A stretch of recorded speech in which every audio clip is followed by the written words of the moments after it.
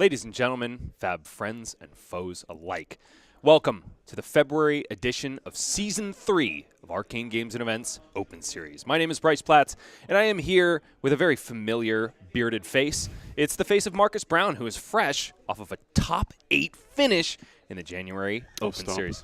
Congratulations, man. Thank you very much, Bryce. It was really, really cool to see you up at the top tables, man. I did my best for the casting crew.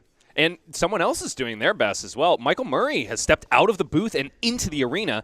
He's going to see if he can take the AGE casters to another top 8 finish today. What do you think? I think he's got it in him. I spoke to him just before we started and sat down in the coverage booth today, so he feels pretty confident in draft, so we'll see how he does. Yeah, it's gonna be a whole whirlwind of heartburn and stealthy attacks coming in this way and that, because it's a fiery set that we've got geared up today. That's right, it's the Hunted Limited. That's the format for this February Open of AGE. Have you had much experience with this set so far, Marcus? I have. I've been to a couple pre-releases and count on one draft before this set. We do know that we are currently running up very close to release with this this event here, but nonetheless, people have fit some drafts in before this Open. So, and my compatriot on the AG Pro team, Alex Vora, has fit in upwards of over 50 at this point. So, if you think that these players are going to come in untested, you have got another thing coming, because that Runaways tool has been up for a good 2 weeks now, I think, and that is plenty of time, thanks to our friends at Talishar as well, for coding all those cards that these players can get plenty of reps in. So everybody's going to be prepared, or if you're not, then you're going to be thrown into a lion's den. It's going to be a crash course today for you then. Yeah, indeed. So moving on, we're going to go straight into our weekend stories. And we're going to start off with something that I am very, very excited about, and that is AGE East. That's right.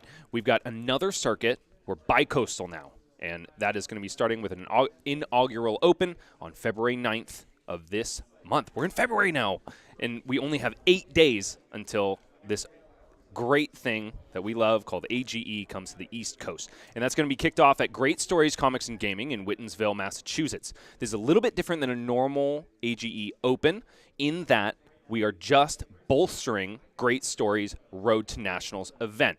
So you're going to go to the link at the bottom of your screen, east.age.events, and it's going to lead you directly to Great Stories website, where you can pop your ticket for the RTN right into your cart and purchase it as you normally would for any other RTN. The only difference, Marcus, between this and any other Road to Nationals event is that we are going to be boots on the ground, streaming it live back to our studio here in Los Angeles. You'll see your normal cast of characters, myself, Michael Murray, and maybe even Sam O'Byrne might drop in for a round or two.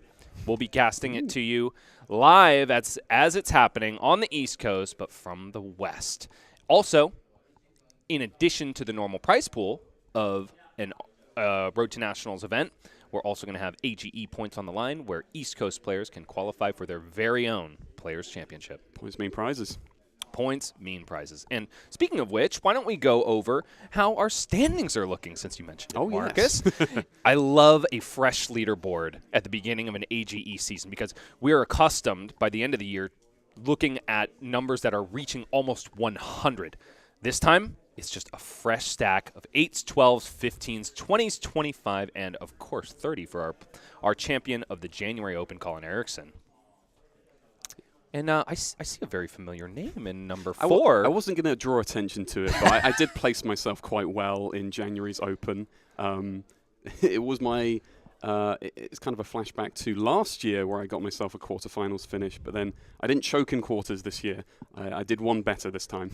You did much better, and you did it on a new hero, no less. Jarl Vitridi, showing very good results for you, my friend. How does it feel to be back on Guardian? It feels very comfortable. Everything I'm familiar with, just making good trades and good tempo plays. Everything I like doing in this game, basically. Walking away from all your Enigma matchups as well? Yeah, just dodging her all day. Maybe you won't have to do it after Syndra kind of makes her place in this meta. Yeah, one has to wonder. Some people have said that with all these ninjas and new warriors running around, like they're all go-wide decks, Enigma fades into obscurity. I don't think it's real. And fearsome those ninja decks are, even though they have lost a very important piece of the puzzle. That is Zephyr Needle. Mm. That thing just got banned and gave us all a little bit of a respite at night when we're trying to go to sleep, not thinking about Flick Knives and Zephyr Needle being in the same meta. That was starting to really weigh heavily on my Absolutely. heart. I don't think anyone was going to lose sleep RTN season with that deck running around. So honestly, great of LSS to get in front of that one. Still very fearsome. It must be said that Ira deck can really put out some nasty numbers. Honestly, yeah, I was going to say, like, honestly, the frequency of which you can flick your daggers and recycle them with upsticks and run, it's still pretty solid. Yeah. Moving on, we've got RTN season just around the corner, exemplified, of course, by the AGE East inaugural Open, which will be in RTN at Great Stories Comics and Gaming. So get out to your LGS, qualify for Nationals, get yourself some gold cold foils, and, of course, a PTI while you're on it. We've also got a couple fun raffles coming up throughout the day. Yes, we're going to be raffling off some of these Supreme Shield sleeves, which we have been assured by store owner of TDK Jeff feel a lot like some other name brand sleeves for a marginal amount of the price. So he's going to see if he can get a couple of our players hooked on these by the end of the day, and we'll be giving them out throughout. Okay, Marcus, should we move into our draft segment for the day? Absolutely, let's go for it. I am so excited about this. We did this last time with the MST draft. That's Drafting with Bryce. This time, co-starring my bearded friend, Marcus Brown, right here. Okay, so here at Arcane Games and Events, we are incredibly passionate about Flesh and Blood Limited. Limited in general when it comes to card games. Why, Marcus? Because it is so accessible to players. One of my favorite things is getting ready to go to my armory, checking the format, seeing that it's limited, and packing nothing. Just bringing maybe some sleeves and just heading out, paying for my ticket, sitting down, and playing with product that is already wrapped up and ready to go for me. Are you a big limited player as well, Marcus? I do enjoy quite a bit, actually. Yeah. Yeah. It's a great time, and it's so good for new players, especially when you are just introducing yourself to the community. There's no better way than sitting down and not feeling like you are at really any disadvantage just because you haven't put money into the game yet. Your entry ticket is worth just as much as everybody else. You have the same amount of equity with your 3 packs. You have the same chance to 3-0 the pod as anybody else. But that being said, you need a little bit of background information in order to make that happen. So Marcus and I are going to see if we can shed some light on this very often intimidating format. Have you ever had an intimidating time with Limited? I will say the first time I sat down to do a draft was, cast your minds back to late 2021 with Tales of Aria First Edition. And I Oh my gosh, that was mine too. How funny. sat looking at a pack going, what is an Elemental Guardian? And what is a Elemental card? And what is an Elemental Runeblade? And you can't fuse with Elemental cards despite them saying Element. It was all confusing. So I'm glad that they solved that problem in Rosetta. But also, I still, now as a good player that knows all about the Elemental cards in Fusion, I miss those cards. And now that Elemental Guardian is kind of intertwined with your entire destiny and being. Yeah, a little bit of that. Yeah, sure. I would say your DNA is very, very well placed in Oldham. I've got the Ice Vein right here. So it's so true that draft in Fab and in a lot of other games is just intimidating, especially for newer players.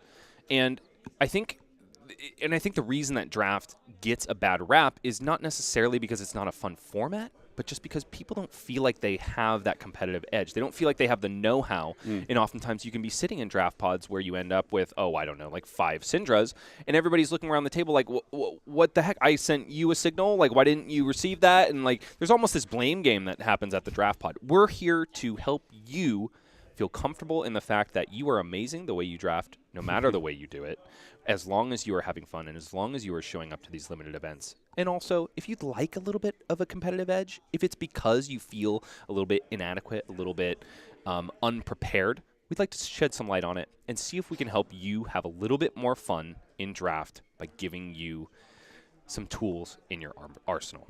Shall we, Marcus? Next tip. Okay. We have the pack collation as we currently know it for the Hunted. And the thing to recognize here is that you do have like a few interchangeable things in the pack. We see a flex slot here, common, It can be either a generic, a dual class, so hybrids as we call them, along with like some equipment actually as well, because you'll see sometimes in these packs you get 2 equipment, but one of them is actually a hybrid. It can't be used by all of the heroes, along with your standard like a couple assassin commons, warrior commons, ninja commons, but these can also alternate between the talented, as in draconic, or just the generic class, generic, but it's just for all heroes of that class. And so we're spouting a lot of knowledge about what can be in these packs, Marcus. That's what you see at the right-hand side of your screen. Yeah. But why the heck is that important?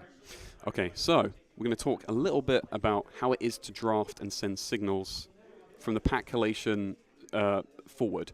So when you see a pack like this and it's your first pick, entirely based upon what you select first, we'll start to send signals as like ripples and waves through the draft itself. Basically having like a silent conversation between yourself and excuse me, the rest of your pod. Because whatever you pick will inform the rest of the pod's perception of what is going on in this draft. So you start to have this conversation and make picks accordingly. And it's like a dialogue, a monologue, all these things in one, but you're all having it silently. I always like to describe it as a draft pod is a series of one-way conversations.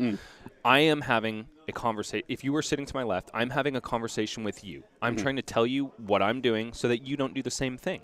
The player on my right is trying to do the same thing with me. So it's like this weird game of telephone. I was going to say telephone does come to mind. Yeah, Yes. exactly.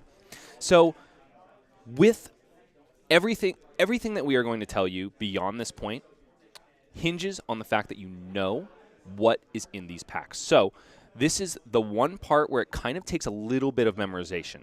That being said, these pack collations are honestly very similar from set to set. If you look at the breakdown between the Hunted and Rosetta, which was Rosetta was more of a square format in that we had 4 heroes that were accessible to be drafted. In this one, we only have 3. But it's functionally the same. Like when you open up a pack, you've got Assassin, Warrior, Assassin, Warrior, Ninja. Sometimes in that flex slot, you can have an additional class card. But more often than not, those packs are going to look the same every single time. And so you're going to be able to know when you are receiving a pack what is missing. That's honestly the most important part of this bit of advice. And so why don't we proceed directly into sending and receiving signals, let's do Marcus? We talked about these one-way conversations that are happening all over the pod. So what is a signal?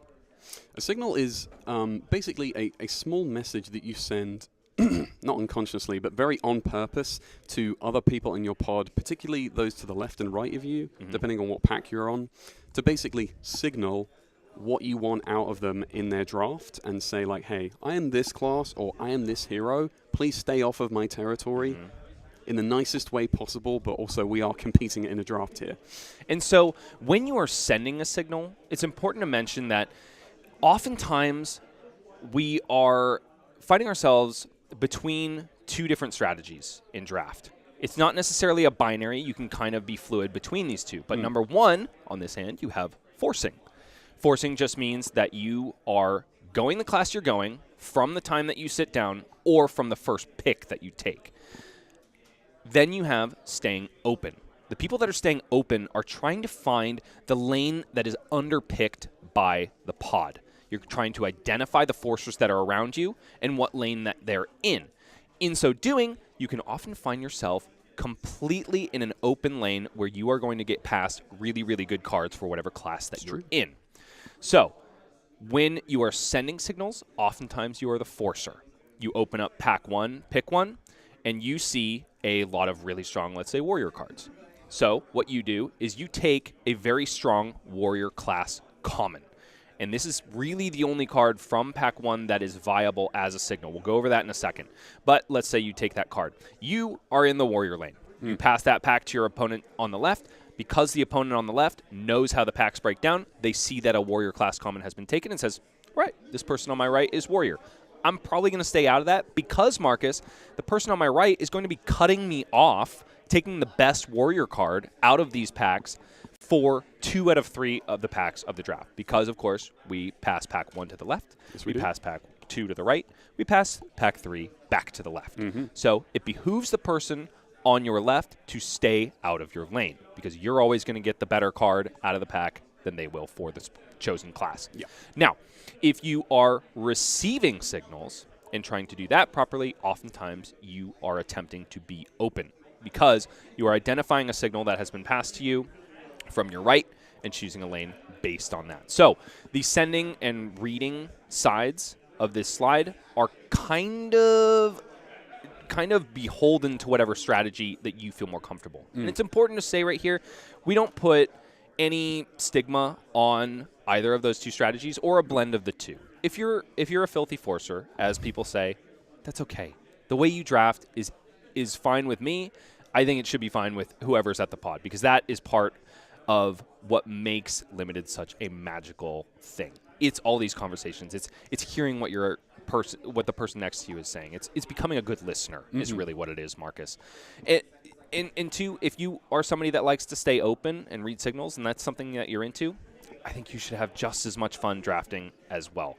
Honestly, I kind of like it when there's a wild card in the pod, somebody who pivots like in the middle of pack 2, obviously ends up with a pretty subpar deck, but then just like throws chaos into the mix. Yeah, they can do that. Yeah, I honestly love to have a marionette hanging around. And if that's you, all I care about is that you show up to these events. More power to you. Yeah, 100%. So let's talk about the cards that are viable signals. Okay, so I mentioned that class commons are the only viable signals. And the reason for that is those are the only cards that you can reliably know their spots in the packs. Okay, if, for example, I see a really strong class common, but it's in the foil slot, and I take that, all my opponent knows is that, or sorry, not my opponent, the person sitting next to me, all they know is that I took a foil card. They don't know what class it came from.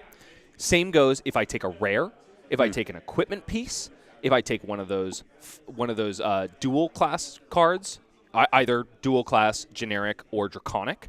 So oftentimes when you are taking one of those cards, rather than sending a signal, you are choosing to stay open. The person on your left can also receive that signal. They can basically open the pack and say, okay, I haven't received any strong signals here, so I don't know what the person on my right is in. That means they're staying open. They haven't found their lane yet. True. Yep. So as long as you're listening, you can often pick up on these things. So the class commons are viable signal targets with one caveat, Marcus, and it has to do with that flex slot. What happens if you open up a pack, for instance, that has 2 assassin cards, 2 ninja cards, 3 warrior class commons, and I take a warrior class common? I mean, you can only know that the flex slot has been taken, but even then, you're making an assumption. Like, you're kind of taking a dice roll on your decision and thinking, oh, it could have been the flex slot, or it could have been the actual class card, and they took an equipment. I don't know how to read this. So when you're the one sending a signal, it's important to understand what is a viable signal to send. And there's a very easy way to put it. If you look at your pack and you want to send a signal, let's say I am, once again, in the warrior seat. I guess I'm choosing the warrior seat for all of these scenarios. All right. Let's say I'm in the warrior seat. I want to make sure that when I pass that pack, there is less than 2 non-foil warrior class commons. If I've done that, then I have sent a viable signal. Does that make sense, Marcus? It does, yeah. Amazing. If you send 2 or more of those class cards, a viable signal has not been sent. And you can rail all you want to your opponent about how my pack 1 was a warrior common and you didn't hear it, but you didn't say it right. You basically, you opened your mouth, spoke in a different language, and got mad at the person for not understanding. So none of that. Be good. Understand that it is your responsibility to send a proper signal as much as it is for the person you're passing to receive it. Let's move on to the next tip, shall we, Marcus? Let's go. Okay.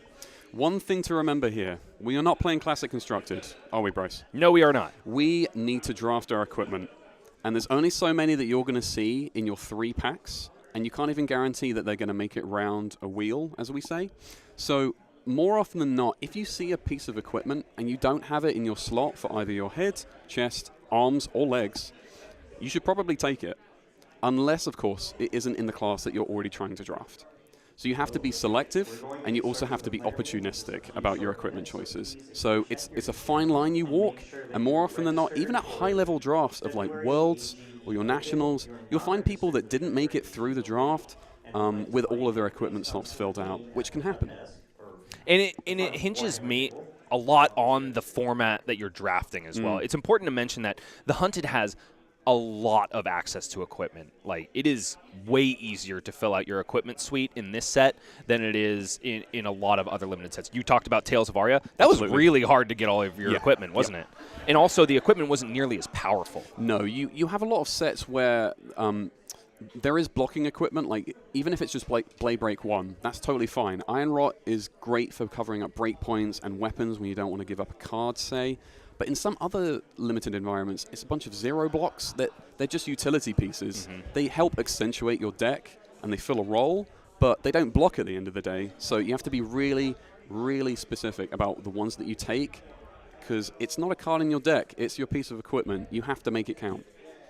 And they also kind of eat up sideboard slots that you might otherwise need to use for your cards. So once you've drafted at the end of the day, you have to consider that once you have a full deck and your equipment suite, you only have, that's 34 minus 42 minus 34. That's 6 cards, 8 cards at your disposal in your sideboard. So be careful about the equipment you take.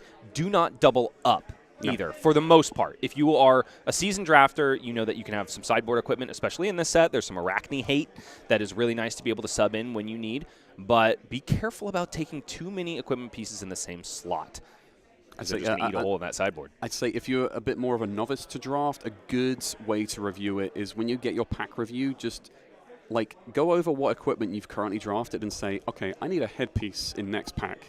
And I need to make it a priority, otherwise I'm without a hat, and it might kill me in my first draft game. So just a little tip.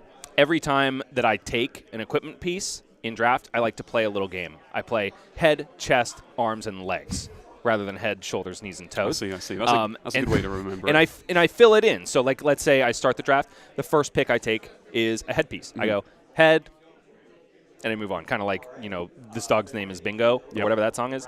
Then I take the arm piece. Head, arms, and right? And then we keep going from there. I like to imagine you actually doing this in your draft. You hum, and then other people that know I sing it out loud.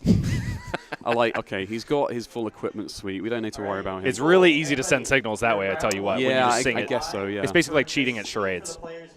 So let's talk about, since we're on the subject, let's talk about the specific equipment in the Hunted, because we're talking about some really powerful stuff here, Marcus, if you use it to its full potential. Not only is it easier to pick up because you've just got more on offer in each pack, but also every single one of these pieces of equipment has, with the exception of the Vengeance pieces and all the peripheral pieces with activated abilities, everything that blocks has the ability to get 2 points of value if you use it properly. It's true, yeah. So you have a couple of cycles of equipment here. You've got the red alert ones that get +1 if the opposing hero has activated a attack reaction, or I think it's just a reaction. Correct. On this chain link. So you get 2 points of value. Sometimes into Fang is particularly pesky, but he also shares that ability with Arachne. Does things at reaction speed, so you can kind of see the triangle and like the wedges and hybrids, like they all fit. You can see how the puzzle pieces fit together with a limited environment. Not only that, you have the Leapfrog set, which is quite new to Flesh and Blood, this kind of design where the equipment can quite literally leap onto another chain link if there is another attack reaction put onto this chain link, which can get you 2 block out of 1 blade break, which is pretty insane when you consider limited. Because, of course, you block with it, as you normally would, on the first chain link. Yep. And then if your opponent, like, I don't know, Fang, is really interested in keeping that chain open because they need 2 or more Draconic chain links to get powerful effects on their cards, you can wait until they play that attack reaction on the second chain link and boop, leapfrog it right on over to the next chain. That's absolutely right, yeah. In addition, there's another one. I think it's the only other piece of Guardwell that we've seen. Well, actually, no, there's the Arcanite chess piece that has Guardwell as well. But the interesting... The Blade Beckoner series. Yeah, Blade Beckoner is quite interesting because a neat little trick you can do in this limited environment is that because it will only block for 1 if you put it on an attack action card, it won't get a -2 because of Guardwell. It'll only get a -1. So then you can save it to block another weapon swing further down the line in a draft game and get 2 points of value. You basically split it across 2 instead of just like 2 on 1 weapon swing, and that's your lot. So it's pretty interesting. And those Blade Beckoner series come at a premium because they're in the rare slot. They are, yeah. No less. So keep your eye out for those. Those are going to be incredibly influential throughout today for sure. Anything else to say about equipment, Marcus? No, I think we hit it all. Let's move on. Next up is Life on the Wheel. This is something that has massively improved my draft game personally, and all thanks to my friend and colleague from the AG Pro team, Alexander Vore, for his grandstanding about the wheel, because honestly, it's improved my draft game immensely. So, Marcus, what's the wheel? The wheel is something we colloquially refer to as when cards make their way round because the same pack that has been picked by the entire pod now has like a few cards left, and you can make your second pick of that pack. So it's any pack that is going to come back to you after you take a card. And it's really, really important that you note what is left for you in the pack that you pass. And the reason for that is the majority of the cards that you take are going to be wheel cards, Marcus. So they're going to fill out your deck, and it's not as simple as just taking the most powerful card every time you open a pack. You have to be considerate of what is going to come back to you.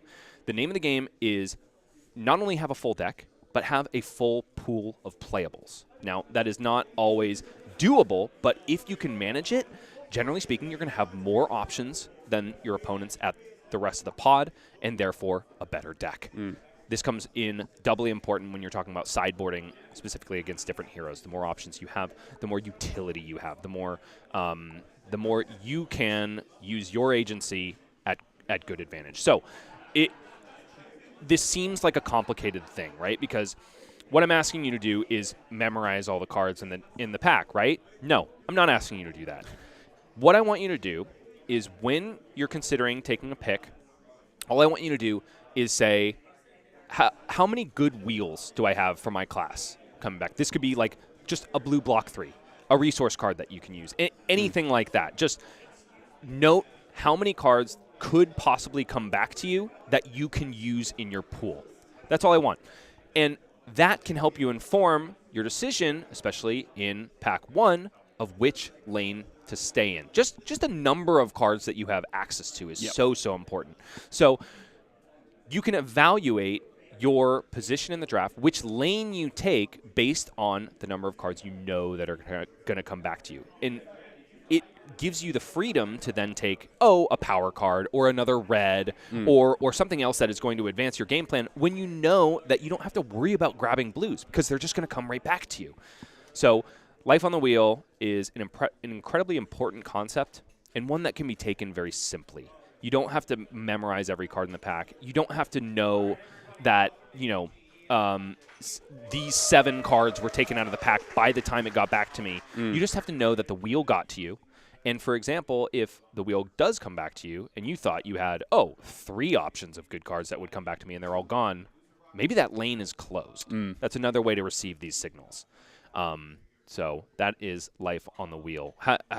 Do you live Life on the Wheel, Marcus? Just a little bit. It's interesting to see how all of these like fundamentals of draft basically weave into each other. Like wheeling feeds into signals, which feeds into pack collation and also like a priority of picks within your pack. It's all feeding together. Yes, and it's a tableau, really. What we want to encourage you to do is develop the ability to have an internal monologue, an internal conversation with yourself while you are taking cards from these packs, rather than try to come up with a list of memorization techniques that you can enact as you go. You don't want to be a robot. No.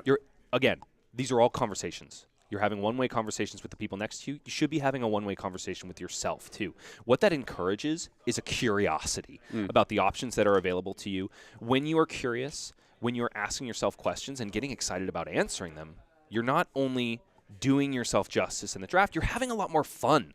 And that's what makes draft so fun for me personally, and I know for Alex and a lot of the other members of the AGE Pro team. Yeah, just stay relaxed and be open to what can be passed your way, and it's like problem solving the entire draft way through.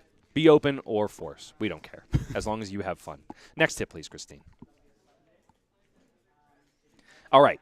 So in the interest of developing this internal monologue, this personal conversation, we want to give you a little bit of vocabulary. You need to know the language before you can have the conversation. And so what we've done here is you've seen a number of limited set reviews, right, Marcus, where whoever the content creator is assigning, a grade value or a specific word to each card in the set. While that is super fun and interesting content, it maybe is not the most helpful thing for a new player in draft. Rather than encourage you to try to memorize every card in the set, what we would rather do is give you a set of words that you can assign to each card based on what you know about the hero's game plan that you're drafting. So an example of this conversation might be, I'm looking through a pack and I'm choosing between two cards. And I say, well, card A is a number of these keywords, but it isn't a number of these other keywords. And I might say card B, same example, is this, is not that. What do I need in my deck? Do I need a role player, or do I need a safety at this point? And let's go ahead and define some of these terms so you can see the use of them. Number one is role player, and I have plus or minus in brackets. Now, a role player, Marcus, is any card in your deck that just does the bread and butter thing of what your deck wants to do. A great example of this, a very simple one, is stealth attacks in Arcane. He really cares about stealth attacks, both on his hero text and also in all of his attack reactions. So the majority of the time, you see a card that says stealth on it, you can assume it's a role player. Now, some are better role players than others. That's why we have the plus minus in the brackets. Let's continue on with our example of Arcane. Let's talk about red Mark of the Black Widow. The one that says stealth on it has 3 power, and when you hit a marked hero, they banish a card from their hand. That's an incredibly powerful on-hit effect. It has stealth on it. It's got the max power that card of that cycle can have, and so I would give that a plus on its role player moniker. Let's shift our attention to a red, say, Scuttle the Canal.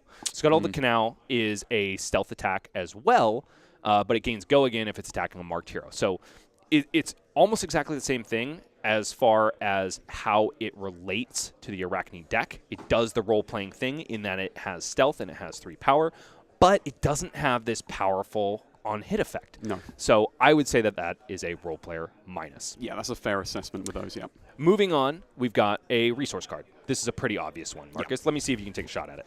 I mean, it's one of the favorite card types that I find in this game, given I play so much Guardian. It's probably a blue. So you're looking for like a good quality blue. Because Flesh and Blood is modal at the end of the day, it helps if it also blocks 3, or if it has an additional effect, like a discard, so it has some redundancy to it. Before we get to it, like, we've got the moniker of safety. So all of these titles are like basically a checklist of roles that any card can fill. They're not like contained to the role entirely. You basically box them in with like several roles and monikers here, and then basically assign what you actually want it to function in the deck, and then make your pick accordingly. So let's put that in practice real quick. Let's instead turn to a resource card in the role player category that I was just talking about. So let's say Mark of the Black Widow in the blue instead of red. This card is a resource card. It's also a role player plus. Maybe it's not as role player as the red version, but if I need a couple blues later on in my draft, I am A-OK taking that. I might compare that to a blue Scuttle the Canal once again. Well, okay, that one is a blue. It's a resource card. It's a safety, which we'll talk about later. But it is a role player minus. So I'm going to take that blue Mark of the Black Widow over the blue Scuttle the Canal. Moving on to signposts. This is probably the most important one if you're talking about sending and reading signals. So a signpost is a card that signals, especially in pack 1, that a particular lane is open. And the reason I mentioned pack 1 is because pack 1 is generally when you are trying to find your lane. You're trying to find the open lane. So think of power cards in the set, like bombs, like, for example, Art of the Dragon Fire. Yep. If that gets past you, maybe pick 3 of pack 1, you're going, Ninja feels awfully open right now. Doubly so if you're seeing it closer to like pack 5 or 7. Yeah. So those are the cards that are going to signal to you that I think this lane might be open, and I might try to pivot whatever game plan I've been doing previously and pursue that particular class. I mean, the clue is in the name of signposts. Like, we go with this analogy of picking a lane and reading signals. It's just like driving in California. You're trying to read the signals because nobody uses their turn signal on these highways. Especially not when it's rained, Marcus. No, not at all. Rain is a very scary thing here in Southern California. Moving on, we've got a magnet. Now, I define a magnet as any card that you might see and choose to take over basic necessities like equipment, like other role players that you really need in your deck. It's that powerful. You might interchange this word with bomb. Yeah. Okay. Moving on, we've got core. This is a card that you can build an entire strategy around. Now, not all classes have the same amount of these core cards. The ones that come to mind for Syndra are Wrathful Retribution. You can plan an entire deck around that, specifically with like extra flick effects, so you get more benefit off of the activation of the Wrathful Retribution, etc. This is like Take Up the Mantle in Arcane. You can fill your deck with more role player pluses or perhaps even less, because you'll have access to them like a Codex of Frailty effect in the graveyard. Next up is a safety. This is a card either that it fills 2 roles, basically. So a blue block 3 is a great example of a safety. A red 3-power attack with 3 block is a great example of a safety, because you get the same amount of value from it whether you block with it or attack with it. Obviously, that gets a little bit more complicated with like the Arcane ability. Sometimes it can come in for 4, and that means you have to evaluate it on the day in the game. But for the intensive draft, it's safe because you are going to get the same amount of value from it no matter how you use it in the game. Go ahead, Marcus. I was going to say, with the role of safety, like it's helpful, and you can't take it for granted because not everything blocks for 3 in Limited. You have a lot of 2 blocks. You actually have a nice amount of non-blocks in the instance in this set, especially cards like, if you are marked, you can't even play them in the first place, and they don't block. So you run the risk whenever you take these types of cards. So you can't take safeties like 3 block blues for granted. I'm so glad you talked about risk, Marcus, because that is our next keyword. So risk it usually is applied to cards that have a trade-off, whether or not they're powerful or not. A card that comes to mind for me is the Draconic Instance, right? Yes. Even Tooth of the Dragon, which is a really powerful card in this set, specifically in Fang, it has a risk attached to it. It's red. You cannot use it really as a resource card. You can't block with it. So there are going to be instances in the game where you really don't want it to be in your hand. Absolutely not. So understand that is going to be a risk. You also have Chaff, which are cards like Take a Stab that only block 2 and maybe are risks on their own. Yeah, not much to say about the Chaff. It's usually the stuff that's past you at the end of the pack, like yellows that you don't really want as role players. They can even block 2, and it might even be the bauble that you're unfortunately going to have to put in your deck at the very end because you didn't draft right. Okay. So, Marcus, we are getting very close here. The players' meeting has been concluded.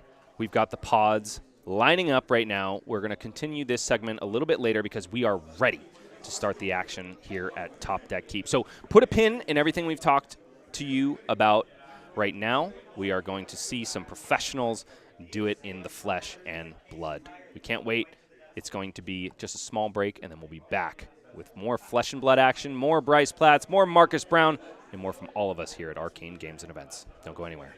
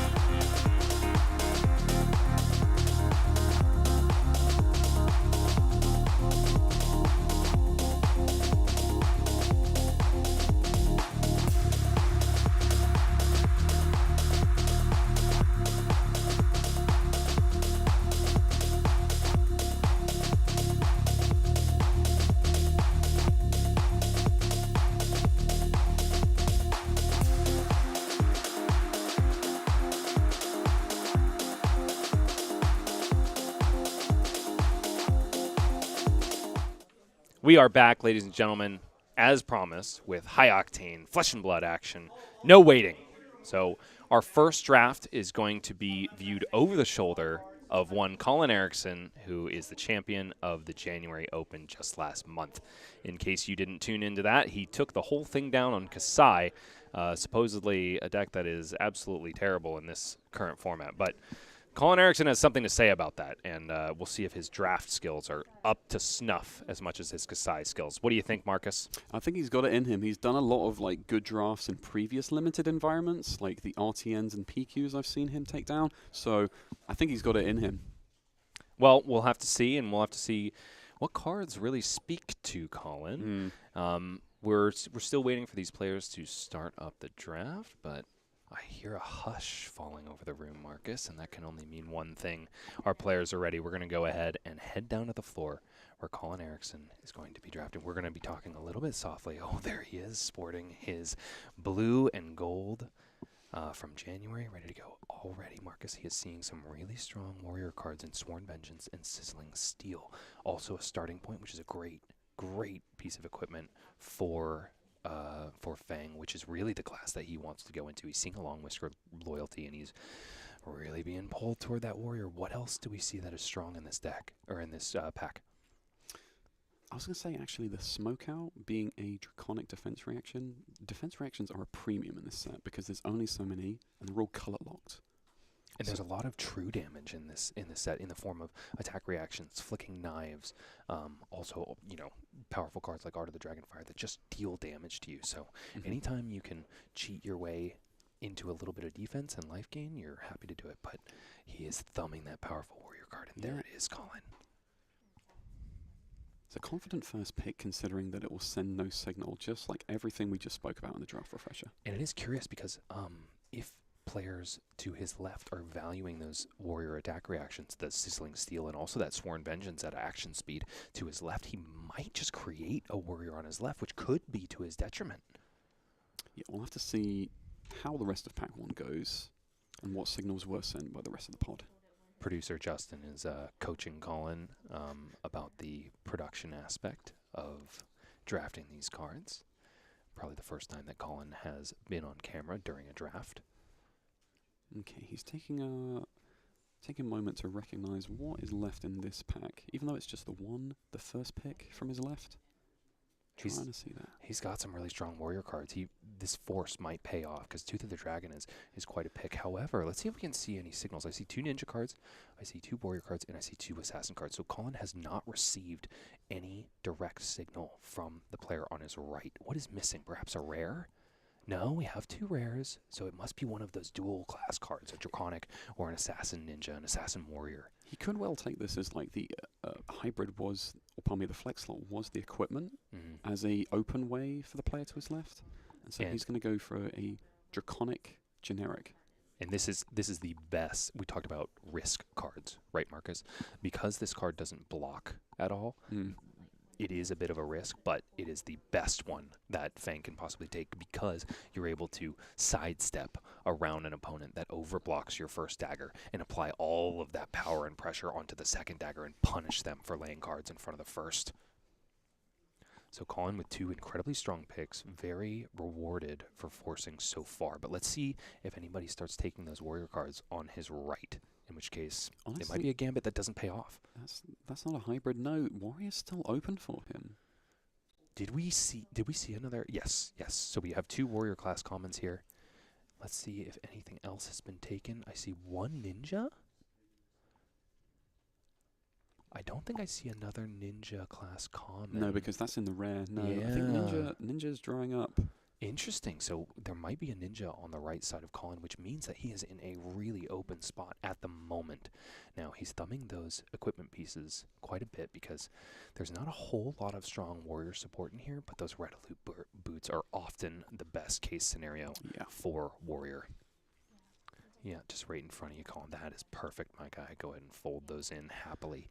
Now, we saw a couple resource cards and safeties in that they block 3 that can come around on the wheel for Colin. So not only is he feeling good about his pick, he's probably also feeling good about the wheel. Another very, very appealing pack.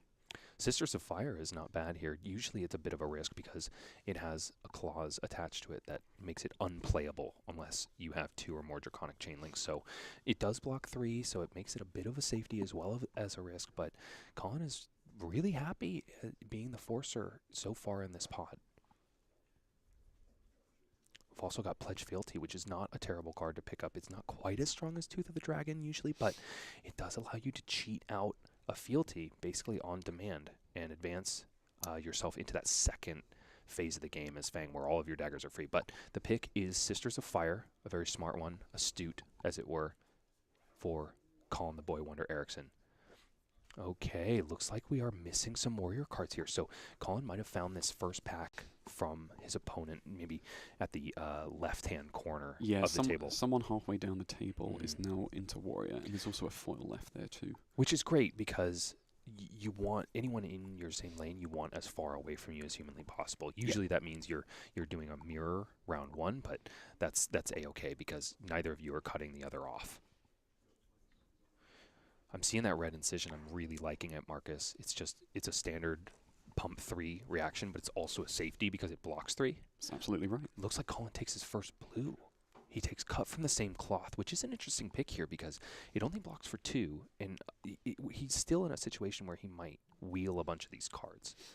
So if I were drafting this seat, perhaps I would have taken that incision, because you have to factor in as well that when you are fealty rich, basically any of those non-draconic reactions, when combined with a fealty, is +1 value on it. So that incision becomes a 0 for 4. Colin's looking at a hand of more resource cards for him, but we're definitely missing warrior commons at this point, so the lane isn't wide open. Yeah. And blue Hunt a Killer is the choice, which is a-okay for Colin. I don't think we're going to see this pack again, so we're a-okay picking up a blue block 3. Yeah, honestly, lots of blues in that pack, just like 1 red left. Pack 1 is looking pretty up for Colin. It all depends on what happens at the table around him. Will we see this be a 4-fang pod? Will this pod be intimidated away from Assassin? Look, there's the spoiler card, Fire and Brimstone. Look at that. Who spoiled that card, Marcus?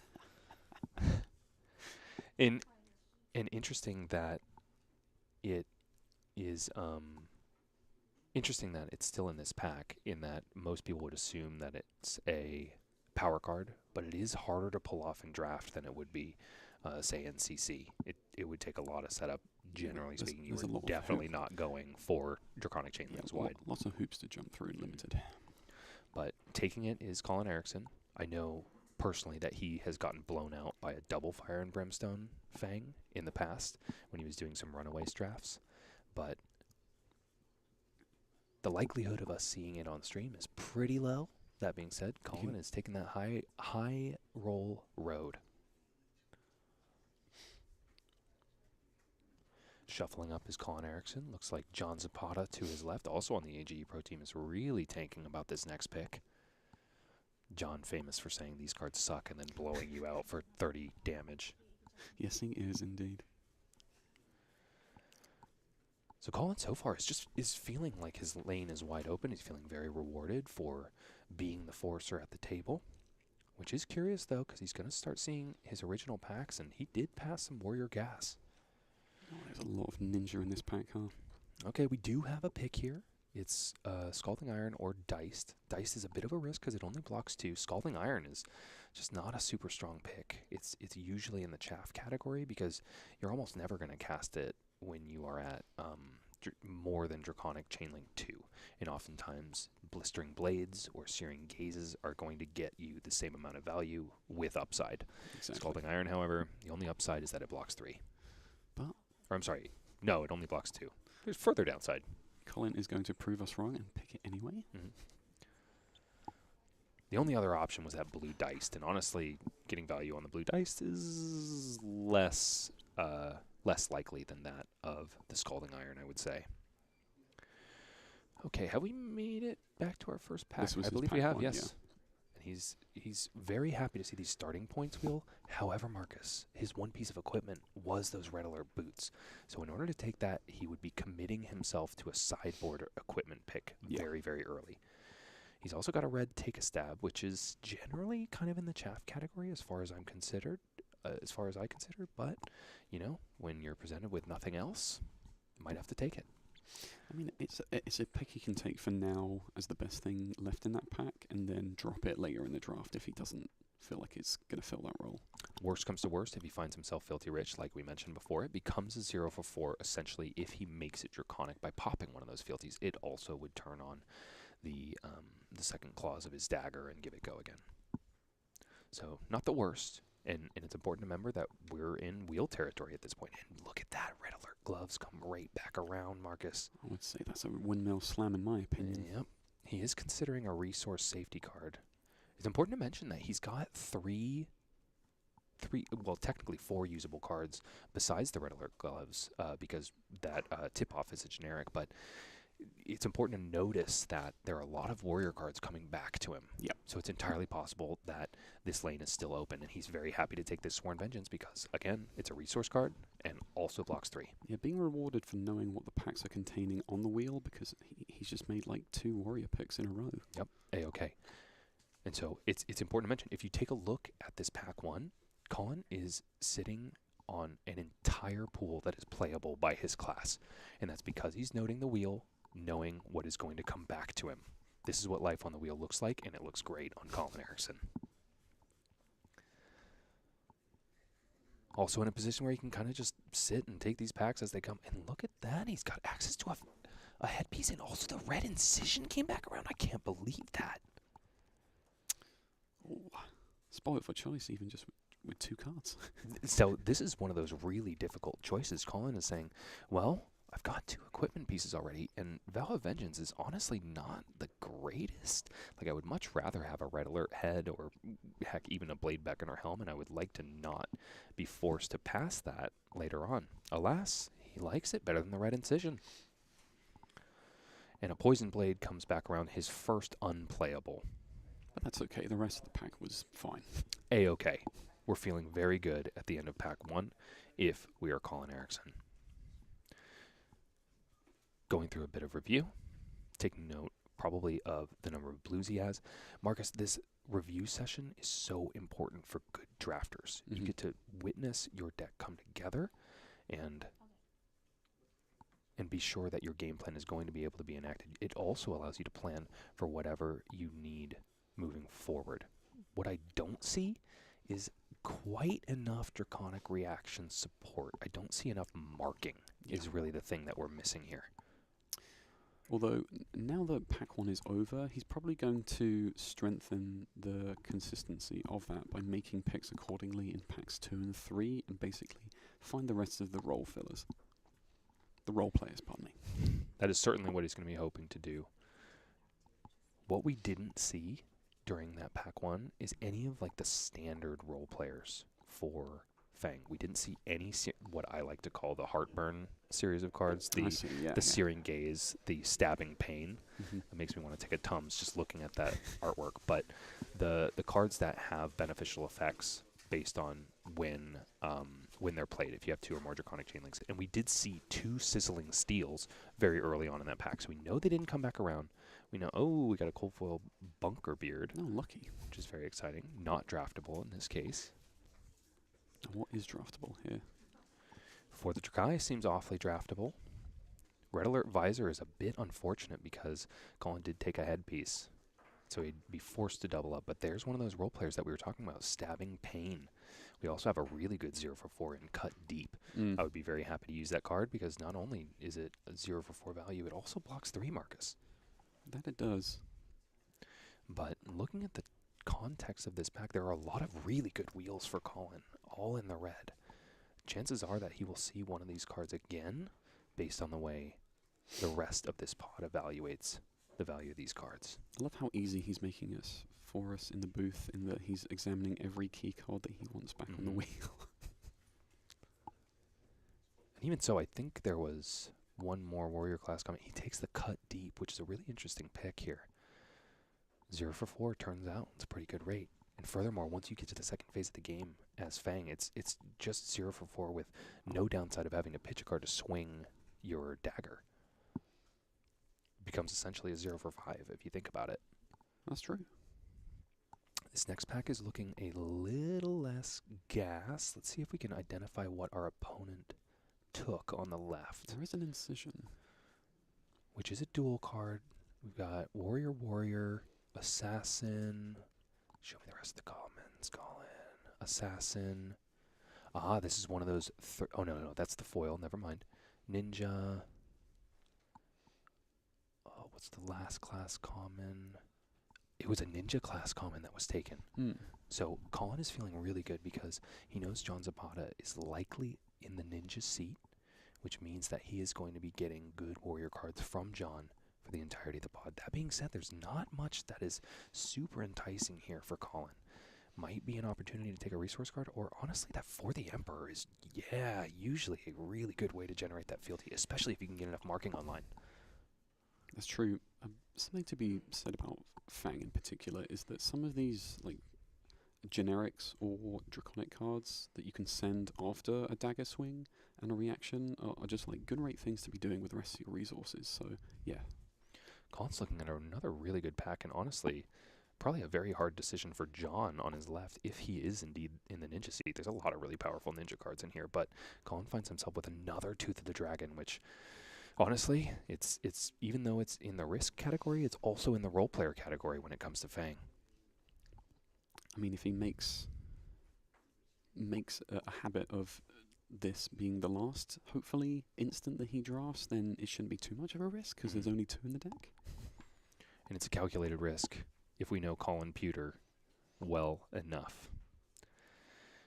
Opening up a Flurry stance, which is honestly kind of chaff in this format. That being said, he's also found one of those really good defense reactions and a role player of an attack reaction.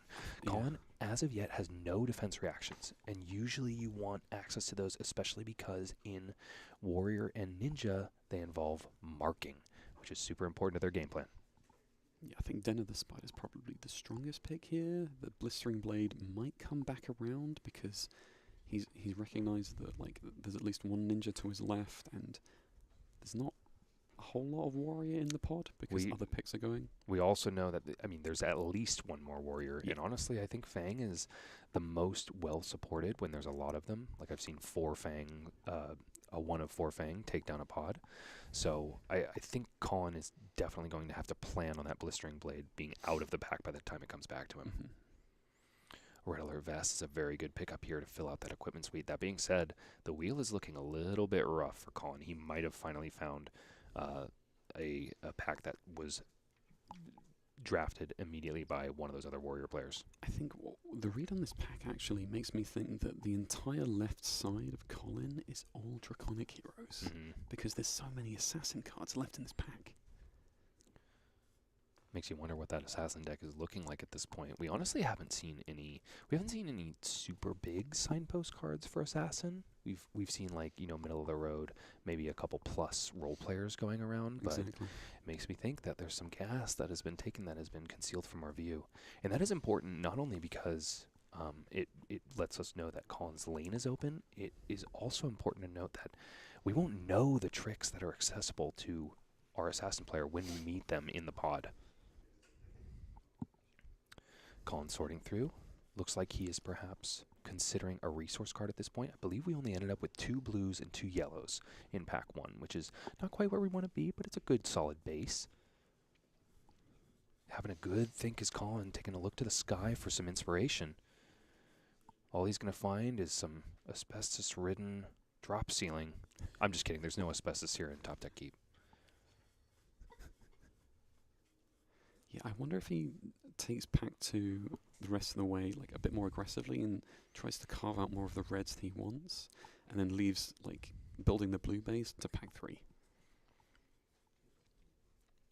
Which is an interesting strategy, considering that based on what we've seen on the wheels, that is exactly what the rest of the Warriors are doing. So you might be in a situation where you get to pack 3 and all of the resource cards start drying up because everybody is frantically trying to fill out their blue base at the end. And here we finally take that red incision, which we saw wheeled at the end of pack 1, when there were only 2 picks left in the pack, and Colin left it by the wayside, opting instead for the Helm of Vengeance. He's looking at a couple of resource cards in this pack. Which Cut Deep is a dang good resource card, honestly. Especially because by the time you actually have to use it, it's usually after you've already gotten all those fealty tokens online. So it's just free damage. And Red Alert Visor comes back around. This is a card that is kind of punishing Colin for taking an early helmet piece. You would much rather have Red Alert Visor, I think, than the Gaze of Vengeance, or Vow of Vengeance, excuse me, because its use is applicable in all matchups rather than just the Arachne matchup. Speaking of Vengeance, Bryce, I think the Sworn Vengeance blue is going to be his pick. Colin swears vengeance against all that oppose his Emperor with a blue block 3 that is a safety and a resource card and a little bit of a role player because it also does some marking. Interesting. There are still so many assassin cards left in this pack, and this has been through like the entire pod at this point. So Colin will take the foil Incision, but it's blue. Could this pod be afraid of assassin? Honestly, normally I expect John Zapata to be an assassin. He tends to really gravitate to a singular class in each of the sets that he drafts. And so far, he's been an assassin in every single pod that I have played with him. Very curious to see that he might have gone ninja. And Colin is taking yet another incision, maybe knowing that he would see a plethora of them in pack 2, so electing not to take it in pack 1. I think now that we're over halfway at this point, the thing to consider with Colin's deck thus far is that he's going to look for a lot of ways to mark people and actually generate fealty to flesh out and make draconic reactions in the chain link step, because otherwise his daggers are always going to be underrated. It's entirely possible that a lot of the Pillar Warrior cards that were being taken in pack 1 were in that rare or rare plus slot, so we didn't really see them and couldn't receive any viable signals. What we haven't seen, again, is a lot of those mainstay role players, the Stabbing Pains, the Searing Gaze, the Blistering Blades, the Sizzling Steels. So Colin might have his work cut out for him getting what he needs in pack 3. And interesting, goes for the starting point, which is a redundant equipment slot for the boots. And Flurry Stance coming around, showing that the rest of the pod doesn't value it, same as we kind of don't, Marcus. No, it's kind of a hard card to make work in Limited, honestly. The value proposition of this card, kind of like Fire and Brimstone, requires you to go 4 chain links wide. And the tricky bit when you are packing Obsidian Daggers, especially in a limited setting where, like Colin, you're a little bit starved for role players, means that you would have to have 4 cards in hand that are draconic reactions or instants. And the likelihood of that is very, very low. So 2 dead cards on the wheel that he's just passed and forced to keep. A very interesting dead card in yellow, Plunge the Prospect. Also hints that the assassin might not be super valued by this pod, because Plunge the Prospect, honestly, an assassin in yellow, like that's probably the strongest yellow in the entire set. It pitches for your dagger, which usually your game plan is just pitch for a dagger, swing a stealth attack. But this one comes in at a break point if your opponent is marked, which is pretty wild. For a yellow, that's a pretty dang good rate yellow. So Colin is sitting, as we review his pack, I believe with a full set of equipment. He's got redundant feet. Boots, yep. Otherwise, he's got his Red Alert vest. He's got the Vow of Vengeance, and then the arm piece is eluding me again. Was it the Red Alert gloves? It was Red Alert gloves? Yeah, there they are. Yeah, Colin is feeling really good about this equipment, sweet Marcus. Yeah, he's solved that problem fairly early in having all of his armor available to him. He now needs more of what we talked about, like the ways to mark people and get fealty online to actually flesh out and generate draconic chain links for his daggers. Otherwise, he's going to struggle to get good value in Currently, turns. he's only sitting on 4 sources of marking in his reds. Yep. Now, he does have a bunch of resource cards that can do it, like Hunt a Killer, or we don't have any scar tissue. Yeah, Sworn Vengeance, thank you very much. But oftentimes, early on, when marking matters, when you want to be generating those fealty and getting to the second phase of the game, you don't want to be playing blues. So it might be a bit of an uphill struggle for Colin. I honestly predict that like there's 1 Arachne here, and then there's 4 Fang, 3 Syndra. That's going to be my prediction. Opening up a very good card in Hunt to the Ends of Wraith, which is a limited all-star. We've also seen it used at Calling Memphis in CC decks with Fang, which is very curious. A card perhaps extremely powerful in a meta where Arachne reigns supreme. And pulling it to the front of the pack is Colin Erickson. What else do we have on offer here? Honestly, this is a really, really rough Warrior card. Sounds like we've got an amazing pull in the expansion slot for one of these players. Let's see if we can get a look at it.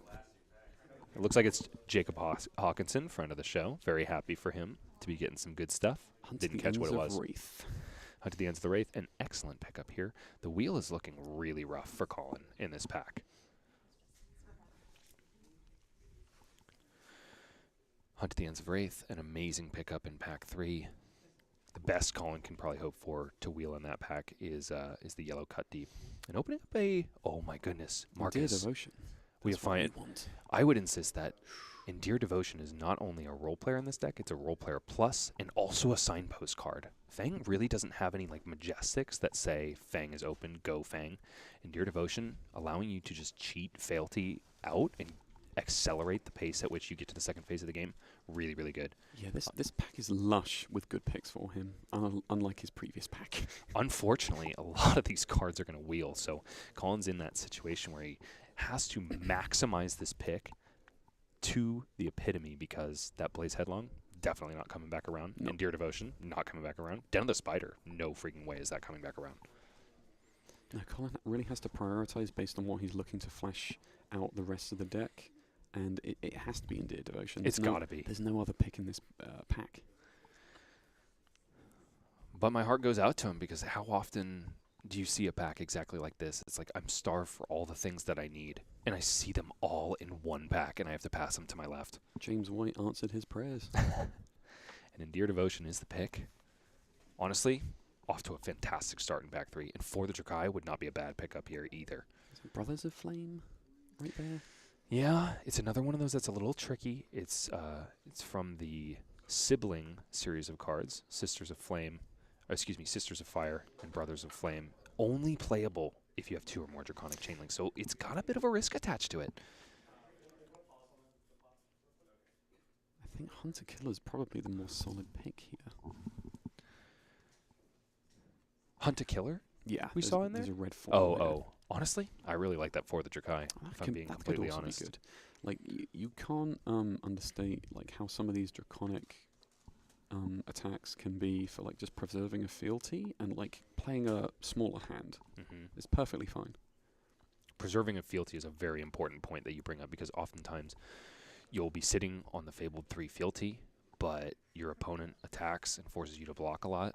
And you've got to keep those fealty around, right, Marcus? And the only way to do that is either by playing a Draconic Horde or creating a fealty. Having a 0 for 4 that you can just throw out for on-rate value and also keep the second phase of your game plan safe. It's pretty dang good. It's also really helpful because like the breakpoints that some of these attacks can threaten on their own when the opponent is already marked, like it's looking for, is like I get a fealty and I'm threatening another one. Oh my goodness, and he's found another Long Whisker Loyalty. It's in the foil slot. Talk about some role players that Colin is finding. I would argue that this is the other signpost card besides the Endear Devotion and Affirm Loyalty in Warrior. So Colin is definitely finding that the Warriors that are in this pod are probably on his left because he was seriously getting cut off in pack 2. However, he's seeing absolute gas coming his way on pack 3. He's mulling it over just a bit more. That Hunter is another good pick in this pack, but can it beat out Long Whisker Loyalty? It's just more of the functional and modal pick that he wants and needs at this stage in the draft. Long Whisker Loyalty, a reaction that is amazing because it's a safety and then it blocks 3. Also, it's a role player. Ooh, and he's seeing an Art of the Dragon Fire, which is probably the biggest bomb in the Syndra pool. I think, yeah, he's done the accurate thing. He's considered both of these, and Smoke Out kind of speaks to me more, personally. I completely agree. More ways to mark your opponent. Absolutely. Like more he D-reacts. needs every way that he can because we're running out of time in this pack 3. But you better believe that he is taking note of that Art of the Dragon Fire, especially when passing to the left, ostensibly a ninja seat. So he's going to have to be aware of it if he finds John in the X and O bracket. I think actually the put in context speaks more than the Scalding Iron, because he still needs like 1 to 2 more blues to actually bulk out the resource base. And put in context is just an incredible card in this limited set, because you're allowed to use it even though it's got kind of a downside. You can only play it. You can only defend an attack with 3 or less base with it. That's pretty much every attack in this set. That's 95% of the attacks that you send in this limited format. It's pretty much just like for the Drakai and a couple other like rare 4 power attacks, and for the Emperor, for the Realm. Precisely. And Sound the Alarm, which is a really cool pickup. I'm honestly surprised to see it this late in this pack. Yeah, he's pulling forward the Blessing of Vincerikai. It could be like a setup piece in that aura that he wants. Blessing of Vincerikai is really interesting in Draconic Mirrors in this set, especially when you're forced to go first. Like, if you are able to pull it on turn 0, you're essentially starting 3 power or 3 life ahead. Also, I believe it preserves a fealty because it is a Draconic action. You just need to have played a Draconic card. You don't need to have it as an attack, I believe. It technically preserves fealty for 2 turns because it makes your first attack on the turn that it pops Draconic as well. So astute, Mr. Platts. Look He's at going me. for Sound the Alarm instead. Maybe the Blessing will wheel, he's hoping.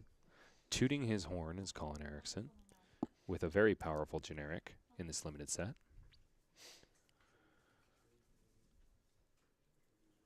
Not a great selection left. Like the yellow incision isn't fantastic, but I kind of like the Hunt a Killer here, honestly. that could be the we're better just pick, looking for honestly. more Yeah, Mark yeah. synergy. He's got his share of incisions at this point. There is definitely a critical mass for these non-draconic attack actions, because you're not going to have that many fealty where you can pop them and get the extra power. This is another draft fundamental. You have to recognize when you've got too many of a card and just say, that's my lot. I don't need any more. Honestly, I was getting a little worried for Colin in Pack 2, but it seems that he's really going to be starving those warriors on his left. In the tank is Colin, computing his next 3 matches ahead of time. Calculating Dynamo's blocks.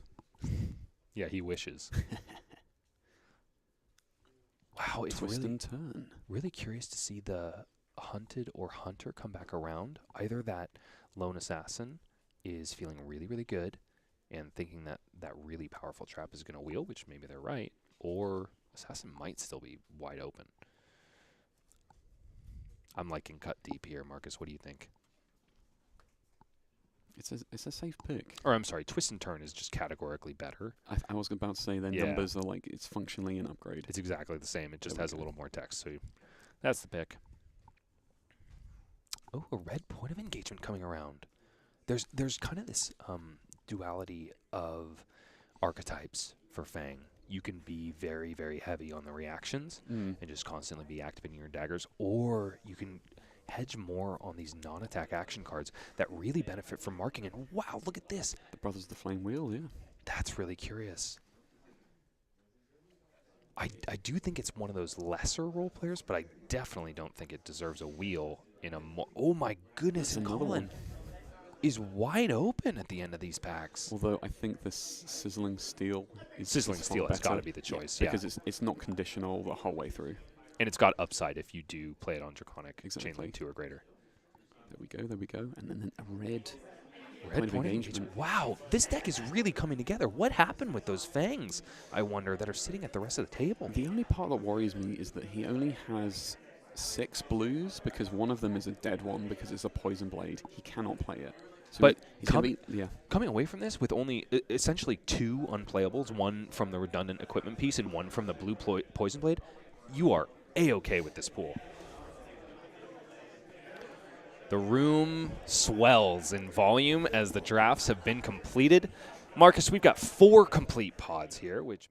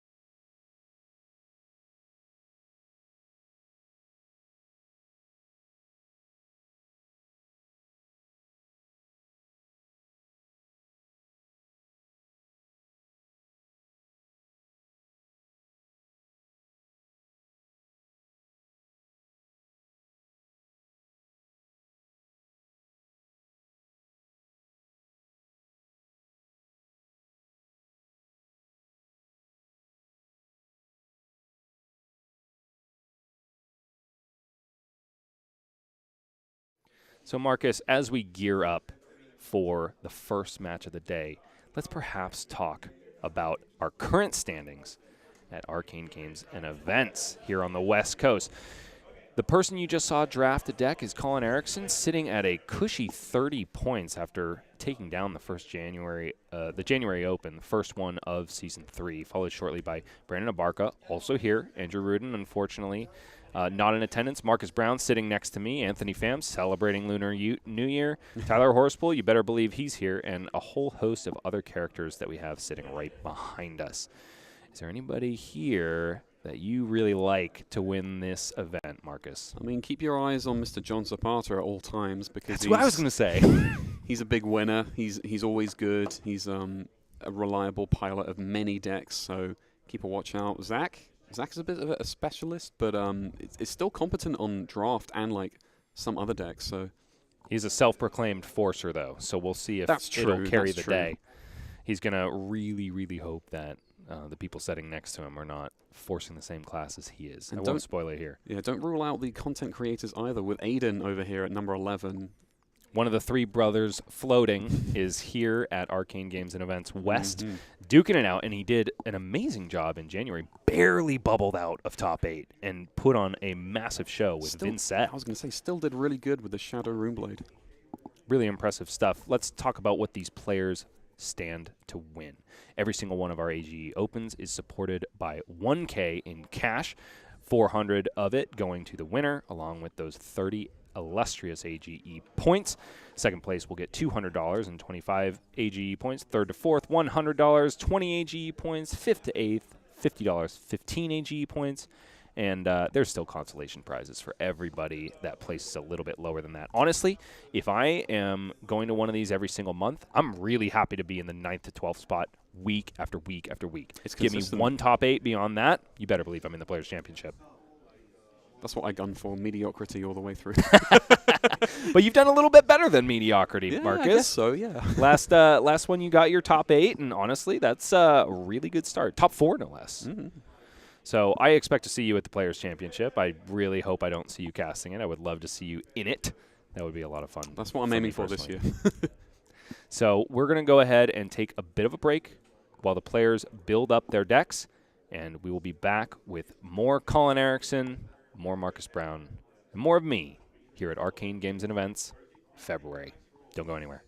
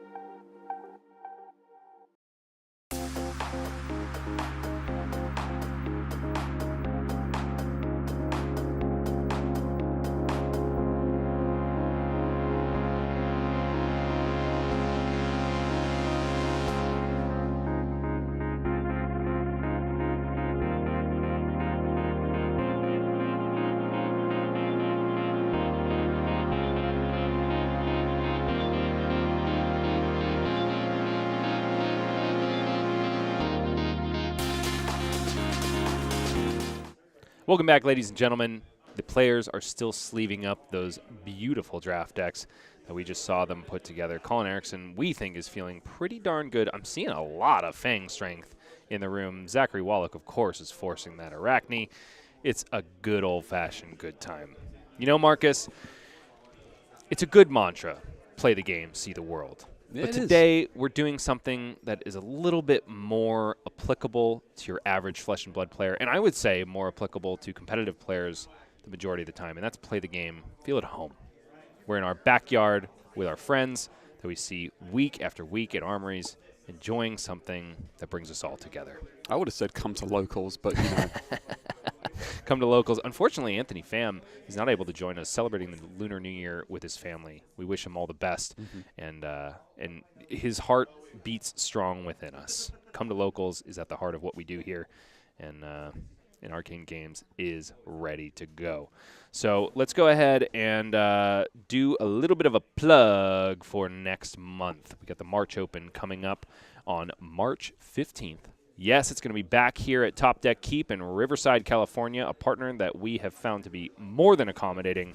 We're so stoked to be here. Owner Jeff has been such a dream to work with. They've got clean facilities, Marcus, which That's I cannot lovely. appreciate enough.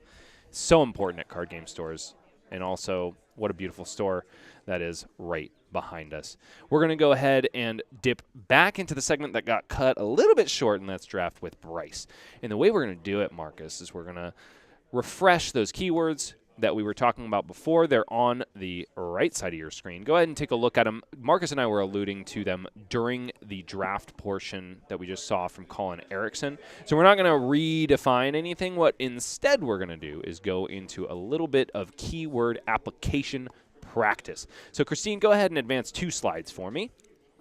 1 and 2. All right, Marcus. This is your first card.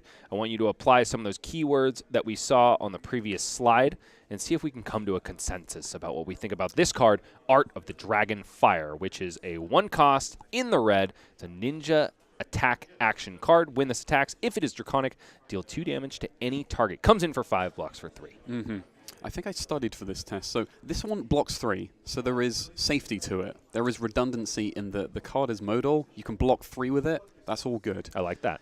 It's kind of a role player in that it's doing 1 for 5 if you can't send it with the draconic subtext here by popping a fealty or however it provides it. It's also kind of a bomb because it's when it does get that draconic chain link to it, it's 1 for 7. And they can't really play around the 2 damage that comes in unless you have a Sigil of Solace, but that's 1 rare in the entire set at generic. So that's the dream. Yeah. So we've talked about what this card is. And while we're on the subject, I would insist, I'm going to gripe with you just a little bit. I would say this card is not a role player only because I wouldn't want a Syndra deck full of these. Oh, of Granted, course. you're never going to get there because it's in the rare slot. There's just not enough of these going around in a pod. But because, like, role player is a moniker that I would typically try to apply to something that, like, you know, like a tag the target, something that consistently does the head jab thing, for example, in Ninja, that would mark people. So that's quibbling, though, right? Okay. So we've talked about what this card is. Let's talk about what this card is not, perhaps. I've already said that I don't think it's a role player, but perhaps we can apply some of those other keywords to things that this card isn't. Yeah, it's not a risk. It blocks 3, so it's not burning a hole that's great. in your intellect by being a dead card that you can't use because you're marked or something. I think also it's not a resource. Exactly. Because we don't have, what do you call it, the legendary chess piece, the Flamescale Furnace to pitch it to in Limited. So it's definitely not a resource. It's red. You'll send or block with it. Yeah, I love that you're applying risk to what it is not because it has that block 3 value like you were talking about. I would also say it's definitely not chaff, which is indicated by the rare slot more than anything, but also by the other monikers that you've assigned to it, safety, bomb, all that kind of stuff. So a lot of these are mutually exclusive, but you can see the bleed over in some of these keywords in the way we assess it. So the way I would approach drafting this card changes depending on where I am in the draft. If I'm in pack 1, it's also a signpost card. That's the other one I wanted to talk about. This is a sign that Syndra is currently open, especially if you're seeing this pack 1 picks like 4 or 5. If nobody's picked this thing up yet, nobody has chosen that ninja lane. Everybody's a little bit too scared to your right, and so you can say, dadgum, I'm going ninja because I see a bomb right here. I would also give it the magnet moniker because if I am missing an equipment slot, let's say I'm missing arms. My arm slot is in the same pack, but this thing comes with it, and I'm in ninja, you better believe I'm taking this over an equipment piece because this thing is a bomb. It's a win condition on its own. All right, let's go next slide. I've got one that is a little bit trickier for you. Let's see the next card, please, Christine. Next up, yellow Take a Stab. 0 cost. In the yellow, pitches for 2, obviously. Target dagger attack gets +2, and when this hits a marked hero, you may attack with it an additional time this turn. It's an assassin warrior attack reaction, blocks 2. If I squint my eyes, it can play a role because it's still a reaction. Okay. And you can still supply it with fealty to make it a draconic one for Fang. But for the most part, it's kind of in that chaff category. It's middle of the lane in what yellows do. They don't pitch well. They don't play well. That's why you don't want to end up at the end of the draft with a lot of bananas, as they say. Blocks 2, so kind of a risk, because if you have too many 2 blocks, you don't do much on offense or defense. So is a risk and probably not even a safety at that point, No. because you're not happy blocking with this card. You're barely happy playing it. What do you think? So I'm going to add one more keyword to the list that we haven't talked about. I would say that this card is a bit of a trap. Yes. And the reason being is, let me follow up with a question. Marcus, what do you think the odds are of you actually being able to make use of the second line of text there? When this hits a marked hero, you may attack with it an additional time this turn. I mean, it's basically a honeypot that you'll never achieve.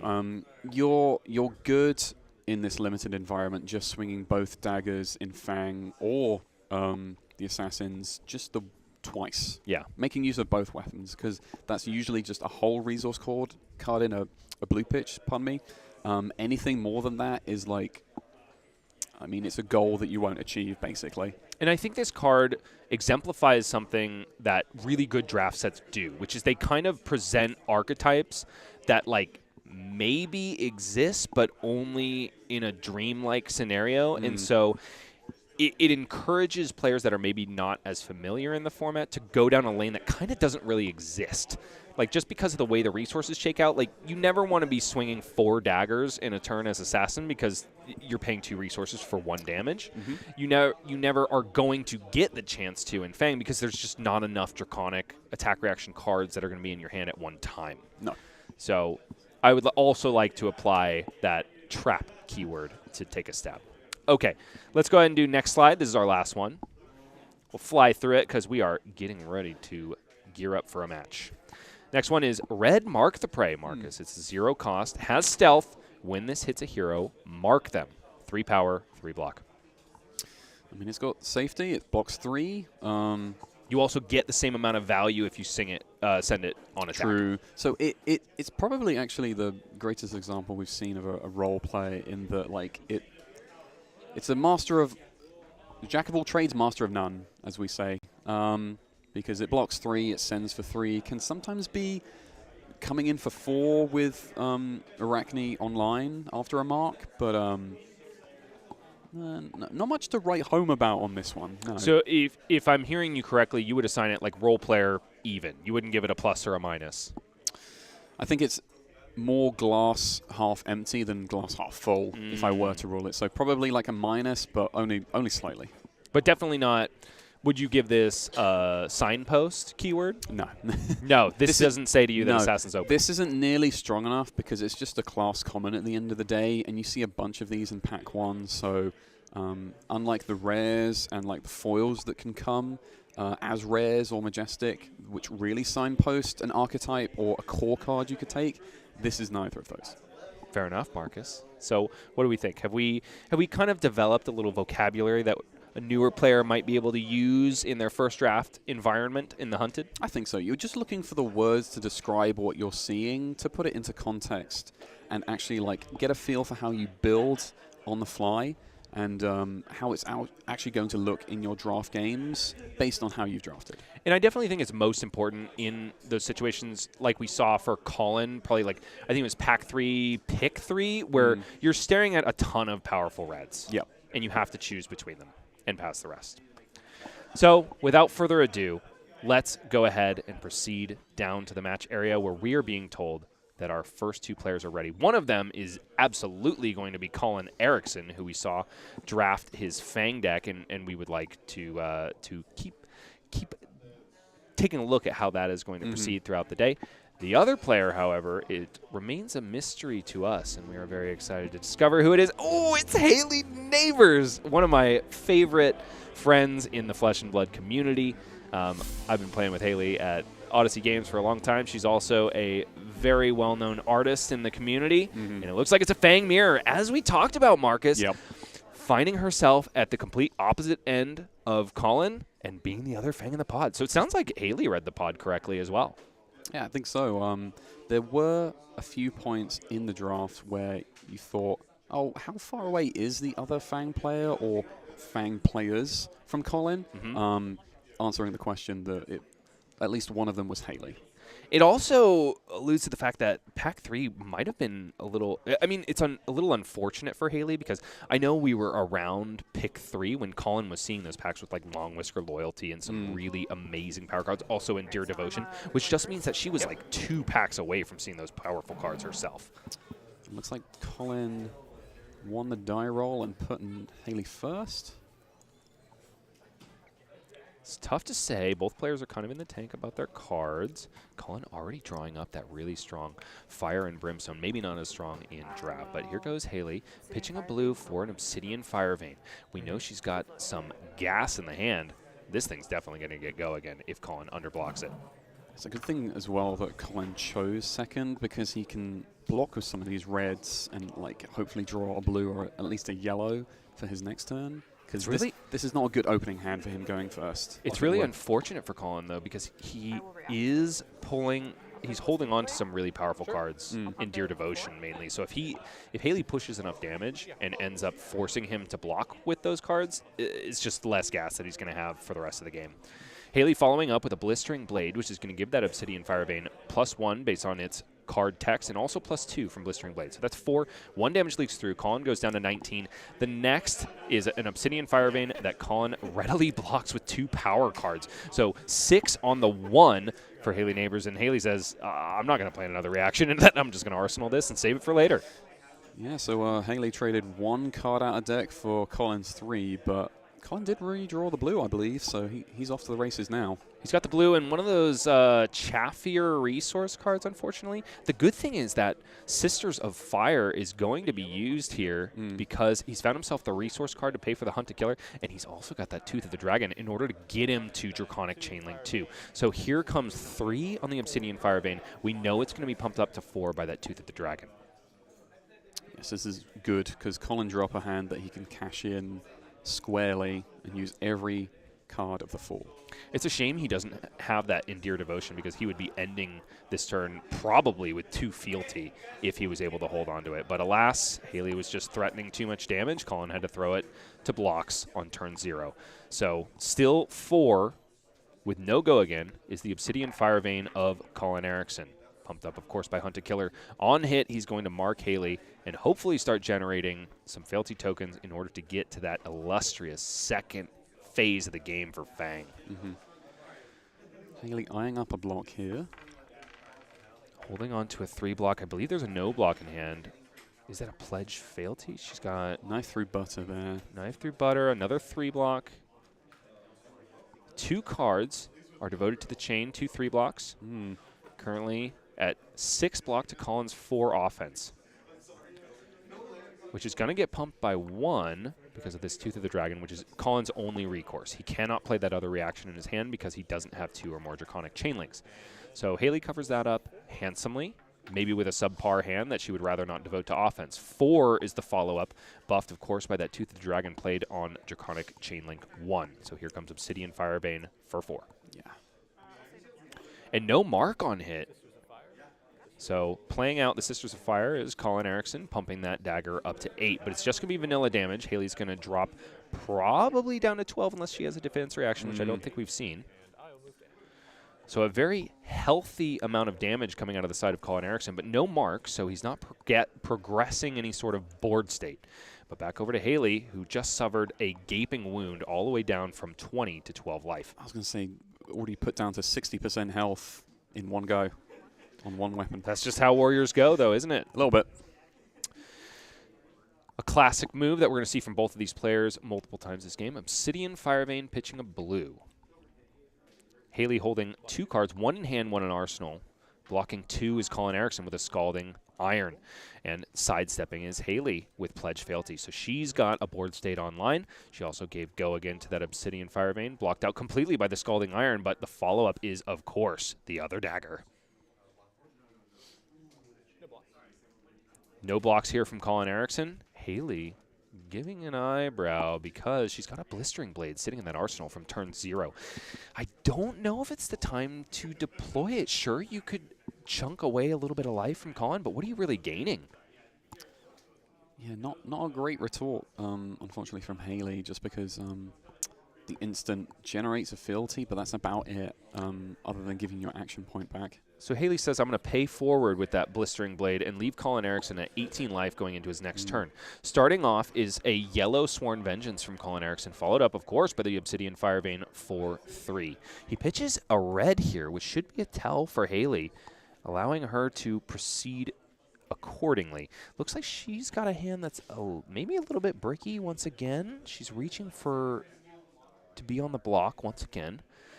Can Colin find that sidestep in order to mark Haley? She's starting to respect it a bit more. This is kind of a bait from Colin because, as we know, he just has a defense reaction in hand. He's going to pocket that and say, that's the turn.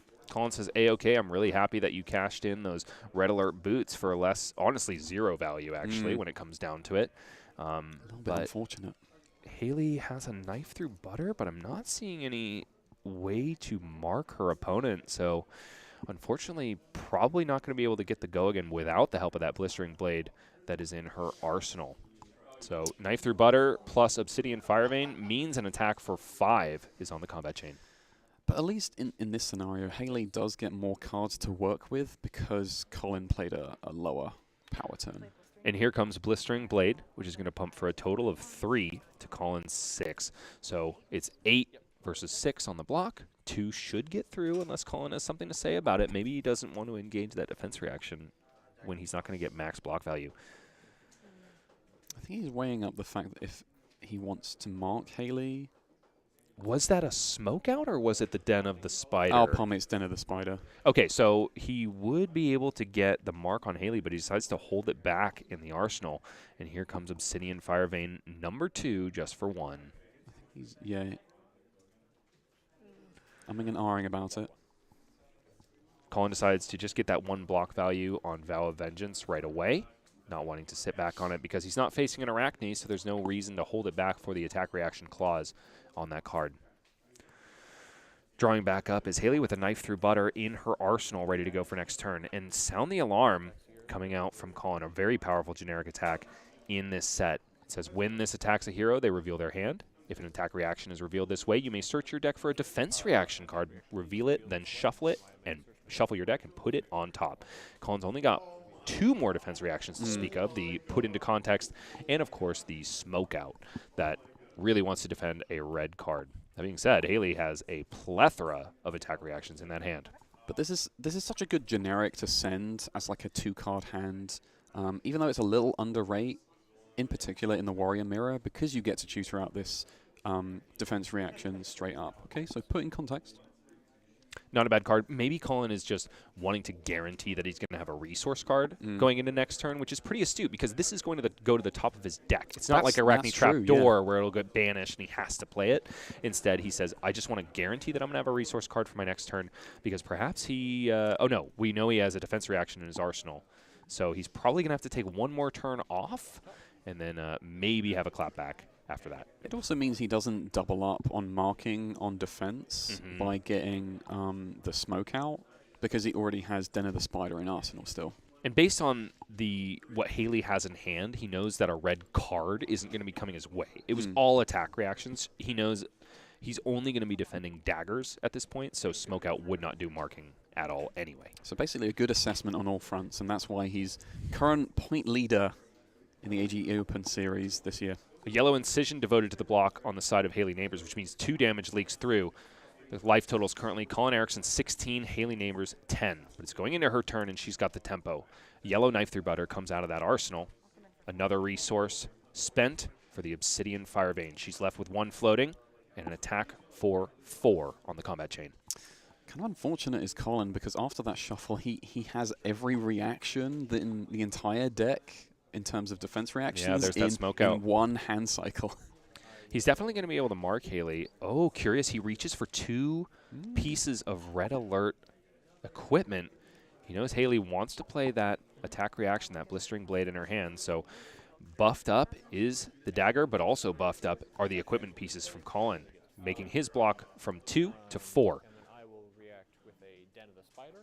And there he goes, playing the Den of the Spider from the arsenal, covering it up completely. Colin puting the math perfectly on this attack. So 7 offense to 7 defense. Completely blocked out, and following up with an Obsidian Fire Vein for 1 is Haley Neighbors. She's holding onto a Scalding Iron, which Colin knows about because of that sound the alarm. Will she play it on this combat chain, though? Oftentimes you're not going to get more value than 2 on that Scalding Iron. She says no. Chips Colin for another 1, making the life totals 15 to 10 in the favor of Colin Erickson as we pass it over to his turn, and he's got a 4-card hand, one of which unfortunately is a defense reaction, though. Yeah, a little bit unfortunate for Colin. He can always opt to just make the blade tall by stacking both of these buffs and then just like coming in for like a little bit of below rate damage, but it's still a way to spend the hand. And one of those buffs is a 0 for 4, which is, you know, above rate. But, of course, after you've pitched into the dagger, it kind of negates that extra point of value that we get because Haley is marked. And very nice here that Colin is able to kind of bluff the Draconic attack reaction in the hand when we know it's just a smoke out. It's destined for the arsenal. So 8 damage on offer for Haley Neighbors as she tanks on blocks. It looks like her hand is pretty good on offense. We've got a Sizzling Steel, a Scalding Iron, Dynastic Dedication, but does she have the pitch card for those daggers to get it all started? Respecting it with a bit more. So we've got 1 equipment block, and then I believe it was 4, unfortunately, because she's blocking with those reactions. Yeah, there's exactly 1 Dynastic Dedication. So 5 total defense devoted to that, which means 3 damage gets through. Colin generates a fealty token because Haley was marked and passes the turn back over to Haley Neighbors, who now has 7 life. Looks like it's just a yellow and a Draconic attack reaction in Haley's hand. So she might have to get 1 value off of one of these Scalding Irons, which is definitely not where you want to be. That's kind of why I put that card in the chaff, maybe the trap category. If I destroy coat, I can still swing with these. So Haley asking a question. If I destroy Code of Allegiance, which gives me a resource, but makes it so I can only play Draconic cards for the rest of my turn, can I swing the dagger? The answer is yes, and we're going to get a judge ruling on that very quickly. Because attacking with the Obsidian Fire Vein is not playing a non-Draconic card. No, it's activating an ability. Exactly. So we'll get that cleared up real quick. Haley, I think this might be her first foray into the Hunted Limited at this point. She was at a draft I was at. She was. Okay, good. Good. So not the first, but maybe an interaction she hasn't come in contact with as of yet. Which is curious. I wonder what she's planning on doing with it. Maybe she's hoping to arsenal that knife through butter instead of having to pitch it. Exactly. But if you want to be swinging this first dagger and you have a reaction in hand, yeah, I think this is the more optimal line because she's going to want to have that 1 resource floating to swing the other dagger. So currently 1 on offer from yet another Obsidian Fire Vein in this Fang Mirror. Reacting with Scalding Iron after no blocks are declared by Colin Erickson. Looks like Colin is thumbing that defense reaction in Arsenal, though. So this is 3 go again because of the +1 from Scalding Iron, +1, of course, from the Obsidian Firevein. Smoke out devoted to the block from Colin Erickson. It's good. It'd be really funny if you swung at the red card. Both players having a laugh because they know each other well and have played many a time before. I'll take one. Taking 1 is Colin Erickson on that nude dagger coming in after the first from Haley Neighbors. Life totals 14-7 in the favor of Colin Erickson as he draws back up, and he's got one heck of a starter, that Hunt to the Ends of Wraith. Arachne mark them. It's attacking a mark here, gets +2. Only 2 go again at the moment, as Haley is not marked and is not becoming marked because she is not playing Arachne. 2 go again from Colin Erickson. Looks like he's thumbing a For the Drakai in hand, and I didn't quite catch any reactions in there. Doesn't mean they don't exist. Haley getting ready with a 3 block, a yellow cut deep. Okay. Blocks out the Hunts to the Ends of Wraith handsomely. I will go into And Obsidian into the Firevein. pitch zone with a blue is Colin Erickson as he follows up with an Obsidian Firevein for 1, ostensibly. Yeah, it looks like he's going to be able to cash in the whole hand. Yeah, that's a sizzling steel in hand, Marcus, and we are at Draconic Chainlink 2. Yes, we are. So this is the sort of thing we spoke about, and like even when Hunt to the Ends of Wraith is just a 2, like a tiny little head jab, it's still filling the role, and it's allowing you to take the turn further. Which means that Colin is going to get 1 extra value on that sizzling steel because we're at Draconic Chainlink 2 or greater.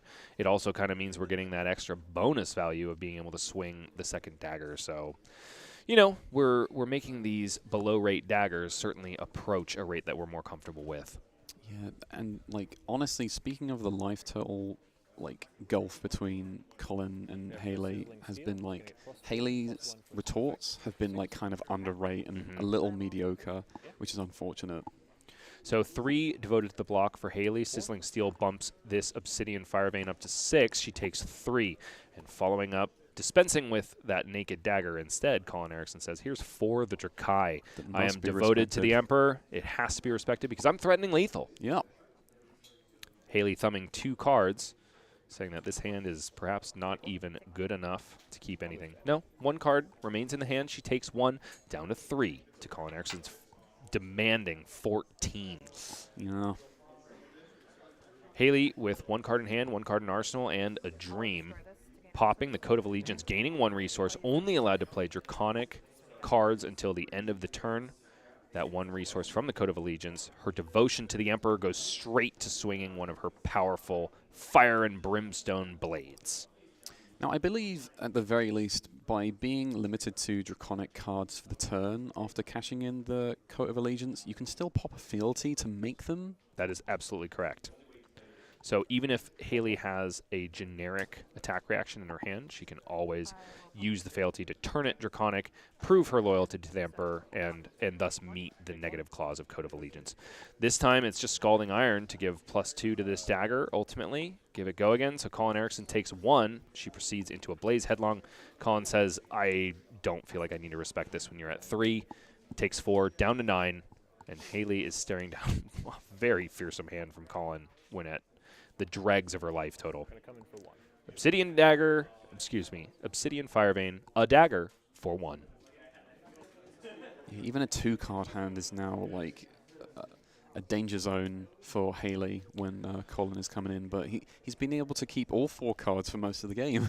Yeah, and this is the power of the Fang deck in the late stages of the game when you just don't have the life total to play with, because Haley's in a position where she has to devote 2 cards in order to stay alive Ooh, and 2 to play reactions on around the one 2 chain link. reactions, but she just can't.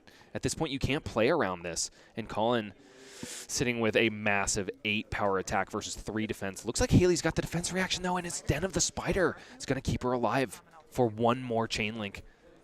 Yeah, So Colin is marked because this power is greater than its base. Haley's got 1 life to speak of, and Obsidian Firevein threatens to take it, but she puts 1 more card in front of it. So 1 life total and no tempo to speak of. Passing to Haley Neighbors' turn. Is she going to be able to do anything with this card? It is that For the Drakai. Good 1-card play.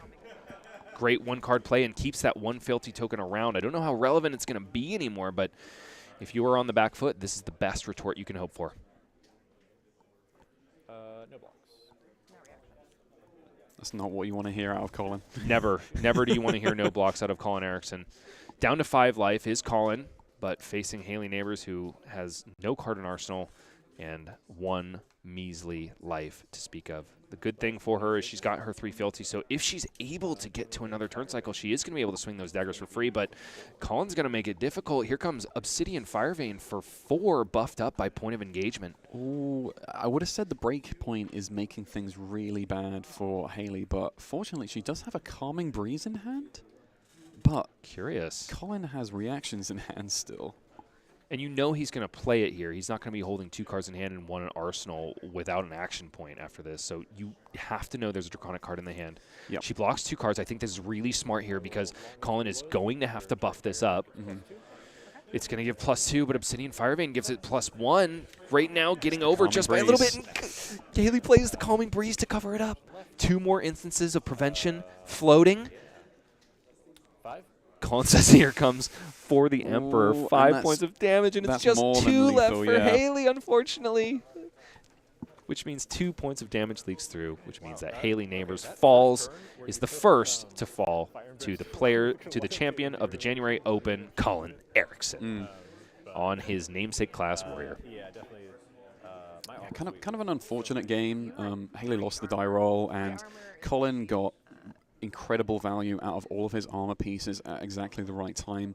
And on top of that, baited Haley out by armor blocking, and then she got nothing out of it, which was really unfortunate. It was a textbook case of these little incremental values that you want to be gaining by using your equipment. You want to be exchanging each of these equipment pieces for 2 value or possibly more sometimes. But if your opponent's able to bluff you out of getting any value whatsoever, Yep. I mean, we saw Haley lose a red alert piece of equipment for literally 0 value. It can lead to a life gap of 14 to 3, and then Yep. all of a sudden it's steamrolled from there.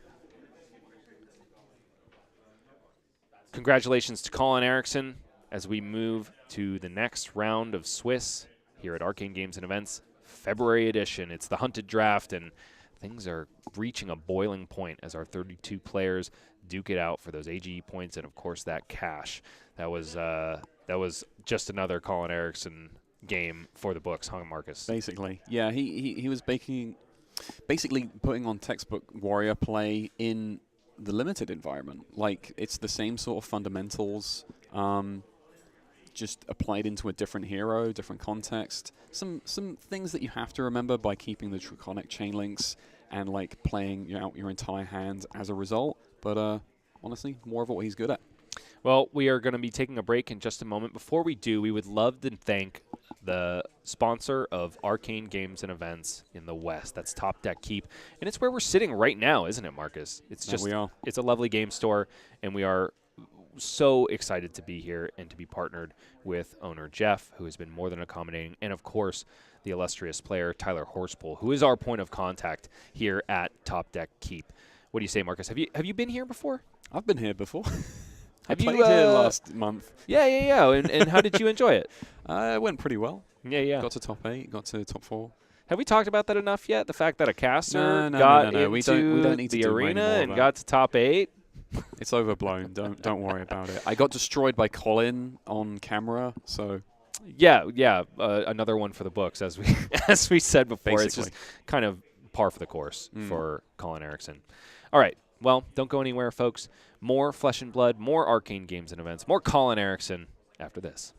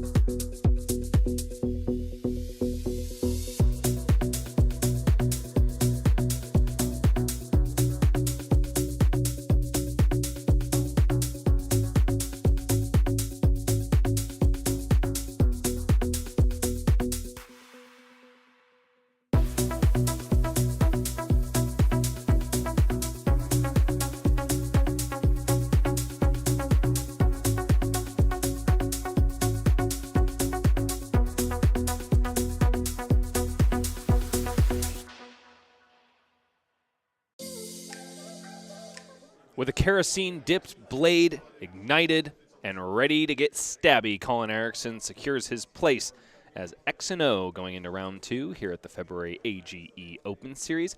Do we think he can get to the 3-0, Marcus? I mean, it looks like a good start. He's blazed the trail thus far. He would make us look really good because the last time we did this during the MST season, every single player we followed through the draft view went 3-0. Including Talon Stradley in the top 8. Yeah. So I'm really curious if our picking skills can stand the test of time. Furthermore, we are going to be moving into our next match shortly. It's going to be with Colin Erickson. Once again, we're going to follow his deck until he loses or until the next draft pod starts because we saw him pick it. We want to see how it performs. Colin Erickson is also a mainstay here at Arcane Games and Events. He took down the January Open, and so we got a little player profile of Colin, and we tend to do some silly questions each time that we have one of these open series, and we ask the best of the best to answer some questions and show us a little bit of their humanity. Yeah, probably the wrong person to ask about Nickelback, considering that Colin is only like 19, wouldn't have been around in any capacity to hear him on the radio. He's always so polite when he's like ramming a knife through your heart and making you realize how old you are. Last month it was Del Taco or Taco Bell. This month he has no idea what Nickelback is. I want to talk about what Colin would do if somebody assassinated his emperor, and it would, of course, be Raise an Army, the namesake card of the deck that he loves. He wants blood. He wants blood, and he's going to get it here today, probably with a little bit of cauterization now that his blades are kind of fiery now that he's piloting Fang. His opponent is the person that was sitting to his left. And if you remember who that is, you know that is another one of our illustrious competitors from the AGE Pro team. It's John Zapata, the most well-traveled person on the pro team because he works for some jet engine company, Boeing, I think, and he gets free passage to most places around the world. You ever sat down across from John Zapata? Plenty of times. Always nerve-wracking. Always nerve-wracking, especially when he says his hand is terrible, right? Yeah, that too, yeah. John is a recovering forceaholic, and recovering he is because I know that his his strategy of choice up to this point was to force Assassin in the Hunted Limited, and I have confirmed with him that we were correct during the draft portion. He is indeed in that ninja seat. Yeah, which is interesting to learn considering that he stayed open enough to actually pivot out of his forcing. So we'll see how that fares for John based on the game that is about to elope. And so what would Colin do if somebody assassinated his emperor? Raise an army. What would John Zapata do? Nothing. He's got no loyalty. Loyal to no one. And he also hates Nickelback as well. So even if the John Zapata star is cresting in terms of his play, it's also waning in terms of his musical interest. I'm disappointed to hear that he's a Nickelback hater. One more for the internet, I guess. I guess so, yeah. Players are ready, so let's go ahead and proceed down to the match floor, where Colin is lighting his blades ablaze once more time. Well, again, and then he's facing off with the flaming kunai of John Zapata. As the music swells, we prepare for flames to fly as these two players face off on a mountainous villa in Volcor, I'm sure. On the lap of luxury in the Imperial core. Yes. With their allowances on the line, I'm sure. So this matchup can be very interesting in that the Syndra player can just apply so much pressure on the Fang that they'd never have the time or the cards to do their whole, I'm going to swing a dagger and push a ton of reactions over the top of it. It's entirely on John to keep the tempo squarely in his favor, because oftentimes if he gets himself into a favorable position, he'll never have to make those difficult blocking decisions against No, Fang. not really. The equipment suite is very interesting here. Both players kind of have equipment that are countered a little bit by the opposing hero. John has a ton of those vengeance pieces, so I'm sure he was very happy to face off with one of the two Arachnes in the pod last round, but in this case, he's not going to have any beneficial effects coming from those vengeance pieces, just going to be block, blade break ones. And then Colin has a lot of red alert pieces, which, Syndra just doesn't really use reactions all that much, so he's probably not going to get extra value there either. No, it's just chain links that are added to the combat chain, really. So probably just going to be 4 extra points of life on either side due to the equipment here. A very fair way to start off this game. Looks like Colin's on the play, and he's starting off with a Hunt a Killer. Followed up, of course, by that Obsidian Fire Vein. He's got a reaction sitting in hand because he would love to mark John turn 0. Yeah, John already turning his cards sideways, being ready to let the turn 0 hand go. There's no reason to take any damage here. Let's see what he's working with, though. Looks like he does have a couple powerful cards. He's got a Dragon Power, which is a bit unfortunate to let go of the hand this early on. It is only in the blue, though. John finding himself blue flooded. A tide of blue cards. I think that's totally a fine block to lay down. Also, Colin was only representing a yellow pitch, so basically baiting out a reaction speed, bit of chip. John puts down all face-up blocks. And Colin drawing up a very good hand, except for the fact that I don't believe he has a pitch card. It's a fistful of reds for the Boy Wonder. John, however, in kind of the complete opposite situation where he's put a ton of his blue cards in the graveyard already, and these Syndra decks don't want to run that many of them, truth be told. So he might be a little pitchless. Moving on. Interesting. A Public Bounty hitting the arena in the yellow. Definitely a chaff card that I don't think Syndra really wants to be seeing. But in this case, it is going to mark her opponent and get one of those fealties online. We do know that John has that Art of the Dragon Fire that Colin passed him over to the left. So once John has one fealty token online, he does kind of have some inevitability in terms of that 2 true damage that come off the back of that card if it's Draconic. Yeah, it's one of those like ninja bombs that we've seen. No blocks, says Colin Erickson, descending down to 17. Seems like he really likes this hand. Oh, he does have a blue card. He's got that put into context, waiting, and he's got a lot of power in that hand. He would really like to keep it. Let's see if John is going to let him. John thumbing those last 2 cards in his hand, wondering how to follow up this Kunai of Retribution. The follow-up is Tag the Target. 3 go again, threatening another mark. John showing one of these marking archetypes of Syndra where basically you try to apply mark whenever you can, Mm. and eventually hit, which you kind of can depend on because of those kunai, and then you have massive fealty payoffs, like Dragon Power, like Art of the Dragonfire. Interesting that John just wanted to send the Lava Vein Loyalty and not pocket it. yeah, exactly. Because it's just 3 more damage, but it's a head jab that you could take into another turn, but he just wants to press the damage here. Descending down to 14 is Colin Erickson to John Zapata's 20. We're back in Colin's court. He kept a full grip, and here comes an Obsidian Fire Vein, but we know there is way more on offer. One is the ask for John, who is staring down. Looks like a fistful of reds. Is that Silver Talons, a blue? We cannot tell. There we go. Thank you, John. He's He got does at have a least blue one grow blue, wings. Yep. And it is a 3-block as well. John still taking on these blocks. I see him eyeing that Leapfrog slime skin, which could, if he knew what was in Colin's hand, he knows he would get value out of it, because Colin does indeed have reactions that care about how many Draconic Chainlinks he has. So John, first opportunity where you could get 2 value out of that equipment. He says no. Scalding Iron is devoted to in-attack reactions, just pushing this Obsidian Fire Vein up to 3 with Go Again, of course. John takes 3 down to 17. Following up is Colin Erickson with the right-handed Obsidian Fire Vein. I wonder if John is just staring down his hand and saying, I'm going to race you a bit, Colin. And I don't see why not. Honestly, if Syndra follows any of the normal rules of Ninja in this game, it's I don't want to block unless you give me a really good reason to, and I'm going to say 4, 4, 4, 4, 4 until you die. Or in this case, like 1, 3, 4, 5, 7 if it's Art of the Dragon Flame. So it looks like John has a bit of redundancy in terms of his resource cards. Colin, all too happy to say, Endear Devotion, get a fealty token that is completely uninteractable. I have a board state moving into your next turn, and you have taken some damage all the way down to 15 life. Only 1 life separates these 2 players. So both the Imperial siblings with 1 fealty to their name now. Which of them can be more loyal to the Emperor? It's a classic case of 2 siblings with daddy issues.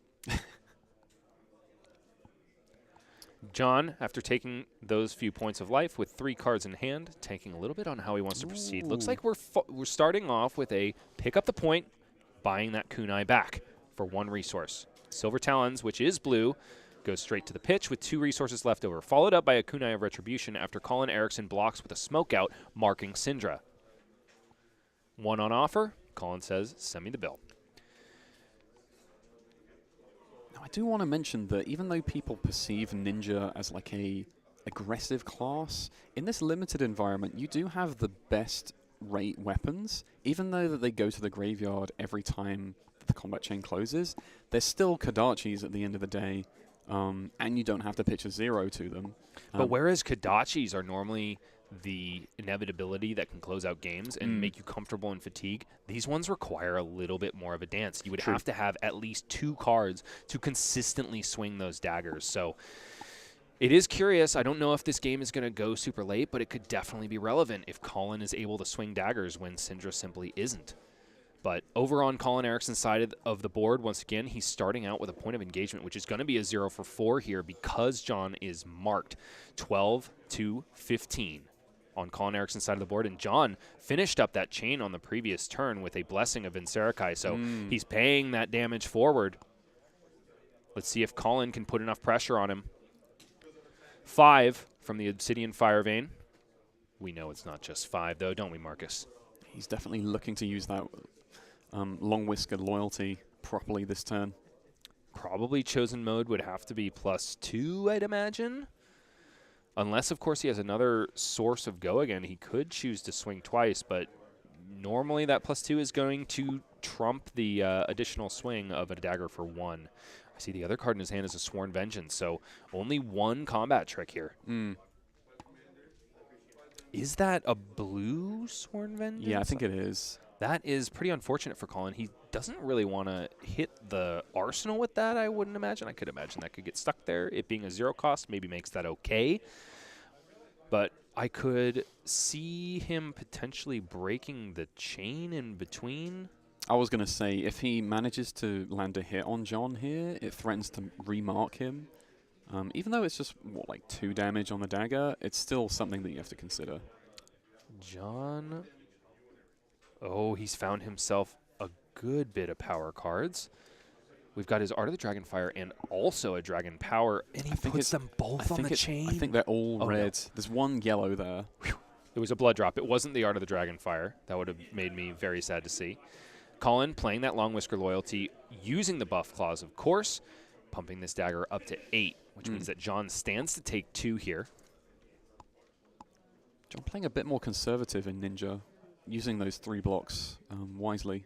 And I think it mainly pertained to the fact that he just didn't have the resource card. He was a little red flooded. That's the difficulty with putting 3 blues into your bin on turn 0. You know you're not going to see them mixed in with your reds the way you would like later on in the game. And actually the same thing if you put a blue in Arsenal, because that's not a resource card now. That's something you have to play out in Colin's case.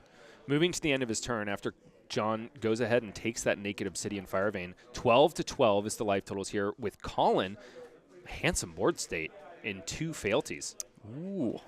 So this has been made Draconic, and it comes in for 8 at the very least. So this is going to be 2 uninteractable damage because Art of the Dragonfire says, when this attacks, if it's Draconic, deal 2 damage to any target. You better believe John is choosing Colin Erickson as that target. He has made it Draconic because he popped the fealty token, and that's just how fealty tokens work. Comes in for 8 because of that Blessing of Vinserakai. 2 card 8, not so bad, especially when your opponent is 2 life to below you. It's still good to represent a good, solid rate attack when you've got like all red cards. And Colin, unfortunately, oh no, he's found a blue incision. Man, those color strips are really eluding me today, Marcus. He's very happy to see that he's got his 1 resource card. He is going to devote some of these to the combat chain, but overall, I think he's feeling pretty darn good considering what he's got in his hand. He's got his blue, which is going to swing both of those daggers, and he's also got Brothers of Flame, which means that blue is going to be worth 1, 2, plus 3 is 5. Starting off with that blue Sworn Vengeance that we saw unfortunately hit the arsenal, but Colin able to clear it out immediately. It's +1 value. He's going to get a mark, potentially end the turn with 3 fealties and free daggers for the rest of the game. That's what he's looking for. So 2 is on offer here. Naked Obsidian Fire Vein plus a Sworn Vengeance for your Fallen Emperor. That makes 2. May not sound powerful, but hey, when you pair it with a Tooth of the Dragon, it's nothing to shake your hat at. John in the tank for blocks. 5 life ahead of Colin Erickson, sitting at a comfortable 12 to 7. Can he hold on to this entire hand and simply put on too much pressure for Colin Erickson to hold back cards? If he's able to do so, he might put Colin in a situation where he has to just let those fealties go and perhaps only get 1 Obsidian Fire Vein swing for all of his effort in devoting himself to his Emperor. Yeah, John's in a very healthy position considering he still has his 1 bit of leapfrogs and he has the rest of the armor suite and the life lead. John shaking his head because looking at his hand, he's just very, very red flooded. Yeah, and he's got 2 1 costs, and then he has 2 cards that aren't Draconic starters. He's got Blaze Headlong, which is a fantastic card, but usually only if you can start with a different Draconic card on top of it. Looks like he's probably just going to block out as best he can, probably just shoot the Blaze Headlong for a 0 for 4 and save his fealties. 3 devoted to the block to Colin's 2. Let's see what he does with it. It's, of course, the Tooth of the Dragon, pumps it up to 3, gives John his full block value, but devotes 3 more power to this next Fire Vein, which comes in starting at 4. So at least the Oath of Vengeance on here is lost out on because John blocked out that chain link. So it's just damage coming through here that he can see. Which means that probably Colin is not going to end this turn with another fealty, and we now see that that is true. John blocks 2 with that tip-off. Colin plays Brothers of Flame to pump this Obsidian Fire Vein to a fearsome 9, which means John is going to descend all the way to 5, very narrowly underneath Colin Erickson, and he just doesn't have the hand to put any pressure on him. He's going to go ahead and thumb that Slime Skin, devote it to the combat chain. Honestly, really wish that he had put it in front of the first Obsidian Fire Vein. Maybe put the tip-off there with it so that he could have swapped it over to the second chain and gotten an additional point of value out of it. And yep, just as we talked about, here comes Blaze Headlong, nice and naked, so no go again here. 4 on offer, threatening to descend Colin's life total to 3. Preserve that fealty, though. John doesn't have any daggers either moving into the next turn. He's played the last couple turns without anything resembling a kunai. Blocking 3 and taking 1 is Colin Erickson as we move over to his turn. No daggers to speak of on Syndra's side of the board, and a 6 life even for both players. Obsidian Firevein, the first attack on this combat chain, as we've seen so many times before.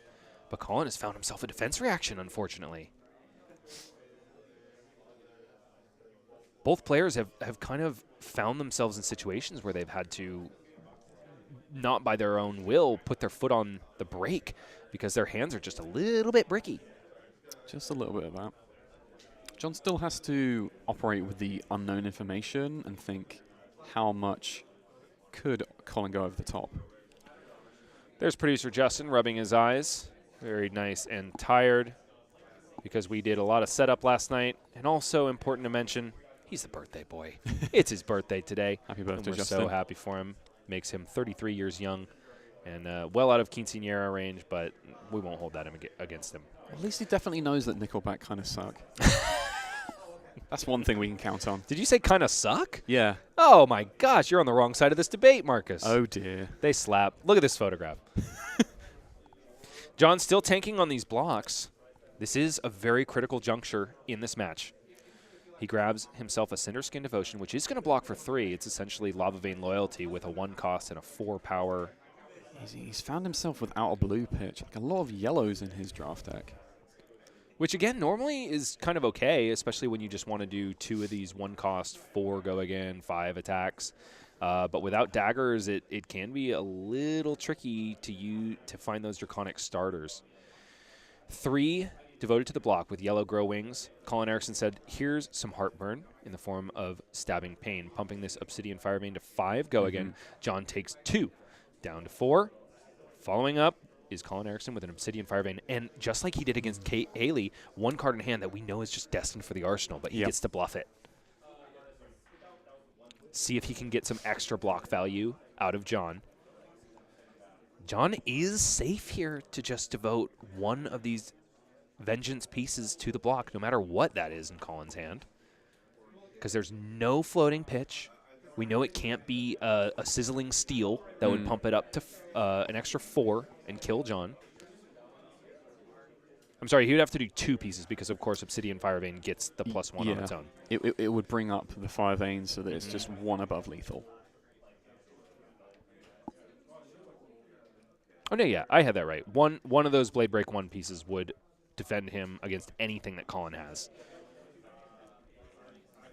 Probably exactly what John is thinking right now. Head in his hands. Seeing glory before him.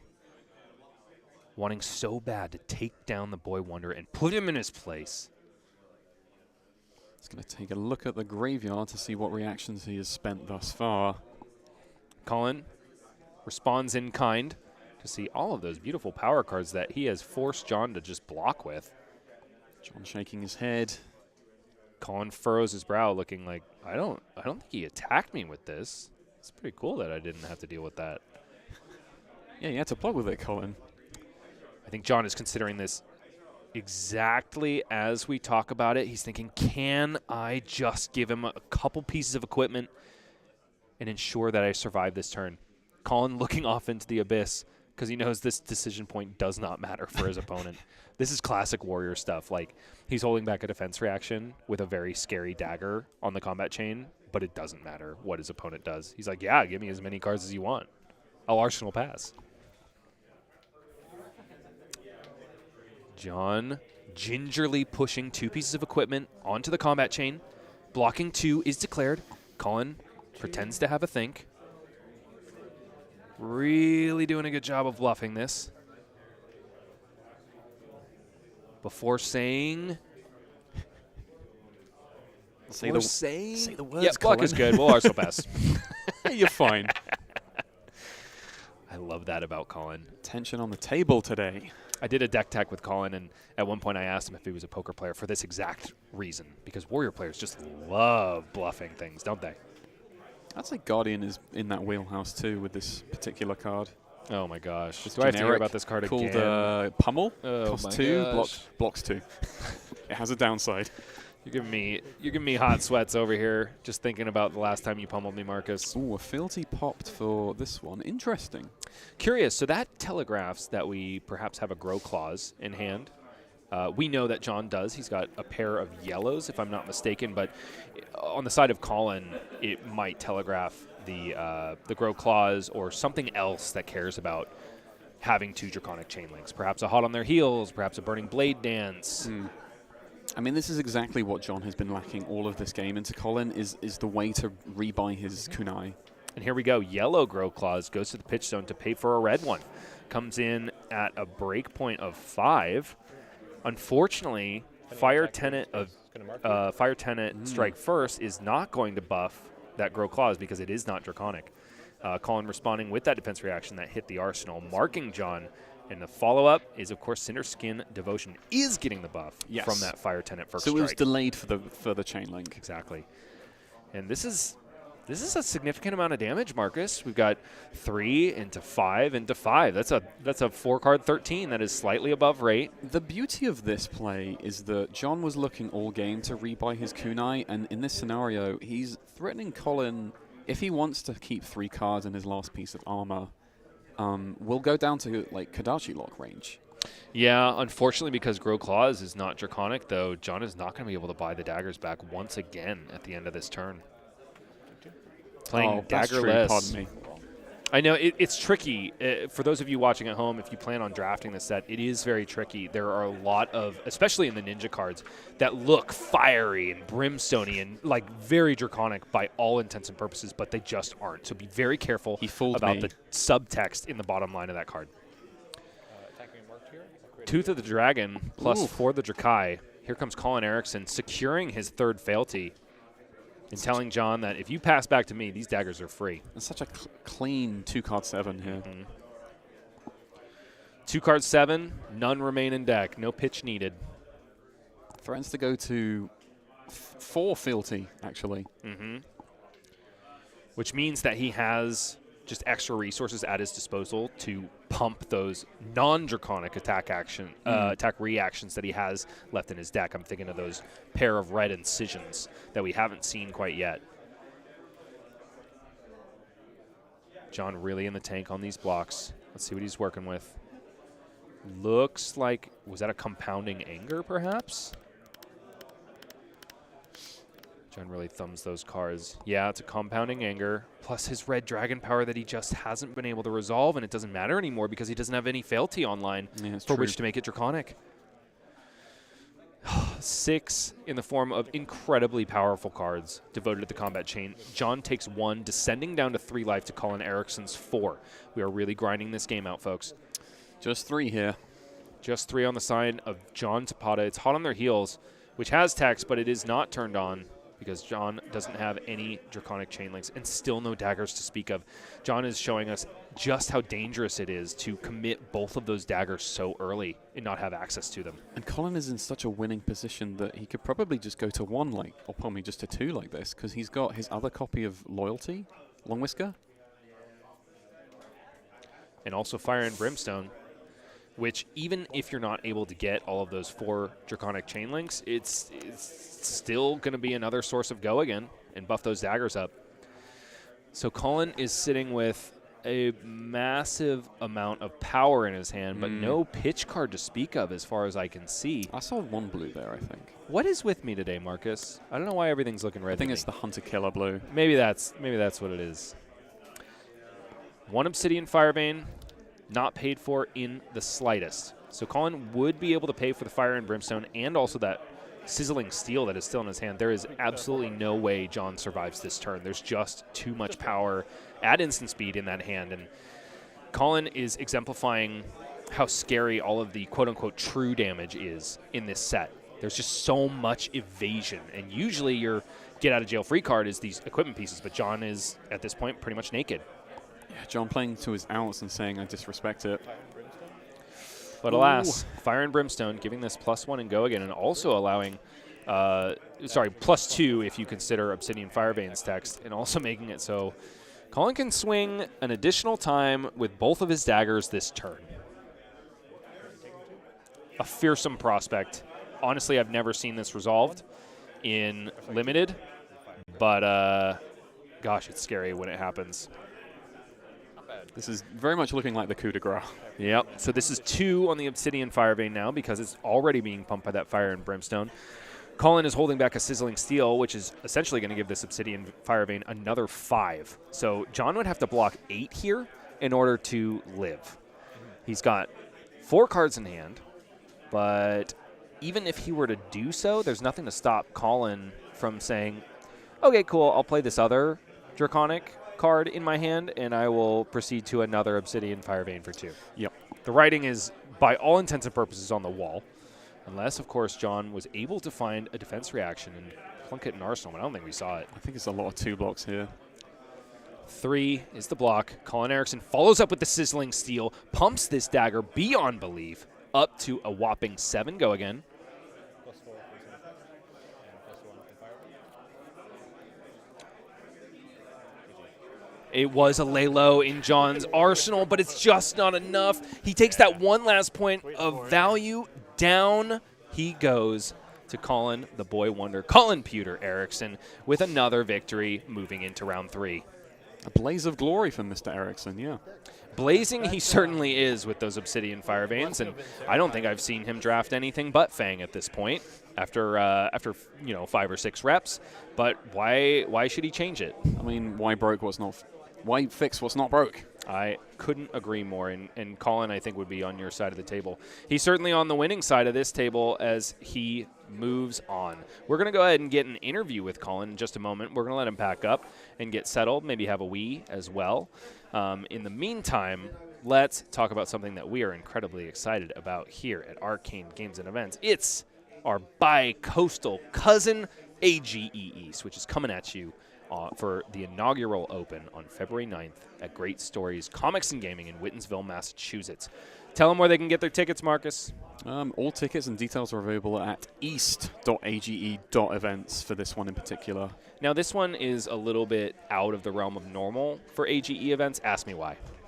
So we're going to be boots on the ground, at least for coverage, but we won't be taking like the entire crew with us because it's all the way over on the East Coast. But you're still going to be seeing your favorite faces, mine and, of course, Michael Murray's included. We'll be casting from the comfort of producer Justin's couch. Once again, it's his birthday today, so wish him a happy birthday. And we'll be sitting pretty in Los Angeles while the action unfolds. Another hunted, limited Road to Nationals on the East Coast. This one is going to proceed exactly as normal for all other RTN events. You're going to get your gold cold foil. You're going to qualify for nationals if you make that top 4. But in addition, you'll be able to see yourself and your friends on stream if you attend. And also, you will get those AGE points, which can count towards qualifying for your very own Players' Championship in the East. What do you think, Marcus? Do the East Coast players have the medal? From what they say online, they probably do. I mean, like, there's a whole world champion over there in Michael Hamilton on the East Coast, so... We've also got confirmed in attendance a couple Worlds finalists in, one Worlds finalist in Noah Bagelman. Not finalist, I'm so sorry, a top 8 contender, but a fearsome one at that. He went to Osaka with a very spicy Viscerai list and did incredibly well. One of the team runaways. We've also got a number of other illustrious competitors that we are going to tease throughout the week that we are very excited to see. So, Marcus, why don't we go ahead and take a break while we wait for Colin, the boy wonder, to amble his way on over here into the booth, and we'll see if we can get him to say a few words. More Flesh and Blood, more Colin Erickson, more Marcus the Beard Brown after this.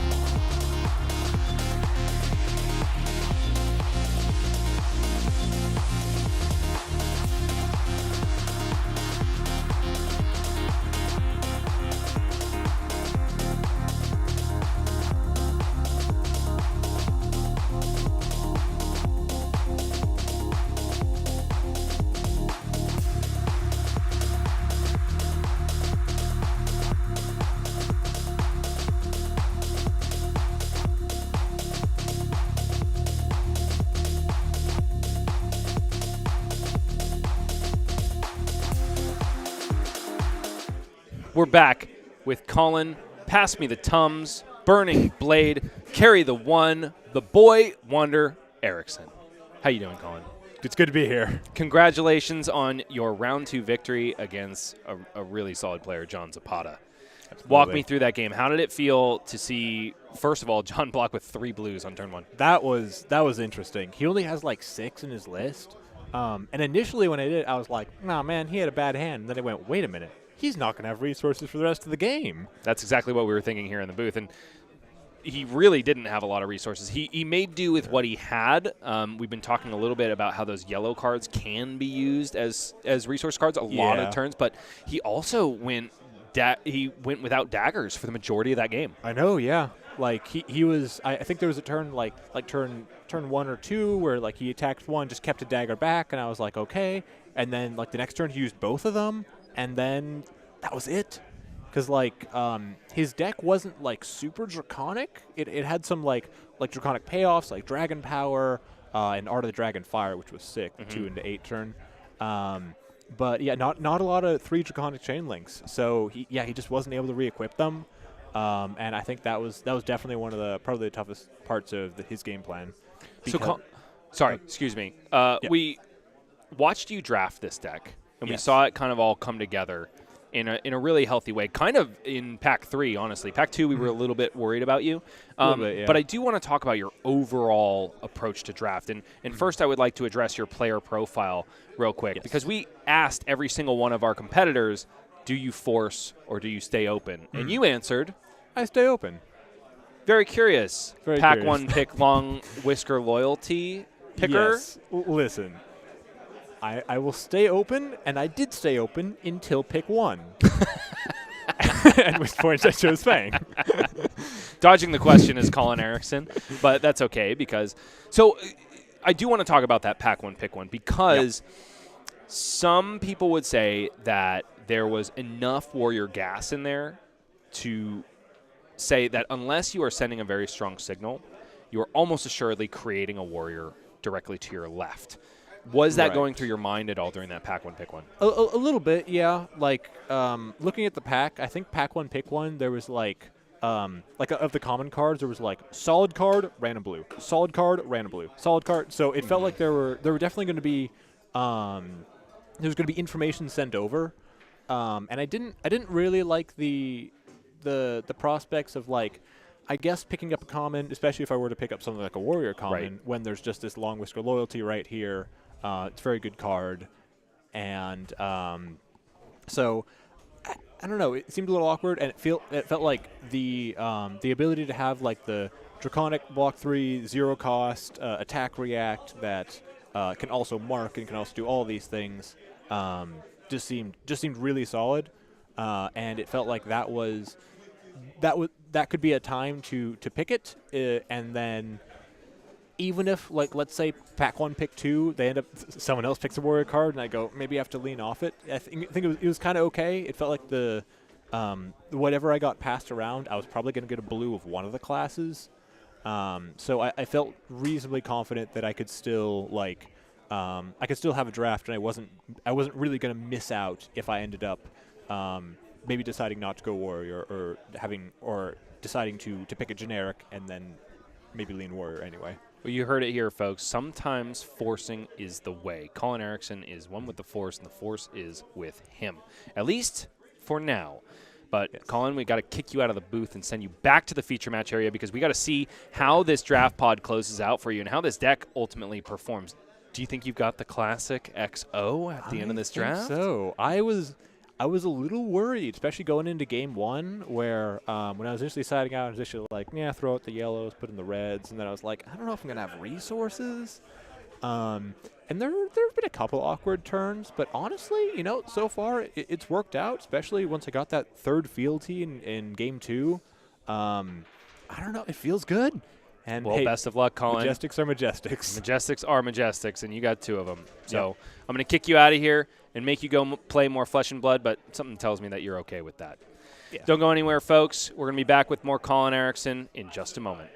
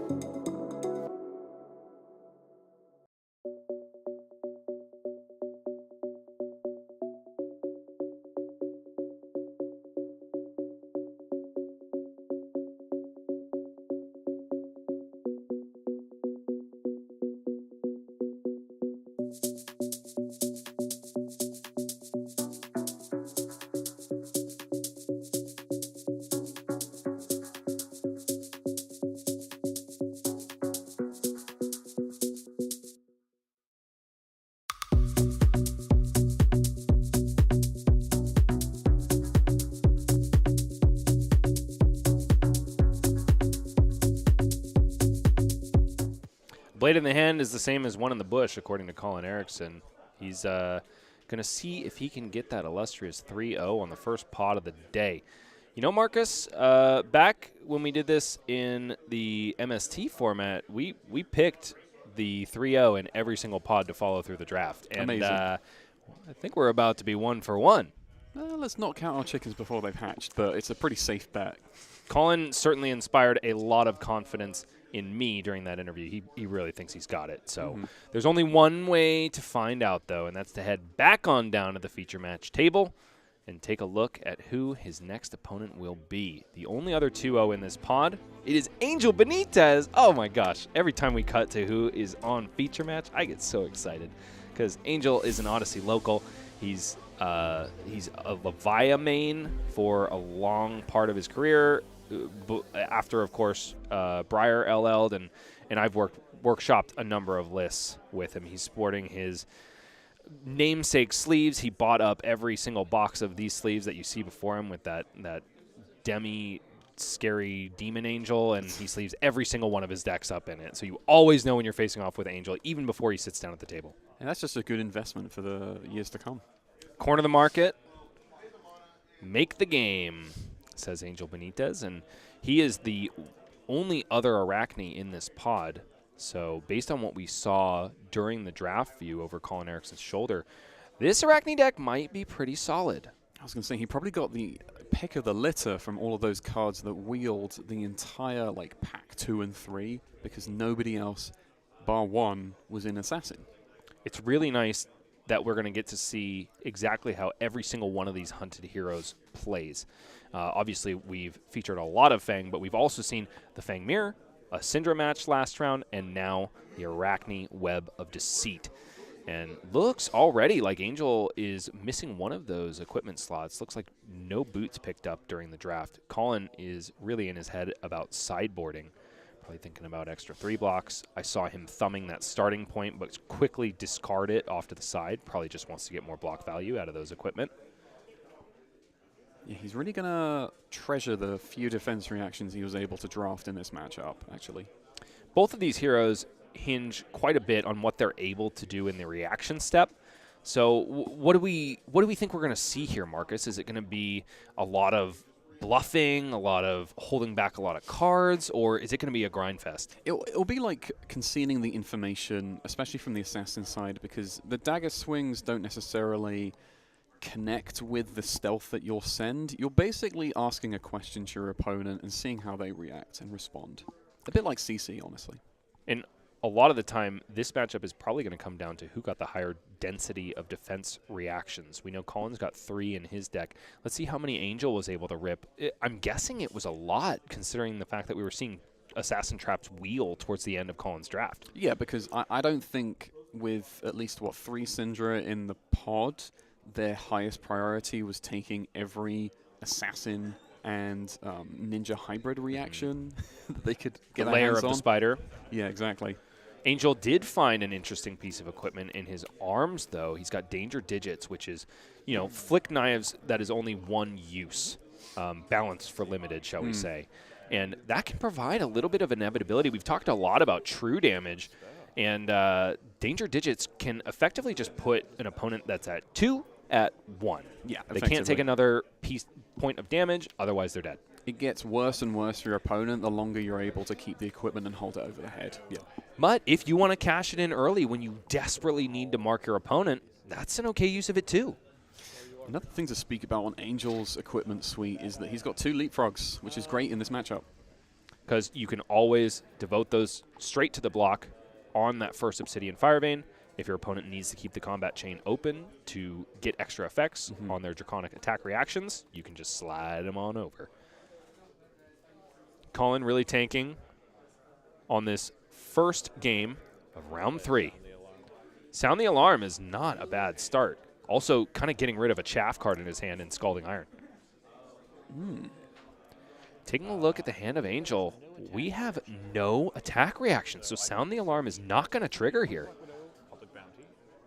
Just all actions here. Angel did pick up that Hunted or Hunter, that Assassin defense reaction trap It's going to trigger if your opponent has played an attack reaction. I'm sure Angel would have loved to deploy it here, but because it's just a generic attack, Colin is probably not going to be playing any attack reactions here, and Angel is not going to get the triggered effect on that trap if he uses it here. Exactly. Not only that, Colin doesn't get to tutor for a trap, but also half of the information he gained from Angel's opening hand is going away because he will cover up this damage. Curious. Angel decides to take 2 Or I on may this be turn corrected. 0. Very curious indeed. I would have thought you just throw 2 cards in front of that, start at a clean 20, and cycle some of that hand. But Angel likes what he sees. So down to 18 is Angel Benitez going into his first turn of the game. Colin Erickson with an arsenal and a handful of gas, seeing what the bill will cost. And it's a public bounty to start off Angel Benitez's turn, pitching a red, unfortunately. But Colin is marked, so this follow-up of Red Mark of the Black Widow is going to have text. So it's public bounty +2. Mark of the Black Widow is 3. Gets a +1 from Arachne Web of Deceit. This is 6, threatening a banish of the card of 1 card in Colin Erickson's hand and go again on hit. We talked about Mark of the Black Widow being a role player plus in these assassin decks, and it's because of this really scary on hit. Yeah, it's basically the best red common that you can see in this class, in this limited environment. Angel indicating that Colin is indeed marked. A lot of times you can be in a situation where you kind of just want the Arachne to hit you and consume this mark. This is not one of them, though, because you really don't want to have to deal with Mark of the Black Widow. So 6 is devoted to the block. Really powerful attack reaction, unfortunately, having to go on that combat chain for Colin Erickson. Angel says, A-OK, I'm going to let that mark stay there. I'm going to close this combat chain, move to end, and roll a die to see which Agent of Chaos I'm going to become. And it is Arachne Funnel Web, which is the one that offers Arsenal Disruption. Drawing back up as Arachne Funnel Web is Angel Benitez. Over to Colin Erickson. 20 life to speak of, full health, swinging in with an Obsidian Fire Vein, a card in hand, and 1 in Arsenal.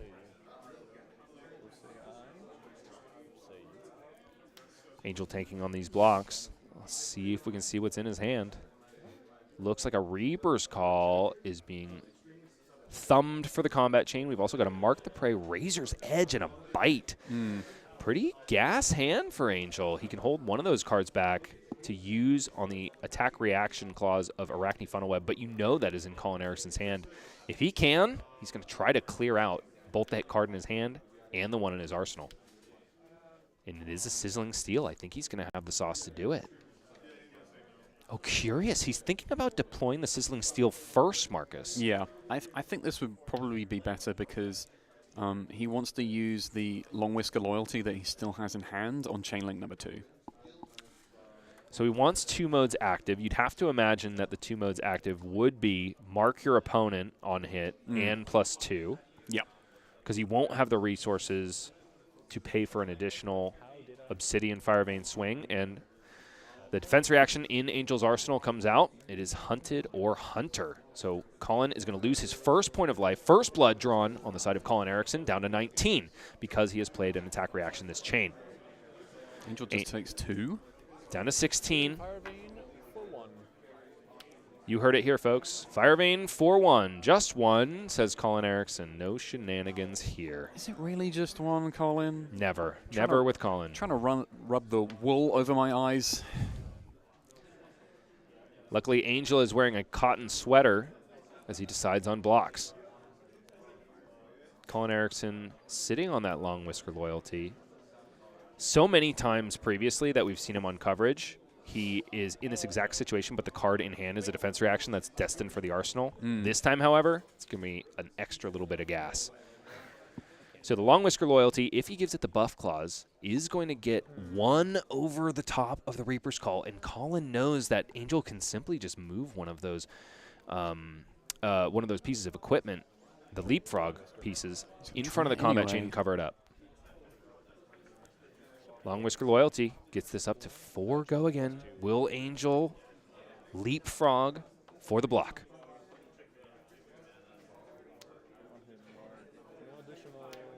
Angel having a think here. I feel like you just throw one of those pieces in front of it. You would love to deny a mark against the Fang. Yep, and there we go. Slime Skin devoted to the combat chain, leapfrogging from the equipment zone, showing the nimbleism of Ninja and Assassin. Covered up completely, passing back to Angel Benitez. 16 life to 19 in favor of Colin Erickson, but Angel's got 3 cards and the tempo. He's also become Arachne Funnel Web, so he could threaten an Arsenal, but alas, Colin doesn't have one. Here comes Mark the Prey in the red. Because he is transformed into Arachne Funnel Web, there's no threat of go again on hit here. It's also just coming in for a measly 3. No buff from Arachne Web of Deceit. It's a curious thing, Marcus. A lot of the time in this limited set when I'm playing Arachne, I often just kind of want to stay Funnel Web as much as I can. I think they factored that into the design of the set.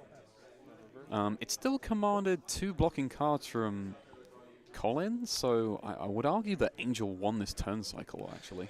Yeah, Angel did leave a card in hand, though, so he was IP'd a little bit. Colin might just not have been able to use those cards, and so he says, I'm in a situation where I'm damned if I do, I'm damned if I don't, so I'm just going to throw these in front of the block and cover up any extra damage you could hide.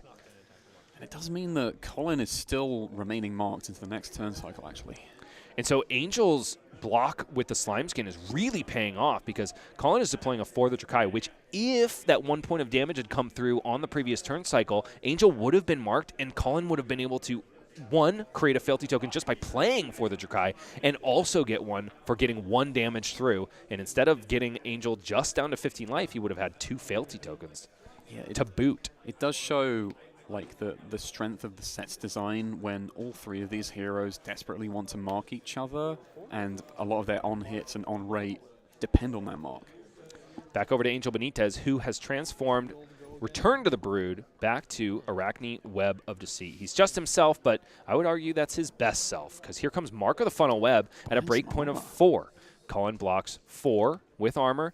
Angel says, I'm going to use a reaction anyway. Nuts to your red alert, Boots. Here comes 7. Razor's Edge pumping up Funnel Web. Oh, and Colin has the answer. It's Smokeout, which is going to mark Angel Benitez. Angel snaps in derision and takes his lickings probably all the way to the Arsenal. Although Colin's remaining marked, so the next attack that stealth still comes in for that +1 and go again. So unfortunately, this one doesn't have going again because it didn't connect. Oh, they have to connect in order to get that go again, which is the tricky bit about planning these assassin turns. So Angel has another IP penalty going into the next cycle. And it's 2 once again. Back to Funnel Web is Angel. Let's see what we choose to Arsenal. I think that's another trap. Is that another hunter or hunted? Unfortunately, Angel being one of 2 assassins, he still ended up with an exposed in his deck, which is a resource card, but also a massive risk because it is a non-block. Yeah, that might burn a hole in the arsenal if he puts it there right now. Because it can at least pitch it away next turn if you keep it in hand. I think it was devoted to the arsenal, though. He's going to keep the trap in hand. Obsidian Firevein coming out from Colin Erickson. Blades blazing. Just a cheeky one. Unfortunately, exposed also cannot be used if Angel is marked. So there's a real situation where he can't clear that arsenal unless he just accepts some damage from Colin, which might be what he does in the face of this Tooth of the Dragon, which confers go again and +1 to this Obsidian Firevein, paying forward that extra pump to the next blade. Angel takes it, no longer marked. Colin with his first fealty token of the game, following up with an Obsidian Firevein for 4, buffed by the Tooth of the Dragon that got him to this second chain link. Angel thumps what I'm pretty sure is a trap. Yeah, because he didn't put it in arsenal, he put the exposed there.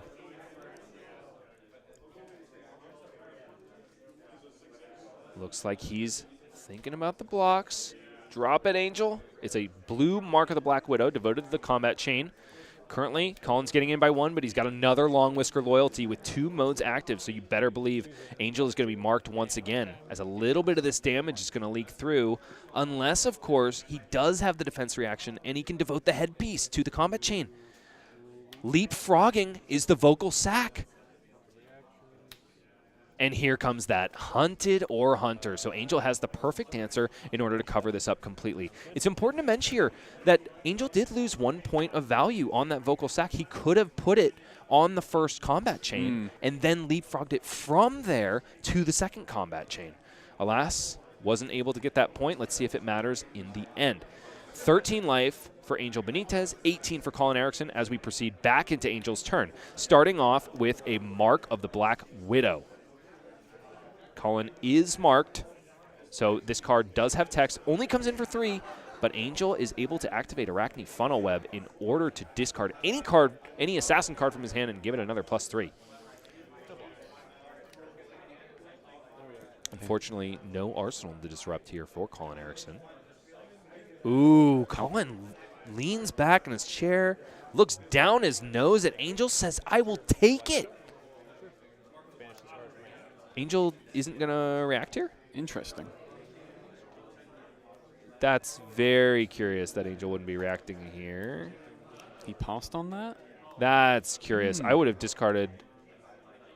Maybe he's thinking Expose is not the best Arsenal. Another IP penalty for Angel. I believe he's held back 3 cards at the end of the turn this game. Very curious. Back over to Colin Erickson at 15 life to Angel's 13. Obsidian Fire Vein for 1. What do you think about the decision to hold back a card there, Marcus? I can't say I agree either. Bit perplexing.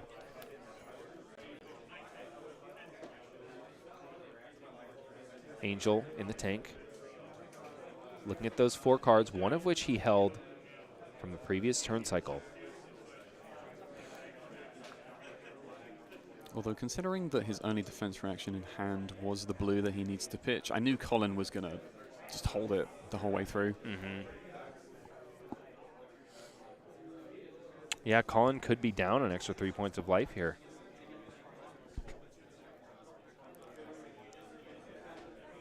And Angel is, while we're at life parity, I tend to think that any long Fabtcg matchups will almost always favor the Warrior, especially if they're able to get those fealty online.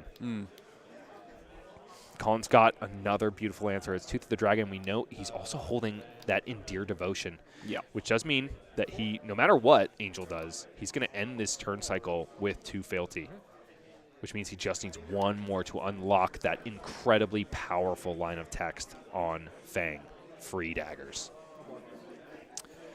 4 from the Obsidian Fire Vein, conferred by Tooth of the Dragon. Oh, he's going to mark Angel at instant speed. Here's an activation of Vow of Vengeance, which is one of those Arachne hate pieces of equipment.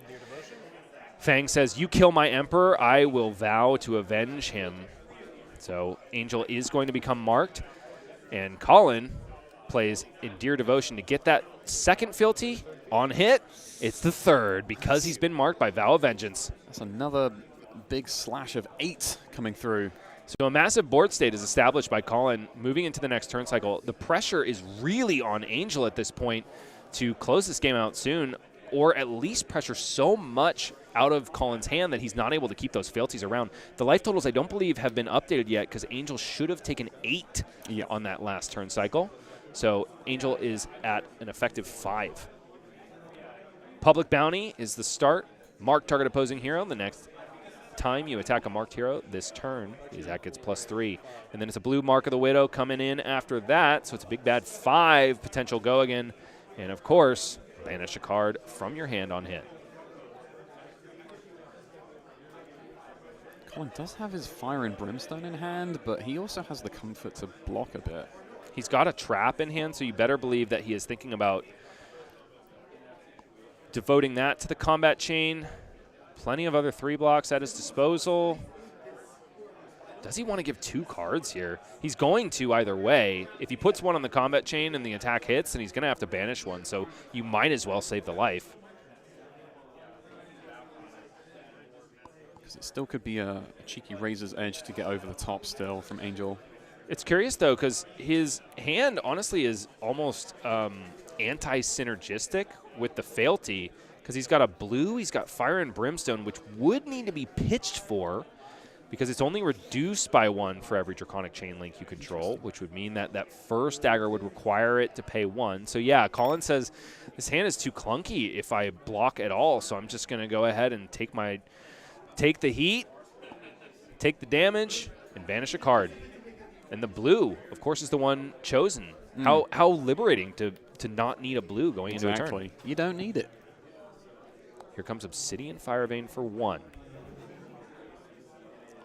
I would have to imagine that we're going to pitch that twist and turn in order to play the Fire and Brimstone and swing another dagger for free. But we'll see. I know I'd be really excited to pocket that Den of the Spider going into an Arachne's turn where they're probably going to have a lot of tempo, honestly. This is honestly the same story of all these Swiss games we've seen thus far of Colin, like in a commanding position and with insurance in hand. And that's the power of Fang. Once you can pressure the life total enough, it makes your opponent just think themselves out of the game. They have to devote way too many cards to the block, even when you don't have the gas to actually get there. Because how scary must this look on Angel's side of the board? Colin's got 3 cards. Obviously now only 1 left in hand, but you're sitting there thinking like anything in his hand could be death for me. They could have all been zeros in his mind, and he's just dead on the spot on the first chain link. So Fire and Brimstone confers the go again. It's also going to give a natural buff to both of these daggers, which means that this naked Obsidian Firevein comes in for 2 in Chainlink 2. And Colin, his trademark at this point, is sitting there with a card in hand saying, I dare you not to block this to Angel, but it's just a defense reaction that's going straight for the arsenal. King of the hidden information today is Colin. And yeah, we see the effectiveness of the strategy because there goes Angel throwing 2 cards in front of the block and putting his hands on his head. Colin, the master bluffer that he is going to think about this. Yes. He's going to think for a good long while. Look, he can hear us. I think he can hear our telepathic eye roll as he decides whether or not to deploy this defense reaction. Into the arsenal it goes, and he passes back to Angel Benitez with 5 points of life to Colin's double. Mark of the Huntsman, the first swing of it that we've seen this entire game. Normally your bread and butter turns on these Arachne decks are very much like swinging a dagger and then sending a stealth attack, but in this case, Angel just hasn't been able to find the cards to swing the daggers. Okay, so Colin blocks it out with his Red Alert Vest. Angel says, I am going to use those danger digits to flick this other dagger in my right hand at you for 1. On hit, it's also going to mark Colin.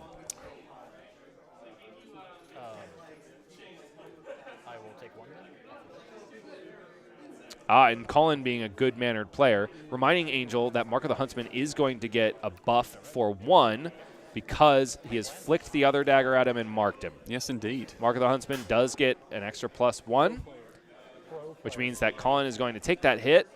Wait a minute. Oh, no, never mind. Because Colin's Red Alert Vest also gets +1 because Angel used an attack reaction, so yes, no damage is conferred after all.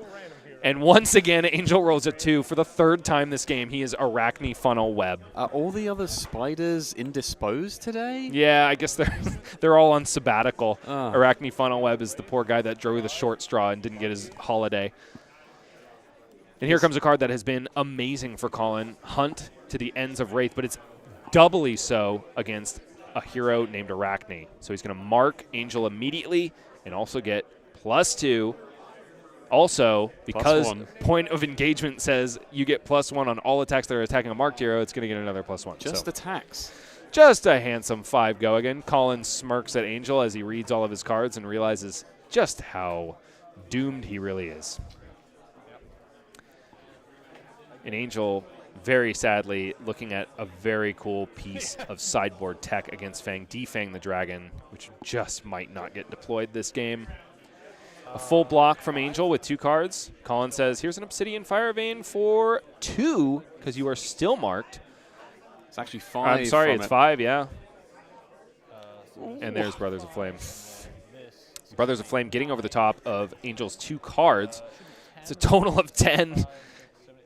Angel blocks 6. Looks like he's surviving by 1, but to what end at this point? Angel giving a wry smile as he reads the writing on the wall. That spider's staring down the abyss right now. Yeah, and another Obsidian Fire Vein is going to do it. Colin Erickson ascends to the illustrious 3-0. Congratulations to the Boy Wonder. Boy, does that medal look awful fitting with him sitting at this 3-0 victory. That's not weighing him down. That's bringing him up today. That's an anti-gravity champion medal right there. It could only be this way, couldn't it, Marcus? On Warrior as well. Everything he wanted. Yeah. Colin insists that he is not a forcer. He waited until Pack 1 Pick 1 to start forcing. With that long whisker loyalty that, boy, did it pay off though, Marcus. This is a textbook case of forcing in the right way. Colin was very aware of what his wheels would be in each of these packs, and despite the fact that he took a card that didn't actually send a signal, he knew that something was going to come back that was going to be good enough to get him there in the end. It was a little bit hairy in Pack 2, but boy, did it come together in Pack 3. Yeah, it was showing that he had enough powerful reds that it kind of equaled out the resource base that he didn't quite get all the way. Didn't matter. Not at all. And let's take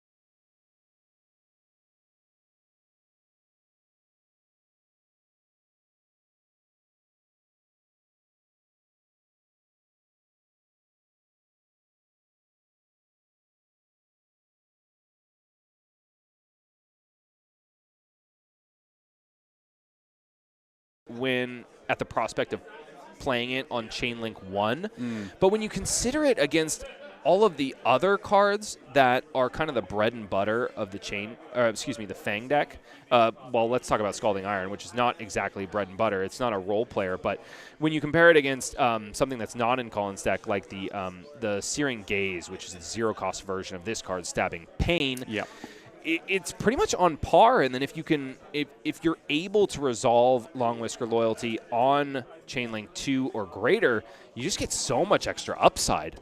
Yeah, especially if you have the floating resource to do another chip of 1 dagger. Even if it's just 1 damage, you squeezed every point of value out of your turn.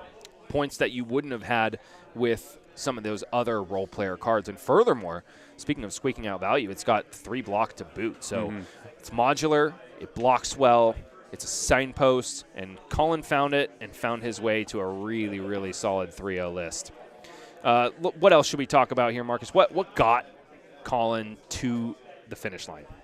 I think some of these defense reactions as the insurance we saw, because he pocketed them so well when he was feigning an attack reaction to go over the top and made his opponent squirm and respect his block with like 2 3 blocks or a 2 and a 3 plenty of times, and he just pocketed the defense reaction and said, okay, I get more of an advantage here. Yeah, and it was so funny to see him do identical turn cycles with that last card in hand, because so often it was just a defense reaction that was going straight to the arsenal. But there was that one time where it was an attack reaction that was going to close out the game. It was that Fire and Brimstone. Yeah. Or, I'm sorry, maybe it was the Long Whisker Loyalty after the Fire and Brimstone. Yeah. But it's just the identical kind of poker face that Colin is so good at, and so many good warriors have to be good at. It's exactly that. And I just want to point out this card once more. Hunt to the Ends of Wraith. We saw the floor of this card, and we saw the ceiling of this card. Yeah. And I just like both sides of it, man. It's just too good. Yeah, it's just a really solid in both of the Draconic heroes. Syndra loves it because it can just start a chain when you have nothing else. For the same reason, actually, like Fang loves it too because it can start his chain, so you get those reactions that care about 2 chain links or higher online faster without needing a reaction first. Well, you saw it here, folks. Colin Erickson ascends to 3-0 and is feeling very, very good going into pod number 2. We're going to take a short break before that all gets started. We might do a little impromptu birthday celebration for our producer, Justin. And we will be back with more Arcane games and events, more Colin Erickson, and more The Hunted Limited after this.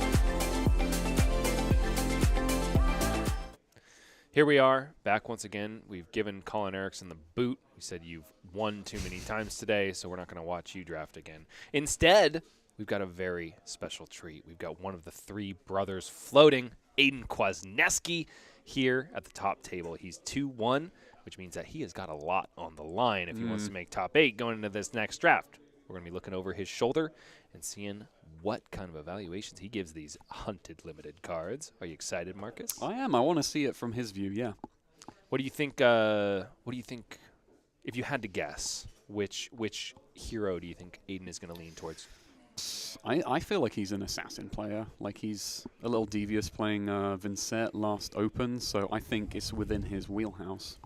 And we're going to go take a look inside that wheelhouse because the players are ready. I can hear a hush falling over the store. So let's go ahead and get down to the feature area and look over Mr. Kwasniewski's shoulder. He's got his first pack open and ready to go. Let's see what we see, Marcus. That's a lovely little rare for that ninja.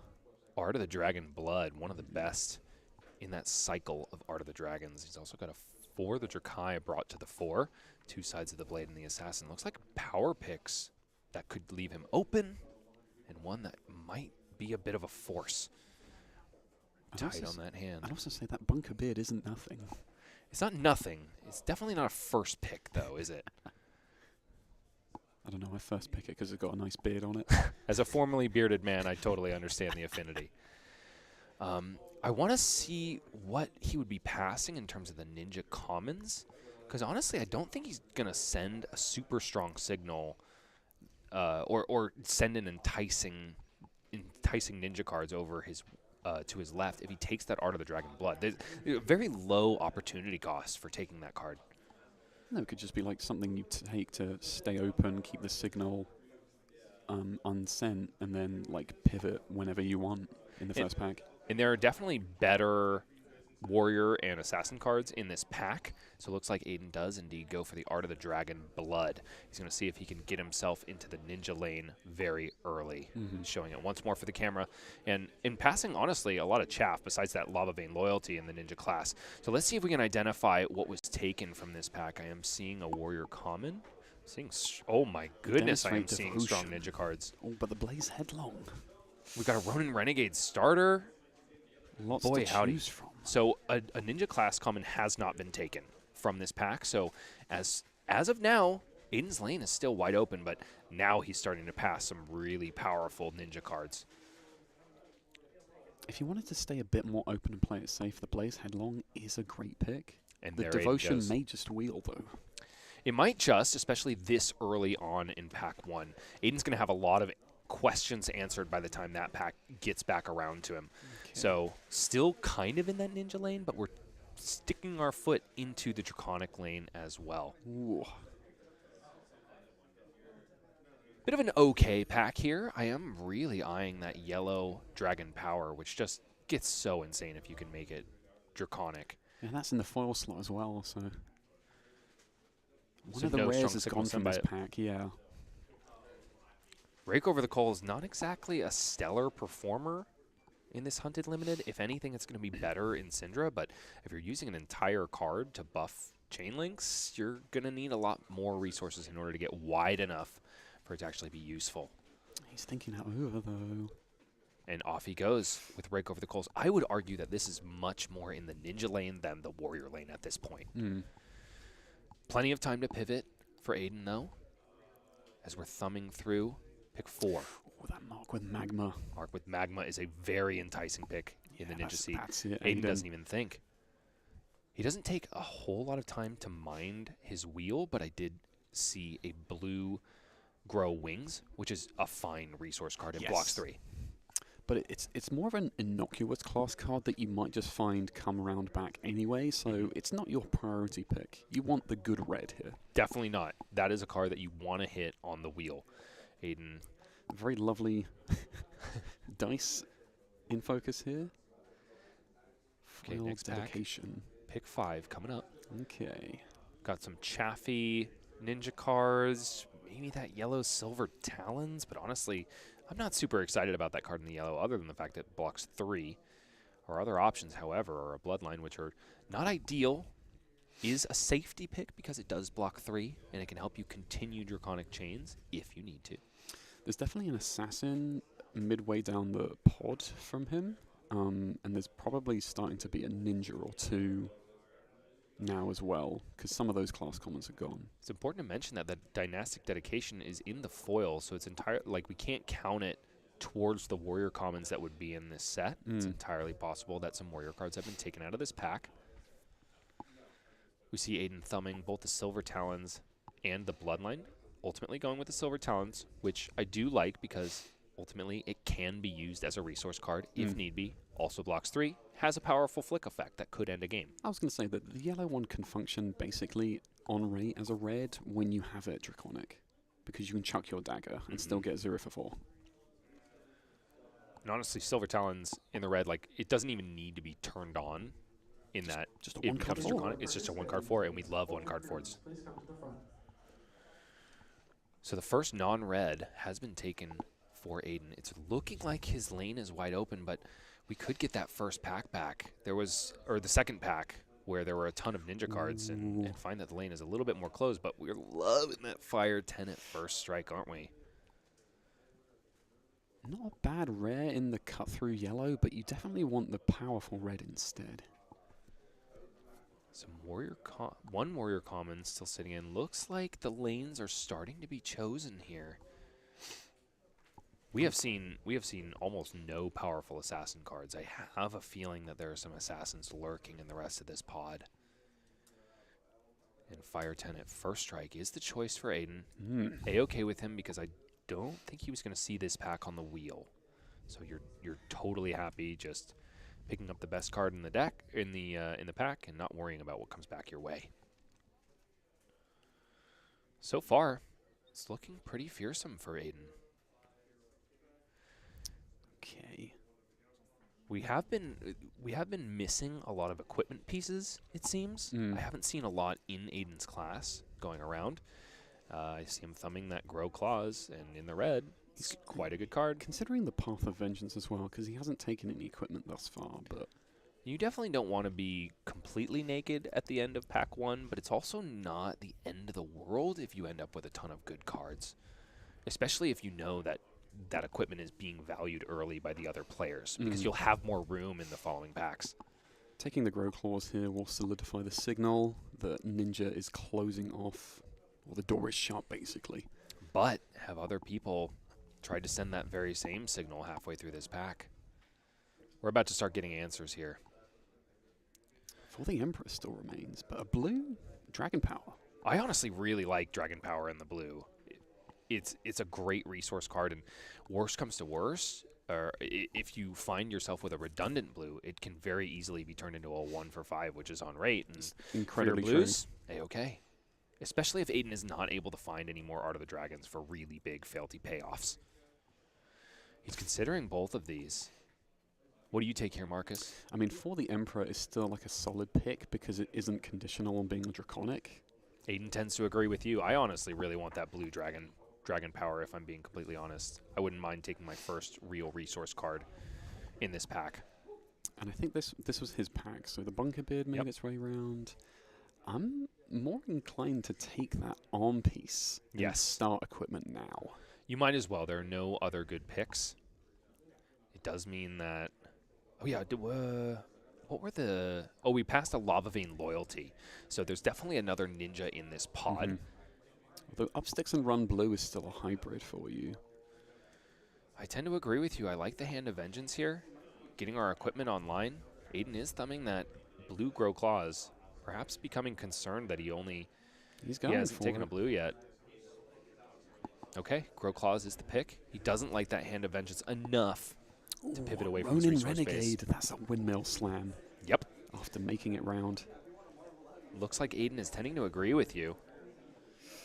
Ronin Renegade, a fantastic Draconic starter. Head jab with Draconic written on it. I do want to say that like a bunch of warrior class commons are still making their rounds, so maybe there's only like 1 to 2 Fang.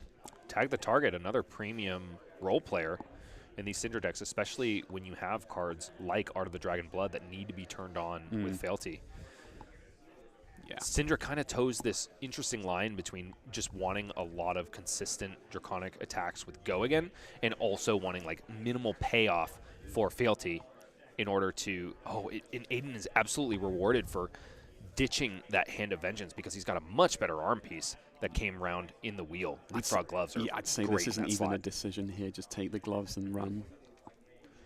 There's an interesting thing with Poison Blade that I've kind of been toying around with, where you take blues and yellows of it just so that in case the game goes long and you, say, have a danger digits at your disposal, you can kind of cheat out a win when your opponent's at 2. It's definitely a sneakier way to draft your deck, yeah.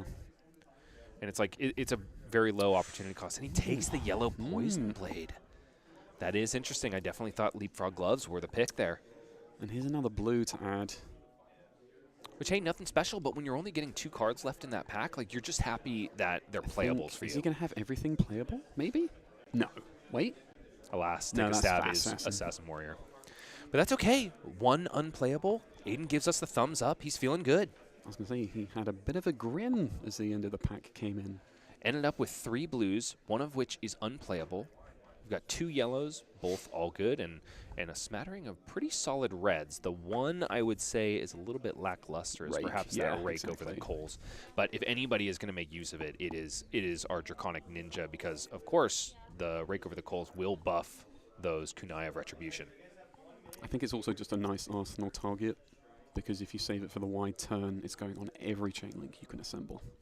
So the cards are feeling good. What doesn't are the threads on Aiden's back. Currently, he has absolutely no pieces of equipment, and they are so important in this format. Yeah, he really needs to gather his garments. Gather his garments, wade through his wardrobe. One more fan of Aiden's deck as he counts the reds, blues, and tries to plan for what he needs for pack 2 and 3. I mean, this is an incredibly strong start for the main deck, though. Yeah. Nothing to thumb your nose at.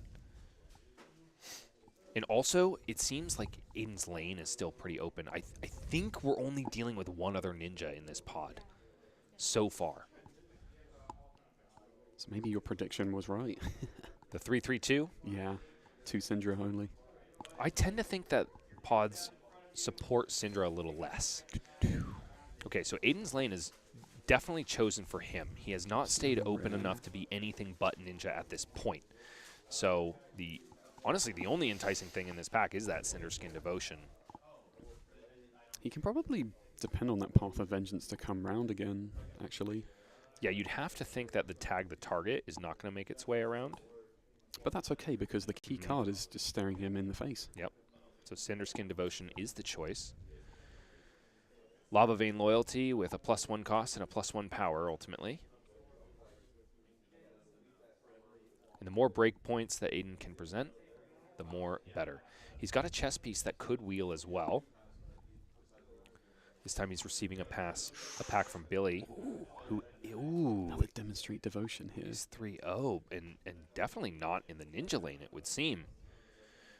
What did we take, Billy? He's also got a fantastic headpiece. Yeah, looks like Aiden's going to Windmill Slam before we can even see the full context of this pack. Oh, he's thinking about the Ronin Renegade over the Demonstrate Devotion? I can't imagine that's the pick. Were we missing an Assassin common, Marcus? It might be. I think we were. So Billy might have opened up that pack and said, oh, there's just nothing for me here. Perhaps his chest slot is already filled, which is why we see the Red Alert vest still sitting. Because, yeah, did we see both rares? Yeah, we saw both rares. And this is a foil rare as well. Yeah. Demonstrate Devotion going straight into Aiden's deck. Maybe it was a rare that Billy took, because yeah, the foil was in the rare, and then I saw the sound the alarm. So not 100% sure what lane Billy is in on Aiden's left, but I think we're pretty certain that Aiden is free to take all these ninja cards. Oh my goodness. And Aiden takes a pause as he stares in the face one of the best cards he could possibly take. And it came to him on pick 3 of pack 2. Yep, we're not going to think too hard here. Aiden's just going to mind the wheel and pick up his Wrath of Retribution. Yeah, who knows? Maybe that for the Drakai will make its way back round, but it's the best card. You would hope so. He doesn't really want that blood, I think it was a blood line, which will ultimately be a safety pick that blocks 3, but man, is he stoked about this. Now, Wrath of Retribution is a legendary card, but specifically, Legendary says you can only have one of these in a constructed deck. This is not a constructed format, so there's nothing from stopping Aiden legally by picking up another one of those Wrath of Retributions if they should find their way into his hand. Mm-hmm. All right, and we've got a pretty good common in Tag the Target, but we've got yet another amazing role player in Mark the Magma. Aiden is finding this lane wide open. Yeah, I think some of these equipment will make their way back round because they're not really too enticing or exciting to everyone else, so I take the good 1 for 4. So this pack is telling me that Billy on Aiden's left is in Warrior because I'm seeing a ton of really good Assassin cards. And you would think that those would have been picked up if there was an Assassin to Aiden's left. So honestly, maybe Assassin is the open class once again. Or maybe they're all sitting across from Aiden on the other side of the table. Ooh, Aiden's considering that Poison Blade. Take the Magma, my friend. He's got tons of amazing wheels in this pack, too. It's important to say, especially if there's only one other ninja at this table. Yeah, because there's red tag the target? It was red, trap, and release, which is the leg tap version of it. Yes. Which is great, especially when you need Fealty Payoff. I wouldn't say that Aiden is really starving for Fealty Generation. No. He's got that Demonstrate Devotion, which is going to do it on demand. What he needs is more Fealty Payoffs. He's got the Silver Talons, but it's in the yellow, and then he's got the Art of the Dragon Blood, which is amazing. But you really want to see like one more kind of bomby payoff. There's a Silver Talons blue, and yeah, that's just for resource. I don't hate it. Yeah, I really totally like this fine. pick. A safety, a resource card, and one that could close a game out. Because he's only got 3 playable blues, so he needs to draft some more, actually. Yeah, because his resource or his cost curve is trending more toward 1 cost. He doesn't have a whole lot of these head jab effects. There are a lot of 1 cost, which honestly will play really well into a power turn with Art of the Dragon Blood. Yep. But he's gonna tread water until he gets there. He's probably... He wants to prioritize getting some resource cards now. It is only pack 2, and he's sitting on a total of 3 resource cards. He's got 4 blues, but 1 is unplayable. So there's still time, but we're also really starving for basic necessities. We have no pieces of equipment still, Marcus. And this is definitely a format where you want to come dressed to impress. There's a red grow wings. That's not so bad. It's not so bad, but it's also not like stellar. I would honestly consider taking that trot along. I was going to say the same thing as a functional safety blue. Because the rest of the pack isn't all that exciting, and he doesn't need any more, like, standout reds, but he's going to go for Poison Blade. So it's entirely possible that Aiden is dipping his toes into an archetype that we are a little bit blind to, which is very much resolve a Poison Blade, see if you can flick some daggers and cheat a little bit of extra life lost out of your opponent. But man, the equipment has completely dried up. Here. Trot along, a safety blue. Pointing it, yep. Thank you, Aiden. Aiden is very well media trained, as you know, if you are one of the 11,000 subscribers to his YouTube channel, 3 Floating. I think he's going to have to take that blue cut through because it's the resource that he needs, and what is it, the yellow trap and release just isn't good enough. No, and you definitely don't want to resolve that card. It's not like a yellow grow claws that still comes in for a breakpoint. Yeah, I like the yellow cut, or excuse me, the blue cut through, because we've talked a little bit, Marcus, about how you can often survive turn cycles with yellows as your pitch card in this format, but like we said, the way that Aiden's cost curve is trending, he's really going to need those blues because he's going to have to swing a dagger at the beginning as a starter, and then he's going to probably have 2 1-cost cards to follow it up. I think Syndra of all heroes wants the blue in every hand more than the other heroes. Curious that the sound the alarm came all the way back. I do like Hunt the Hunter. It's just a really easy thing to turn on with Syndra, who plays a ton of red cards. That being said, Sound the Alarm can really insulate him, but he's going to have to pick up a defense reaction at some point in order to actually for it to actually matter. Hunt the Hunter. Yeah, I don't disagree with this pick by any means. Aiden's deck is all about stepping on the gas, Okay. pedal to the metal. Here, take the blue, Aiden. Just take the blue. Oh, I need him to get some equipment, though, Marcus. It's stressing me out. Last pack draft it. It's really stressing me out, honestly. I think with the quality of his reds, like even 2 equipment, he could probably get by on because there's just so much good damage to send. I worry about his actual like closeout potential No, that's true. because I haven't seen like a massive bomb card other than Wrathful Retribution. Wow, he is really leaning into those poisoned blades. Sometimes I consider that to be a trap in this set because people will see that and go like, oh, wow, powerful effect. But 9 times out of 10, your opponents can simply block it out and they just get more value for blocking your daggers.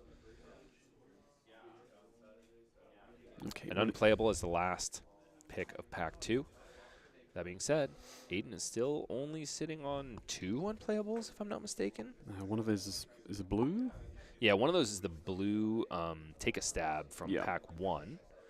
And then the other is that, oh, sorry, this was the last pick right here. So he's got 2 Warrior Blues as his last picks. Maybe there's been a conversion of 1 more Ninja in this pack 2. Could have been. But bottom line, Aiden is probably one of the better ninjas in this pod, based on what we've seen so far. Really getting rewarded for forcing that lane, or at least dipping his toe into the ninja lane very, very early. Kind of a hedged bet, and then really took it by the horns at like pack 1, pick 4 onwards. Honestly, I think he's okay. He's not exactly resource starved. He's already got 6 blues, which is a lot of times enough for these Syndra decks. I would feel to comfortable rely on on. 1 more. Just You want 1 more? 7 to 8. Well, you have to believe that one of those wheels in pack 3 is going to be a blue. So I think Aiden has the green light to just focus on getting equipment and things to round out his strategy. Honestly, maybe even a couple solid yellows like Grow Claws, or maybe another Silver Talons would get him there. Just prioritize equipment pack 3 and like 1 to 2 more blues, and that's just about it. Okay, pack 3 Magic. It's in here. Aiden rubs it for luck. Marvel Cracks slip open through the that cracks. beautiful pack. Marvel slip through the cracks. Alas, no Marvels here. Oh, somebody got something good across from Aiden. Oh, we got to see it. Oh, it's a beautiful rainbow foil blood splattered vest. Congratulations to whoever's sitting pull. across from Aiden. All right, thumbing through this pack 3, pick 1. There's a good chest piece. There's an amazing defense red alert reaction. And visor. there's a hunt to the ends of They're right. so tantalizing, but he needs the equipment. He can't take the red alert, unfortunately, because it's Warrior Assassin. He does have access to that Code of Allegiance, which really could shore up his resource issues That's if true. he ends up with them. I tend to really like the Code of Although- Allegiance or the Lair of the Spider. Yes, Defense reactions Spider are just is so cooling. premium. Oh. The tension is palpable as Aiden stares these cards down. We can Doesn't only- look like he's considering the coat, though. We can only walk the line so long, Aiden, before we have to draft what we need. It's the fun part of spectating the drafts. The tension that we feel second hand. exactly. Because it's hard. I mean, so much of our experience, especially early on in a format, is online with the Runaways drafts. Like, if you're really testing draft. And it's so much of a different beast when you have to do it in person and you can't just constantly review your pool. Hence where my head, arms, chest, and toes song comes from. This is a really good pack for Ninja, though. Aiden's so happy with probably like 4 of these wheels. Yep. We have to make a selection, sir. The pack is waiting, but Aiden is in the tank. You gotta take the chest piece, my friend. I know it feels so good to get that Lair of the Spider, but you need clothes. You can't go into battle naked. Could, but it's ill-advised. Because you can only bring 30 cards in your deck, and what good is all of that sideboard space? All right, Hunt to the Ends of Wraith. It's certainly not a bad pick. We just worry about the basic necessities here. Okay. Out on the heels is good. Hello, Danger Digits. That's great with all the poison blades he It's a drafted. fantastic pick with all the poison blades. And there's great stuff that will come round as well. March of Loyalty is honestly a very interesting fealty payoff for Aiden. The danger digits has Yeah. to be it. Yeah, exactly. All right. Aiden is no longer naked. He He's can got sing arms. the hands part of my little song. He's got to show it to the camera one more time. There we go. Danger digits online. Oh, and he's rewarded with a vocal sack in the next pack. Don't be tempted, Aiden. No, we've got enough reds. You need your clothes. Honestly, there is an argument to be made for him avoiding equipment at this point because you might think that everybody else in the pod have picked up everything they needed. True. Especially because we've seen them steadily trickling out of the pack. So Aiden could get greedy here and use information that he has in the back of his brain to pick that vocal sack another day. Gives it some more thought. He can't be considering another poison blade, right, Marcus? It kind of looks like he is. I think too many of that card is a bit of a trap. He's already got 2 reds, so he's sufficient, and 1 yellow. Yeah, I tend to like... Maybe he's thinking over the blue trap and release. for that one more resource card. But you know that's going to wheel. Yeah, Leapfrog is just far and away the best thing to take at this moment. Yeah, there we go. Leapfrog vocal sack. There we go. Aiden not only has some gloves, he's also got a headpiece. All right, what's in I this kind of pack? wish that the art on Leapfrog vocal sack like had this girl with like a bulbous throat, you know what I mean? Because it's named after it. So I kind of wanted it to be a little more grotesque, but maybe that's not the Assassin Ninja way. Mark with Magma, another really solid pick in this pack, but Aiden would really like to be seeing defense reactions and equipment at this point, and the fact that there are no equipment pieces in this pack shows that somebody else procrastinated in this pod as well and is picking them up in pack 3. So perhaps a very poignant pick, picking up that vocal sack on the last pack that Aiden saw. I mean, worst case scenario, these are the only equipment he gets, but like he's still in a very strong position. Another Mark with Magma, the pickup here. Bringing our total to 3, I think, Mark with Magmas. Yeah, my that's goodness. 3 Mark with Magmas. Very So, consistent here. like I said, though, Aiden's cost curve is very high in this deck that normally just likes to go head jab, head jab, head jab. But Burning Blade Dance is going to help fix that. Is he going for it? Interesting. It's looking like it. He had another opportunity to pick up some equipment, but I think it was redundant. I think it was in the hand slot. I think So it we was the can't fault heart. Aiden for that. The Grow Wings is good. I like Lava Vein Loyalty over that, honestly. Another 0 cost to help with this sea of 1 costs. That's true. But it can't be the first chain link, but you've got daggers for that. Usually you have daggers for that. You just got to be careful. You can't be a John Zapata and discard your daggers so early in the game that you can't buy them back. See if Aiden can be a little smarter with his points. It's annoying that that arm piece is in that slot. It's a pretty rough pack, honestly.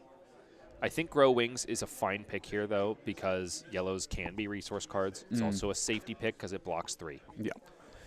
But yeah, a lot of redundant arm pieces. Aiden's not going to be able to get suited up if it continues on this way. There's a blue, but there is no equipment. It is a premium blue. Wow, a lot of procrastinators, it seems. A lot of folks going into this pack 3 a little bit naked and trying to pick it up at the last minute. He does have, I think, every color of Silver Talons in this Poison Blade build, along with Danger Digits. No red, unfortunately. Oh, It's okay. just a yellow and a blue so far. So this would be the second blue, which I don't hate. I mean, especially if we talk about that yellow Poison Blade, that could easily find its way into a pitch stack with Silver Talons. Aiden is definitely going to have plenty of fealty tokens. And oh my gosh, the Code of Allegiance wield. Oh my goodness. Aiden showing his prowess in this draft format. It says, I don't need to take a shirt. I can get that later. You ever just buy hat and gloves and then get a shirt at a different store, Bryce? Oh, I thought you were going to say, and walk out on the town. And walk out of the town. Only in California could you do that. Good day, sir, with your bare chest. Bare-chested no longer is Aiden Kwasniewski as he picks up a Code of Allegiance. showing his fealty to his emperor, who is dearly departed.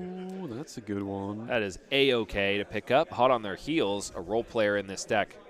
I love that could card. see the lay low, honestly, because Aiden has absolutely no defense reactions to speak of, And it is a resource card, but you can't fault him for taking a head jab I think with upside. This has got to be the trap and release blue, just to be the last resource in the deck, and then You said that's you it. only wanted one more, Marcus. We got the one more. to be absolutely safe. The Guardian player needs his blues to feel comfortable at night. I like the way Aiden is doing this. More reds. More Honestly, jabs. yeah, because he is kind of head jab light, this might allow him to sideboard some of these more costly one costs and just round out his cost curve rather than depend on more blues. It's true. Furthermore, because his curve is a little bit higher than ninjas normally like, I kind of think this Art of the Dragon Blood is going to have massive implications for Aiden's deck. Yeah, definitely the strong core of this deck, now that we look back on it. There you go. See, we got our extra blue. Okay. Don't worry. Blues are on the wheel, my Never friend. punished here. That's great. But Aiden putting into practice the tips we were talking about earlier, minding the wheel, understanding that playables will come back around to him if he is patient enough. So it looks like he might be not going into this match bare-chested, but perhaps bare-feeted. And alas, there just weren't that many feet coming around in this last pack. No, not really. I mean, that's still a playable red he can take. Got to take the playable. I don't think there's any worth in hate drafting the flurry stance, even though Billy sitting to Aiden's left is probably in the warrior seat. I'd say Flurry it's- stance is just nothing that's going to get I'd say any it's the super worst stance in the limited Yep. environment. value. I would have to agree with you there. No, not bad. Pledge fealty. And another playable. Why not? There's no way it's making it in the deck, but Aiden Kwasniewski finding himself with only, I think it was 3 unplayables? There was, take a stab and then the 2 warrior commons. Yeah. That's an A-OK place to be Yeah, going 39 into this. playables. 39 playables, and most of them, 25 of them, are reds, and most of them gas, Marcus. Aiden thumbing through one last time to see what he's won, going all the way to the back of the pack before he sees his threads, his clothing pieces that he's going to wear into battle. It's entirely possible that Aiden sides out that Rake the Coals too. Like, he's just got a lot of options. So Aiden's challenge at this point is going to be distilling this pool down to the optimal set of 30 cards. Yeah, with all this fire, he's going to do some glass blowing and make a masterpiece. Oh, Marcus, you weave words the way that Aiden needs to weave threads. What is going on here? Where's the blood run? Blood run's deep. Where'd that come from? Oh, is he he must be registering somebody else. He's registering the other pool. Oh my gosh. My heart. Let's go ahead and take ourselves over to the overview of Aiden's deck. As we alluded to before, 25 reds, 4 yellows, and 10 blues, 3 of which are unplayable. So in reality, we've got 7 blues to work with. Marcus, where should we go from here? Let's honestly take a look at the ninja stuff, because there's quite a lot of it. I love the way you think. Let me go ahead and highlight Ninja. We've got 31 Ninja cards here, starting off with a lot of gas in Art of the Dragon Blood, which was our pack 1, pick 1. Yeah. We've kind of built our deck around it. I would like to take a look at, let's just get a feel for how many 0 costs and 1 costs I was going to say, start with the Cheerios, yeah, because Okay. like we have Art of the Dragon Blood, incredibly strong. Even if you have to send it as just the 1 card 4, totally fine. Can even but the power core of this deck, because we have lots of draconic attacks, a lot of them at 0. We take a look at the other page, 3 mark with magma. And if we're able to turn on the clause of Art of the Dragon Blood, every single one of these 1 costs effectively become a 0 cost. So instead of your head jabs coming in for 3, costing 0, you are going to be able to send Mark with Magma at a break point with some upside as your head jabs. And furthermore, any resources that you would have otherwise wasted by pitching a blue on that turn can be devoted to those daggers, which, hey, maybe we'll be able to pull off the Fated Poison Blade combo, and Aiden is just going to be able to leak life away from his opponents. Yeah, that would be a great ideal turn, huh? But yeah, we mentioned Cheerios, so let's talk about how many we got. We got 1, 2, 3, 4, 5, 6. 6. We're not done yet. 7. Ultimately 8 if he can resolve Wrath of Retribution for its lowest cost. And that's all we have for the reds, but of course we've got a couple good Cheerios in the yellows and blues. But yeah, a good set of 8 red Cheerios. I'm feeling pretty comfortable with that, honestly. And I was very worried towards the middle of pack 3 that we just didn't have enough resources to support the curve that Aiden had drafted. But let's go ahead and take a look at the ones now, because I think we're going to be surprised by how many are here. We got 1, 2, 3, 4, 5, 6, 7, 8, 9. Ultimately 9.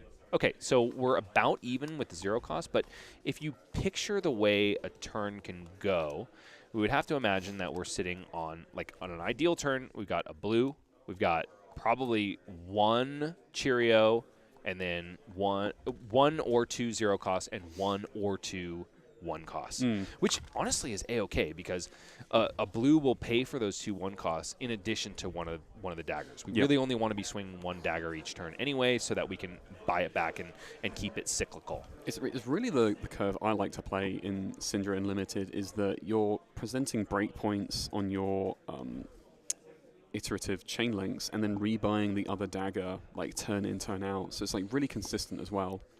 And it doesn't even have to be like a 4-card hand. It can be just 3 if you want.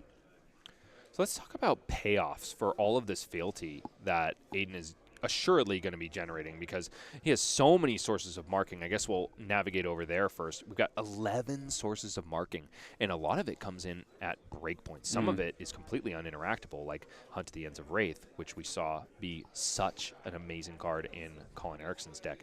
But I mean, with 3 copies of Mark the Magma, you better believe that Aiden is going to mark his opponent, and because Syndra just has these cheeky little 1 power daggers, they're going to get triggered. So what can Aiden do in terms of payoffs? We've already talked about Art of the Dragon Blood, which can discount an entire turn of 1-cost attacks, but there's a couple more in his deck. Ultimately, they kind of have found their way into his resource base.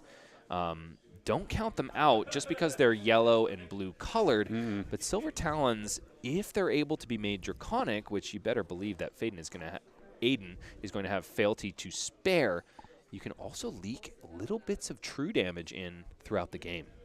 Yeah, just chucking a couple knives here and there across the course of the game is going to be great, especially considering that he has 3 Poison Blade in that he's got 2 reds and 1 yellow.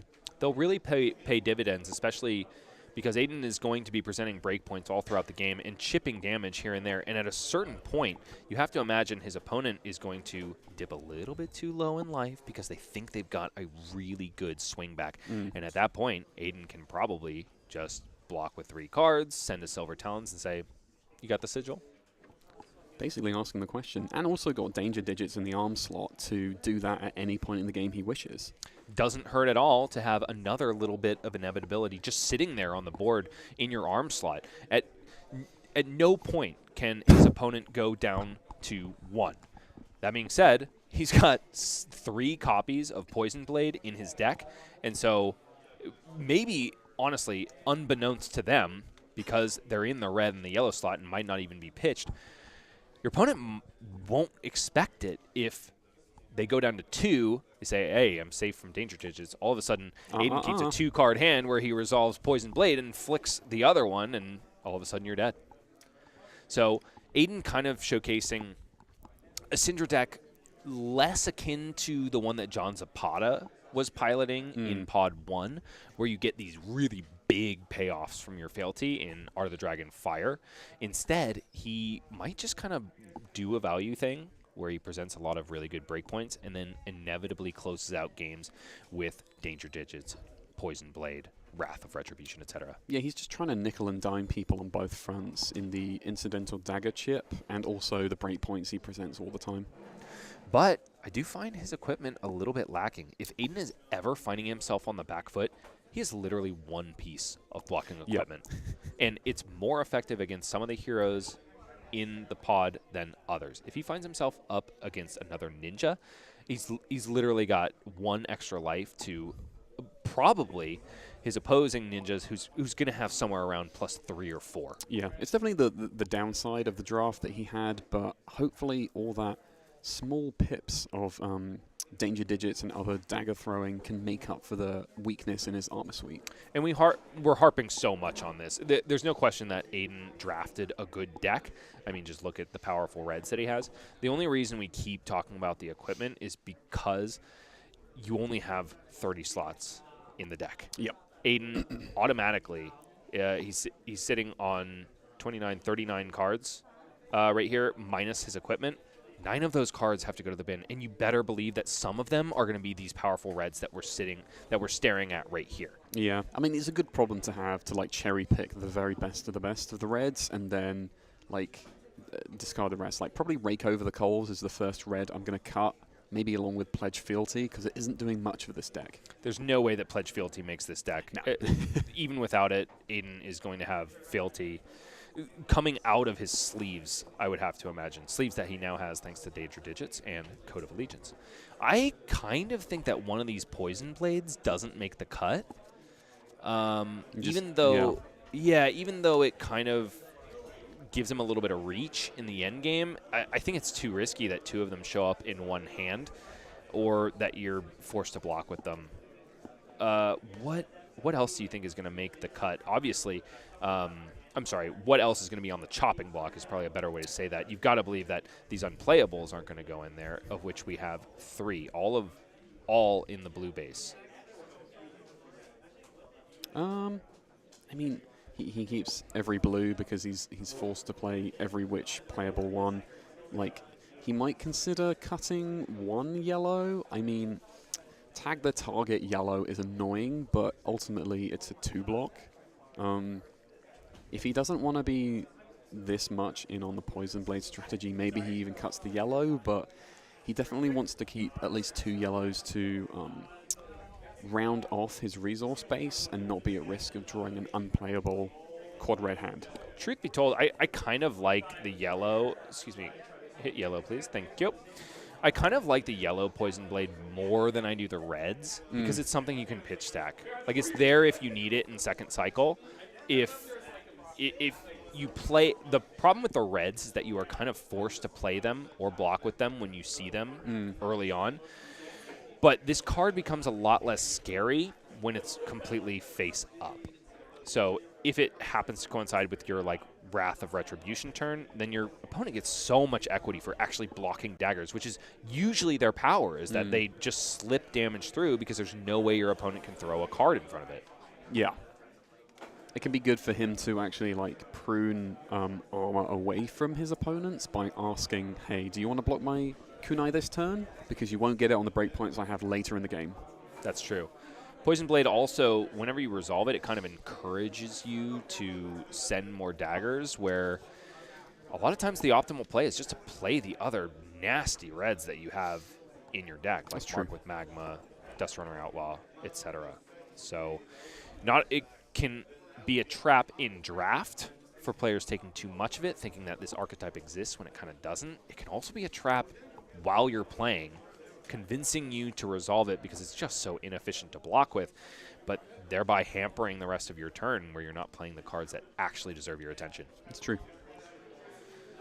Okay, Marcus, do you think we've harped on Aiden's deck enough? I think we've poured over it quite a lot, yes. I think we've analyzed it into the abyss. So before we go on break and bring you the first game with Aiden, let's take a quick minute to talk about what's coming up next month. We've already got the March Open scheduled.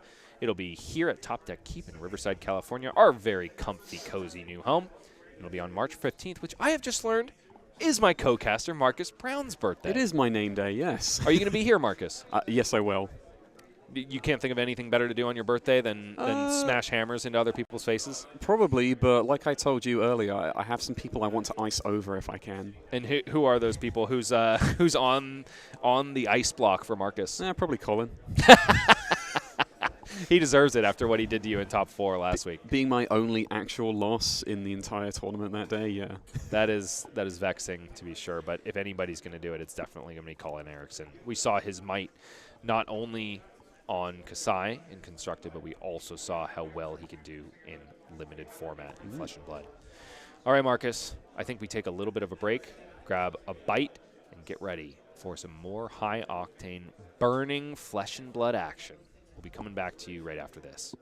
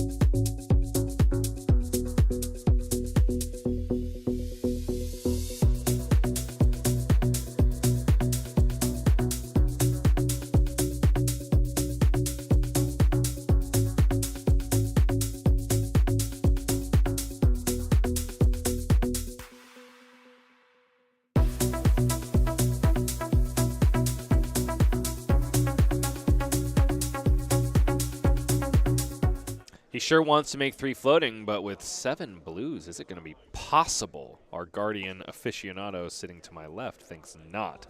Aiden Kwasniewski has just drafted one barn burner of a Cinder deck, and he is about to face off with the other man that escaped the booth. It's Michael Murray, who has dropped the mic and is out there in the arena seeing if he can prove that he's got the chops to face off against the people that he watches every single month. Michael submitted a picture from his past, I believe from 2009, because that's what it says on his varsity jacket. And he answered a couple fun little questions, and I had a blast coming up with his stats up there.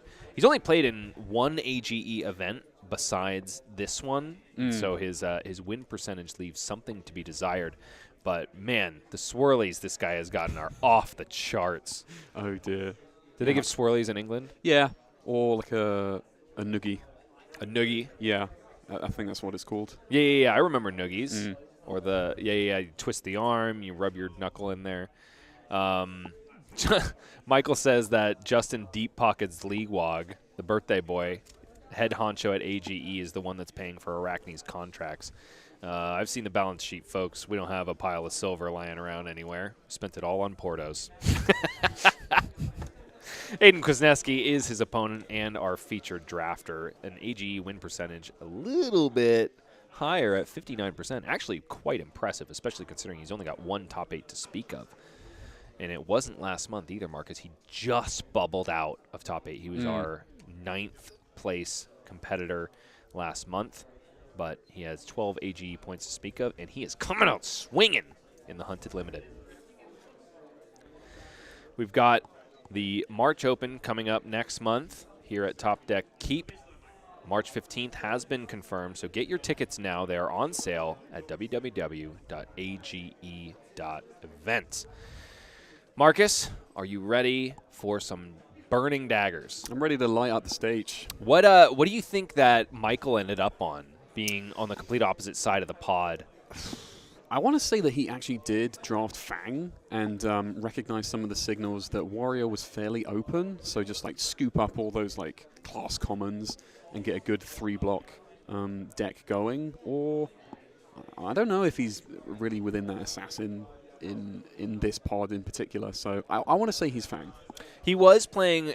We did a draft after our pre-release with our participation packs, and he did go assassin for that one, and he just went like reaction scam.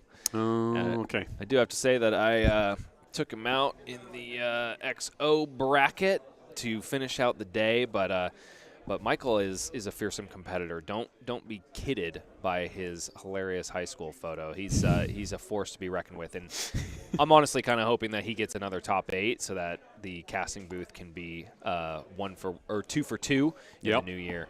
So we've heard that our players are ready. Let's proceed on down to the feature match area, and it is indeed Arachne, Web of Deceit, that Michael Murray has found himself on. So no mirror match for this first go.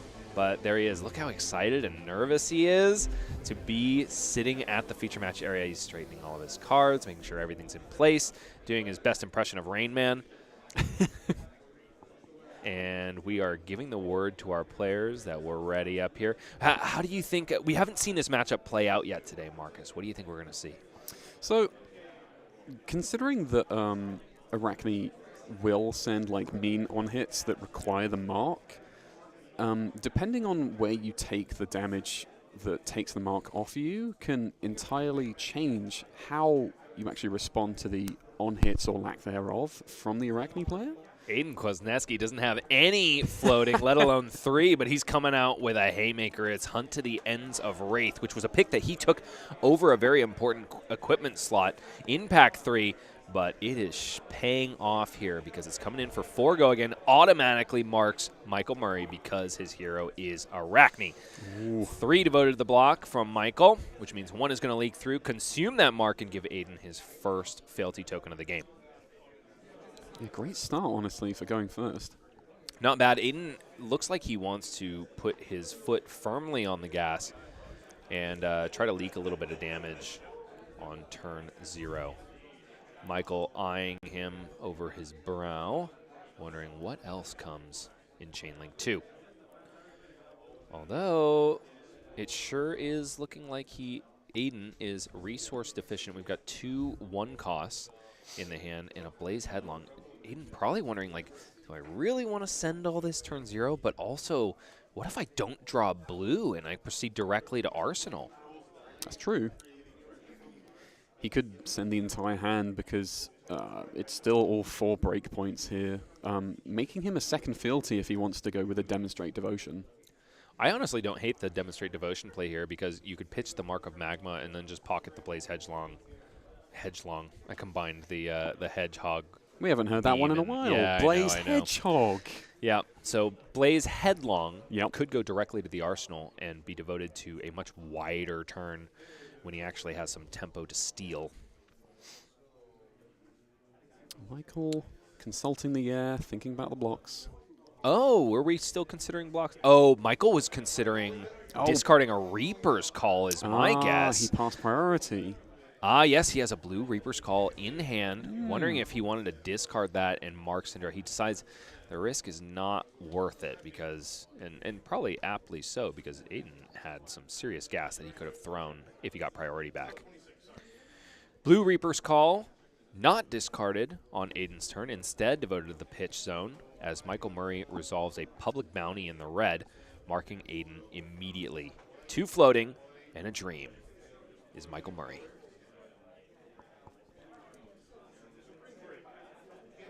Reaching very gingerly for his Mark of the Huntsman, and out it Interesting. goes onto the combat chain. Those 2 resources are going to be out of his pitch zone and into this dagger, which is going to be coming in for 5 go Yeah. again. Normally 4 because of that public bounty, but because it is marked Aiden and he has nothing to say about it, that Mark of the Huntsman is also going to get an additional +1. 5 go again on offer for Aiden Kwasniewski. Aiden is definitely going to cover this up a little bit. I see him reaching for cards in hand. Let's see if we can take a look at what he's working with. His There's that double yellow poison blade. huh? Yeah, here's one of those clunky hands that we were talking about that this card can cause. Mark with Magma devoted to the combat chain, which means it will dismiss 3 of that damage that Michael has passed along. Michael decides to go ahead and pop the dagger to keep Aiden marked. And then following up is Scuttle the Canal, which is going to be, should be 4 here. This is the go again one. It's for 4. There we go. This is for 4. Automatically has go again because of Scuttle the Canal's text. Also, because of Arachne Web of Deceit, it has on hit go again. So this attack is going again, Marcus. Thing is, like, none of Aiden's hand blocks particularly well. They're all 2 blocks right now. No blocks. Yeah, honestly, Aiden is kind of fine just to take this damage so he's no longer marked. Even though it leaves Michael as Web of Deceit, which we've talked about can be very powerful. Web of Deceit still needs opponents to be marked. So it puts the onus on Michael to figure out a way to mark Aiden in his next turn. Back over to Aiden, who has taken a good chunk of damage. He's down to 14 to Michael Murray's 19. But he's got 3 cards in hand and 1 in arsenal. And he is going to send them for a lot of value, I'm sure. His only Draconic starter is one of those Kunai of Retribution. Yeah. Ah, interesting. A very early pop of the Code of Allegiance. Aiden floats 1, can only play Draconic cards for the rest of the turn. He does have plenty of fealty, so he's going to go ahead and pop that to play the Poison Blade. It is curious, you didn't... I see. It is a bit of a sequencing thing. He's probably hoping to be able to buy daggers back, or he just didn't want to use one of the Kunai as his starter, so instead he makes Poison Blade Draconic and sends it on its way, now nice and loyal to the Emperor. Well, actually, this way, he basically gets to pitch both Kunai and get the most value out of that pitch. Yeah, okay, and then he will just play the Blaze Headlong and pocket the Demonstrate Devotion for later. Exactly, okay. yeah. That's fair. Like, it's still decent enough numbers despite being, like, a hand without a blue pitch. It's curious though. If that is your play line, you really would have wanted to maybe swing a dagger first, then close the chain, just so you can ensure that you will have some for next turn. That's true. Like, even though you're threatening an additional life loss this way, Aiden is probably going to be going into his next turn with no daggers to speak of. I think he's comfortable with that because of the demonstrate devotion that he will pocket, and he's just hoping that he's got a draconic starter to lead his next turn with. And if he wants to circumvent not having any daggers, he does have access to danger digits. It's a little early to deploy it, but this is probably the max amount of value you're going to get on it. Both daggers would be on the chain. He would be able to flick one into the graveyard, buy it back for the next turn, and also get another life loss from Poison Blade. So Blaze Headlong is covered up mostly by a blue Plunge the Prospect from Michael Murray. 1 damage leaks through, bringing him down to 18. Following up is Aiden with a Kunai of Retribution, which represents 2 damage instead because Poison Blade has been attacked with earlier on in the chain. Michael snap grabs that Leapfrog Slime Skin, devotes it to the block, and just like that, that 1 block equipment is now getting 2 value because it's preventing both the 1 damage from the Kunai and the 1 life loss from Poison Blade. Aiden in the tank as to how he should follow up. It's not too bad of a result for Aiden because Michael has still given him 2 cards to block with and a piece of armor. Honestly, I feel like he's kind of committed at this point. I would almost much rather send that other Kunai and flick the one previous because you've pitched that other Poison Blade. Unless he has the other red in his deck, he knows he's not going to see it for some time, so you might as well get that like the max danger digits value that you can. Yeah, absolutely. Michael devoting Red Alert Gloves to the combat chain. He knows that he's probably not going to get extra value from it from Aiden activating an attack reaction, but I don't know. There's a world where you hold it back, especially when your opponent is sitting on a danger digits. You could find yourself in a situation where, you know, they swing the Kunai, they keep the chain open, and then you block the last attack where they would likely flick that Kunai and then, you know, get 2 extra value that way. Here comes the digits activation. Yeah, digits have been activated. I like this play from Aiden because it's going to cause 2 life value loss from Michael. It also means that he's able to buy that dagger back that was flicked and park that demonstrate devotion in Arsenal. Good turn, honestly, I think. Good turn. He bought a lot of resources from Michael, but Michael retains 2 cards in hand and 1 in Arsenal and has only slipped down 2 more life points down to 16 from the besides the 2 that leaked on Aiden's first turn. I'm sorry, 3 life points. He ended at 19. So 16 to 14. Tempo is in the favor of Michael Murray, and here he goes, starting off with a pick up the point red. Will he pay to retrieve the dagger that is in the bin? It doesn't seem so, unless he's still considering it. I think he's just content with it being a head jab. Indeed so. Aiden is reaching for his pen, taking that life total right to the face. Damage, I should say, right to the face. Or perhaps not. Are we still considering? It's hard to tell. Aiden has found himself the Art of the Dragon Blood, which doesn't have any fealty or ways to turn on the Draconic Claws of it as of yet. That could certainly change, especially if he is able to resolve Demonstrate Devotion and generate 1 without any sort of interaction from Michael Murray. Yeah, it could be an Arsenal for next turn, actually. Yeah, quite possibly that is what we're going to see.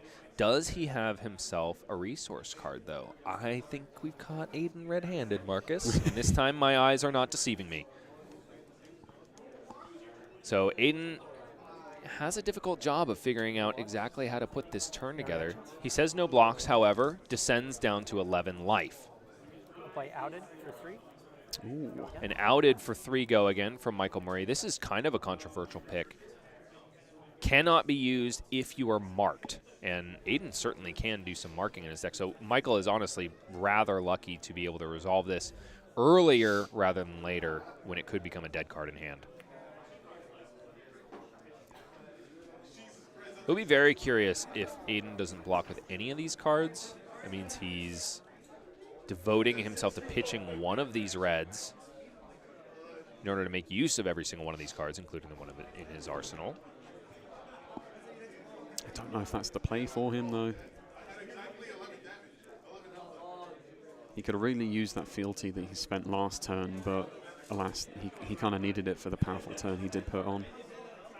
And what do you think about this life deficit? If he takes much more damage, he is really dipping his toes into attack reaction range for Arcane.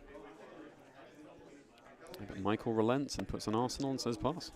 Closing the chain and passing back over to Aiden Kwasniewski, drawing enough blood, in his opinion, is Michael Murray, who has double the life total of Aiden. Aiden's sitting at 8, Michael at 16. Aiden thumbing one of those reds, getting ready to chuck it into the pitch zone and fuel the entirety of this turn for 1 resource. We've got 2 head jabs sitting in the hand, one of which is devoted to the combat chain immediately, and that's tag the target. We've got a little bit of an upside from the on hit on this one. It will mark Michael, prevent him from playing another outed if that's another thing in his hand, or a lay low in his arsenal for that matter.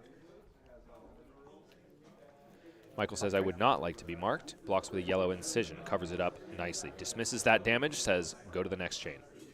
Link. Aiden looking at that demonstrate devotion, knowing he just doesn't have a lot of resources in hand to pay for these things. No. But he's got an additional 1 cost, so it might as well go to the pitch zone. He also doesn't really have a lot of Draconic cards. All he has is that Dust Runner Outlaw, which is in hand and costs 1. Yeah. So it's going to be really tricky for him to be able to turn on Demonstrate Devotion in any meaningful way, which sits in his arsenal and requires 2 or more Draconic Chain Links. Yeah, he's really forced to pick in this red heavy hand. But he ultimately goes with his kunai. Okay. Which could mean that he's going to pitch another red. 2 reds in the pitch zone is not where you want to be, especially when those reds cost 0. Honestly, you might have wanted to just eat the inefficiency or belay your power turn and play out that Art of the Dragon Blood without it being Draconic. Yeah, that would have been my other suggestion. Because now he's in a position where, yeah, he has to. I don't know. It's a bit of an awkward turn. 2 reds in the pitch for Aiden, unfortunately. And I would have to imagine that he's going to pocket that Art of the Dragon Blood, which would make this a 4-card 7. I'm sorry, 4-card 8 with the kunai. Yeah. Never where you want to be with Ninja Math. And Michael has got to be looking at Aiden's pitch zone. And feeling pretty darn good. Okay, a trap comes from Michael Murray's arsenal. It is not triggered, however, because Aiden has not activated an attack reaction, this chain link. So it's just going to be a block for 3. Michael takes 1, descending down to 14. 8 plays 14, still on Aiden Kwasniewski's side of the board. Thinking about whether or not to deploy that 0 for 4. He passes priority. Michael says A-OK, and the Art of the Dragon Blood hits the bin. Aiden, it's important to say, is daggerless. Yeah, still 6 life behind as well. And Michael sitting with 3 cards in hand. This is honestly when Assassin is scariest because they block so efficiently and they clap back very efficiently. So Aiden kind of being forced to play Michael's game at the moment, and his life total is dwindling away. And there's a certain point, just like in the Warrior matchups we saw, where you don't have the leeway to play around things anymore. So if Michael draws the hand that has the game, he just has it. It's also an unfortunate position that Aiden has drawn up in this hand. I think he has 2 blues. Deck that suffers from a lack of blues has just found itself a little bit too many, kind of like John Zapata in the Cinder Seat a few games ago. Blocking with the Vocal Sack on this Mark of the Huntsman, the first chain link in Michael Murray's turn, followed up by Mark of the Funnel Web. Yeah. Normally a very debilitating card. It has stealth and says when this hits a marked hero, banish a card in their arsenal. Alas, Aiden is not marked, so barring any instant speed stuff from Michael's hand, which we can see he doesn't have, that's a 2 the point in his hand, no Reaper's Call, no instant speed marking here. This is just a vanilla 3, which is definitely not where Michael wanted to be. He much would have preferred that dagger hit. Aiden needs to give just a little disrespect to this. Just give one of those excess blues and then send the rest of his turn. Yeah. Michael getting a bit of a reprieve from the onslaught of the Ninja because Aiden had to devote 2 reds to the pitch zone, but didn't have all that much to do on his side of the board. He is going to be able to pocket that attack reaction and maybe get ready for some inevitability. I'm sure he's smelling blood and that Aiden, he's thinking that Aiden's just going to ship this damage straight to the face, go down to 5, and then all of a sudden that to the point becomes possibly game winning for Michael. But for now, Aiden tanking on blocks. He's got redundant blues. He certainly has the leeway to devote 3 of that block to the combat chain. See if he can stay out of the realm of the marked terror that is Web of Deceit. Do you think he's considering that last card in Michael's hand is like a Reaper's Call or something? It could be, yeah. This is why he wants to console the graveyard already of Michael. It is a really scary play, honestly, because it would get Michael over the hump by 1. It would mean that if Aiden devotes a card to this combat chain, he not only loses the card that he blocked with just to save a little bit of life, he also loses his arsenal and potentially just completely gets his turn ruined. And another thing is that when it is Reaper's Call, it's an instant when you discard it, so you can't leap your leapfrog over. Exactly. Michael taking a look at that and going, oh yeah, maybe I should have considered that. Maybe I should have closed the combat chain, but also it could entice Aiden into a block that he otherwise wouldn't have made. Silver Talons hits the combat chain, dismissing the damage. Ooh, Aiden's picking it back up. He doesn't know. He's choking now, Mom Spaghetti. Okay. All right, we are committed. Damage is dismissed by Aiden Kwasniewski's blue Silver Talons. Passing back over to Aiden, life totals remain 14-8 in Michael's favor. Aiden chews his lip at the 3 cards remaining in his hand. Pop a fealty. And here it comes. Art of the Dragon Blood is Draconic thanks to the pop of that fealty. Let's see what Aiden can put together with it. So this now has 4 go again because it is Draconic. It also, because it's Draconic, gets the next 3 Draconic cards you play this turn cost 1 less to play. Yeah. Aiden furrowing his brow. This is a harder turn than he expected to put together, I would imagine. Michael staring disapprovingly at his hand, a lot of which blocks 3, though, so we can't be too mad at it. There is a blue tip-off and a cut from the same cloth, so maybe not the best blocking hand that Michael's ever seen. 2 2 blocks and 2 3 blocks. Yeah. Make this a total blocking power of 10. Yeah, Aiden's definitely going to get through at least a good chunk of damage. The question is it enough to basically recover this life deficit and put him back in the commanding position? It's a huge gap, and based on how much he's thought about this turn, I definitely don't think it is a windmill slam of a combat chain. There is a blue trap and release. I kind of wonder what his goal is going to be with that card. His arm will tell us nothing. Yeah, I believe that's a blue trap and release. On the right-hand side, he's got a Burning Blade Dance, and then I think he's only a getting mark with magma. I think he's only getting to 2 Draconic Chain Links, which is the unfortunate part. He will be able to buy back his daggers with that blue trap and release, regardless of how many chain links wide he goes. But he could potentially buy the daggers back and swing one of them. That's true. He will present a meaningful on-hit as well with Burning Blade Dance.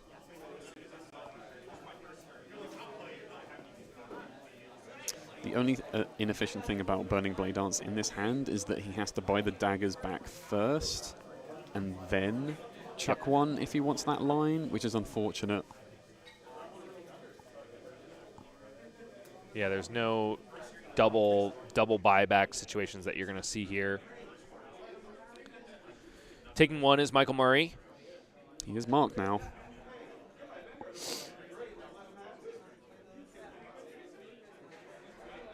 Aiden thinking about activating Syndra right now. Looks like he's going for it. He's only going to have to pay 1 because Art of the Dragon Blood is, of course, Draconic thanks to the fealty token. So he pays 1, gets both of those daggers back, has 2 floating to send them if he so chooses. We're definitely going to send one of them because we want Burning Blade Dance to flick the one that is on an active link if we can help it. Thereby getting 2 value out of that dagger rather than just 1. And I think he's definitely going to get that fealty after hitting. Yeah, you'd have to imagine. It looks like Michael just shipped that damage. Down to 8, we've reached life parity, and there's still an attack on the combat chain for Aiden Kwasniewski. And it's a meaningful on-hit. Michael clearing the mark and reminding Aiden to refresh his fealty token. So Aiden did get 1 value out of that Art of the Dragon Blood for his trouble, but it was kind of just refunded in a way because he's sitting with 1 resource floating after cheapening the Mark of Magma. Michael blocks 3 with a blue Mark of the Prey on that Burning Blade Dance. He says, no flicking here, no siree, no way, no how. And Aiden is forced to pass without an arsenal, 1 dagger, and 8 points of life. Michael with 3 cards once again, doing assassin things. Oh, he Says, beckons over to Aiden. Let me look at the hand, please. He gives the Neo Matrix reference to his opponent. Aiden is forced to lay his cards down because Michael has played Cut from the Same Cloth. It's a non-attack action. Target opposing hero reveals their hand. If an attack reaction card is revealed that way, mark them. 5. Aiden, alas, does not have an attack reaction, but Michael has gained some information. He's also going to buff up that next dagger handsomely by 4. So This is a little tense because if Aiden disrespects this and says no blocks, Michael can just kill him on the spot. because he has that to the point sitting in his arsenal. Yeah. Which is only going to be a +3 value, but boy howdy, Aiden has got to respect this. He doesn't know it yet, but he's dead on board. You can see the tension in Michael's hands as he cracks his knuckles. He says, don't block it, don't you block it. Oh, you're blocking it. Damn it, now what I do? What do you think? Is there any merit to just playing out the to the point anyway? Maybe because you've put him at such a low life total that like daggers and little hits threaten cards that he has to give you now with no armor. Yeah. Yeah, to the point would get Aiden right down to 3 if Michael decides to deploy it here, which is kind of just in that realm of you have to respect everything in my hand as though it was a razor's edge. Here we go. There goes Michael. He says 3 is plenty of points of value for me. I'm going to start making Aiden make some really difficult decisions.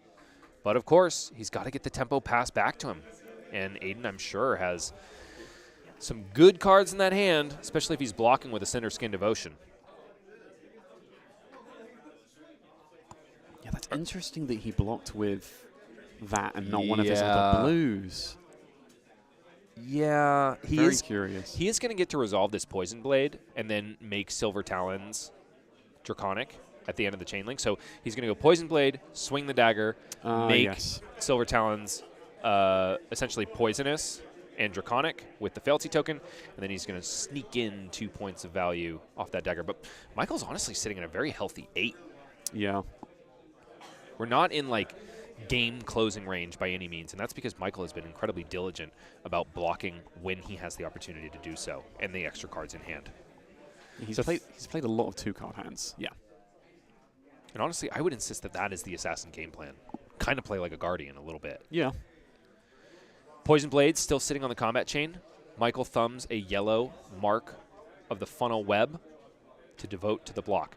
Here comes Kunai of Retribution. Michael, without any armor to speak of, is staring down 2 damage, 1 from the Kunai and 1 from the poison that it has been dipped in. Michael takes it down to 6 to Aiden's 3. Aiden popping that fealty token to create, to make Silver Talons Draconic and to flick that Kunai of Retribution, even though it's still on the combat chain, right into Michael Murray's face. And the other thing that's really going well for Aiden here is that he has that 1 floating in the pitch, and now he has 2 Draconic Chain Links, so he's going to be able to get those daggers back. That he does. So all of a sudden, the life totals are looking really familiar once again. Aiden putting that beautiful hunted art card on the combat chain to represent the dagger that has been flicked. But Michael, with 4 cards, could very easily be representing true damage that is too much to deal with. Although he doesn't look like he has a great hand, to be honest. That's a couple 2 blocks. He does have a throw yourself at them, which would be able to mark Aiden. At which point, oh no, because yeah, if he's flicked it, then it's no good. He could swing with it. Then, oh, it's curious. Because he really wants to use that incision in hand. Honestly, I think he's in a good spot. So he pitches the blue. He sends Mark of the Huntsman. He uses the incision. If that doesn't kill Aiden, he plays throw yourself at them and hucks the dagger at Aiden.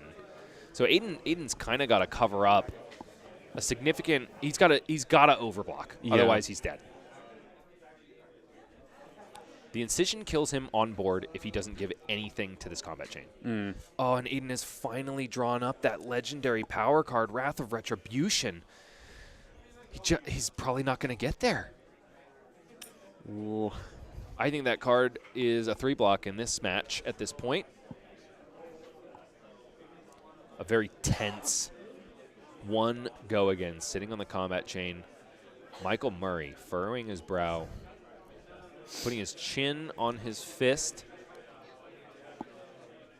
screaming daggers with his eyes at Aiden. Aiden's thumbing through, probably counting the number of attack reactions that he has seen Rightfully from Michael so far. I don't know. Is there any number in the graveyard that makes you feel comfortable not blocking this, though, Marcus?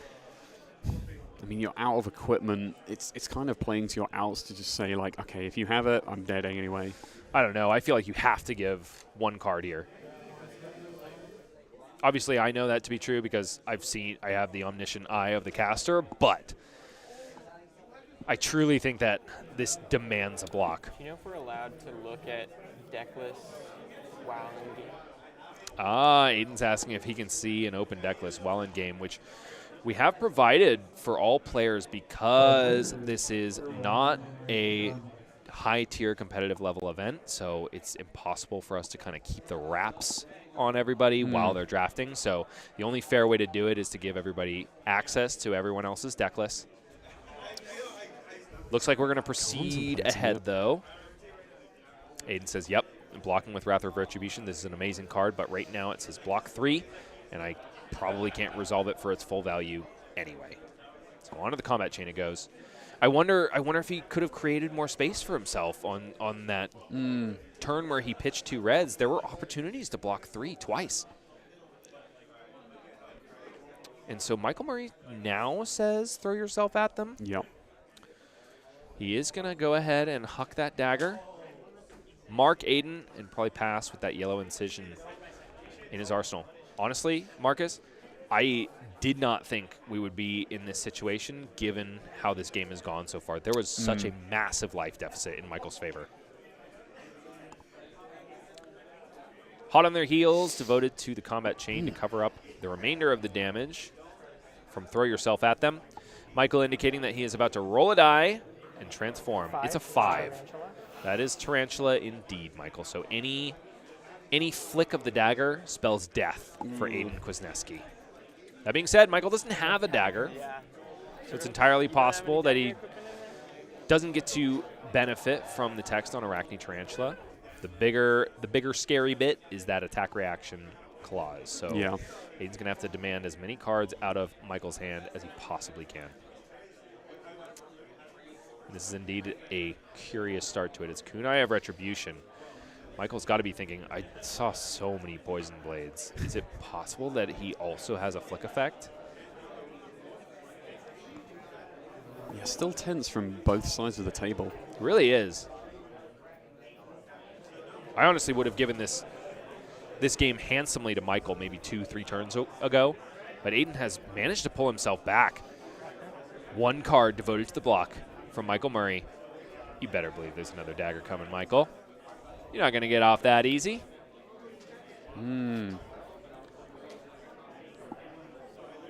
Luckily, there's no Poison Blade at the beginning of this combat chain, so Michael is technically free to take this as long as he trusts that Aiden doesn't have a flick effect.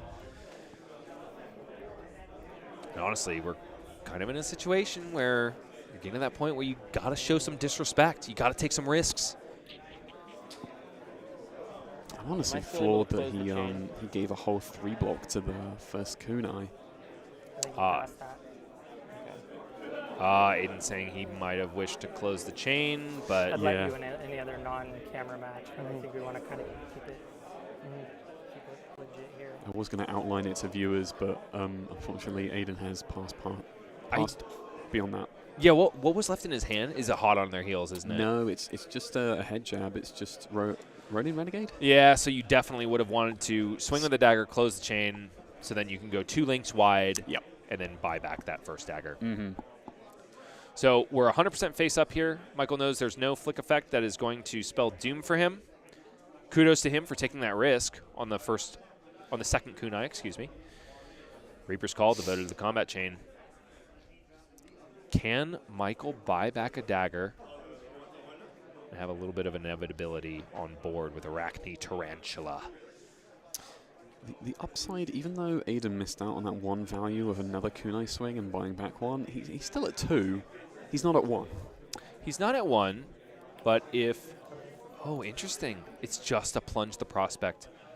Aiden is marked, I think, based he on is. the... Yes, because the dagger was flicked. Mm. So plunge the prospect is coming in at a breakpoint of 4. Doesn't spell death if Aiden wants to just give a 1-card block. Because I do believe Arachne Tarantula requires the target for its attack reaction to be a dagger. Yes.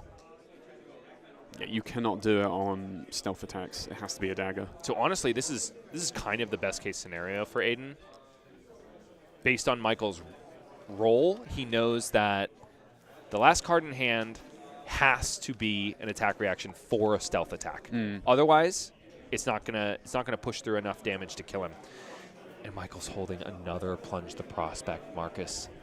Unfortunately, that arsenal is a yellow incision, and it can't be deployed on this plunge the prospect. Yes, He needed to hold a dagger. Yeah, this is just unfortunate that he is now one of the brood and not just like marionette base. Oh, that's such a bummer. And he can't even use that starting point to give this go again because I'm not even sure he could activate Arachne Tarantula. I don't know if that would be a legal move because he would have to target a dagger. Even if he was able to, he would have to discard his only follow-up for which to use the extra action point from starting point. And Aiden does still live on 2 by respecting it. We've got 1 minute left in the round. It is coming down to the wire here, folks. Michael returns to the brood with 1 card in hand, which Aiden now knows is not an attack reaction. Tag the target, coming out hot. 3 go again. On hit, death. Forget marking. Michael probably happy that this comes in not at a breakpoint. This is a tense moment, folks. We're talking about top 8 qualification with this match. Yeah. It's going to be a much harder road, a much harder mountain to climb for whoever loses this match. Michael thumbing a blocking card, really considering all options. But Michael only has 13 seconds until time is called. Blocking with a blue Reaper's Call, covers it up. Aiden Recruit buys back daggers. the daggers. You better believe. Oh, but he can't swing them. Yeah, this is the proper play here, Aiden. You don't want to buy those daggers back right now. Now is the time to try to draw blood. So cut through coming in for 1 and getting 1 more card out of Michael Murray, but I don't know if it's going to be enough, Marcus. 3 cards from an Arachne player is very scary. That being said, that one in the arsenal is absolutely dead right now. For 5. Yeah, because he's still marked, and now he's back to marionette. Okay, And so 5 on hit play go out again and then is a little more scary now that he's back to Web of Deceit. I'll just maneuver. Time's up, so Okay. Time has been called. So the protocol is usually you proceed to the So end this is the of the final current turn? player's turn, and then I the think other player you get gets one, one then more I turn. get one. Okay. So we'll see if Our illustrious judge, Sleepy Connor Brightsman, gets over there and clears everything up. Ah, there he is. Looking a little sleepy already. Unfortunately, he left his yellow judge shirt at home. It's a 2-card block from Aiden Kwasniewski. Block is good. And alas, Michael still has not found the reaction card to get over the top. So drawing back up is Michael Murray at 1, Aiden Kwasniewski at a tense 2, starting off with a Grow Claws in the red, which is going to come in for a healthy break point of 4, but it's probably not going to be enough. Michael can very, very easily put 2 cards in front of this and have a good turn. 2 more Reaper's Calls. I think we're up to a count of like 17 Reaper's Calls in Michael Murray's deck. Now that's a roll filler right there. Back over to Michael with 2 cards in an arsenal. Ooh. Here comes Scuttle the Canal. Has Go Again no matter what. This is probably the best case scenario for this card. Coming in for 4 Go Again. On hit, Go Again. Aiden has a bunch of 2 blocks in this hand. And there it is. 2 cards plus an additional 5. Goes to 1. Goes to 1. Technically speaking, we're at a tie here.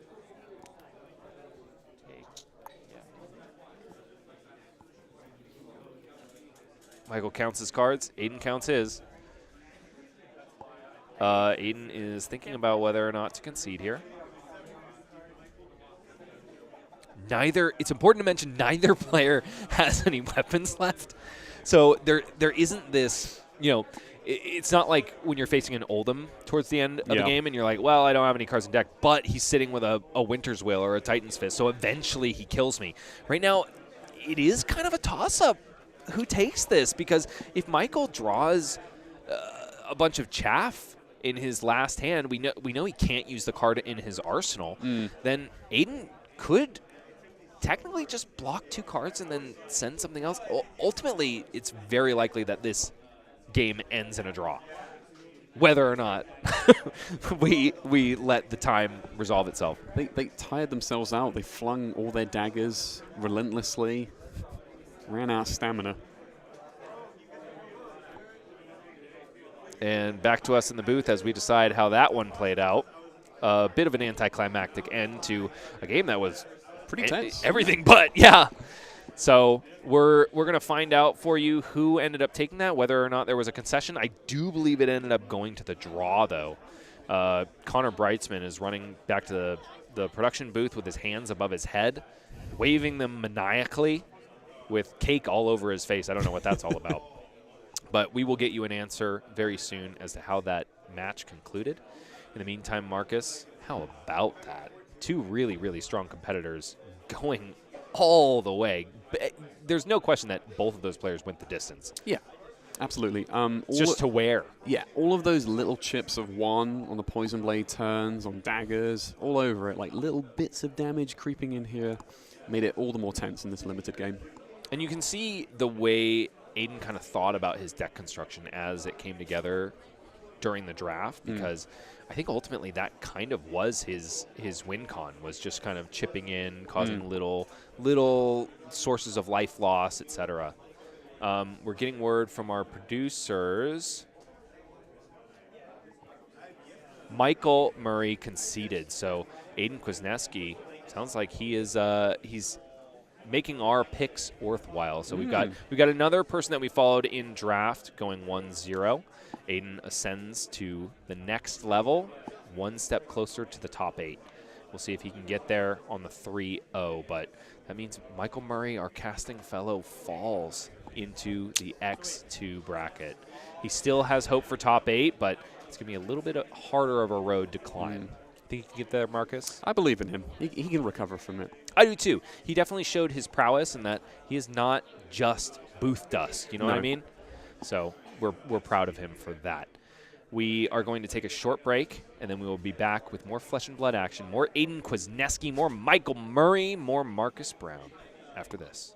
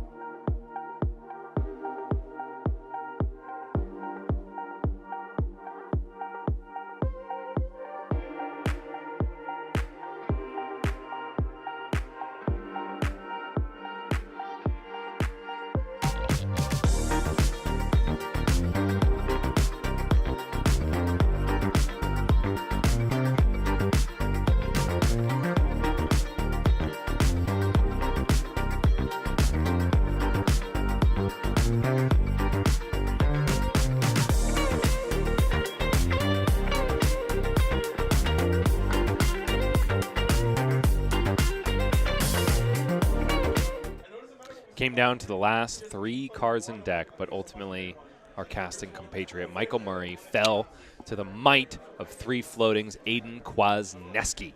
And that's okay because we followed Aiden, and so far we really know how to pick him. Over MST and this, we are undefeated with the people that we follow in draft. Let's see if Aiden can keep up the sauce against his next opponent, which is coming to us from the Pitch It To Me podcast. It's Fuzzy Delp, who is an AGE veteran by any metric. But here are a couple. Shall we talk about them? Yeah, let's do it. We've got an AGE win percentage of 57%, which is A-OK in my book. 3 top 8s and 12 AGE points to speak of for the season 3, which means that he did A-OK at the January Open. Not a top 8, not a finals finish, but 12 point. If you can string together several opens of 12 points, then you are feeling very good in terms of qualifying the Players' Championship. How does he like Nickelback, Marcus? So for Fuzzy's response, he said no. The internet is known for hyperbole. So basically saying that the hate for Nickelback is overblown, including a thing about bright lights being a bad draft format as well. I'm glad to hear that Fuzzy is an incredibly positive guy, and even the more disliked draft sets in Flesh and Blood are A-OK in his book because he's just a sweet guy. And he is, of course, taking on Aiden Kwasniewski, who continues his reign of terror as we proceed down to the feature match area where our players are ready. It's going to be a Syndrome mirror. Blades are going to be flying along with fists and legs to boot. Yeah, I'm looking forward to this mirror, actually. So Fuzzy must have been about I think he was 2 or 3 seats away from Aiden. And we did see a lot of Ninja Gas going around, so I would expect that both of these decks are going to be quite good. We don't have the pack breakdown as of yet. I'm sorry, not the pack breakdown, the pod breakdown. But I kind of tend to think that these are the 2 Syndras in the pod. And they both are X and O for the current pod, which has to mean that their decks are good enough. Yeah, I'm curious to see what kind of powerful reds and pieces that Fuzzy drafted that we didn't see, that never came Aiden's way, so that'll be interesting to see as we have this game pan out for us. I really tend to think that those Poison Blades are going to be influential in this match, not necessarily because Aiden is going to play them and get a lot of value out of them, but we're going to see a lot in Fuzzy's deck that Aiden could have taken over the Poison Blades, and we'll see if my moniker of Trap Chaff is applicable. Wow, Fuzzy is already showing an equipment suite that puts Aiden's a little bit to shame. Those Blade Beckoner boots in the rare slot down on Fuzzy's toes are very fearsome. They're always going to get 2 points of defensive value, unless, of course, you block a kunai for 1, but Fuzzy's too smart to do that. They've got that Guardwell keyword, and as you mentioned much earlier in the day, Marcus, you can block an attack action card with them first, get a -1 counter, and then they get +1 while defending a weapon. So you essentially get 2 points of value over 2 separate blocks. Yeah, it's really interesting that Fab continues to find new little ways to split a card in half or more. With so many limited sets, you would think they'd be running out of ideas, but I think the Hunted is the indication that equipment design is still fresh. Yeah. And that's one of my favorite things about the Hunted, is that you are so rewarded for the ways you use these unique equipment pieces. Looks like Fuzzy Delp is on the play. And he's kicking it off with a kunai of Retribution. Leaking 1 already, as Aiden says, no blocks. Closes the chain, puts that dagger in the bin, and then just buys it back with a redundant blue in his hand. And then passes priority. With 2 reds, no less. I think he pocketed a Blaze Headlong and has to tag the target in hand. So Fuzzy might be hoping to go more of a Cheerios route than Aiden's, what should we call ones? What's a colorful way to refer to ones? Mid-range ninja? Yeah, sure. Value ninja. Value ninja, 111. Aiden's more of a binary ninja. He goes 101110001, and Fuzzy might go 00000. But he's the wrong member of this tournament to be a computer. He's not Colin. 1 damage comes across to Fuzzy Delp as the kunai of Retribution on Aiden's side of the board connects, bringing the life totals down to even, 19-19. Let's see what Fuzzy drew up. He did go ahead and find himself 2 more resource cards, so very appropriate of Fuzzy to pitch those blues away very early on and try to dig for more powerful cards. I mean, Fuzzy is actually a very experienced pilot on aggressive decks in particular, and he's no stranger to actually drafting them, talking to him in different limited formats, so he knows what he's doing here. Fuzzy made his way to the top 8 just like his compatriot Talon Stradley when we did this for the MST limited format. So Fuzzy is a skilled drafter, just a skilled and well-rounded Flesh and Blood player in general. Fire Tenet strike first, connects with Fuzzy's face, dropping him down to 16, followed up by a Demonstrate Devotion, which is going to be 5 go again, because Fire Tenet strike first does buff the next Draconic attack this combat chain. It's also going to generate Aiden's first fealty token of the game, which will be sitting online and ready to go once he draws that Art of the Dragon blood. 2 cards devoted to the block, both of those blues that Fuzzy drew up, so I really think we're going to see a Cheerios turn here, Marcus. Yeah, I think so. Aiden thinking about arsenaling that last card. But he sends the dagger.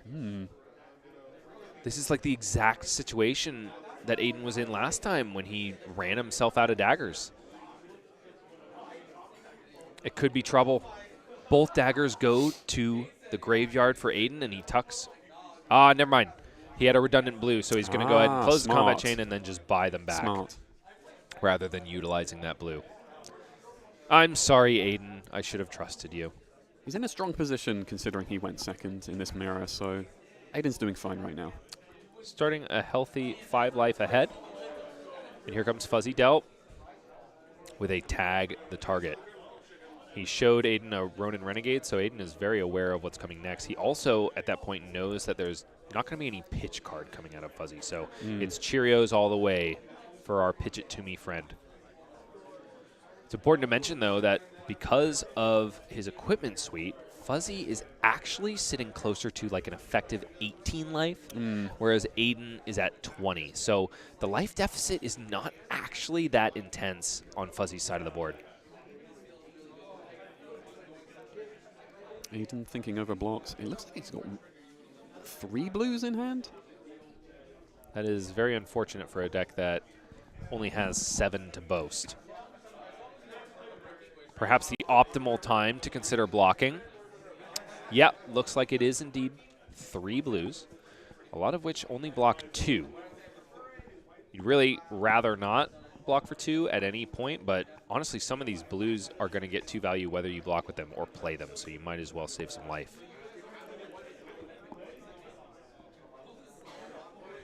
Ooh, and a piece of armor. That is a rather early time to bring out that armor. Really valuing the denial of the mark. I guess when there are so few on hits in Syndra, you might as well present it to something that may or may not even be consequential.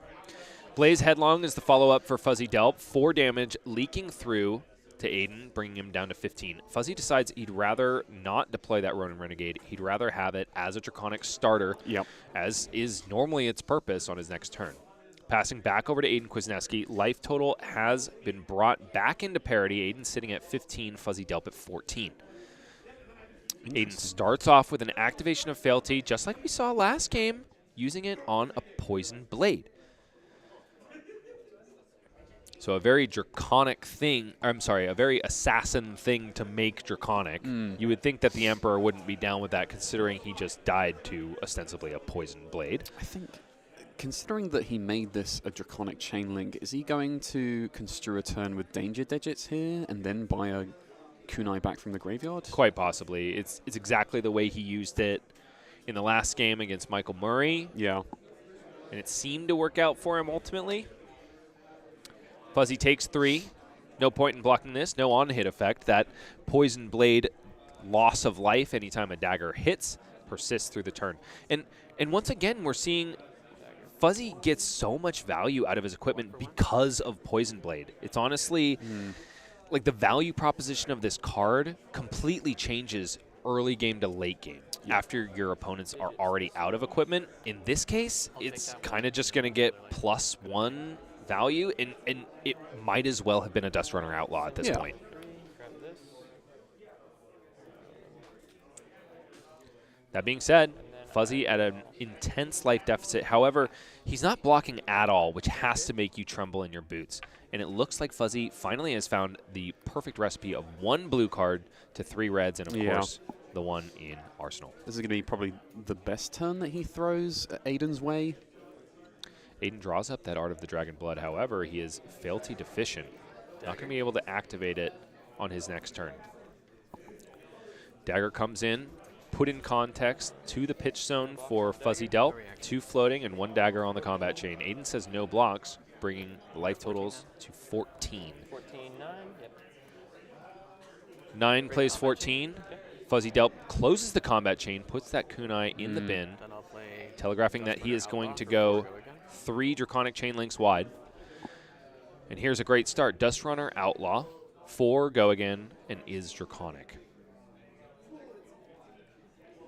1 left in the pitch zone for Fuzzy.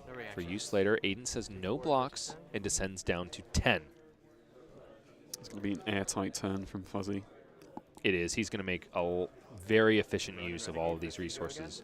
Here comes the Draconic Head Jab, Ronin Renegade from the Arsenal. 3 Go Again, threatening to bring Aiden down to 7. No blocks. No blocks, says Aiden. He likes his hand. Down he goes to 7 life. Grow wings. Fuzzy's life eclipses Aiden's as he sends yet another head jab and Grow Wings. Gains Go Again because a Draconic attack was the last attack this combat chain. This is Fuzzy's happy place. He loves playing ninjas. Take 3. Fuzzy's saying, seriously? Nope, no blocks? Okay.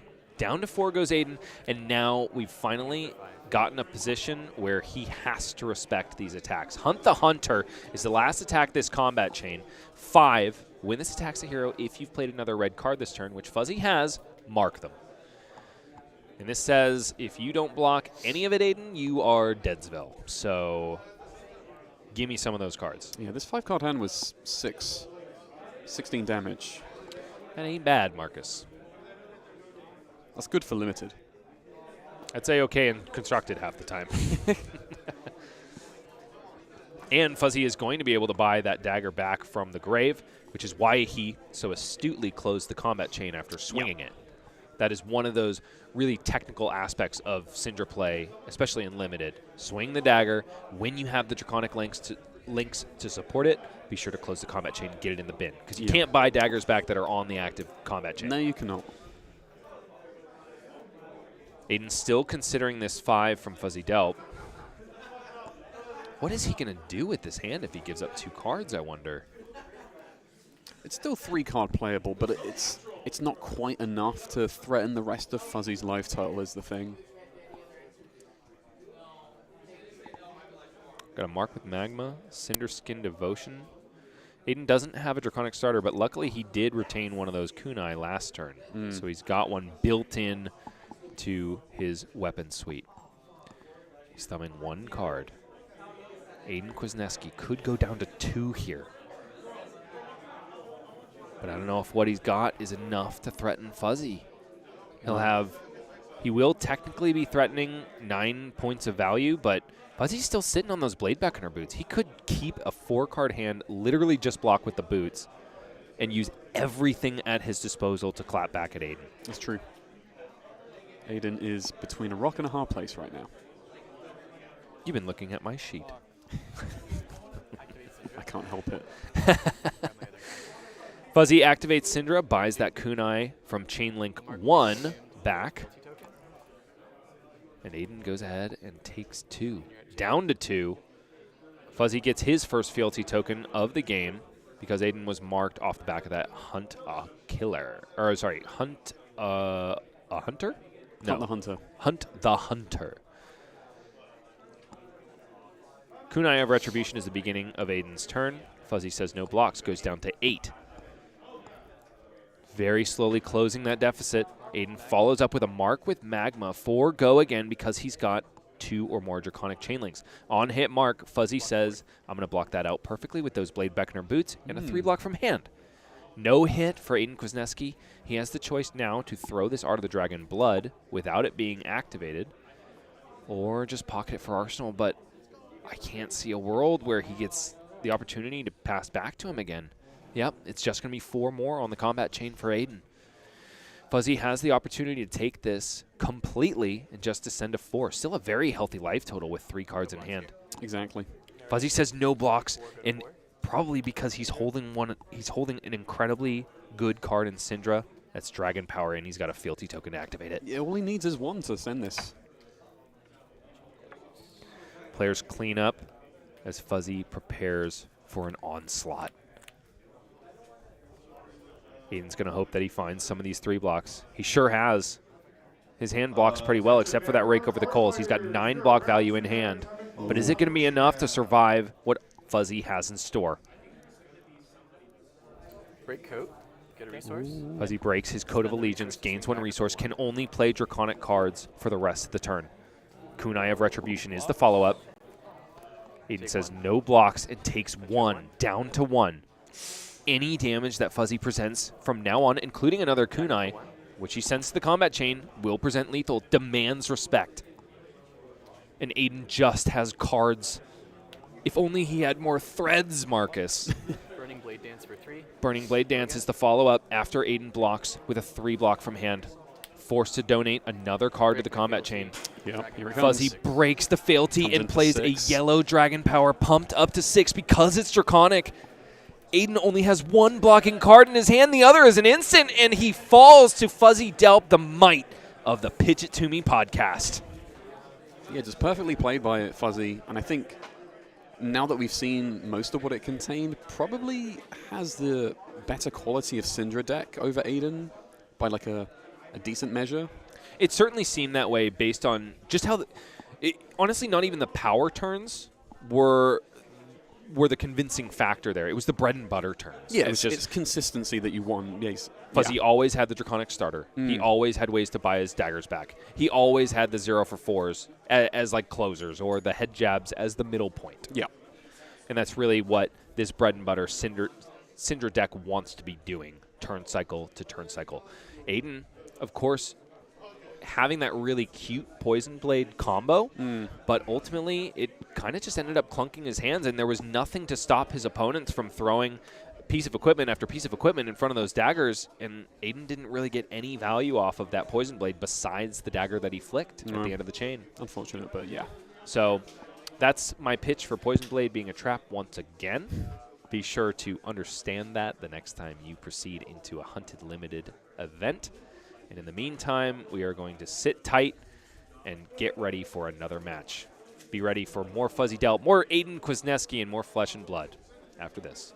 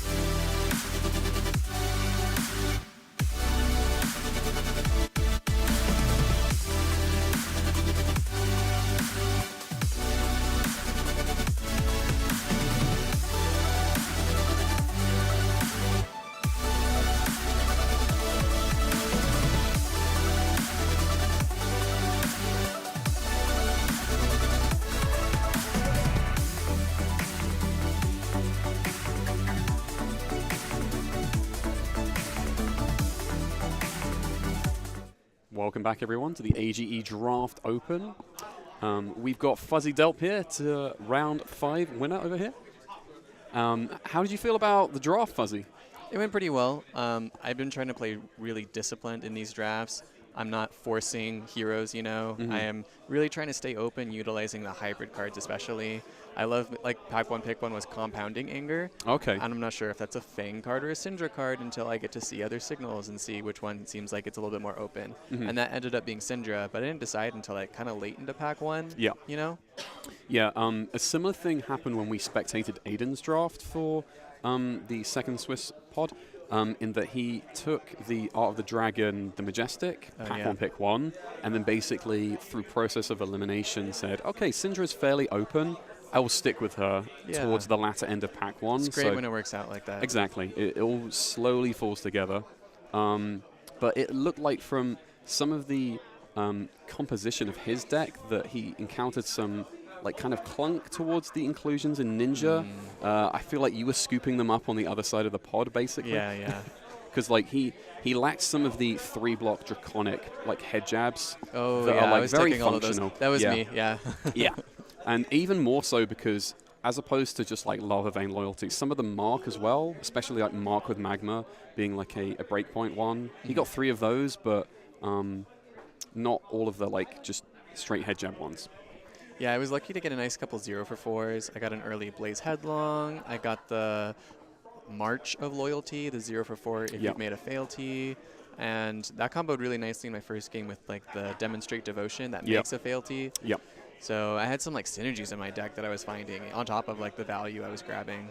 Yeah, like it's easy to basically assemble like an on-rate aggressive turn in Syndra in this format, I feel, along with having like little micro synergies, so you can make that fealty to actually get something to produce a Draconic Chain Link out of nothing when it otherwise would be just like Ninja or generic or something. Sure, yeah. Which is always helpful.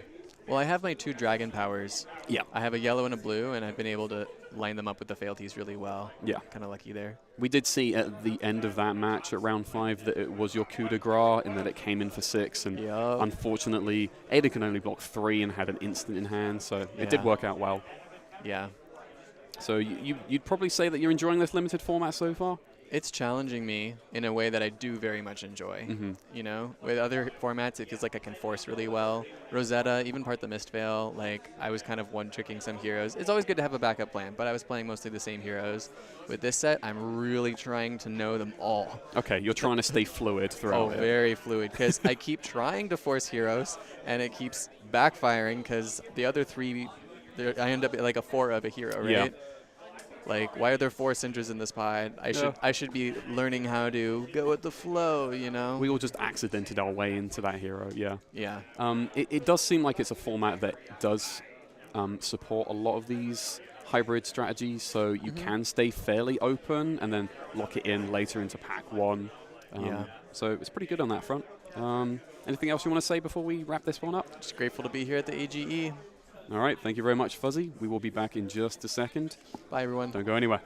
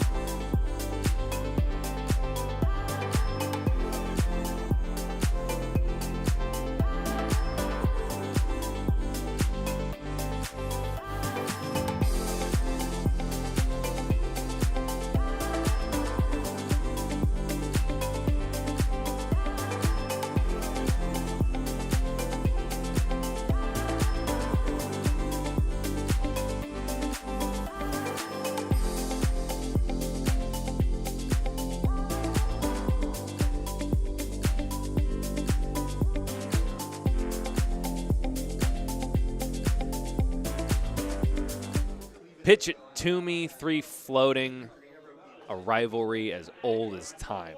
Not really, but we like to make it seem that way here at Arcane Games and Events because it raises the stakes, and we love stakes here. I like mine medium rare. How about you? Yeah, medium rare too. Bryce Platts and Marcus Brown here at Arcane Games and Events. We are moving into our last round of Swiss, where we are going to see the 2 undefeateds from this pod, not undefeated today, go head-to-head. One of them was our first streamed match today and our second and our third. It's Colin, the boy wonder, Colin Pewter, carry the one, Kasai, anointed of the sand, Erickson. And Colin has been on an absolute tear these first 2 months of Season 3 of AGE. And I have a very important question to ask, chat. We're going to do a little bit of a giveaway. I alluded to it at the beginning of the day. We're going to be giving away some of these really amazing Supreme Shield sleeves donated by our friends here at Top Deck Keep. We have a whole plethora of them to give away. And the way you can get your hands on these sleeves is by submitting a brand new, unthought of nickname for Colin Erickson in chat. I've used probably 17 of them in my life as a caster while I've been watching his games. I would like a new one. I want another one in my arsenal. The best answers in chat will be selected at the end of this round to receive, once again, a box of beautiful Supreme Shield sleeves. And once we've got you sorted out as the winner, you can message us on Twitter, or Blue Sky, Arcane Games and Events, and we will we'll get your sleeves to you. What do you think, Marcus? Why don't you take a stab at it? Take a stab at making a new nickname for Colin. Oh, pardon me. The one I thought in my head as you were explaining our little challenge is Saber Lad. Saber Lad. I like that one. Anything that references the shorts he wears or how freakishly long his legs look will get extra precedence. So let fly, let loose like the hammer of Thor. I think the Kasai chat calls him traitor because he's alleged to have played Enigma at an event that he didn't. He, in fact, played Kasai. Interesting. But he was telling me about that, and he wants to address those allegations on stream sooner than later. But bit of trivia. Bottom line, we are looking for a new nickname for Colin because the old ones have kind of dried out, a little well-worn. So post your submissions in chat starting now, and we will select a winner at the end of this round. But, folks, let's talk a little bit about what is on the line today. We've got $400 for first place, and, of course, 30 AGE points. Colin the Boy Wonder Erickson is on his way to making the top 8 pod and thereby securing an unprecedented back-to-back win. Yep. 2 AGE opens in a row. We'll see if he can get there. Second place, of course, gets $200, 25 AGE points. Third through fourth, $100 and 20 AGE points. Fifth through eighth, $50 and 15 AGE points. And then 12, 8, and 1 just for showing up. So there's a little bit of cash on the line, but more importantly, those so juicy, hot and ready AGE points that are going to get you qualified for the Players' Championship at the end of the year, which is an invitational tournament with $3,000, a gold cold foil, and a PTI on the line. I'm sitting next to a man that is in contention for that Players' Championship. Where is he? He's you, silly. Marcus Brown, you've told us that you're going to be swinging hammers once again on March 15th, your birthday. It is, actually. And we're really excited to see it. Do you think you have another top 8 in you, my friend? I'd like to think so. There was an element of luck to January's one, but, luck can shine upon you once again. What was that element? Luck. Sorry, what was the example of that element of luck? There were only 4 enigmas in the room, and you dodged every one of them. And out of the 7 news, the only one I encountered was at the very end of Swiss in Andrew, and I was like, you know what? I'm scooping. Let's go to get dinner. And so, do you think it's going to be Jarl again for you? Pretty likely, but I've got other options to bring out. Like, could we possibly see another Bravo showstopper? If I feel very, very suicidal on my pick for the day. But more than likely, I don't know, maybe some clashing with Victor, but I like the ice talent too much. Excellent. Well, let's see. Producers, is our next match ready? The word is almost. So we're going to go ahead and take a look once more at Fuzzy Delp's profile, who is just a charmer of a human being and a really, really well-rounded flesh and blood player. He's going to be up against Colin Erickson in the next match. They are competing for X and O in their respective pods. Fuzzy has taken a loss during the day, but it was during Pod 1. He is currently undefeated in Pod 2. We saw his version of Syndra completely dismantle Aiden Kwasniewski in the mirror match. He says that it's obviously Genus Whatchnede who is paying for Arachne's contracts. That would explain it. I think there's absolutely no coincidence. But we're going ahead and heading down to the match floor because we are ready for this round 6 of the Swiss portion of the February AGE Open. The music swells, the hero portraits breathe a little bit too animatedly, and Colin Erickson shows off that he is not necessarily just a warrior forcer. He also has some assassin chops. He's bringing Aracne Web of Deceit to the table against Fuzzy Delp's Syndra. Yeah, it's going to be an interesting matchup to watch because we saw this at the start of this pod in Michael versus Aiden, and now we'll see the two undefeateds in this pod doing the same sort of matchup here. So you're saying we'll finally see what these decks really should look like? I'm not saying that. It's more that it's another test of skill under a different set of pilots, basically. You heard it here, folks. Marcus Brown is throwing mad shade at the players that came before. No, not a chance. I'm kidding, of course. Marcus Brown would never throw shade, least of all to the players we've seen here today, because they are our cohort, they are our friends, they are our community. We're playing the game to feel at home, and Fuzzy Delp is coming out with a tag the target on turn 0. Colin Erickson blocks handsomely with a blue from his hand.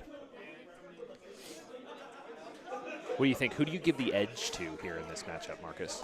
I think there's a lot to say about Fuzzy being put first as the aggressive deck. That gives Colin tempo from the get-go. Do you feel like Colin won the die roll then? I think so, probably. Fuzzy pitching a red, Ooh. sending a kunai of retribution.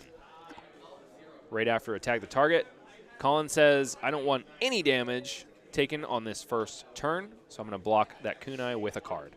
Interesting. Looks like Fuzzy is passing priority, so one of those kunai are going to go straight to the bin and be ready to be bought next turn. Marked at instant speed by Colin. Colin doing his best heavy hitters impression, discarding a card on your opponent's turn 0 in order to have an effect so that you can basically just draw up a full hand. And he's thumbing that last card in hand saying, Fuzzy, I dare you to attack me. I dare you. Ooh. And here comes Fuzzy. It's a 0 for 4. Is going to leak 1 point of damage on this turn 0, and you better believe that Colin would have rather kept that card in his hand, that card being Mark of the Black Widow, which he was forced to block because Fuzzy sent one more attack. Back over to Colin, only leaked 1 damage during Fuzzy's turn 0, 19 plays 20. And he's starting off with Extinguish the Flames, a very cheeky bit of sideboard play. Yeah, the hate Syndra. piece. Yeah, what is the hate piece here, Marcus? So there is one for both Syndra and for Fang by name that the assassin can send. It's a stealth attack. It only comes in red, so it's color locked, and it's the only one with contracts in line. You are contracted to hit a marked hero named Syndra, or in Fang's case, Fang. Whenever you complete this contract, draw a card. And so because of Aracne Web of Deceit's hero text, this is coming in for 4. Fuzzy says no blocks. It's also going to gain go again on hit because Fuzzy was marked at the time the attack hit. Colin draws a card back to 4 after sending 4 directly to Fuzzy's face, bringing him down to 16. 19 plays 16. Fuzzy's probably thinking, you can't possibly make use of all of those cards in your hand. Can you, Colin? But alas, Colin has found himself a Stains of the Red back, which could indeed give one of these stealth attacks go again. And he also has the Widow's Mark, so any dagger swing can mark Fuzzy and threaten his hand some more.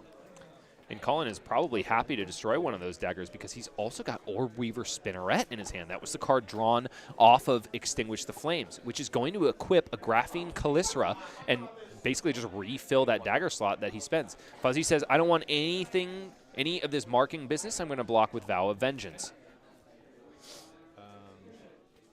Colin thinks about how to proceed through the rest of this turn. I'll react. Discard Reaper's Call. Gonna mark you. Colin reacts, discarding another Reaper's Call. This time, it's in the red. Marks Fuzzy, also pumps that dagger up by 1. Consumes the mark. Unmark. Oh, and because Extinguish the Flames is still on the combat chain, Colin has completed the contract once again, and he gets to draw another card. Whenever you hit. Go ahead and play a Mark the Black Widow for 3 on hit go again. My goodness, I had honestly kind of forgotten that contract persists through the combat chain. Yeah. That's gross. Okay, so the third attack on this Go Wide Assassin deck is Mark of the Black Widow in the yellow. Currently blocked out perfectly by Fuzzy, but then Colin comes in with 2 sides of the blade to pump it up by 3.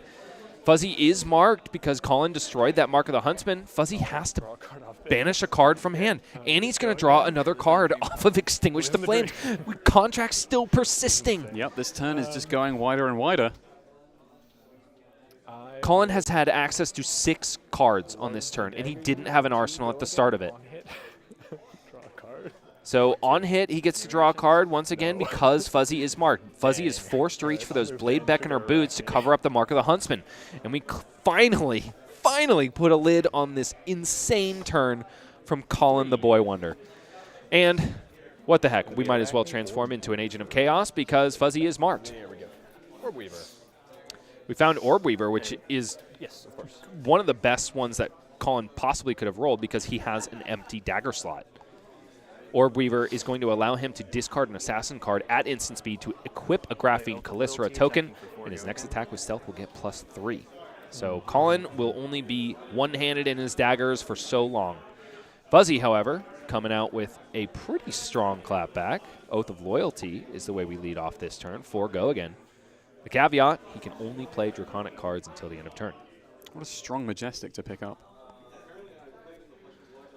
Fuzzy is probably very happy for the Syndra deck he is almost assuredly building. Yeah, of course. Taking a look at the graveyard. That was the most explosive assassin turn I think I've ever seen in this limited format.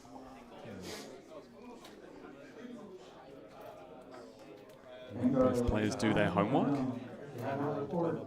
Taking a look here. Colin goes ahead and reacts. Lair of the Spider. Fuzzy is already marked, so Colin is just going to take one here and move on. Ronin Renegade is the follow-up. 3 go again. Draconic Head Jab. Fuzzy is left without a hand. Has an arsenal, but potentially not going to deploy it.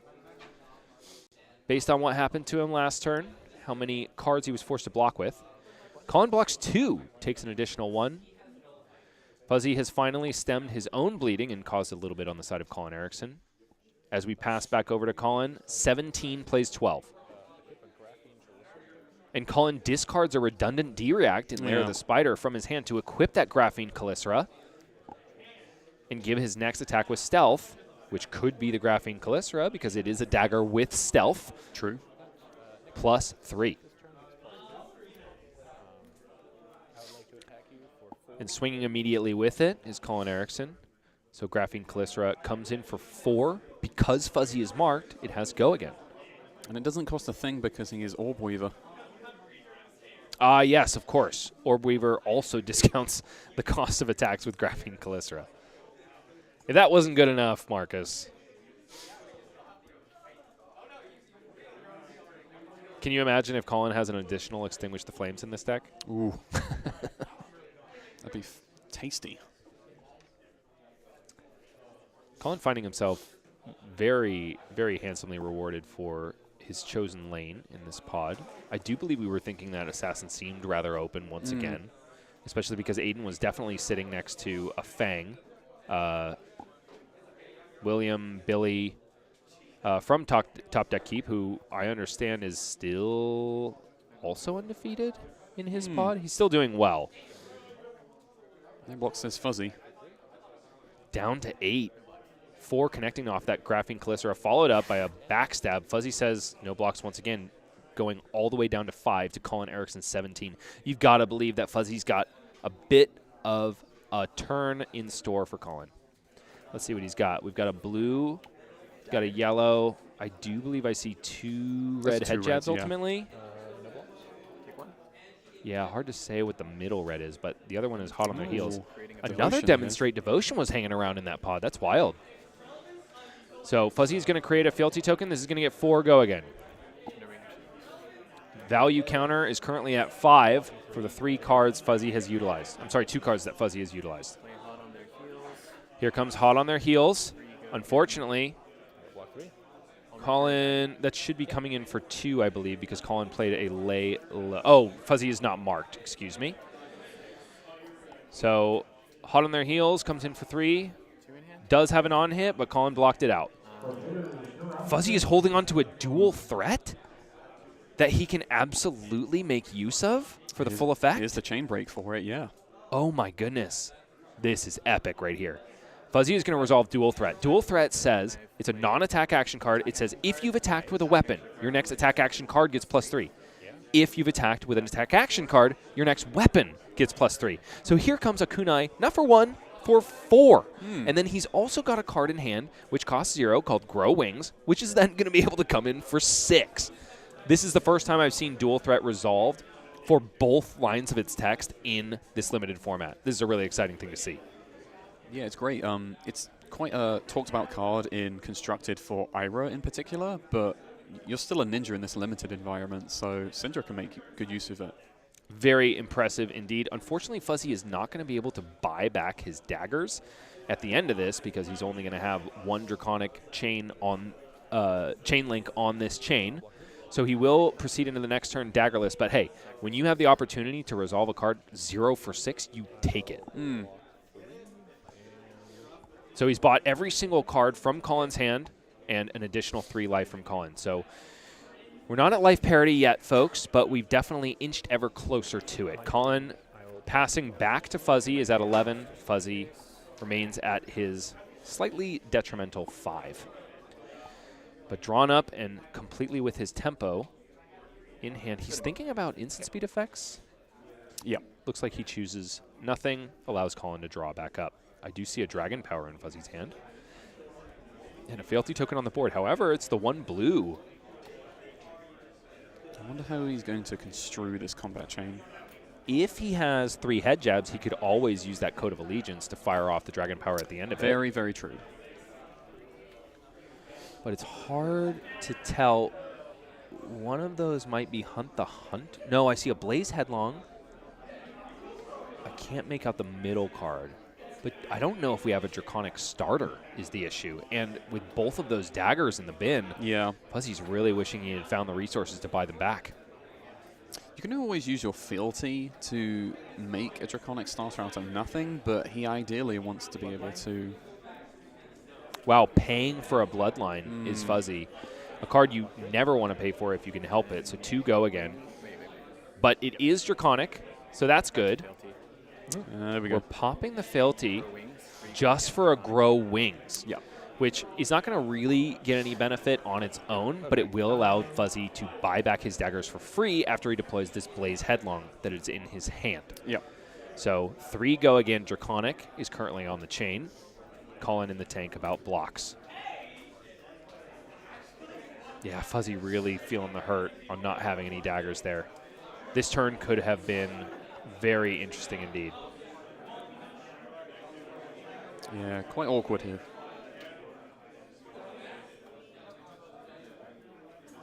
Colin tanking on these blocks. 3 is on offer. Running the mathematics problem. 4 go again here from that Blaze Headlong. We know there's no follow-up here because Fuzzy is just going to activate Syndra, buy his daggers back. He is still sitting on that Arachne Hate equipment, Hand of Vengeance. So it's going to make Colin play a little bit differently than he otherwise would, knowing that there's always an attack reaction speed +1 that could come out of the hand of Fuzzy. I mean, it's actually possible that Fuzzy, after activating Syndra, could take a kunai swing with that floating resource. He could. So Den of the Spider deployed from Colin's hand. Another trap. Doesn't trigger here, so Fuzzy remains unmarked. Proceeding is Fuzzy with that kunai of Retribution, as you mentioned, Marcus, which is not a bad play. As long as you're proceeding into your next turn with at least 1 dagger, that's A-okay. Yep. So life totals are looking much closer here, but Colin's got 2 cards in hand and 1 in arsenal. So that could change very quickly. He's starting off with his left-handed dagger, which is Mark of the Huntsman. Colin sitting at 7 life to Fuzzy Delp's 5. I wonder if Fuzzy's new hand is any better. Fuzzy decides to cash in that Hand of Vengeance for a block 1 here, remaining unmarked. Colin closes the combat chain astutely. Good practice there. To resolve a public bounty, Fuzzy is marked. And then Colin follows up with a yellow Whittle from Bone. So it's going to get +3 from the public bounty, +2 from itself, +1 from Arachne, making this 6 potentially go again. Demands at least 1 card out of Fuzzy now. No more blocking equipment to speak of on Fuzzy's side of the board. He now has the choice of whether he eats the mark and gives just 1 card to threaten more damage back, or keeps the mark on him after giving 2 cards to fully block this. Let's see what he's working with here. I see a plethora of resource cards. It's yellow and blue dominating this hand rather than the chosen color red for Ninja. But also, it might be several 2 blocks. I know I saw at least 1 there. Yeah, and then there's a Fire Tenant, which also blocks 2. There's a Grow Claws. The only 3 block in his hand is that Hunt the Hunter, which is his only red card. Probably his best source for offensive capability on this turn. Yeah, Fuzzy shaking his head, doesn't like these cards. It's not a great offensive hand, so I could really see just throwing 3 cards in front of this, arsenaling and hoping for the best, because 5 is still a semi-comfortable life total against Arachne. Their decks can't be completely full of reactions. That being said, if Fuzzy keeps the mark on him, then Colin is very likely to transform into an Agent of Chaos that can turn chaff cards into attack reactions. Yeah, exactly. Fuzzy in the tank here, thumbing 2 cards, looking to block with that blue Grow Claws and the yellow Take a Stab. It's only going to be 4 block on this combat chain. Unfortunately, taking 2, but at least taking the mark off of his back. Fuzzy descends by 2 down to 3. And he is definitely in lethal strike range for Arachne. But Colin does not transform here. It remains Web of Deceit.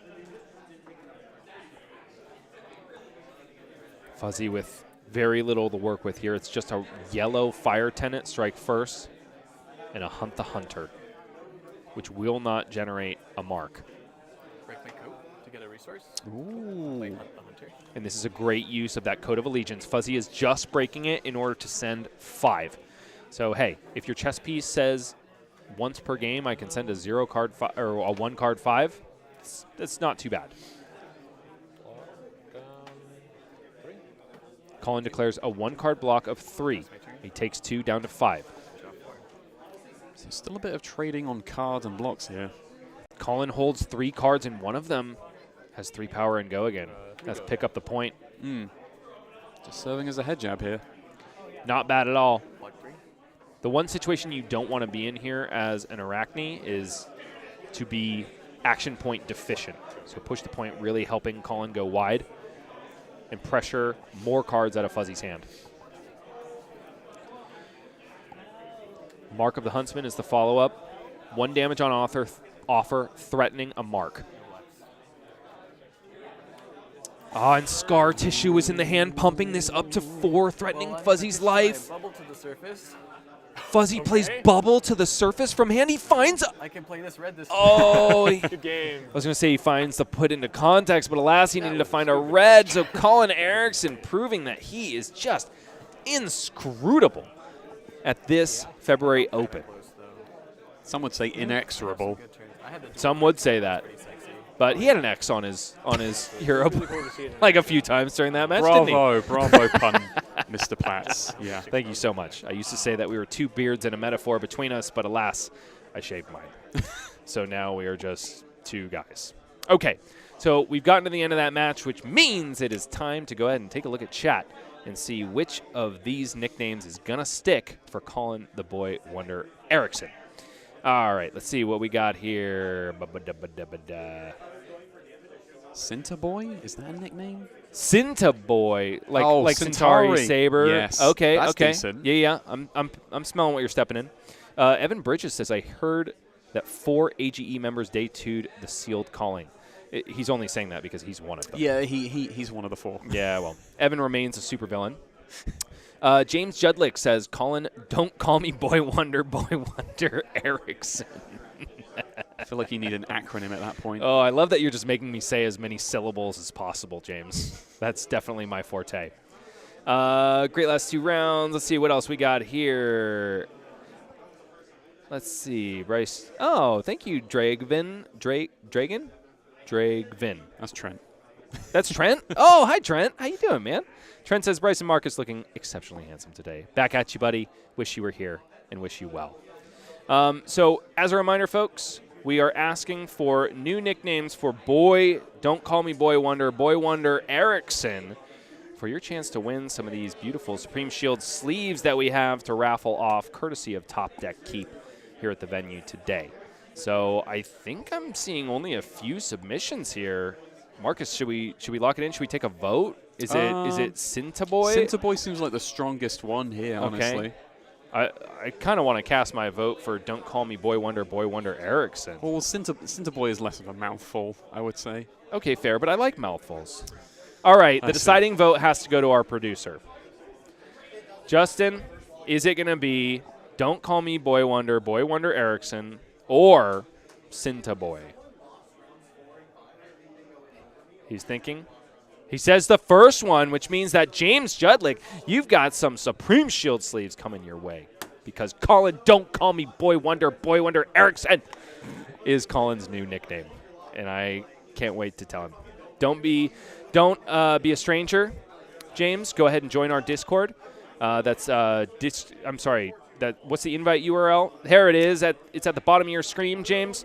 Discord.age.events. You can always find us on Blue Sky at Arcane Games and Events. B-Sky Social. Or you can find us on X. That's Arcane Games and Events. So find a way to get in touch with us, and we will find a way to get you these Supreme Shield sleeves. And Colin will find a way to find you and punch your face in for giving him this new nickname. Or slice it up. No, Colin would never do that. He loves people too much. Yeah, he'd probably. All right, we are going to go to a break, and then we are going to announce our top 8, because we've got it at this point. Mm-hmm. I'm really excited to see this last pod, because it's a lot of heavy hitters, despite the fact that it's the Hunted Limited. So stick around. There's going to be more Flesh and Blood, more from all of us here at Arcane Games and Events after this.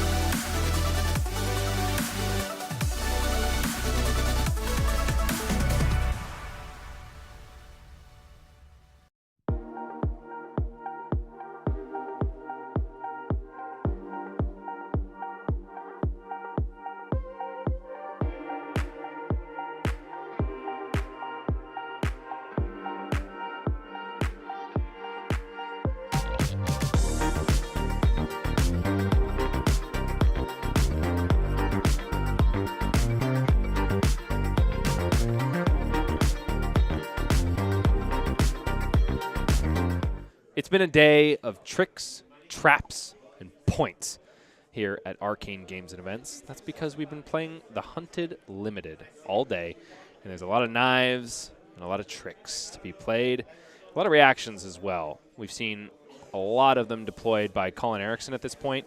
He has ascended along with a bunch of other amazing AGE competitors to the top 8 bracket. This, before you, is the final pod, the final bosses that we will see duke it out here for the February Open of AGE.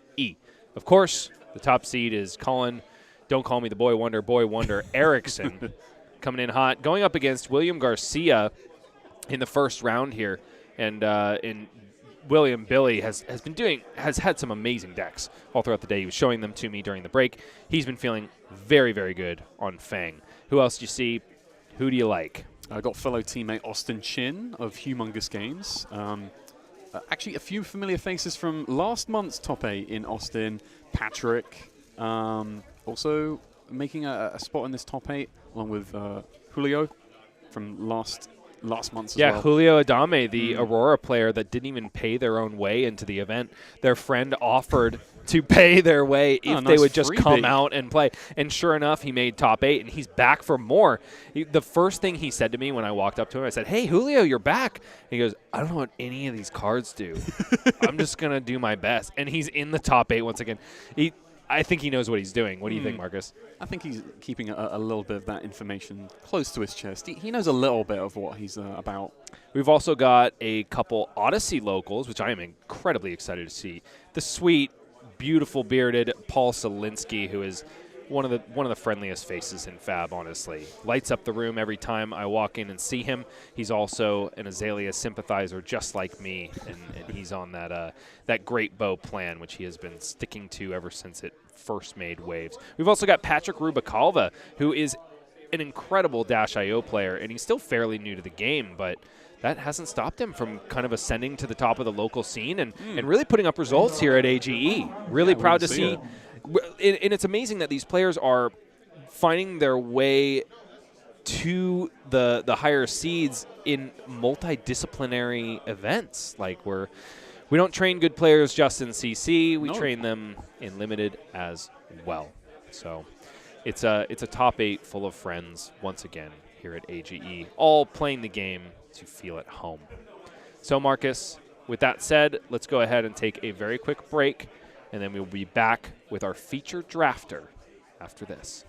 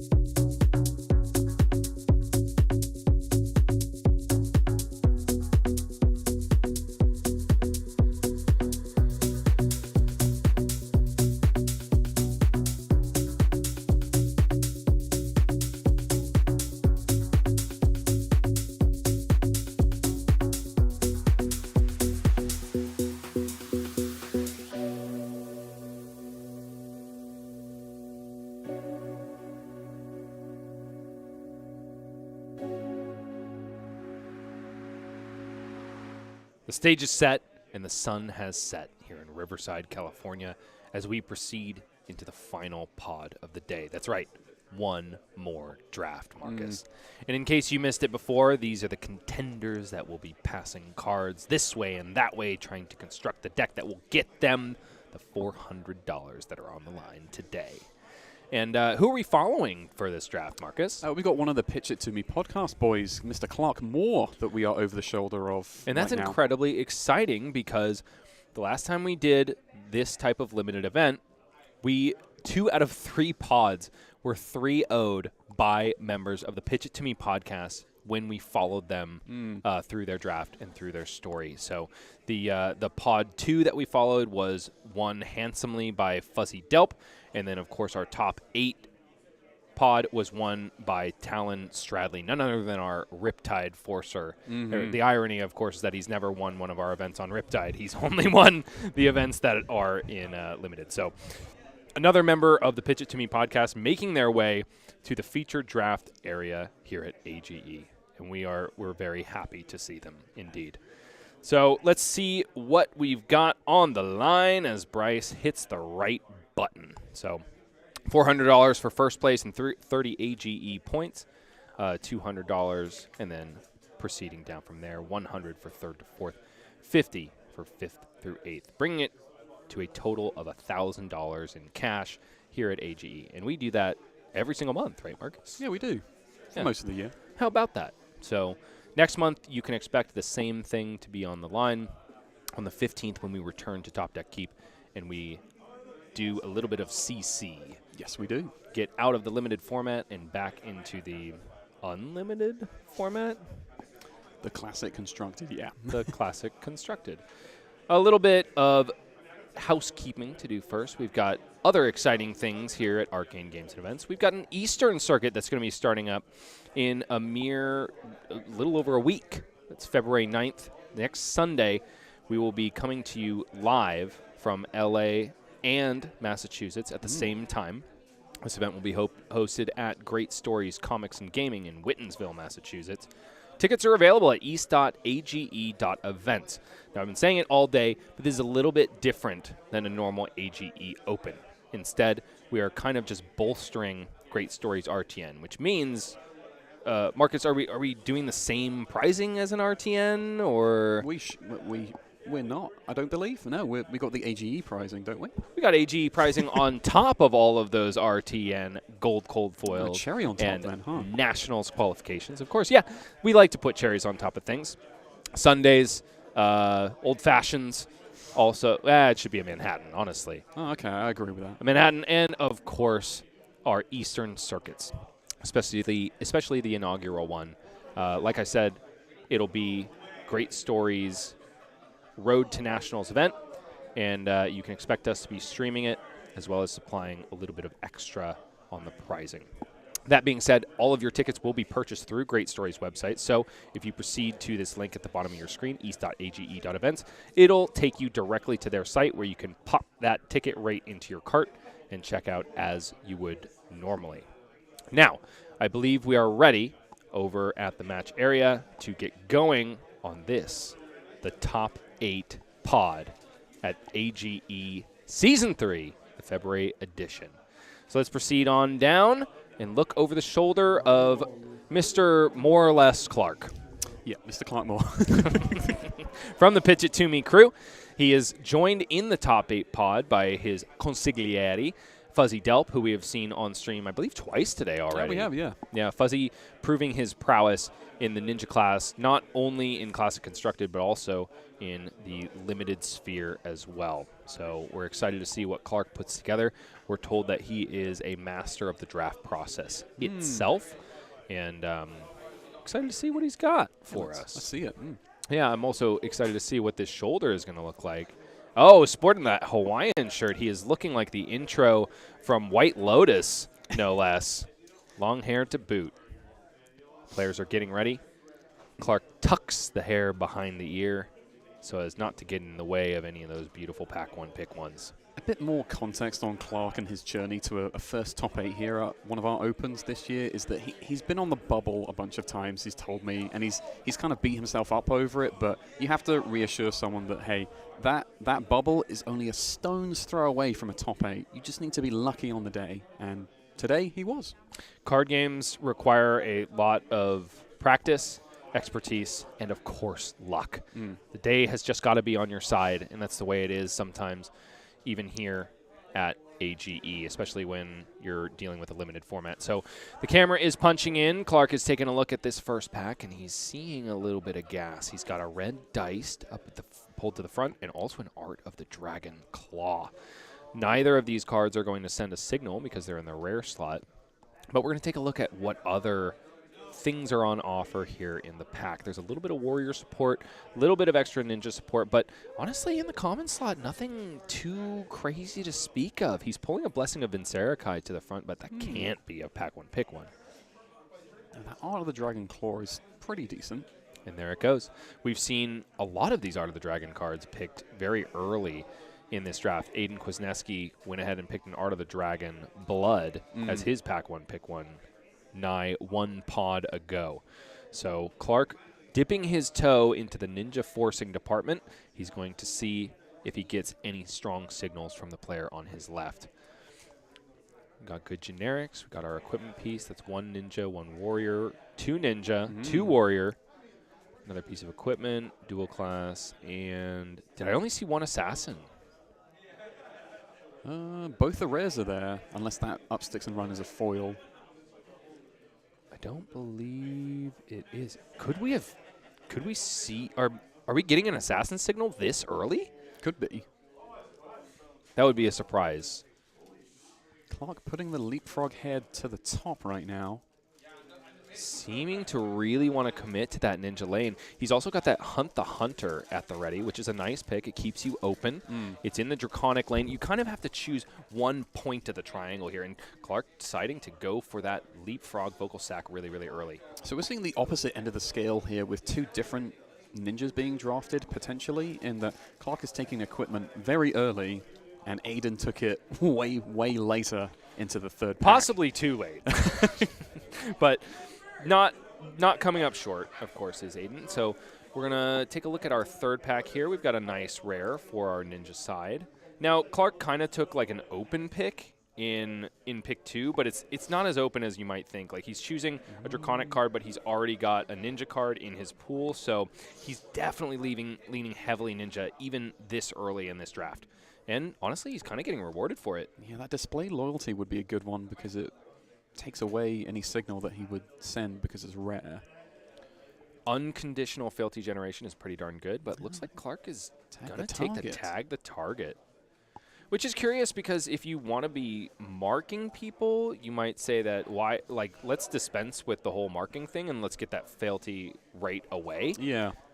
Especially because that card display loyalty is also Draconic in its text, so it helps you buy daggers back and everything as well. Very much so. And speaking of daggers, it's very easy to just follow one dagger swing into that to produce a fealty. Well, this pack is a ninja and a half. We've got plenty of things at Clark's disposal, which would be stellar picks. We've got a red Silver Talons, red Burning Blade Dance, red Demonstrate, it's only red, Demonstrate Devotion, and Lair of the Spider.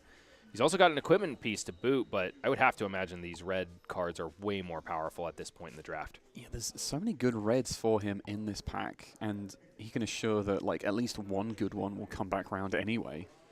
Demonstrate Devotion, the more costly version of that display loyalty that we saw Clark pass just seconds ago in favor of Tag the Target. Clark, I don't know why you're shaking your head on camera because you're spoiled for choice. You're doing fine. Don't worry about it. Honestly, these are the decisions that are the most difficult when it comes down to it. Yeah. It's easy to choose the one red card that's in your class, but when you have your pick of the litter, it becomes a little bit more nuanced.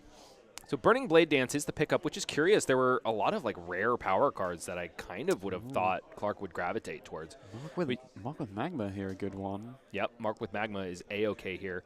Not in the least because it blocks 3, so it is a safety in addition to one of those role player pluses for Syndra. And yep, it's a pretty snap pick. Mark of the Magma, Mark with Magma. Clark Moore being a forcer right here, but he's also receiving a lot of signpost cards that say Ninja is wide open.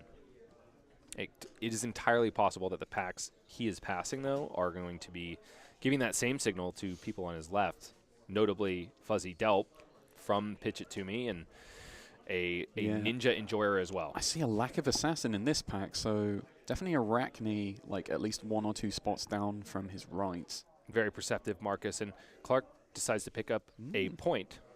Pick up the point, in fact. Point It To Me podcast.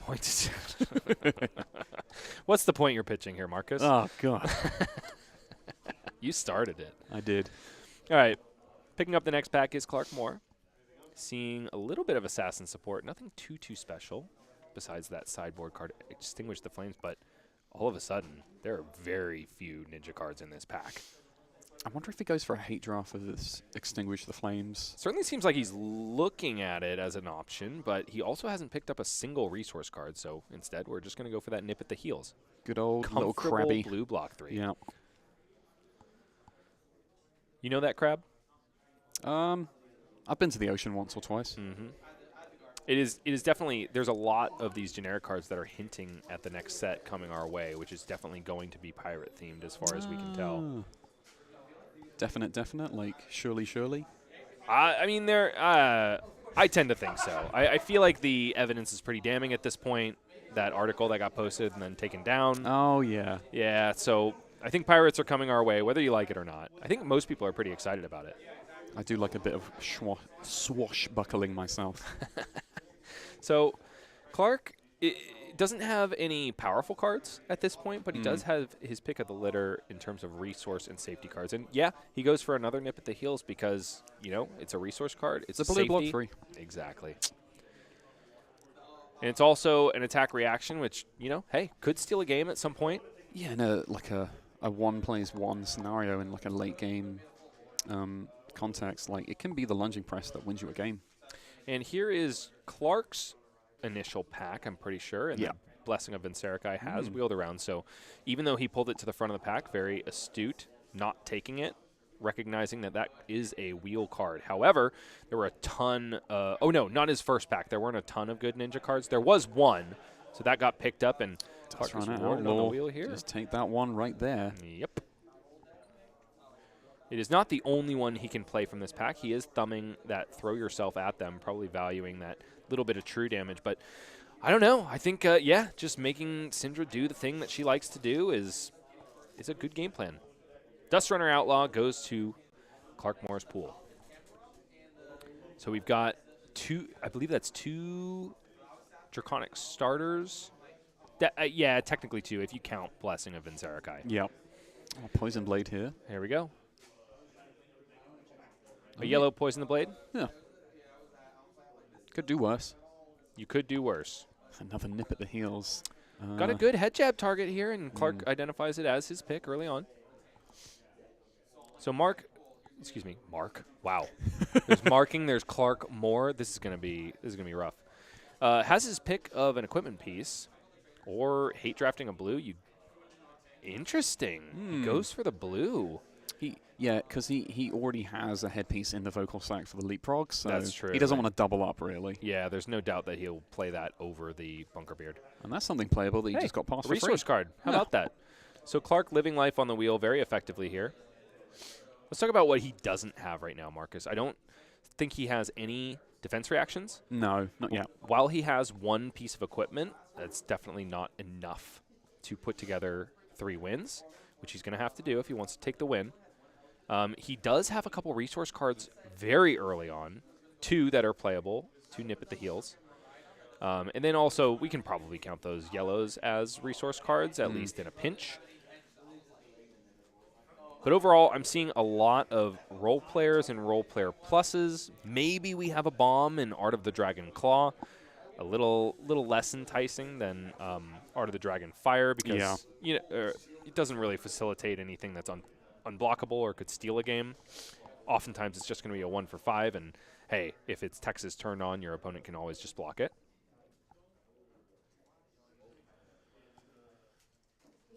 But not a bad start for our feature drafter. Let's talk about some of the picks that got away from him. Yeah. There was that Demonstrate Devotion. Yep.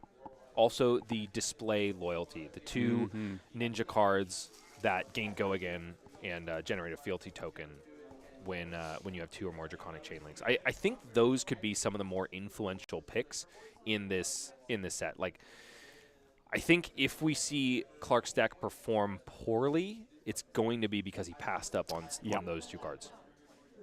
Okay. There is a Ronin Renegade. A Danger Digits is appealing. Oh my goodness, and it's a bomb of a Majestic. This is a signpost card and a half. That's Blood Runs Deep. Clark gives a wry smile as he looks through this pack and says, yep, that's the one that's going right into my pool. So Blood Runs Deep, of course, costs 2 and is discounted by each Draconic Chain Link you control. It says on attack, it gains Go Again and flick both your daggers.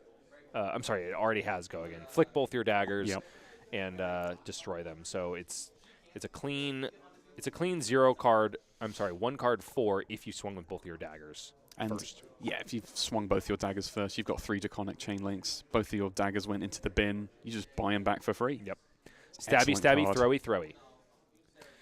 And yeah, Clark giving us a little bit of dramatic pause, but it was always going to be Blood Runs Deep here. I wonder what he wants to wheel from that pack. Maybe the Danger Digits? Or the Ronin Renegade, for that matter, yeah. That too. I feel like that might be scooped up fairly quickly from the other ninja that's definitely out there. It's probably going to end up with a resource card there. I think there was only those couple reds in that one equipment to speak of. Unfortunate to see duplicates in the head slot. And honestly, there's not a whole lot here for Clark. 2 Hunted or Hunters is kind of wild to see in the same pack. What are we missing here, Marcus? I do believe we're missing the other Ninja Common, so Clark is potentially going to be cut off this pack. Yeah, sort of a... Yeah, throw yourself out of them is not the worst red to be picking. Not bad to have 1 in your deck.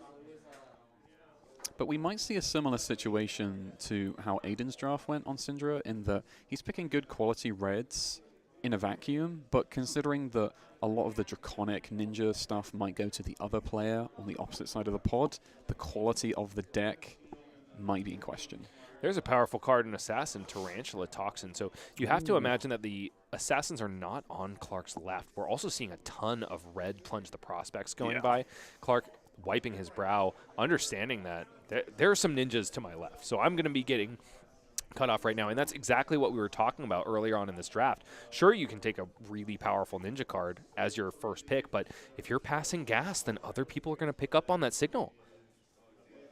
Yeah, both the Cut Through and the Grow Claws are giving him pause. Along with Leapfrog. It's Grow Claws, not Grow Paws. Uh-huh. I'm sorry, I'm a father. Bear with me. He is thumbing that Leapfrog Slime Skin, which is not a bad pickup here by any means. But Clark has got to know that those 2 red Go Again cards are not going to come back to him. Agonizing over this decision. Is Clark less is more? I think the breakpoint on Grow Claws definitely jumps out at me more. 1 for 5 Go Again is A-okay, but you know the Cheerios aspect of Cut Through is pretty darn good too. If there's one thing Syndra can do, it's hit with daggers.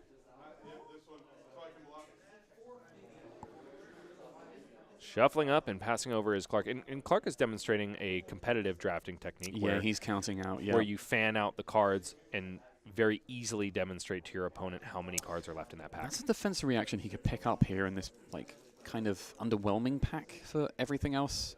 I really like Lair of the Spider. There is a tag the target, but like that's not the head jab you want to be seeing. And you get 3 value out of Lair of the Spider anyway, and it's an unconditional mark if the condition is met. Where oftentimes you're presenting so few on hits, people, the minute you throw out a tag the target, someone's gonna block it because there's no other on hits in Ninja really.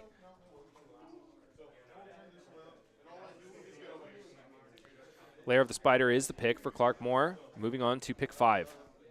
A lot of seeing some good assassin cards. Yeah, a lot of assassin cards left here.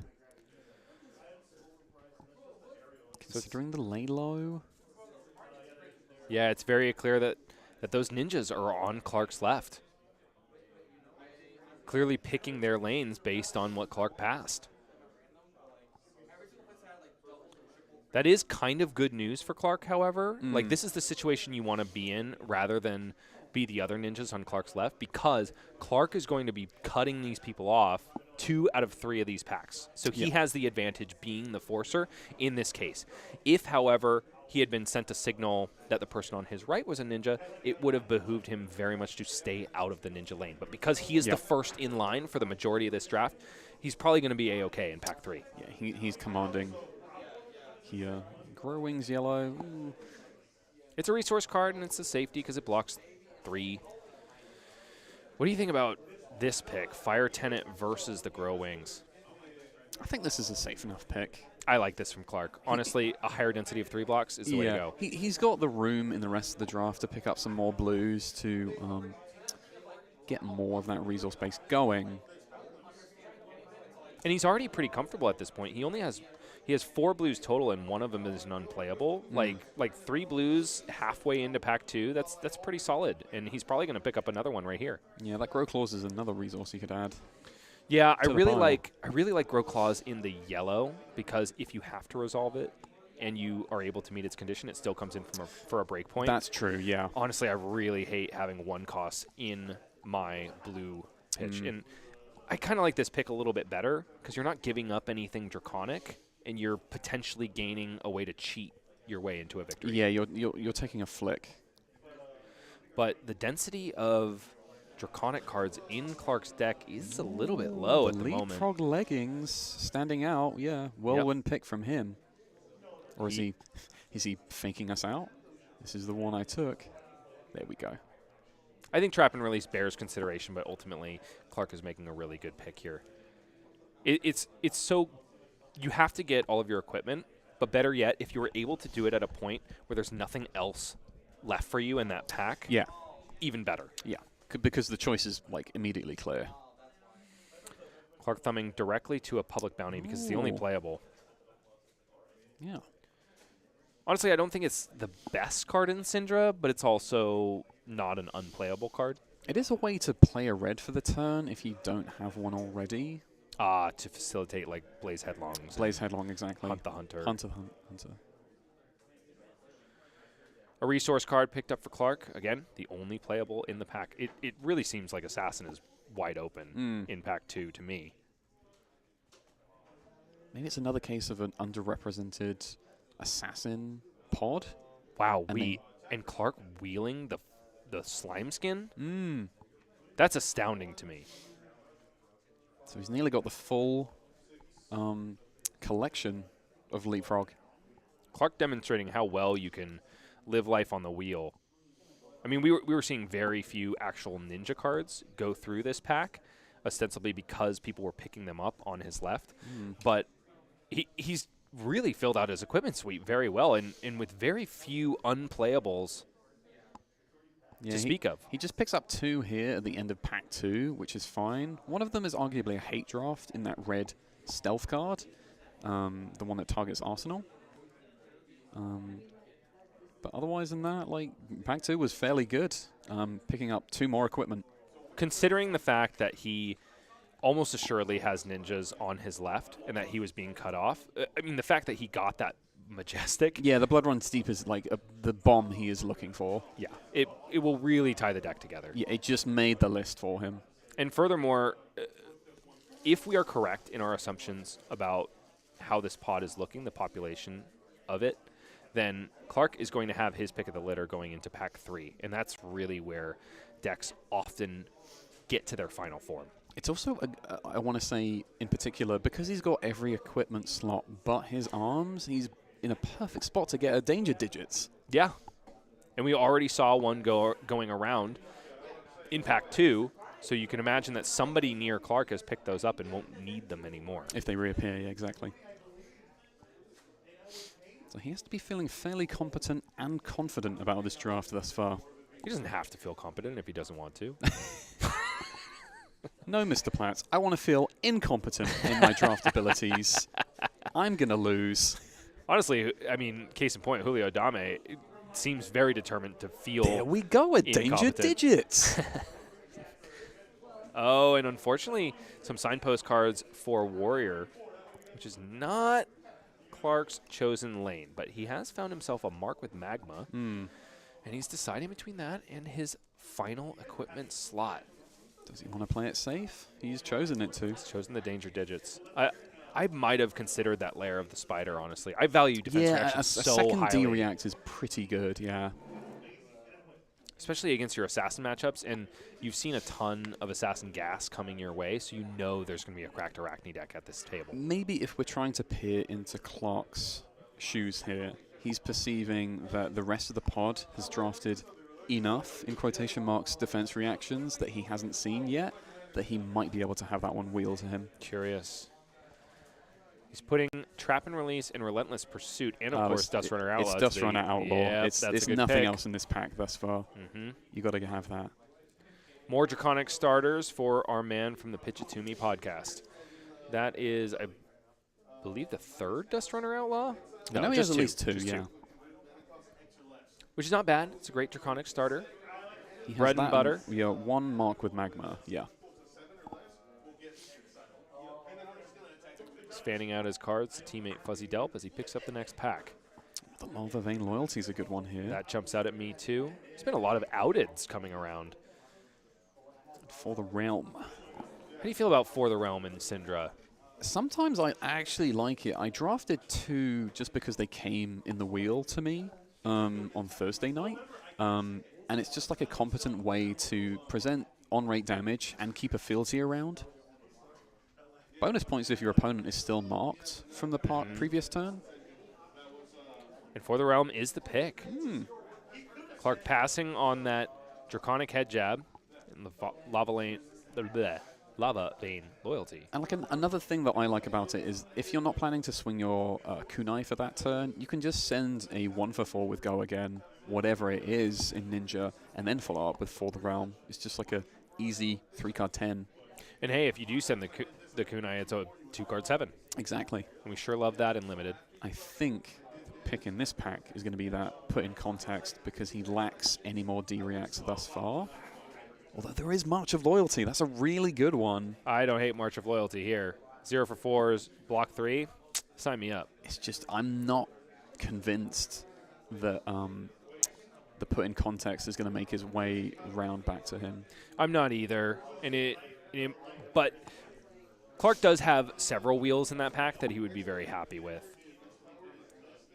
So you hope he gets at least one of them. I do believe, like, worst comes to worst, he's going to get a blue block 2. Which, hey, he still needs some resource cards. So depending on those to wheel is probably better than that of the March of Loyalty. There is a Leapfrog Gloves if he wants to finish out the rest of the equipment, but he's already got his Danger Digits. So yeah, he took that Danger Digits. He doesn't really need it. And I like the Fire Tenant Strike First here. It's just a great way to spread out your damage. You really want to, if you can't present breakpoints, if you can't say 4, 4, 4, 4, 4, you might as well say 2, 2. Yeah. And then you're preventing assassins and warriors from using their cards that normally block so efficiently. Yeah, being able to spread your damage numbers across the chain links is a good way to deny block value from the decks that love their 3 blocks. Clark looking for more inspiration from the ceiling. Once again, all he finds is Asbestos. I think Hunt the Hunter is actually the better option of these two. I tend to think so, too. How much Go Again do we have access to? Like that's the reason I think Clark is going for this Grow Wings. He perhaps feels that he doesn't have the ability to go super wide. I mean, he just picked up a For the Realm, which is one of those kind of like haymaker attacks at the end of the chain, but it doesn't help you go, attack, attack, attack like Ninja normally wants to do. I think he's going to have to take the trot along now because he's lacking those blues right now. Yeah, and that's the only blue that he has access to here. He can hope that to take the target. Wheels. Be sensible, Mr. Moore. Take that little horsey and then oh no, don't take that card. I love sitting next to a Guardian when people are passing on blues. It's amazing. I mean, we did see it play out with Aiden when he pitched red a couple turns, and I was like, this is why you don't do that. This is why you take a blue sometimes. Yeah, he's considering it. Looking to the drop ceiling for inspiration. Oh, he's cementing it. He sees blood. He is seeing red. and choosing the Fire Tenant strike first, which, while it looks very Draconic, is not a Draconic card. So we won't count it in his bank of Draconic starters. Okay, what else has this pack got to offer? Absolutely nothing. Not a lot. It's probably going to be this blue trap and release here. Yeah. He's thumbing through the exposed, but honestly, I have been very disappointed anytime I've had exposed in my deck. I mean, we talked about it at the start of the day. They really are a risk in that they're not even 2 blocks. They don't block at all. They can just be a dead card on a lot of turn cycles where you're marked, and you can't do anything about it. The floor of that card is very, very low, and hey, what if you end up having to arsenal it, and then you remain marked for the remainder of the game? Yep. The downside is really, really down. And Clark getting a premium resource card in Grow Wings. There you go. In that it's also a safety. Blocks 3. Trap and release. Grow Wings blue. So currently we're sitting on 7 usable blues for Clark. And here, unfortunately, really seeming like those ninja cards have dried up. Yeah, this is the bottom of the barrel right now. Into pack 3. I'm tending to assume that we have 3 Syndras in this pod. At this point. That's a decent estimate, yeah. I would buy that. The blue Grow Wings. It's got to be. He's sitting on 7 usable blues. He's fine.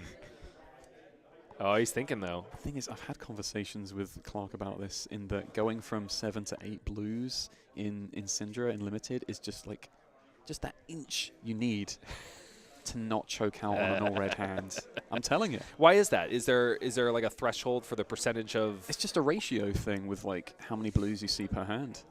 Looks like the wizened words of my co-caster have reached Clark Moore's ears. Obviously not through his ear holes. He can't hear us right now, but maybe through the ether.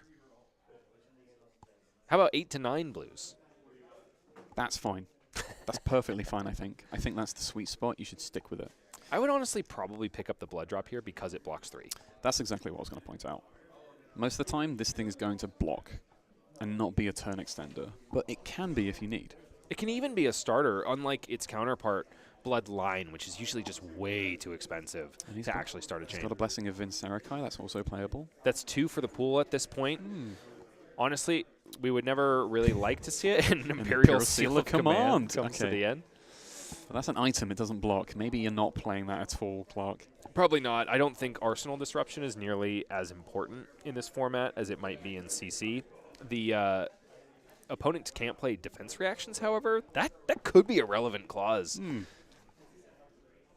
So Clark is going ahead and sorting out those cards, putting together what he thinks is going to get him to the finals and to $400.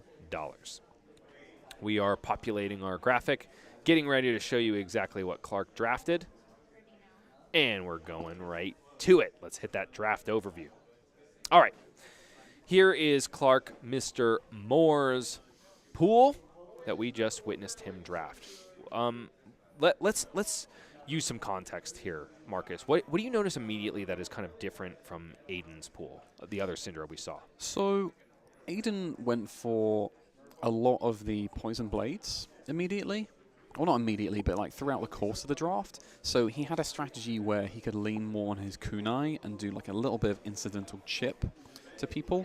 Clark seems to have gone more of the route of like ninja value, I like to say, where there's a lot of good rate attacks that you can put together on like a nice 3-card, sometimes a 4-card, even a 5-card hand if you land it.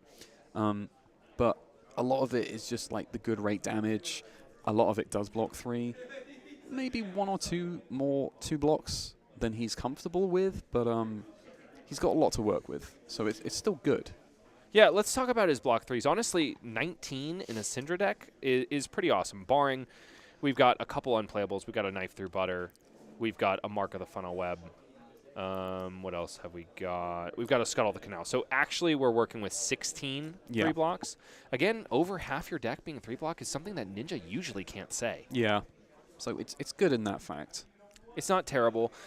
What I'm curious about is if he's actually going to be able to go wide with these Draconic Chain Links and be able to consistently buy his daggers back. Because we talked about a huge pickup in Pack 2 in Blood Runs Deep, but to get the maximum value on this card, you need to have both daggers at your disposal. If one is sitting in the bin, you're only going to be able to flick one of them, turning this into, effectively another head jab. Yeah, it might be an awkward thing to find the power turn that he wants to like actually send this on, because, as you say, one dagger might be in the bin already, so he has to spend another turn to set up and rebuy that other dagger. And so we've only got 10 Draconic cards to speak of in this entire pool, 2 of which are Auras. Blessing of Vensericai. And usually you don't want to be playing those if you can avoid it. They're a bit of a liability in terms of the 2-block. They also don't have Go Again. And if there's one thing that ninjas want to do, it's Go Again. So I am a little bit concerned about the lack of Draconic starters in Clark's pool. He saw a ton of Ronin Renegades that he could have taken very early on, but he had to pass them up for more powerful things or equipment. So it's just the 2 lonely Dust Runner Outlaws that are going to be his starters, of course, besides his Kunai of Retribution. Yeah. I think he's definitely banking on Kunai being like the bread and butter for his like chain links, in having them as Draconics to get the turn going, so to speak. So he's going to be comfortable with that, and probably playing more of these, like I said, more like 3 and 4 card hands, as opposed to really waiting for the optimal 5 card hand. And so far we've talked about the fact that the defensive capability of Clark's deck is much more than that of Aiden's, which we saw in Pod 2. Let's talk about the fact that Clark has 2 defense reactions. And, and while we talked about a situation where I might have liked him to pick up a second copy of Lair of the Spider, this is infinitely better defensively than we saw from our previous pod. Yeah. Obviously, lay low can be kind of a liability, but I don't know. Personally, I think these exposed cards have a very personal touch to them in that they perform very well for some people. They perform very poorly for others. For me, lay low has always been a good card anytime I pick it up in a limited pool. I think, considering the other 2 exposed cards that you can't play if marked, this one is a defense reaction. The other 2 do not block it at all. So it's safe in that respect. Yeah, and generally there's a little bit of counterplay because a lot of sources of marking are played at reaction speed. So oftentimes you can plan your turn around whether or not you're marked, and then worst comes to worst, you can always pitch this card. And sometimes, like we've said, yellows are good enough to get there. Let's talk about the resource base of Clark more. We've only got, I believe, 1 unplayable in the blues.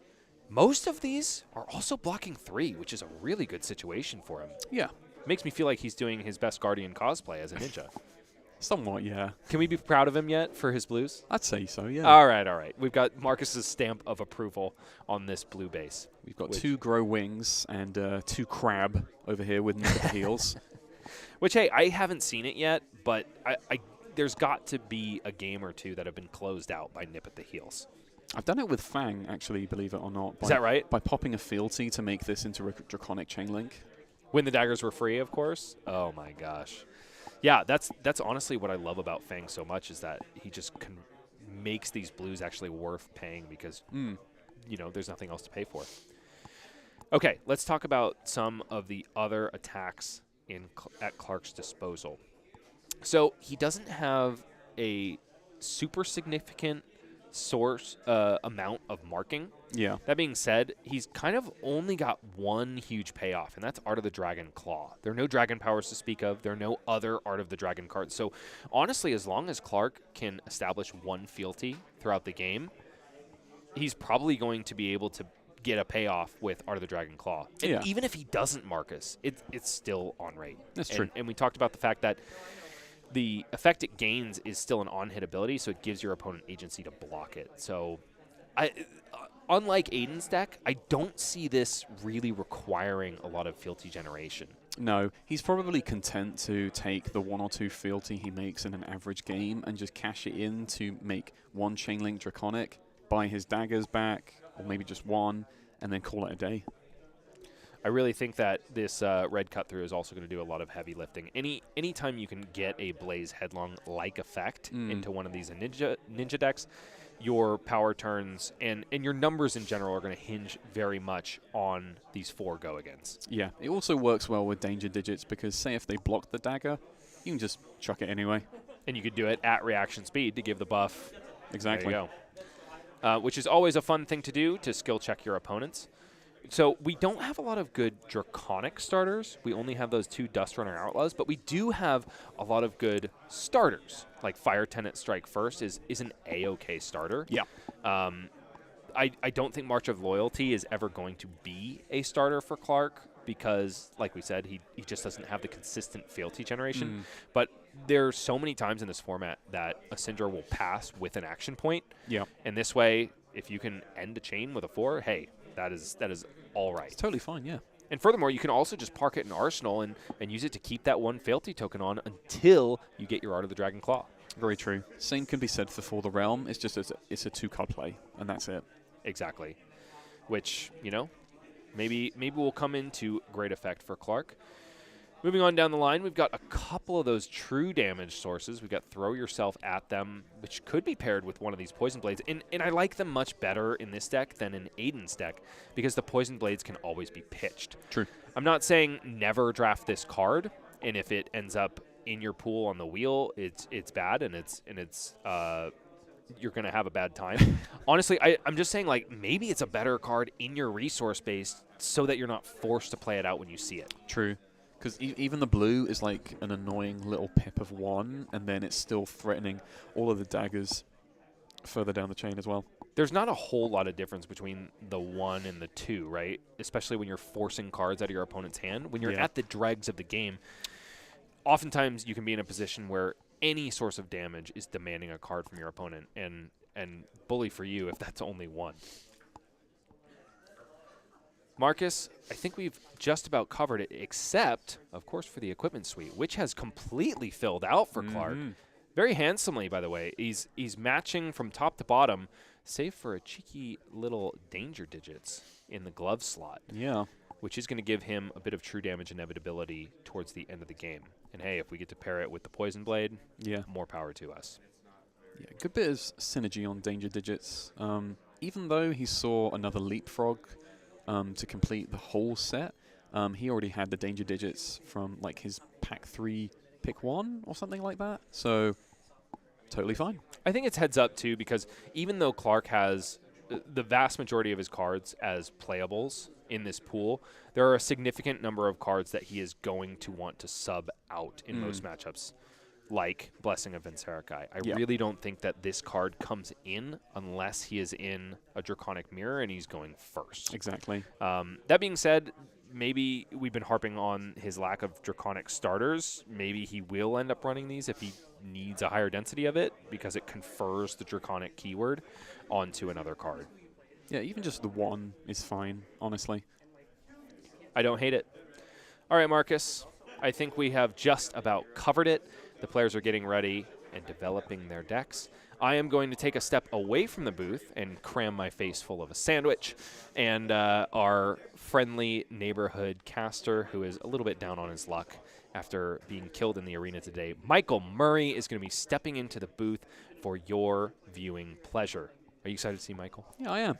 Are you excited to shove it in his face that you made top 8 and he didn't? No, I'm not going to do that because that's unsportsmanlike. Oh, man. I wanted to stir the pot over here. I'm not stirring the pot. I'm not letting you transcend here. All right. Well, we'll see about that. I will have my day. I'm going to spill the tea and get you guys all riled up. All right. In the meantime, don't go anywhere because we have more Marcus Brown, more Michael Murray, and more Flesh and Blood after this.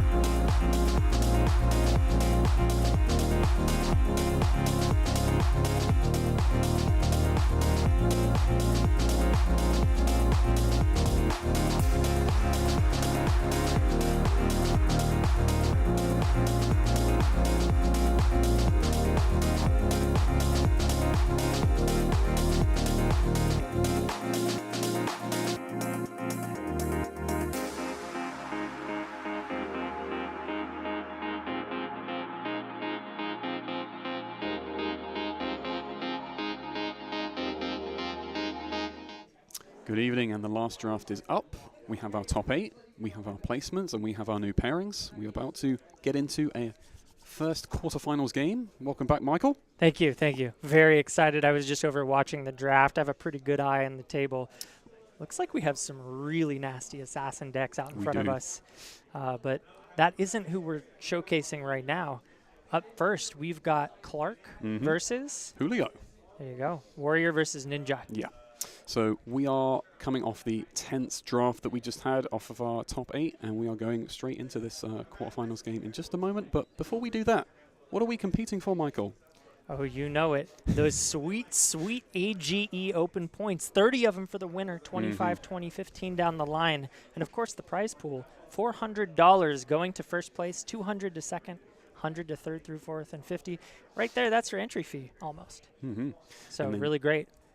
Then we take a look at what the top 8 actually eloped into. Should you have forgotten, we have Colin Eriksson, first seed, reigning champion from this year right now, keeping it a strong lead with a completely untarnished winning record today, along with some pitch it to me boys here, Fuzzy Delp and Clark Moore making it into the top 8, and some recurring names from last month's top 8 as well in Austin Chin and Julio Adame. And looking at this top 8 bracket, it looks like either we misspoke or the bracket might be off. Not sure at the moment, but right now we've got Clark into Fuzzy Delp, not Julio, like I said earlier. So that could be a Ninja Mirror. Not in order. Okay, so this isn't the bracket. No. This is just the placements. Thank you for the clarification. This was their seeding placements, okay, yes. That clarifies it. So this is just their seeding. Thank you. So, honestly, how are you feeling? Man. I mean, here's the thing. I played today. It was awesome. And I played with some horrendous decks. I still went 3-3. I was able to get games with these horrible decks. Draft is just half the game. You still have to play the game out. And so I'm sitting here in awe of the 2 assassin decks, but they're going to have to pilot them to the finish. Absolutely. And I've seen some of these players just absolutely crush with kind of not a whole lot to work with. Yeah, draft is a skill in and of itself. You have to sometimes make lemonade out of lemons, or even worse than that, materials. Lemonade with no sugar. It's bad. Exactly. But I'm looking forward to these matches. Yeah, I'm thinking we have a good bracket for this top 8 on our hands. I'm really excited because I mentioned this early in the draft, but Clark was beating himself up quite a bit from previous AGE results. He's done a lot of bubbles and has been. He told me about the 9th. Yeah, a little bit down in the dumps from being the bubble boy, but he's shown he's got what it takes and made it to a top 8 here. So props to him, honestly. Yeah. I took him down in round 2. And he made it through. Yeah, good on him. Yeah. So just check with producer Justin. Are we good to go to our quarterfinals game soon-ish? Till then, let's actually do a bit of a plug here. Sure. Do you know what we have? What do we have coming up? AGE East, the first of many on the East Coast, is going to be, as we have talked about before, a RTN that we are piggybacking on top of. At Great Stories Comics and Gaming in Whitensville, Massachusetts on the 9th of February, so barely a week away, just over. And tickets and details you can get at east.age.events. If you click that link, it will take you, I believe, straight to Great Stories page for their RTN. There is all the additional prizing and points for a regular AGE Open available, and of course all the RTN prizing that goes with it. So make sure, if you're in the area, come to that RTN, because you're also participating in the first AGE on the East Coast, and there will be many more to follow as we see. I am so excited about this event.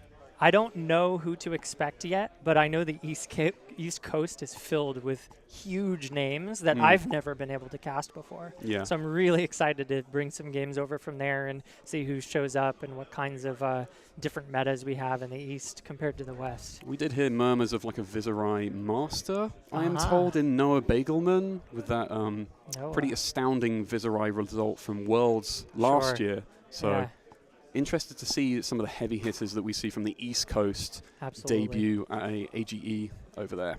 Yeah, and our first remote broadcast, that's going to be Absolutely. exciting. Yeah, I'm actually curious how the studio Yeah. works out Yeah. remotely. Well, I saw a little bit of testing going on the other day at our local game store, just setting it up, getting the buttons, twisting the knobs, getting it all fine-tuned. I think it's going to look really awesome. So I'm looking forward to that. Absolutely. Do we have a moment to... Are we getting into our quarters? Just checking with producers. Okay, so Cool. I'm being told we are almost ready for our top 8. We're just going to take a momentary break. Well, okay, so pardon me, we are almost there. Just okay. We'll just have to play some patty cakes. Don't leave me hanging, bro. One there, one there. Okay, so our top 8 is ready. It's done by seeding now. Pardon me, seating. There it is. So we have Colin Eriksson ended up on Syndra. So actually, more importantly, he has played every available hero in this limited format today alone. Yeah. Against Austin Chin, fellow humongous gamer teammate over there, ended up on Aracne. And then we have Clark Moore and Julio Adame, as we spoke about, Syndra versus Fang. Fuzzy also on Syndra, up against Paul Selensky, also on Fang. So another Imperial rivalry on this side of the bracket as well. And then William Garcia on Fang against Patrick Rubaclava on Arachne. So a collection of matchups here that we've seen across the day, but more importantly that we've got different players piloting and different rivalries and team kills. Yeah, I'm glad to across. see no mirrors as well. This looks like a really cool bracket where no matter who wins, well, I guess you could have a Syndra mirror going up or a Fang mirror in the next bracket, but it looks like a pretty nasty spread with the Arachnes sort of taking up both wings and then this kind of collection of Fangs and Syndras in the middle here fighting it out. And we did sort of see this in the draft in that we felt that a lot of assassin cards were being passed around, and it turns out the 2 assassins in the pod will probably have incredibly strong decks as a result, as the only 2 that I think those are the 2 players to really sort of keep an eye on. Those decks looked terrifying. Yeah. I don't think any of the others are too shot up about the fact that they had to fight for cards amongst their fellow pilots on the same hero, because unlike other draft pods I've seen, there's no 4 of, there's no dreaded 5 of, and like 1 assassin that had everything given to them on a silver platter. So yeah, I think the players here today had a very good understanding of reading the wheel and reading what was open. I didn't see a single pod group up like that. They were all very even spreads. Okay. And we're just getting our top 8 ready just now. Taking a look at standings, actually. So Colin actually leading the pack today and, of course, from last month will solidify that lead along with some of our other top 8 from last month with Austin Chin. Patrick Rubaclava will also join that. And Julio Adame also adding some points to that leaderboard. Fuzzy Delp up there as well. Yeah, true. Yeah, Fuzzy was on the bubble last month, so good to see him in this top 8. Will claw out more of a lead and really solidify that position. He's been a really consistent player in previous seasons. Like he mentions that he's got a lot of 12 points at multiple AGEs, but that consistency does pay off. It can get you to the Players' Championship as part of the top 16, so nothing to scoff at, basically. Okay, and just a quick thank you while we're at it with the housekeeping. Big thank you to Top Deck Keep. We are currently coming to you from the lovely store that has graciously put us up for this open series, and will host us for at least the next foreseeable AGEs. We've definitely got March in the books, March 15th, so make sure you come along to that one too.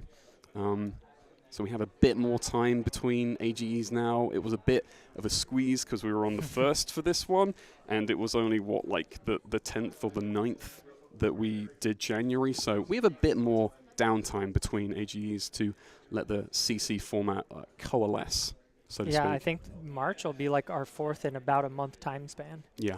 Which is And awesome, and I love it. But it's yeah. a lot of tournaments compared to our I normal also one want a month. Yeah, I also want to draw attention to the fact that like we had a long fab winter of like no competitive events, Yeah. and now we have a lot of them in one go. Yep. So there's a lot to choose from. There's a lot of cards you need a buy from the new set, considering.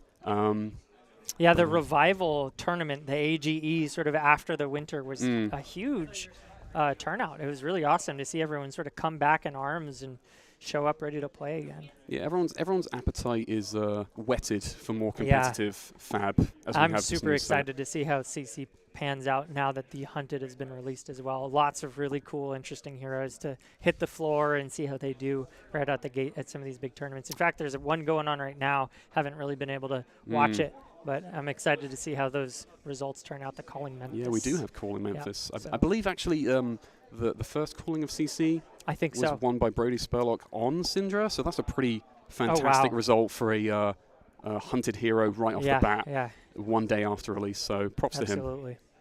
Okay, so I think, according to Mr. Producer Justin, I think They're having a party back there. They don't care about us. We might right have now. our quarters game just about to commence between Mr. Clark more or less, as Bryce put it.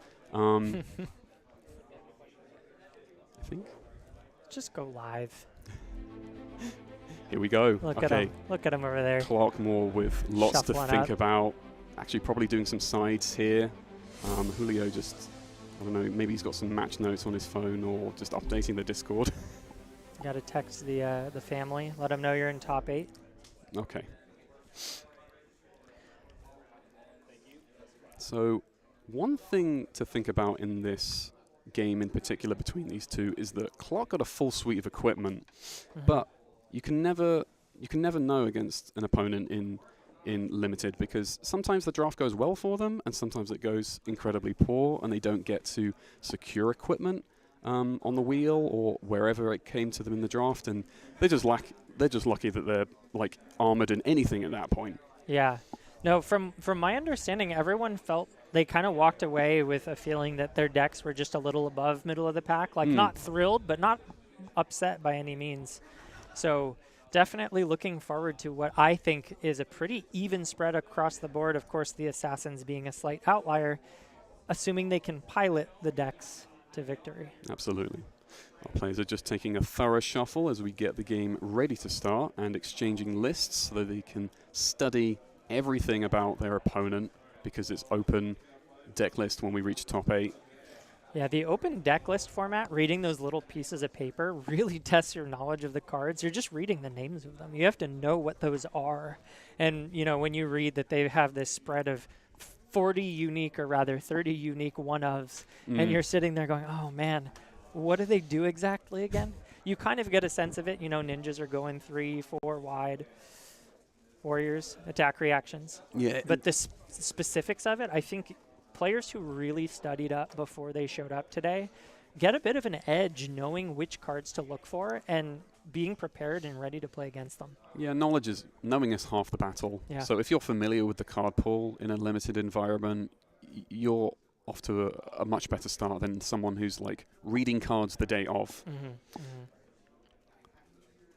Clark making a little bit of humor here. Also helpful with our Hunted limited sheets we have are actually color-coded. So if you can make that out on the camera, you can actually see a shade of blue for blue pitch and all the other colors, which is a nice touch because I'm used to a black and white sheet from major tournaments.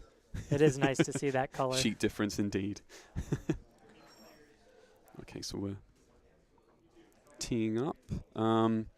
As the higher seed, Clark will get his choice of first or second. I can anticipate that it'll probably go second. Yeah. You do run that risk of incidental chip against Fang with all those reactions, but if you're ready for that and laying down your blocking cards effectively, you're probably not taking much chip at all. The other thing, though, that Fang can sometimes do is get a suite of fealty tokens on turn 0, and that can be really scary, even if they don't get any chip in, for them to basically start the game with 1 or even 2 fealties and just get ahead on that mini game.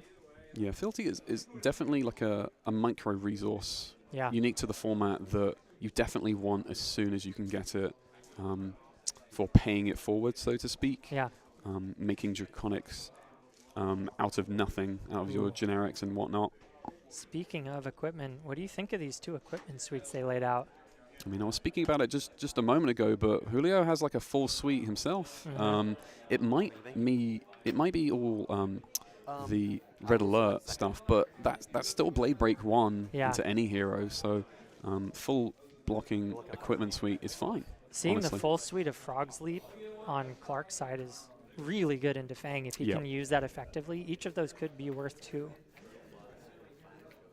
Okay. And here we have it. Julio looking like he's going first. Start off with the public bounty. And there we've got that yellow public bounty marking Clark more.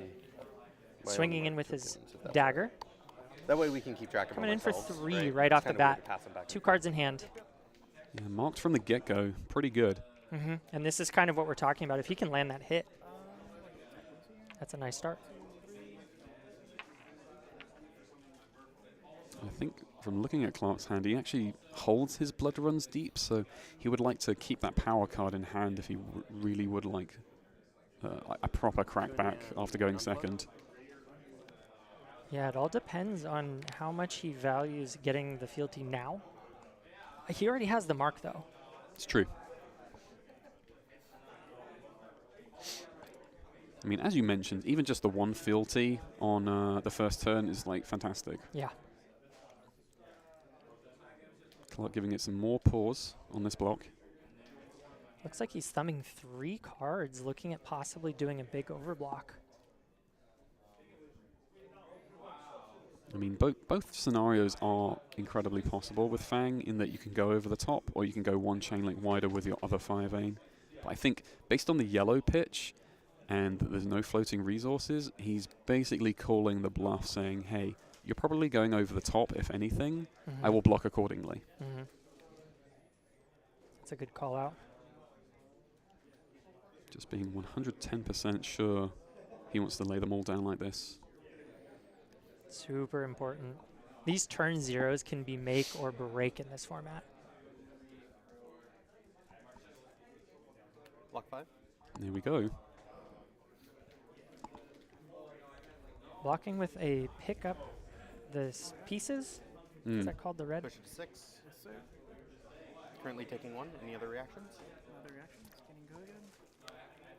Getting that reaction down, and 6 go again on the chain. Clark puts his gaze to his suite of leapfrogs, but we'll take the one chip. 19. And there's that first fealty and the chip. Yep. All good.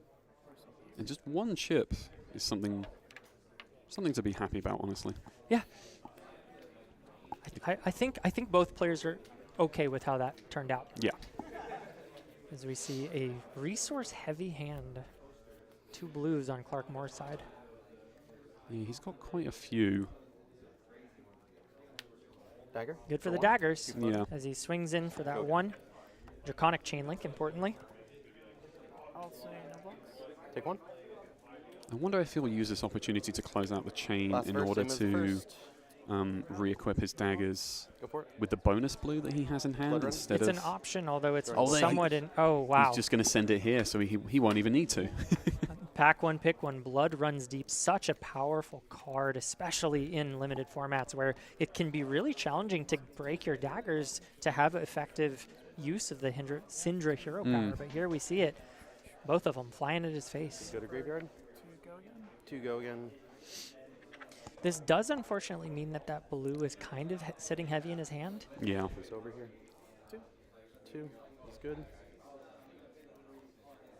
I wonder if he'll opt to send it instead of the red, the Dust Runner Outlaw, Sure. and pocket that for Arsenal instead. 4, But go again. really just pushing the damage here, Yep. he says. Dust Runner Outlaw. 4, go again. Really classic. Draconic Ninja action. 3, take 1. 15. Cards in hand. 2. Syndra, re-equip. There we go. Don the daggers again. And this is kind of where we see Clark get a little bit Arsenal stuck. toss. So arsenaling a blue is fine. It's still a card for a later turn. But not the gas in the tank that he would have liked. I think it might be one of those one-cost blues, so it's not the worst, actually. Sure. Julio starting out. Warrior's Valor. Cut deep. So huge front pump here with a mark on hit, importantly. 4, 5, 6, 7, 8. Quite tall on just the one dagger swing. Yeah, those front pumps can be really high value. Look at that number, 0 for 4, go again. Unfortunate that it's a hand where he can't really do anything about the fealty, and because he hasn't played anything draconic, it's actually going to go away. That's a good point. It's a very good point. So a little bit of a stumble there, despite the big numbers. Not keeping the fealty is a big deal, and Clark, I'm sure, is happy to see that. Yeah, because if it comes down to it, like 3 fealty is what pushes Fang into something quite deadly. Losing your fealty at the end of this turn. I wonder how Clark wants to lay down blocks, if at all, actually.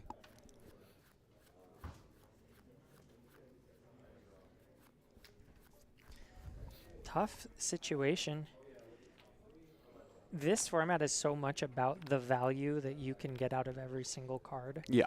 Games come down. I mean, you saw mine on stream. It came down to 3 cards each. Really, really close games.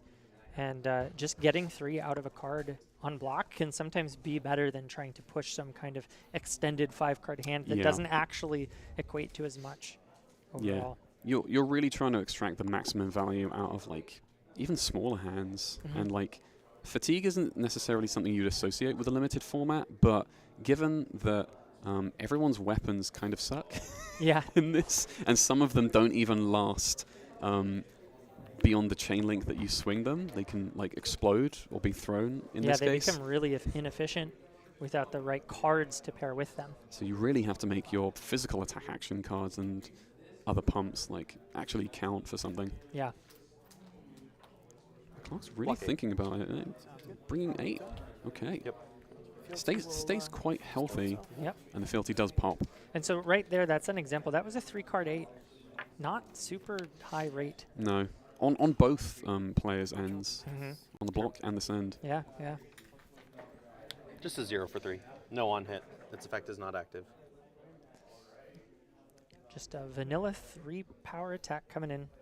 Burning Blade Dance. Good card when it's active, but pretty easy to block. So really just trading even value on both ends. Priority to you.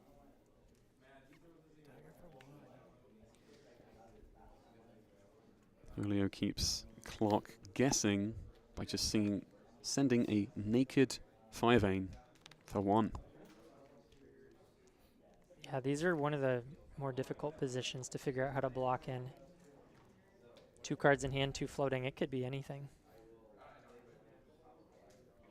Yeah, considering Clark's hand, I wonder again how much he's willing to respect, if anything. Well, he's answered my question for me. Nothing. And he's rewarded for that, as only 2 damage is coming through on this link. Going up to 2, go again. Yep. Recreating that fealty. No defense reactions. Take 2. When the dagger hits, which it just did. Clark was marked. Proclaim Vengeance. Marking a target at instant speed, quite powerful. Declare no blocks. I'll pump it up by 3. Going for 4. And the My mark. Scar Tissue, really powerful attack reaction, creating reactions. another mark on hit. I am remarked. Coming in for 4. 13 sound about right? I'm not keeping track aside from there. Yeah, we probably should be double checking it.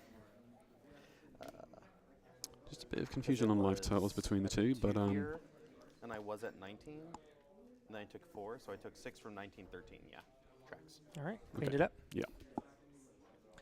Clark will start his turn marked, but with 5 cards to work with, so let's see what he can put together. Starting off with a classic Kunai for pitch to Go again. Kunai. I'll give you 1. And now we start to see the equipment need to make blocks sure that come we're out for using Julio. Blocking 1 is good. Why do you think he went for the equipment block here? I'm 3 unsure, go actually. again. Extra conic attack gains an additional +1. Maybe he just wants like the life shored up now. Yeah. But usually, just like CC, you're hanging onto armor as long as you can keep it. Sometimes in limited, Yes. it's more a case of This like attack the extra good conic attack opportunity combat is gain. the first one you see to cash in armor, Sure. and not like one further down the line that does not exist. That makes sense. Fire Tenet Strike first will empower the next Draconic Chain Link. Another go very again on strong hit card mark. as we see the blue being played out now. I actually really like the application of a +1 on a 1 power because it makes it inefficient to block. As we see Julio giving up a 3 block here to stop 2 4 go again. damage. Yeah, Clark getting quite a few cards out of Julio here. Yeah, really good sequencing on Clark's part. I like that a lot. No blocks, take 4. 1, 3, 2, 4 are tough breakpoints Yep. to manage. 4 go again. Ooh. Really pushing the damage here. And another equipment One is being good. used. Take 3. Interesting. And move to end. And one kunai I goes will be to placing the these sideways here. graveyard. That will be them being in the graveyard. Julio only with 2 cards to work with as he swings pitching once again his dagger against Clarkmore, who is still marked. Important to note, Julio really wants to get those fealties online ASAP. The fact that he lost one already is really, really hurting him. Yeah, I have to wonder if he's even going to keep this next one around for long. No, he's spoken Yep. for me. He's going So- to pop it to give the go again. Next card is Draconic. Playing dice. Sure. By 1. Ooh. So good use of that, just getting the extra value while he can. The fealty was going to go away anyway, so using it to at least get the +1 on the dagger. But this And getting another one on the back end. Yeah, this damage is kind of minimal though, because as a No 2-card blocks. hand, it's Or sorry, only we're in what reaction, 5 so damage player of anyway. spider marking. Well, I think he's getting go again, and he'll have the resource to swing, and that should pump the second dagger as well. Yeah, just by 1 though. Yeah. So it only comes in 2 for card 2. 5. So definitely. Oh, 4? 4 is good. Take 4. Pardon me. Is it the other way around? 1 I and think then 3. it is the other Okay. way around. It's like So it's like a slice and dice 2 at, card 7. reaction speed. I heard Michael Hamilton likes those. It's more like 2-card 8s, I think. You're right. He would never settle for a 2 card 7. Right, now Clark gets to play his. I see a Blessing of Vincerikai from him, so Dagger for 1. I wonder if he'll try and play this out to assemble a power turn and ask Julio, like, can you kill me soon? Otherwise, I think I'm going to take you first. Yeah. Clarkmore attacking in for 1 go again with the kunai. I'm going to make a field Evasive, result, evasive damage. so Chipping no away. undermarked. Gets a fealty from this. Tag the target. 0 for 3. Go again. Another 0 for 3. Tag the target, this time marking on hit. Asking for another 3 block here. Syndra has the ability to use these fealties for what I think is about 2 value each. So stopping those is really important. Danger digits in reaction. Ooh, As flicking his dagger as well. Julio only puts 2 in front of that, You are so marked again? he will be marked. From. In addition this to taking the marks one on from the I didn't see that. That's fine. bit of a misplay there. So this is pretty I will pitch then efficient activate from Syndra. I Clark have the one because Draconic Chain Link, Absolutely. he's going to pay his 2, re-equip both kunai, and then and actually I will play close out the chain. his Vincerikai. Ooh, that's really good. Was I remarked? So. Wait. No, I was hit off of the dice, so I should not be marked And it made the anymore. fealty. You're correct. Yes. Yeah. Sorry for not tracking that. Clearing up my the bad. game state. Everything looks Blessing good. of Vincerikai will And be here comes the activated. aura. So Ding, honestly, drawing 4, you were at really 5, good I am because at it acts as like a 5th card in this way into the next turn, and can supply Draconic to not something that marking. doesn't Sorry, already have it. You are Yeah. correct. Yep. You are And we see front pump +3 dagger coming in for 4 marking on hit as Julio plays out that. What's that card called? Yes, Sharpen yes, that's my apologies. Warriors. Valor. This is Senses. I think this is something Vengeance. Thank you. Vow of Vengeance. Vengeance for 4. 2 floating. I think if there was ever a time for Clark to just windmill slam his equipment, This is probably it. Yeah, he did a very good job of keeping all of that equipment alive. And if Julio does decide to react here, that's going to be a really easy place to put it down and potentially get extra value on the. Actually, I'm sorry. Julio only has one card pop. in hand. So He reacts here. To 7? 8? So it's 3, 4, 5. It's quite a large number, Mr. Moore. coming in for 8, Clark at 9.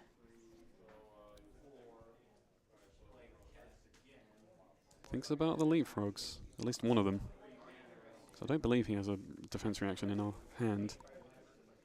In reactions, Oh, he does. will lay low, blocking for 3 and giving your next attack -1. Ooh. Wow, really powerful. Shrinking that dagger to a swing for 0. Mm-hmm.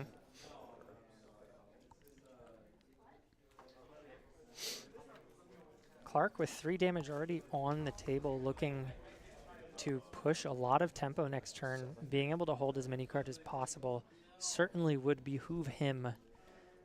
And keeping that equipment too puts him in a really comfortable spot. Yeah, this is also a really good use of that defense reaction in lay low, because it's going to shrink whatever dagger swing Julio would try and send on the follow-up and has an action point for to just a nothing. Yeah, yeah, just really, really clean. Just the best use case. It's hard to get value out of that card. I mean, sometimes it's a brick if you're marked, and then you have to make sure they're marked. And as a ninja, it's rare that you're ending a turn with them marked. You have so many wide chain links. So the way that he played that previous turn out to keep this marked, to get the value on the D-React, really, really heads up play from Clark.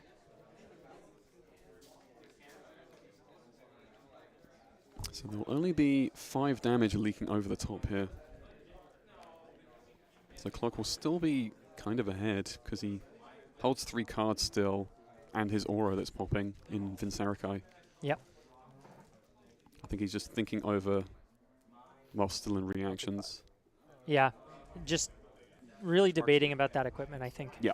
And the fact that he still has an opportunity to potentially block for 2 each, if he can throw it in front of the first dagger with a follow-up reaction that needs to create a fealty. Declare no blocks, sir. There we go. As they clean it up. It is worth it. It is worth it. Looking at the life totals, 4 to 5 as Clarkmore starts his first turn with that Blessing of Vincerikai and 3 cards in hand. Start a turn, Blessing is going to pop, giving +3 to my next. I'll just represent that here. Next attack. I'll So be this using will it affect the immediately. kunai if he chooses to swing with that first. Coming in for And he 4. does. He likes that break point. 4 power on the kunai. You could argue that this is kind of sending the Draconic Chainlink to waste, but he started the turn with both his kunai out, so it's fine to present this breakpoint, as you so astutely pointed out. 4 is good. Close the chain. But we'll close the chain out manually, I presume, to get another link out for Draconic and buy back the other kunai. Makes a lot of sense. Really important to keep those kunais around.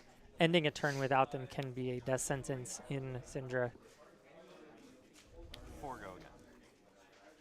Interesting. Just pushing the damage here. As we see Julio commit the last of his equipment. 4 more damage. This isn't lethal. 2 cards in hand. In the tank is Julio Adame.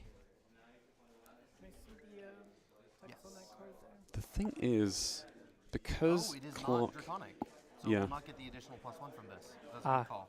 Julio Just coming reading the for cards, explains the cards. Really good call there. It will not have go again. No. This also means that Clark will not keep his fealty around because he's played nothing Draconic card, Should've been that Mm, which is a requirement for keeping fealty around. true. This also hurts his ability to get his dagger back.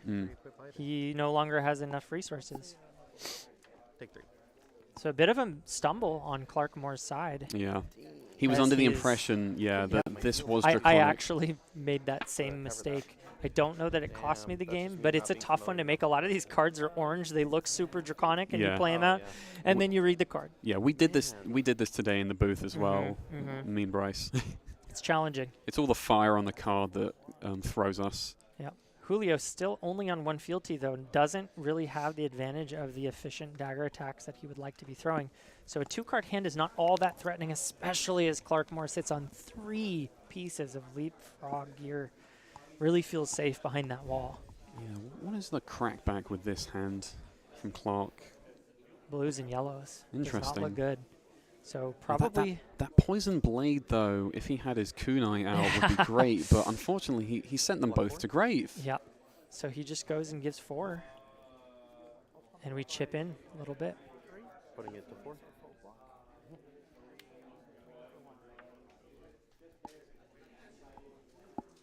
Excuse me, no chip in. Full block. Mm. 1 on the back end. Which I is guess good. this is the chip. This is Yeah. what I meant. Which is good because he's not going to suffer in any like incidental life loss. Right. And kind of folding a bit of the bad hand that he was dealt. I'll take 1. Taking 1 down to 3. And Clark is in a tough spot. I think he just has to buy his daggers back to start the chain out. I don't know that he has a 0-cost Draconic, and even if he did, I mean, he buys him back and sends 1 extra dagger. It's so inefficient. The moment you lose both of your kunais.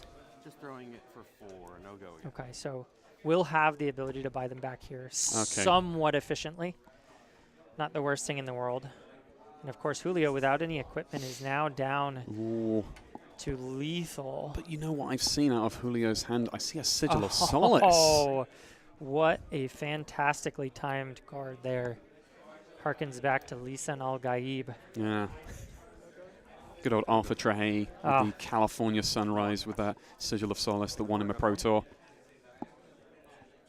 And then he just takes it. Syndra with my 2 floating, 1 chain link, get you 2 kunais. I mean, it's safe enough actually to go and sync to 1 here because although it's like kunai lethal range, 3 cards is scary with, yeah. I mean, Clark having the equipment, like, thankfully, but... And this is exactly the moment I think that Clark was waiting for to hold that equipment because right now Julio has 2 reactions. And whether he breaks the chain link or not could depend on if he needs to have that second Draconic to use that second reaction. I think this is the time for leapfrogs to shine. So Yeah. at least putting like 2 of them on the chain. If that's a Sisters in Flame, then he just can't play it unless he keeps the chain link alive. And like Clark can even be okay playing a 1-card hand by swinging daggers. Oh yeah, at next 1 turn. life, 2 daggers is phenomenal. Asking 2 cards of Julio on the return, yeah. It would put him in the same spot of now you don't have daggers, which is tough. But we have ourselves a really close game as Julio pops the fealty. Brings this up to a 5, so creeping over by 2. 5 total, correct? I will put 2 leapfrogs in. And Clark There just we go. Leap to it. Leaps in front of it. Blocking for 5. Such a good use of those equipment, saving it for the precise moment that it matters Follow-up most. dagger. Just absolutely soul reading Julio over here. Blocking 3. So Julio finishes, pumping it up. 2, 6, 3, 4, 5. Just 5? Plus 3, 4, 5, yes. I will move these 2 over. Blocking 5. Perfect. Perfect, perfect. Imagine blocking 10 with 2 cards. You can do it with electromagnetic somersault somewhat. That's true. Mm. You could block 12 with 2 cards with electromagnetic somersault. Absolutely the right time to stick 2 of those down. He's still got 1 left. Yeah, he's in a really good spot. 3 life still. Julio is now in... Throw yourself at them, flinging a dagger. And that's just lethal on the range. stack. And that's all she wrote. Well done to Clark. Julio's choice to use the Sigil just as a blocking card going to 1. He thought that, you know, his only out was to push it, but with all that leapfrog gear sitting there, he just didn't have the gas to kick it over the top. Yeah. No, he definitely played to his outs by playing the Sigil in that way to push offensively to get through that leapfrog armor, as we spoke, but it wasn't quite enough, and Clark found the dagger to flick in that attack. Well, congratulations to Clark. Moving on to the semifinals here. We're going to take a quick break. So don't go anywhere. We'll see you shortly.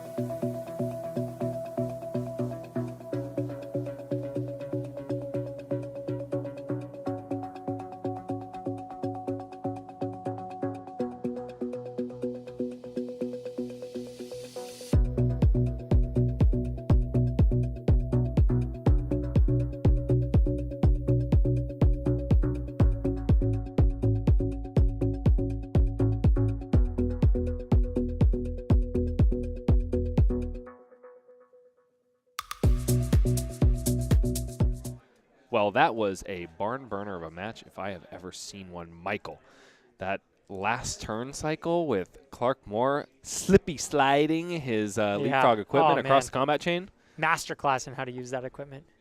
Absolutely.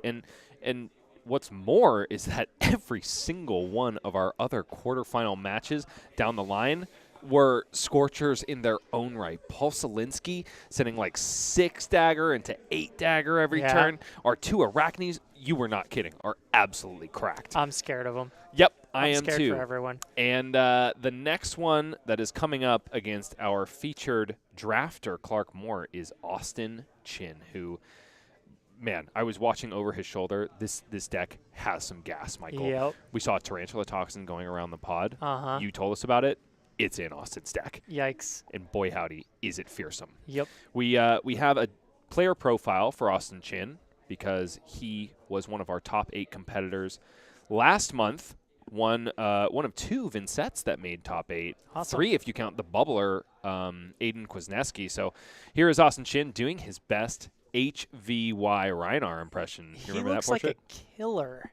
He absolutely is. And again, watching over his shoulder, he demolished Colin.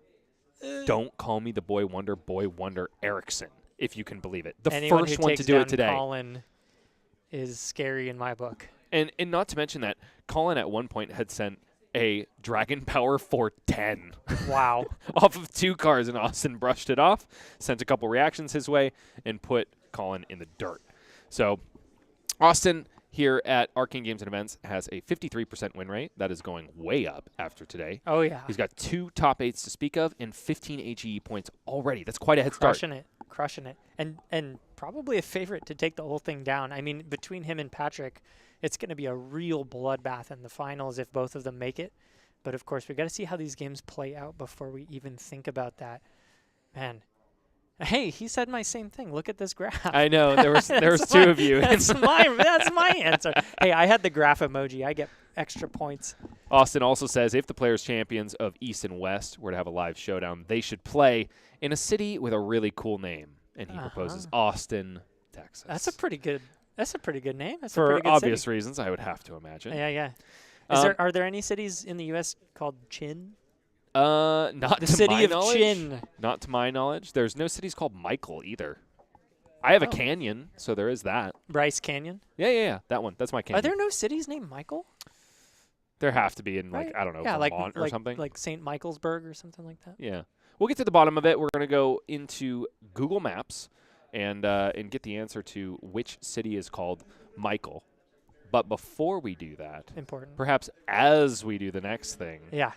we're going to move on down to the match area because we've heard that our players are ready. We are also going to start talking in hushed tones because this store behind us has gotten rather empty. This is always the most challenging part of the casting night. It's right when things get the most tense, the most exciting, and everyone, oh, by the way, casters, you have to whisper now. Yeah. We reach a fever pitch and you're expected to shut up? Okay. Like, come on. This is amazing.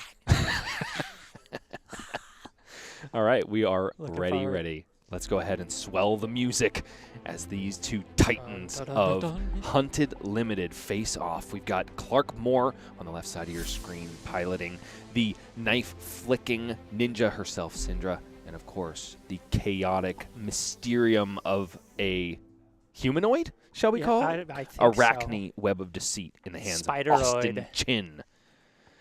And it looks like players are drawing up. Let's see who gets the play.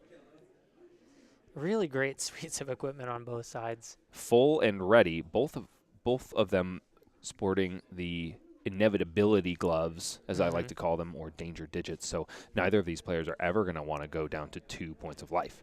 Or, I'm sorry, 1 point of life. Yeah. Too dangerous. Those danger digits will take your digits right off. Down to 0. Bye-bye. Let's see. It's hard to tell who's on the play at this point. I think it's Austin. Which would make sense if he got the choice to choose, because maybe his deck definitely has plenty of attack reactions that could cheat Clark into a position where he's lost quite a bit of life. But it looks like it is Clark playing turn 0. Okay. He's going to see if he can chip away at Austin's life total with this Kunai of Retribution. Nailed it. 1 damage coming through. 1 go again. It's always a hard choice here on turn 0 because it's like, do you give the card and then risk like not having enough cards for the big attack at the end?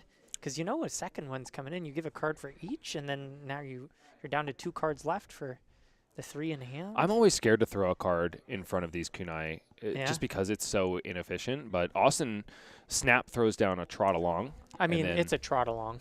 that is fair. That is fair. I think he probably took advantage of the fact that he wanted that out of Wanted his to hand. filter that out. Yeah. And here So- comes the second one, connecting with Austin Chin's neck, trickling him down to 19 life. Clark deciding what else he wants to do with this turn. Looks like we're closing the chain here. Good choice. I think a second blue in hand makes it. Yep, and Or that's A-okay. very Pitching a least a yellow, yellow. getting those daggers back, setting yourself up after chipping a little bit of damage. And he's got 2 good choices for Arsenal here. We got to push the point and a Mark of Magma. Oh, but Yep. instead he decides to go ahead and just throw that head Sure. jab. Getting another blue stealth attack for his troubles. Probably not exactly what Clark wanted to see on the block. Yeah. Maybe thinking that because one of those knives leaked through, there was something juicier that he could rip out of Austin's hand. But If he's lucky, Austin ends up with an all red, but it does not look like he's lucky as we look in here. No, we 1 blue to fuel that turn. 2. yeah, it's 2. So a little bit of redundancy in the hand of Austin Chin, but I think he's feeling all right. Looks like he is thumbing that Mark of the Huntsman to start off the turn. Now, let me tell you something about this deck, Michael, that you probably saw during the draft, but I saw during his last match.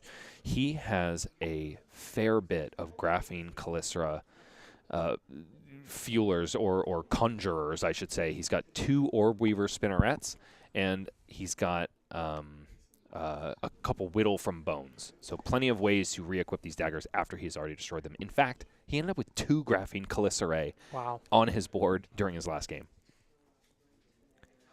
Clark really respecting this dagger, giving up an entire card to prevent that. So no connection here on the Mark of the Huntsman. Looks like Austin is going to have to jump through a couple more hoops, but he is holding that Tarantula Toxin, Michael. So he could, if he chose to, deploy it here to get over by 2 I hope not. and mark the opposing Syndra. Is he thinking about it? He is. Really? Depends on what I else think is Clark in would his hand. be thrilled if he got a Tarantula Toxin now. He's got a red He's Orb got the Weaver Spinneret. Calycera as well, yeah. So he's got a blue stealth attack. He can choose to And play there the, it is. Yep, and there's the Tarantula Toxin buffing this dagger up by 3. 4 is leaking through. Clark is reading that card, saying, "You got that? You gotta be kidding me, man." I think he was aware. So the question is, this? No, he wouldn't use all his equipment. It would still hit. he's He going would. for it. He brings would. in both of these leapfrog equipment, which we saw him wait until the last possible Yeah. second to use last game, but instead he throws it out immediately. Clark really does not want to get marked. And honestly, he's kind of stumped the play that Austin wanted to make. Austin really wanted to Austin- destroy that dagger yeah. just so he could use the Orb Weaver Spinneret and equip a Graphene Calycera. Clark is, oh man, what a good player. Really respect his decision making in these last 2 games. So Austin has a choice before him. He can just throw that blue Mark the Prey in hopes that Clark does not want to devote more cards. But he's just going to go right for that Mark of the Huntsman. Because honestly, the play that he had on offer before with the Orb Weaver Spinneret is still at the ready. Yeah. I mean, there's nothing to And- stop him from and- popping and this Cl- dagger and doing the Clark- exact same thing. Clark takes it. He didn't stick to his guns here, and all of a sudden, Austin Chin's turn is wide open. He can equip that Graphene Calycera. And that's the tricky bit about these daggers. Swing You with can't it. block them forever, otherwise Yeah. you run out of cards in deck. Yeah. Okay, so he just goes ahead in Arsenals, happy enough to just leave that open slot in the daggers on the right there. Should get a transformation. Here we go. 19 to 19, and Clarkmore. Spinning the wheel of chaos. Yeah. Getting, unfortunately, Arachne Red back, which is probably the weakest of the 6. Really? I would consider it so, just because oftentimes the Arachne player is trying to play, 2 to 3 card hands rather than full 5 card hands. Sure. Obviously, it facilitates it here, but you lose a little bit of equity not being able to block with these cards. That's right. As Clark Moore comes in for one, the classic start from Syndra, that kunai, 2 floating. A built-in Draconic starter in these kunai. Looks like Clark is going to be able to follow it up with a Burning Blade Dance, a Fire Tenet Strike First, and also he's got a Mark with Magma sitting there at the ready in the arsenal. That's right. Which is absolutely fantastic because he's going to be able to create breakpoints out of both of these cards left at his disposal. Yeah, getting those fealties online for the payoffs is really, really important, especially early in the game. And as we saw Clark's draft go by, there aren't a whole lot of payoffs for fealty in his deck. It's pretty much just that Art of the Dragon Claw. But that being said, you're presenting on hits for your opponent. I like this one a lot better, Yeah, the this Burning is Blade great. Dance.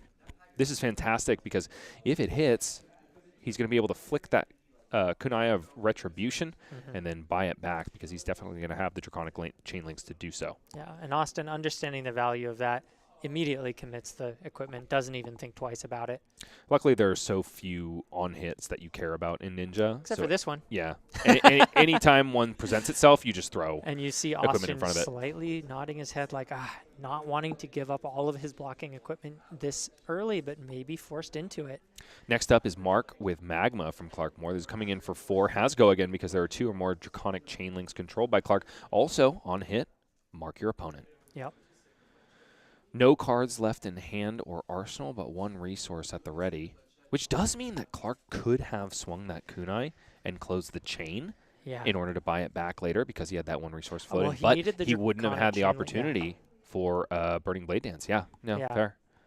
I think he played it out very well, as we're seeing Austin a lot more hesitant with this equipment block, just knowing how vulnerable you can be once you're out of those equipment blocks to these breakpoint on hits.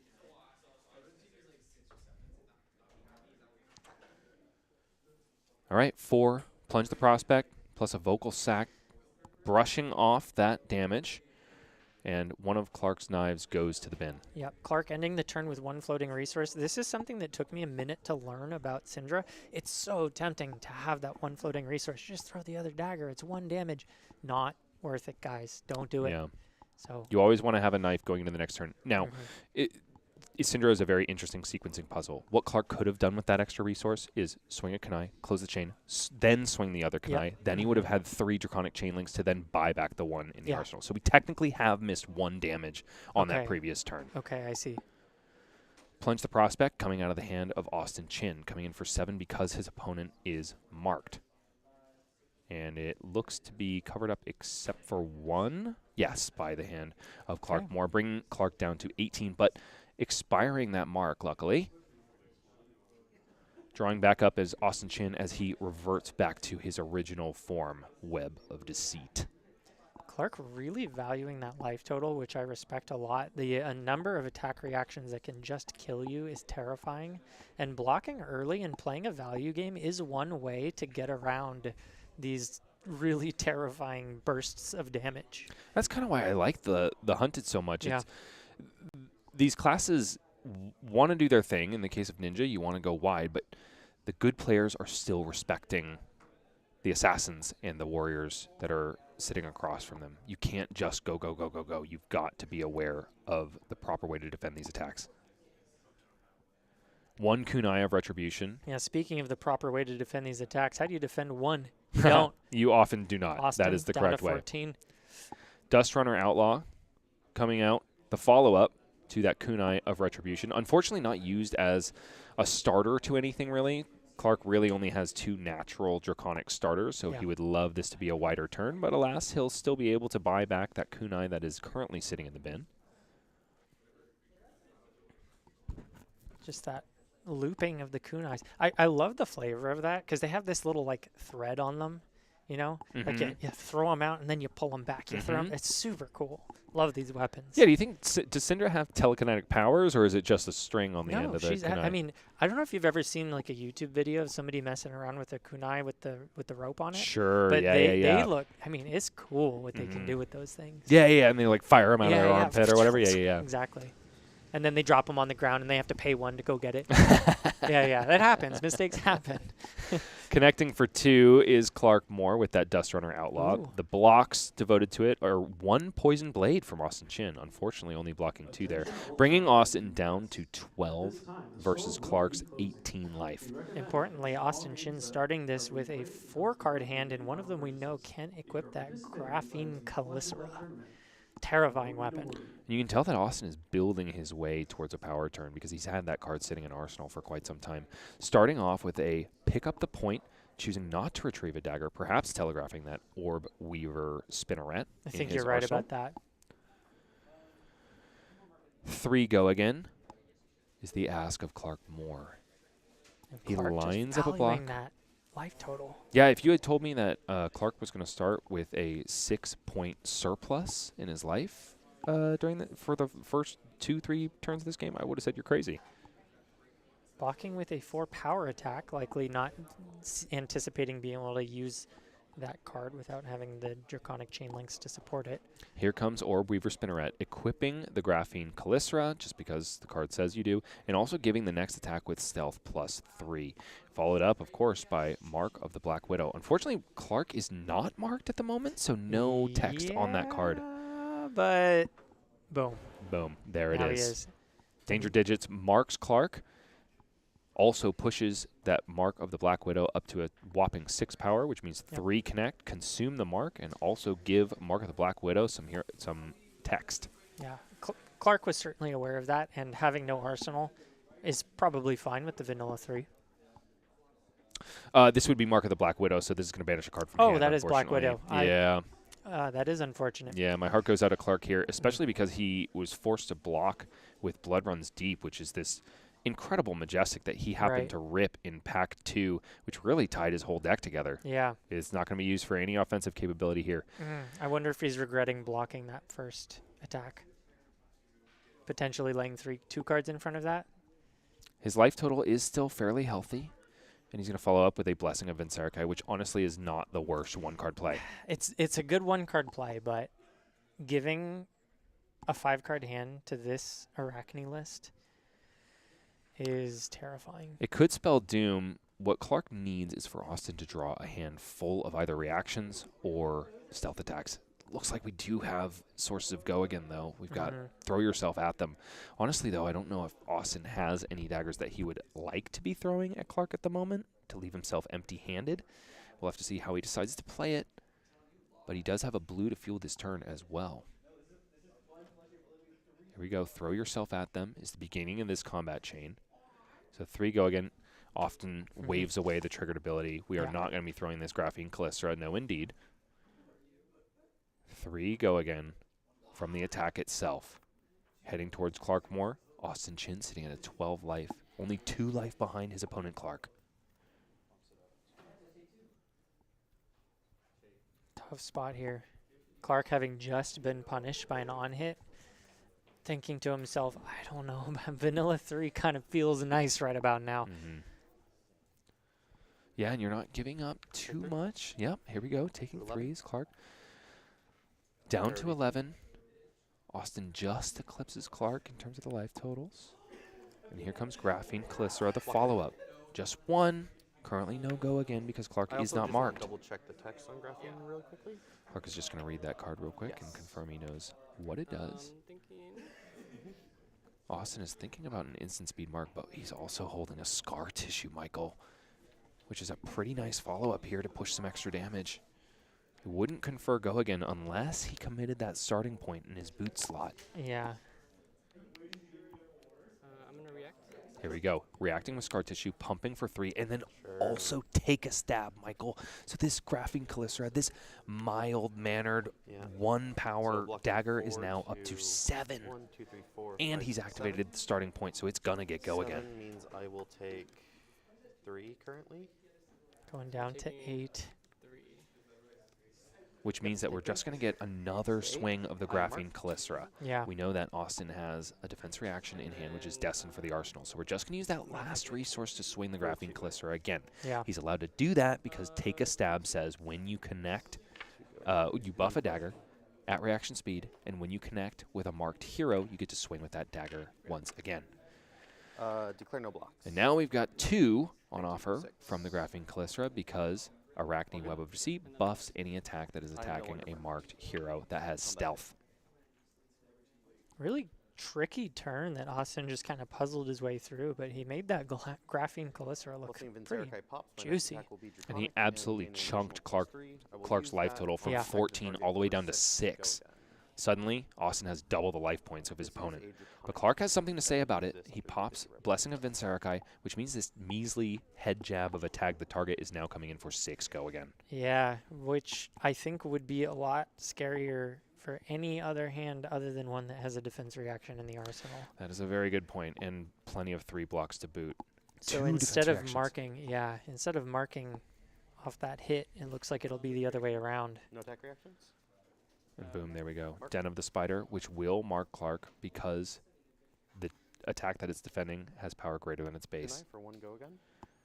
The follow-up is Kunai of Retribution for 1 go again. This is the second Draconic Chain Link because Blessing of Vinserakai conferred Draconic to the tag of the target. Taking 1 is Austin, and then here comes throw yourself at them. The Dagger Fling is really nice here. The Dagger Fling is amazing here because he's already got 2 Draconic Chain Links and 1 floating in the pitch, so he's going to be able to buy both of these daggers back instead of just the 1. Keeping the life totals even and stripping cards right now as Austin Chin goes to 7. I will spend 1 activating Syndra, re-equipping because I controlled 2 Draconic Chain Links. 6 plays 7 as Clark Moore cleans up his combat chain and passes it over to Austin Chin with 3 cards in hand and 1 dagger. Cards in hand? We're awfully quiet here, folks, but it is reaching a fever pitch here. The tension is boiling over. Both of these players really, really want to make the finals of the February AGE Open Series. Immediately swinging in with the Graphene Callistra is Austin Chin. Comes in for 2. Do you think there's an argument to take the hit and remove the mark here? Or is that too risky, the attack reactions? There absolutely is. Clark has seen a good number of attack reactions. 2 floating? So I do think there's a world where you take the risk. It all depends on what is in Clark's hand. Yeah. It looked like Clark was about to block there with his There's a public bounty. Public bounty. I think nice in the yellow. clean 2-on-2, but I think it was red. I don't know. Which honestly, I could see a world where public bounty is just not the most ideal card going into your next turn, even if it is in the red. Yeah. Clark thumbing through the graveyard of Austin Chin, trying to see if he can sniff out how many more attack reacts could possibly be in this Arachne deck. And he goes for the no blocks. Oh, and there is a reaction, pumping it up to There's a bit 5. of a punish and a grimace from Clark Moore. And you can see just he was hedging into. But he is still alive.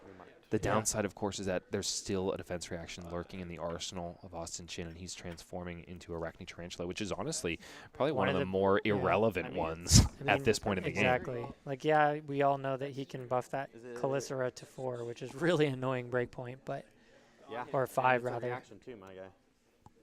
That's pretty good. Yeah, that is pretty good, actually. So the onus is on Clark to put as much pressure as humanly possible on Austin this turn. He has got to pressure cards out of Austin's hand. There's that public bounty. Kunai for 4. Here comes Kunai for 4. An annoying breakpoint of his own, threatening to create Clark's first fealty token of the turn. Of the game, I'm sorry.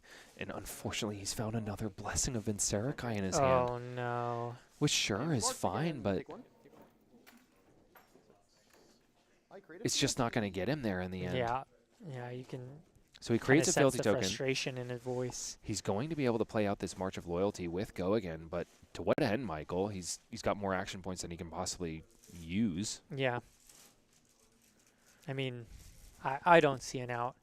Unfortunately, even if he throws everything, he's going to put Austin down to 1, which is great if Austin lets himself get there, and then Austin can, or Clark can maybe close it out with the Danger Digits, but Austin is just too strong of a player to let that happen. Yeah, that would be a big misplay, uncharacteristic.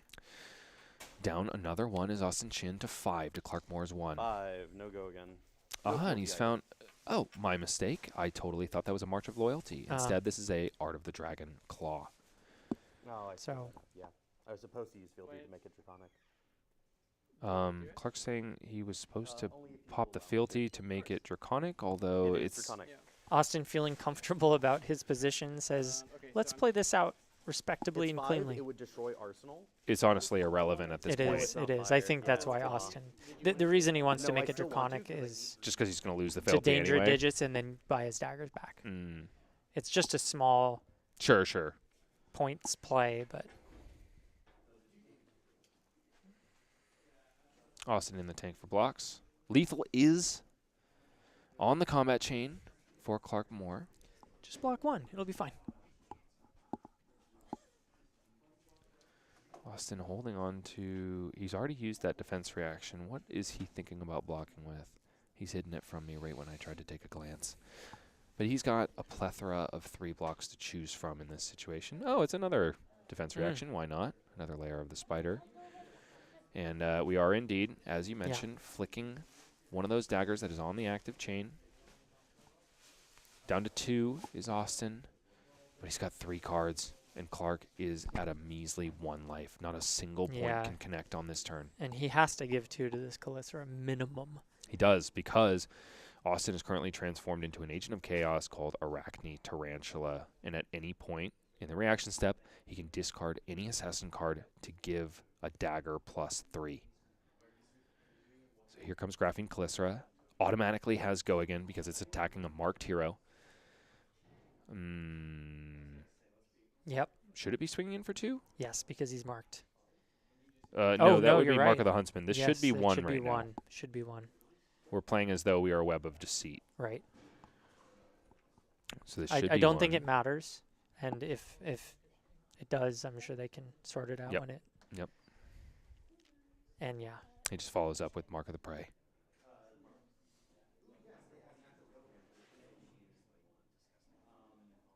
Oh, Clark has spotted the Yeah. mistake here. It doesn't change the math. I don't think it does because, yeah, what Clark is understanding is that he had to block with 2 cards there anyway because of Arcane Tarantula's hero text. Yep. Austin could have just chosen to discard this Mark of the Prey and buff that dagger by 3 if Clark had only blocked with 1 card, claiming the last point of his life. Looking at cards in deck. Possible fatigue angle. I don't know if Unlikely. I don't know if there's any way this game is going to fatigue. Clark does have the 3 block Maybe here, mental fatigue. which means that he's going to have a clapback, but it's a For the Realm and a Grow Wings in his hand. Fascinating that he decides to throw out the Grow Wings. I would have thought he had to have thrown 3 back at Austin on his turn. If his out is fatigue, I think he's pitching and using the resources. Just going to Arsenal Just pass. Arsenal pass, okay. And back over to Austin, who has a 5-card grip at this point. He has reverted back to the Brood. He is Web of Deceit once again. Still marked, But though. That Graphene Calypso, when you're marked on 1 life, just never loses go again. not to mention the break points that just keep coming in Yeah. via Arcane. Looks like we've got a backstab. Is that a throw yourself at them, Michael? I didn't catch I it. feel like it would be a In snap red? play if it was. No, it's not that. Graphene Calypso pushed out onto the combat chain, held back. Looks like Austin is going to go for it. So it's going to be 2 go again now because he has reverted back to Web of Deceit. Clark automatically has to throw a card in front of it. Yep. And no reaction. That's a big signal, at least, that there's nothing that can target stealth cards in reaction step. There's nothing that Clark can do. He has to play around it. And Clark So- is going to be marked for the remainder of this game because Yep. he's at 1 on hit death, which means that Austin gets break points for as long as he chooses. So that card has go again naturally? This one does not. This Why is did he- Whittle did from he- Bone. Why did he block? Were those 2 blocks? Those were 2 blocks. Oh, Yeah, that's yeah, so unfortunate. that is. If he had a 3 block there. So now Austin has 2 Graphene Calypso. His opponent is marked in perpetuity until he dies, which means that he's able to swing 1 blue with 2 daggers with go again over and over and over and over again. Who's got the Yeah. Kodachis now, Michael? Austin Chin looking absolutely dirty here.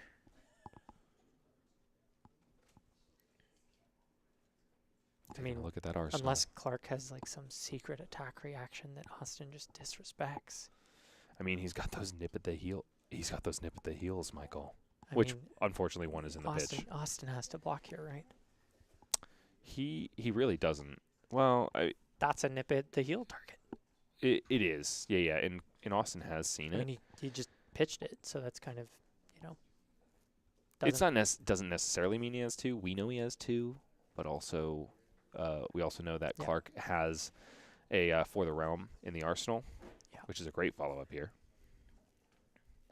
And also because Austin had that put in context, he didn't necessarily have to put it in front of that kunai. He could have waited to see if there was a cheeky attack reaction. But Clark's deck is looking awfully thin at this point, Michael. Yeah, it's like he's losing on all fronts here. 4 or 5 cards left.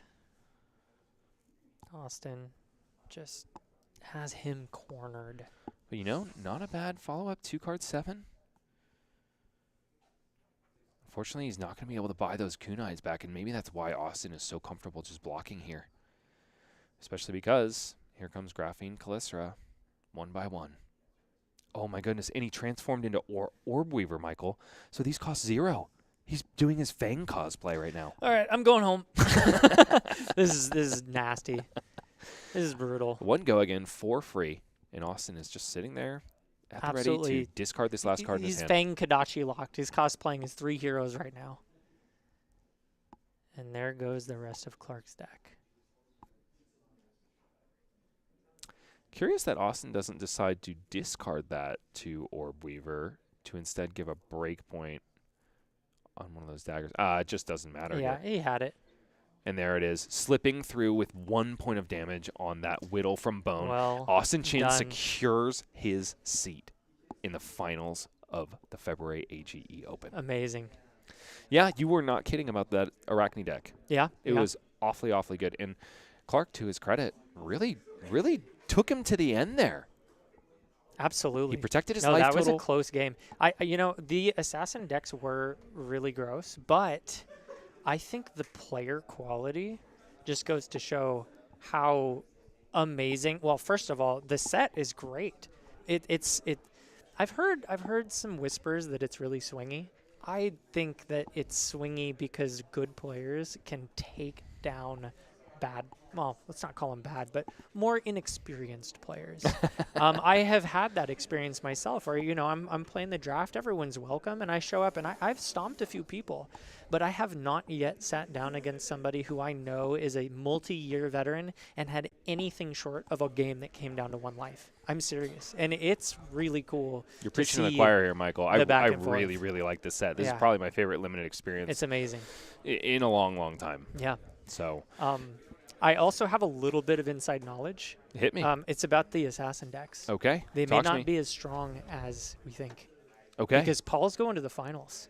Paul is going to the final. Paul Solinsky, I just got word through a little group chat here. I know I shouldn't be on my phone at the desk, but I think he's going to the finals. We should confirm it. This is not official. If it seems like we're playing favorites, it's only because Okay, it Paul is official. Solinsky is one of our Odyssey locals, and he's also just a dream of human being. So we've got a Fang Arachne finals. No Arachne mirrors. No Arachne mirrors. That deck's not busted. We didn't see an Arachne mirror all day, I don't think. Wow. So This is exciting. I'm Very really exciting excited for this indeed. finals. Paul, the sweetheart himself, Solinsky, is going to be gracing your screens, going up against our victor from the last match, Austin Chin. And it's all happening very soon, so stay tuned. We're going to go for a short break, and we'll be back with more Paul Solinsky, more Bryce Platts, more Marcus Brown, more Michael Murray. Birthday Mike. Mulling around. Yeah, Birthday Mike and Birthday Justin after this.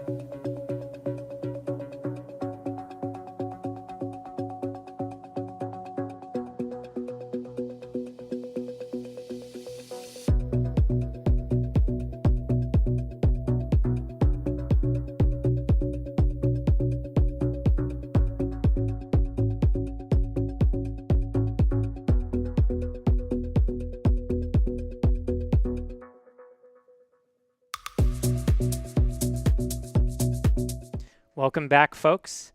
We got Altadena shout out in the top finals. Paul Selinsky, my man from back 20 years ago, I think, met that guy. Killing it on Fang, showing up with the full Arachne suite of equipment and putting that last Arachne in the grave. Absolutely stunning performance. I heard it from Patrick himself. Couple break points that if he blocked wrong, he would have died, and he played his heart out and made it all the way up. We've got Austin as well. Another assassin. We'll see if Paul can take 2 down in a row, or if this assassin deck, the one with the Tarantula Toxin, the double Graphene Calicera, can take it all. Yeah, Austin's deck is built to grind down the Draconic siblings, so let's see if that actually becomes a reality in this final. Yeah, the ability, I mean, we saw it in the last game. 0 cost double Graphene Calicera go again. Kodachi lock for free is disgusting when you get the hero power online to enable it. And when you don't, fine, you got to pay 1 for it. Still extremely powerful in a limited format, especially when you only have 30 cards to work with. Absolutely. I've had so many games go down to the wire, 3 cards in deck left. And, you know, it's anyone's game. I'm really excited. The absolute powerhouse high roll of an assassin deck against the deck that maybe counters that. Paul Selinsky sitting there in finals on Fang. Yeah, what a journey he took, actually. Yeah. But Fuzzy Delp, one of the AGE champions of last year, just absolute names in this finals bracket. Making his way through that into Patrick. Nope, looks like we've got a slight incorrect graphic there. That is supposed to be Austin Chin sitting there on the finals. yeah, Get that fixed. Clark unfortunately fell to Austin, so not quite this, Wishful thinking there. not quite this top 8 that you can see right now. Yeah. And I believe we're getting ready to get into the final just now. Just a recap of what is up for grabs here. We've got $400 to the grand prize winner, along with 30 AGE open points. Very useful if you want to make it to the Players' Championship. Absolutely. $200 and 25 points to second place, the runner-up. We can call it there. The rest is done. Paid out. They're probably on their way home. Got their envelopes. Some are on the way home. Some stuck around to see the finals play out. But that's what's on the line here as we draw to a close for this February AGE Open. We've got this bracket here as well. Current points not currently added. This is just after the first AGE. Colin Erickson leading the pack at 30, bumping up to, I think he gets 15 for top 8. He will, so he'll be sitting at 45. 45, likely still in first place, followed right behind by Brandon, who, did he place here today? I think he's going to get knocked down a peg. I think so, yeah. Andrew Rudin, Marcus Brown, that guy's probably going to fall off quick. Yeah, I can't see him getting any that guy's a points after this. one trick, yeah. He's not making it to the Players' Champs. Is Anthony Pham in Memphis? Is that why we didn't see him here today? Anthony is not a drafter. He's doing Lunar New Year with his family right now. Well, we're all lucky that he didn't come destroy us. Another powerhouse of a player. But yeah, I mean, all of these names, I'm starting to just become more and more familiar with them. All of these guys are absolute killers at the game of Flesh and Blood.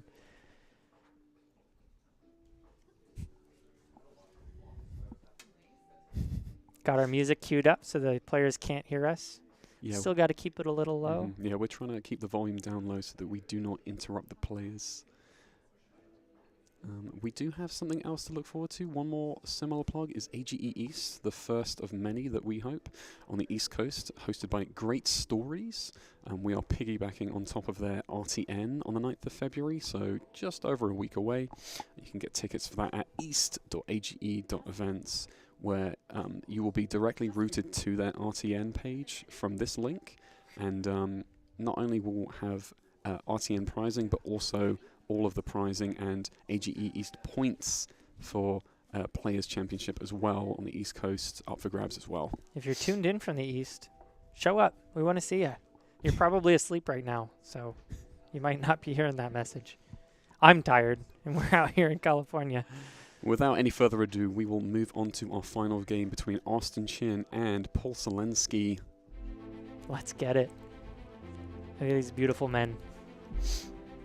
As highest seed, Austin will get the choice of first or second. I can probably imagine he's going second, but yeah, we game. talked about this last game as well. I think it was 2 games ago. You and I, when we watched the Fang, Fang kind of likes going first. It's not that bad. No. In fact, sometimes it's really good. So we'll see what Austin decided to do. Obviously, having that tempo going second, really, really powerful choice. But the ability to chip in with the attack reactions, get an early mark, get an early fealty on both sides. Obviously not the fealty on the Arachne side, but a lot of play. All right, and as they draw up. It's as you mentioned, like Paul has nearly the entire suite of Arachne hate equipment. Mm-hmm. So yeah, it'll really nice. really, really go down well. And he's actually got a defense reaction to put right into Arsenal, I hope. So Paul is going first, just sending that Obsidian Fire Vein. 1 damage coming through. As Austin has a card queued up to block. Rethinks it.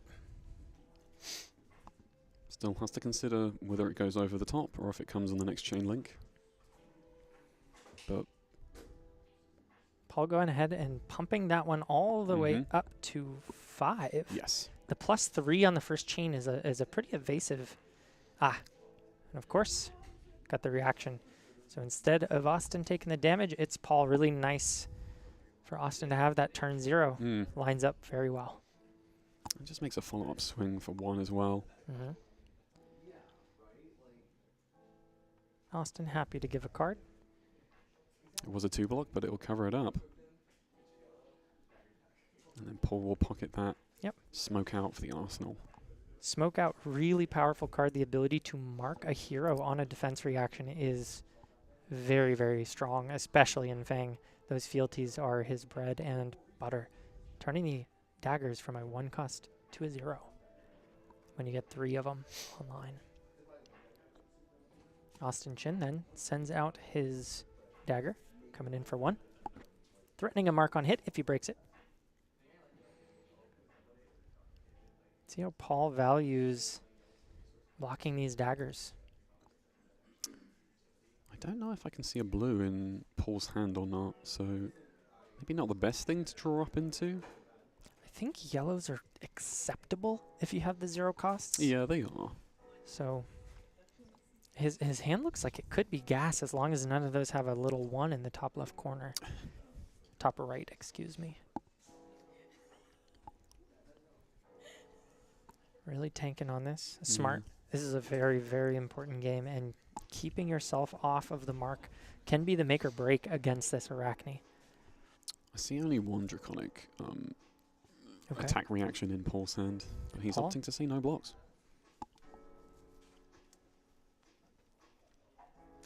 Looks like Austin has the Orb Weaver Spinneret in hand. Am I seeing that?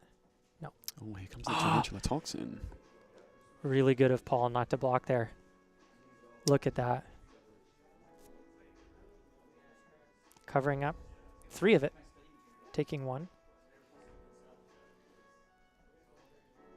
Austin will sacrifice his Hunter's Mark to mark Paul. Paul played around that Tarantula Toxin beautifully, though. I do wonder if he wishes he saved that D-React for the red card that is following up. Hindsight is 20/20, though. It's hard to know what's going to come after, and sometimes you just have to cash it in while you've got it. Yeah, I think it's a clean way to not bleed too much in terms of life points. Not bleeding life points is extremely important. At the reaction speed in particular. Yeah. I believe Paul should be sitting at 18 if he took one there.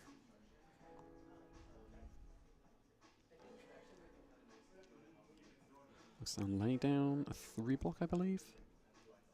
No longer marked. Yep, taking 2 more over the top, and they correct that up to 16. Thing is, I think that was the only draconic chain, pardon me, draconic attack reaction for Paul. So he's opting to play some non-attacks to get some value and swing in. 2 card 5. Making Austin think here about the blocks. So many ways that this could go with one floating.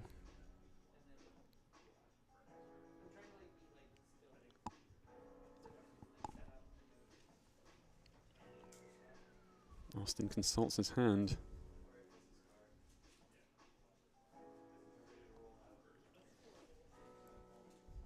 Looks like just a block the 3 with a stealth card. Of course, there's no on-hit represented by this dagger swing as well. It's just a good way to convert into damage from a non-attack. Yeah. There's a reaction. Marking if it has go again, I believe. I don't think it will mark him because Paul does not doesn't give have an it action point. go No. again. So just a clean 3 on or 6 on 5 from Austin. Yeah. Paul getting a little extra point of value there. The thing is, Austin is still untouched in terms of damage, though. Just cleaning up the board state right now. And Austin coming in. Is that called pick up the pick up the point. Deliberating whether he wants to pay. I think he chose not to. Wanting to leave that slot open for the eventual Calicera. Exactly. Smart choice here. Just a 0 for 3.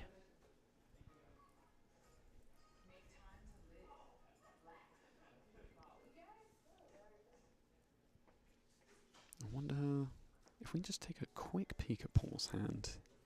Does he have the blue? He does have a blue for this hand. Yeah, so he's probably going to throw one in front of this unless he's thinking about the follow-up and saving it for that, valuing potential on-hits. He is not currently marked, which is meaningful, although that danger digit sitting there means that he could be at a moment's notice in any attack that is threatened. Yeah, and he has to rely on defense reactions to actually cover up breakpoints at reaction speed because he has no leapfrog of his own. He's purely dealing with blocker's speed armor.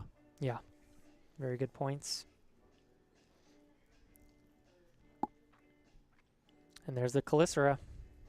Oh, just kidding. He's not marked, so this is just a 0 for 3. Yeah, unfortunately, it's just another chain link here.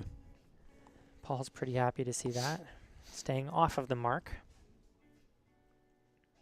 And this is often what you can fall into with some of the assassin hands, is that if there is no mark on the opposing hero, most of your cards are just like block 3 head jabs. Yeah, no, that was like my whole deck in the last round. It was awful. You make people do more thinking with the unknown cards and like little dagger chips, and they outthink themselves, and you're just like, oh, well, it was just a stealth card, but you gave me more cards. You do you, babe. Paul starting with that front pump. Once again, this one giving +3 to a dagger. If they're marked, additional +1. Currently not marked, however, that headpiece could mark at reaction speed if Paul decided to go ahead and cash it in here. That should just be 4 because Austin isn't currently marked. There we go. Good call. Rectifying that. That isn't to say that there isn't a way to mark at instant speed. Yeah. Because he does have his helmet. Looks like the damage goes through as Austin takes 4 and the turn ends. So a little underrate there from Paul. 2 card 4. He's playing very patient. 5 card hand from Austin is always scary. Can he convert it? Because we're still just in first cycle right now.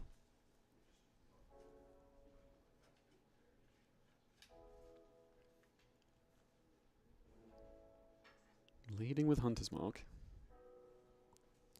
Threatening that mark once again. Such an annoying little 1 damage ping that could turn into so much more if you don't respect it, or it could not. And he's okay with letting both of these go and eventually getting 2 Calicera, as you pointed out. Yeah, he's already used a couple Calicera cards, but it looks like he may have... It's kind of hard to tell. Is that an Orb Weaver Spinneret in his hand? That one on top? I think it might be. Okay. I know it's got the hat in the art, but there's a couple of them that look sort of like that. Paul respecting it with a bit of armor here. Okay. And 3 block. Interesting. Huh. Really respecting it. I mean, he Trying to soul read Austin here. Yeah, he did get caught out on that Tarantula Toxin the previous turn, so Yeah. maybe fearing the worst. So here comes the Orb Weaver Spinneret. Equipping that Graphene Calicera and giving her next attack with Stealth +3. Come in for 4 and conceal some more information with those 3 unknown cards. Currently, this does not have Go Again, which is really important to note. So unless Austin flicks the dagger or has some other instant speed mark, this would be the end of his turn. So Paul says, show me what you got. Ooh. And there is a source of marking. However, it doesn't come online in time to give Go Again. Unless he uses the boots. And he doesn't. I think he's okay with that. He A wants to little bit hold of on an to his IP danger penalty, digits for a sure. while. Yeah. And then we roll a 4 to transform into one of the brood. Yeah, taking all that damage is rough, but I mean, keeping 2 cards, silver lining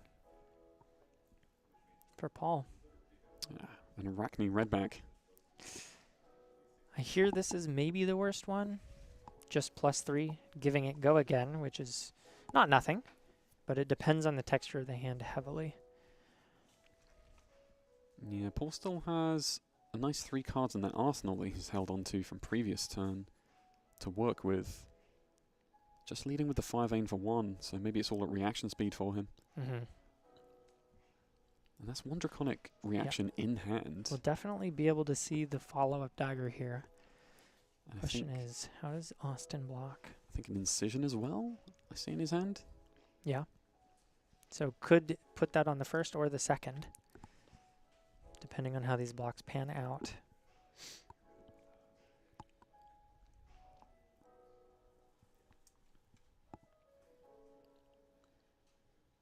Austin's saying no blocks here. There it is. Just pumping it up to 4.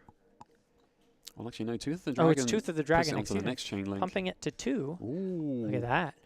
That's going to get it up. That's a lot of damage. 4 into... It's going to add 6 to his next 7. 5 aim. Yeah, and we know he's sitting on another reaction. That's pretty good. It's quite a lot of damage at reaction speed here for Paul. Yeah. Oh, 3. Yeah. 3 into what looks like... Oh, okay. Paul Losing taking another 1. damage. Austin really getting a lot of value out of those hunted or hunters. Paul follows up with 5 aim. Actually, this one will be for 7. I think so. Still quite a chunk of damage here.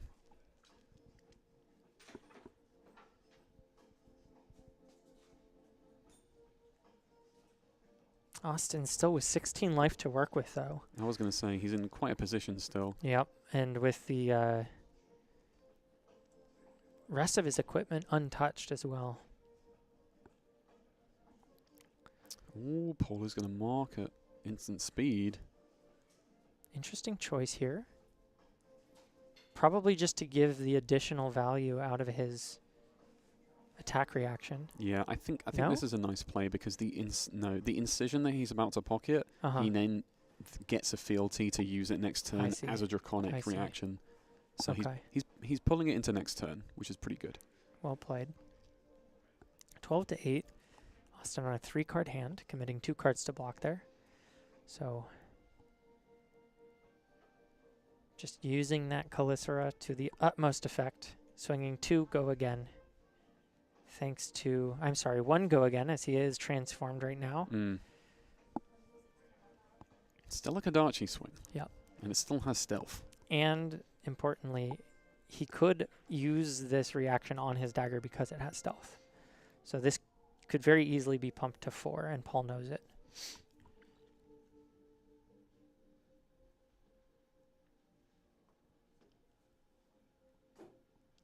Paul, just thinking about it. I think he likes his hand a lot. Assessing how much of it he's willing to keep. I mean, if this was pump to 4 and then throw 3, Paul survives it. He's got some armor. I wonder if this is... no, he just commits it. The block. Having second thoughts, though. It's tempting to put the boots in front of it, isn't it? And then it's like if he reacts, you sort of get the extra value. So Yeah, that's true. know, just... I haven't seen Paul look over that direction, so I don't think he's thinking of that, but we'll see. There's lots to consider.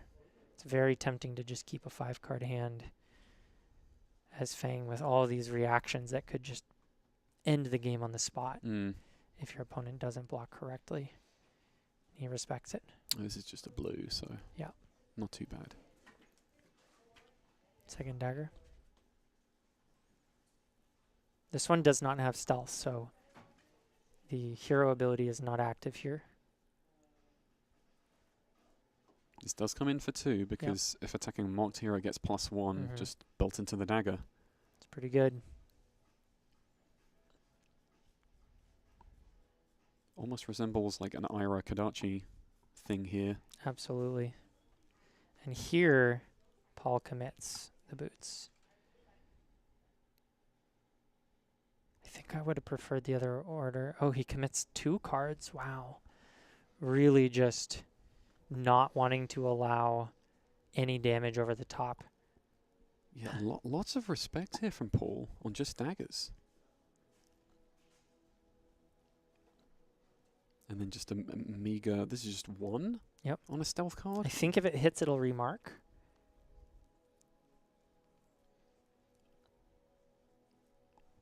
Can't read the text. It's too small.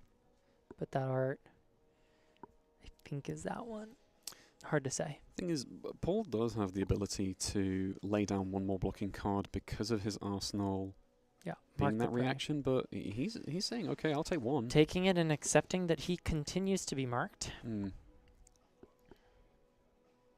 Yeah, because there's no real point in putting armor in front of it if you're just going to be remarked on the follow-up anyway. Now Paul with his 3-card hand trying to eke more damage out. Sending that Obsidian Fire Vein in for 1.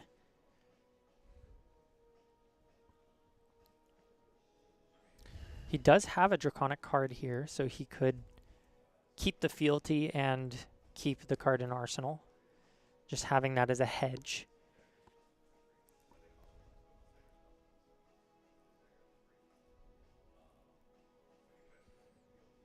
This feels a lot more obvious about what's coming out here, though. As Paul's already shown the Tooth of the Dragon. Oh, and here's a second one. Yeah, that's pretty good. I wonder... No, never mind. I was going to say, does Paul ever play the attack reaction in his arsenal? But he needs to keep that around as he comes in for 4. This is pretty neat because it's a 2-card 6 across 2 chain links. Yeah, the 2 into 4 breakpoints is really tough to block efficiently. Reminds me of Dory Hatchets just a little bit. Yeah. It sure does.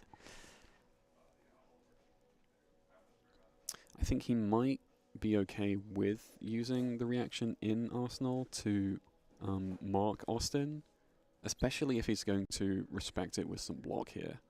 Huh.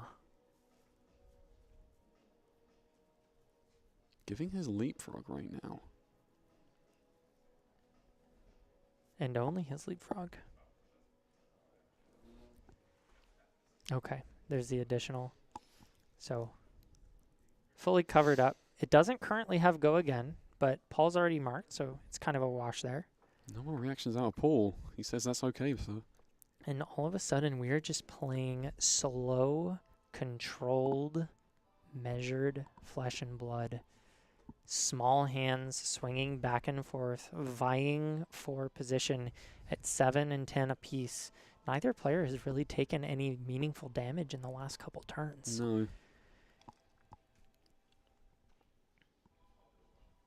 We're in the energy conservation portion of this marathon, as each player is kind of locked in and happy with their pace. Oh, another defense reaction from Paul. Actually, no, that's not smoke out. That's for the realm Yeah, for the right. Emperor? I think it's the 1 for 5 attack Yeah. that marks, or makes a fealty if they're marked. And because Austin's now back to Marionette, the Calicera, 2 go again. Yeah, such an annoying weapon.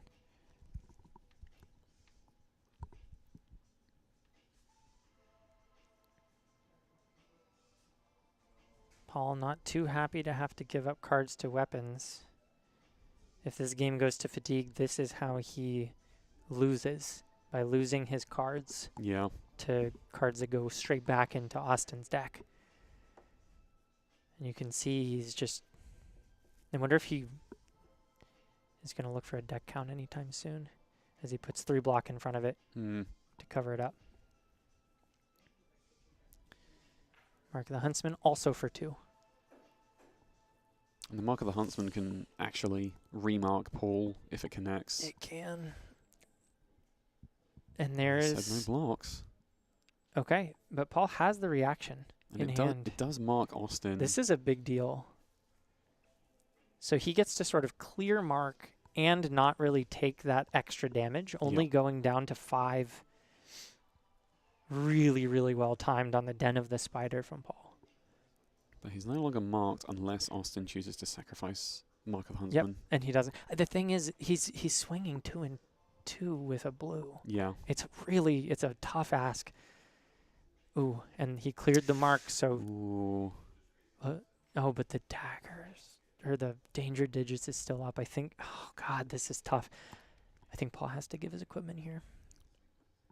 Does he have a resource card to pitch? I don't think so, no. No. Oh, it's only for 2. Okay, he's safe. He can just give a 3 block. He doesn't have to give the chess piece. Still really annoying, because you know that he's just sitting there like, I will flick this dagger. The thing is, Paul has only held reds in hand, so... Mm-hmm. And His- there's the flick. Yeah. Marking. Marked. Pumping by 1. Yeah. Does he have a reaction? Oh, a go again. Ah, yes. Austin will go 1 chain link further. Okay. Brutal turn. This was off the back of 3 cards? Yeah, one additional chain link.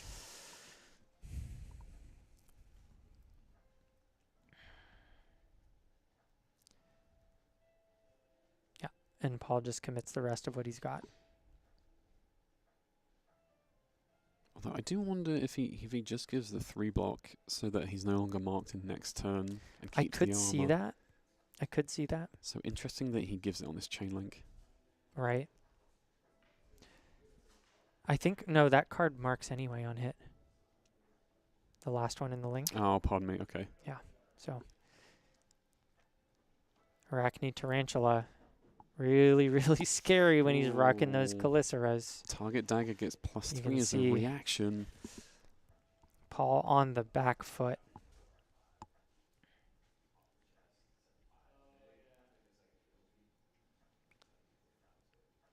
Paul discussing with Austin the line he would have taken to preserve his fealty, but unfortunately he folded the whole hand. So it passes right back to Austin. Austin now working with 4 cards and 1 dagger. Both heroes are marked. 10-4.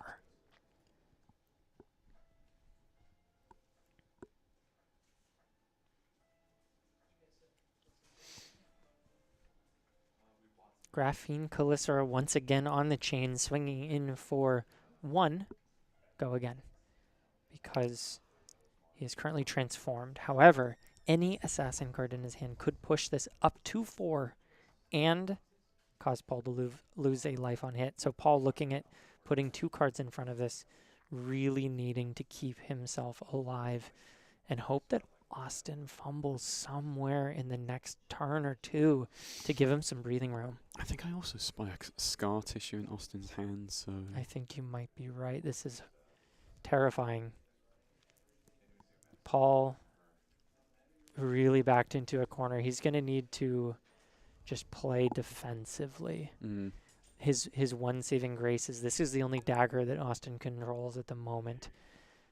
Safe for some additional Graphene Calicera shenanigans in the hand, which I do not see. As actually one of those cards is a D-React from Austin, so Yeah. we'll see how He's going to chooses. respect it here. 6 committed to the block against 1 on the dagger. I don't know if they're both 3 blocks. I know one of them is. Dynastic Dedication, I think, blocks 2. Oh my gosh. Ooh. So The red back and then chucking and it then away. oh I think it just gets ridiculously high at 9. reaction speed. yeah, so if those are both 3 blocks, he still takes 3 + 1. And that's looking like the game. I think that's it. And there's okay. the GG fist bump. Well played to Austin Chin, coming through, showing us the power of those Graphene Caliceras. Congratulations to both of these players, making it to the finals. What a fantastic game and day of Flesh and Blood. Yeah, we had a long gauntlet today with all the draft. Yeah, it's always a long gauntlet. In particular because of the multiple pods that you have to make it through Swiss, and then in the top 8 pods, you got to make it through all that, Michael. Yeah. Well, So, I only made it through 2 pods and a cast. props to Austin, and also props to Paul making it this far. Very deserved, and like what an expert way with like these grindy little Caliceras that made it Yeah. through. And Yeah. you think it's just 1? No. It's going all the way up to 9 in reactions. I know to I'm take going to lethal. start to favor those Caliceras a little bit more in my draft polls. That was disgusting. Yeah. Okay. We will take just a little break here and bring. Get a little interview? Yes, we will. Okay, sounds good. Don't go anywhere. Got an interview with the winner in just a minute.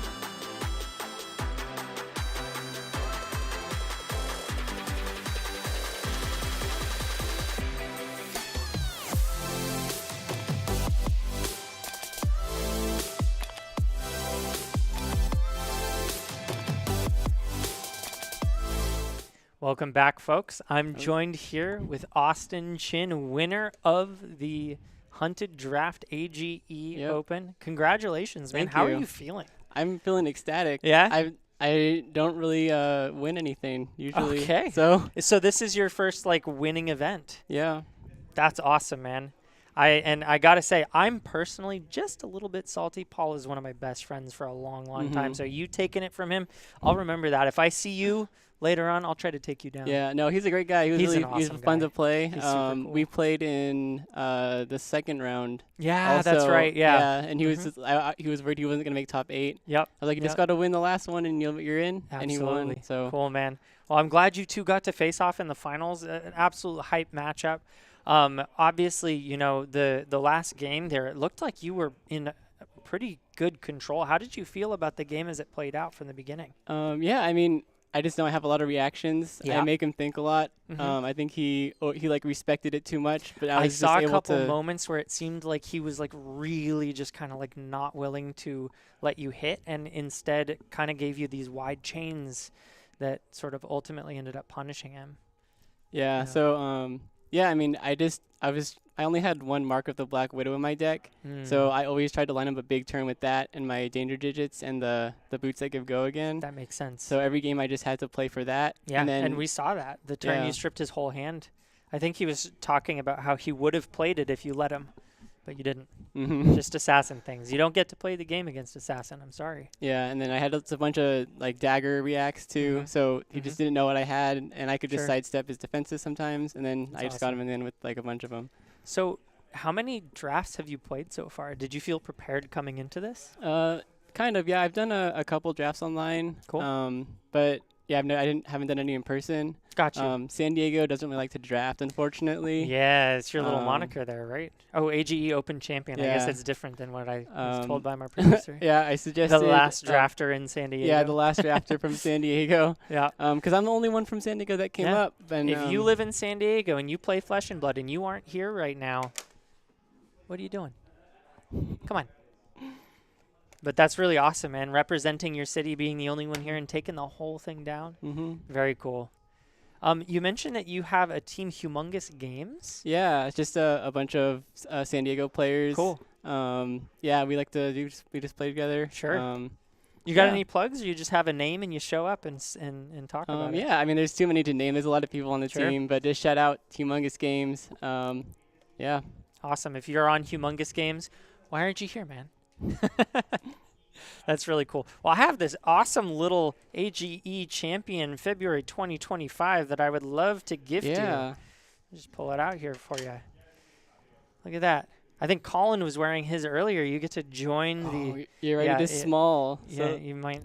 should I take this off and then put do it it? on? Yeah. That's all right. We can handle it. Oh, man. I wonder what it feels like to be a champion at AGE. I showed up today. They put my win rate on. I've played one AGE. I went 1-2 and dropped. And they put my profile up with a 33% win rate. Unreal. Well, after today, it's going to go up. Yeah. So Well, I went 50%, so Yeah, now I'm yeah. at 43% Yeah. win rate. Yeah, I think my record now is 4-5. It's not bad. You'll get there. 4-5. You're slowly going up. Yeah, if they ever let me play Next again. time. No, I was really happy to be able to play. I love this draft set. I keep overselling it probably. I've just had so much fun with the Hunted. I'm also really looking forward to Classic Constructed.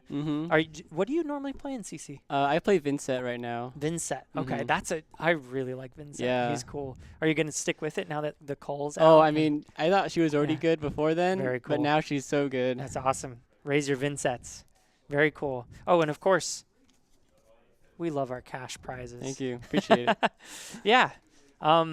Anything else you want to talk about before we wrap it up here? No, just I know there are some people in San Diego that do like draft, but it's so hard to get a pot of 8 going just because a lot of the True, grinders there true. don't like draft that much. So but it's just CC Haven, huh? Because I know San Diego is always coming out and kicking our butts in Classic Constructed.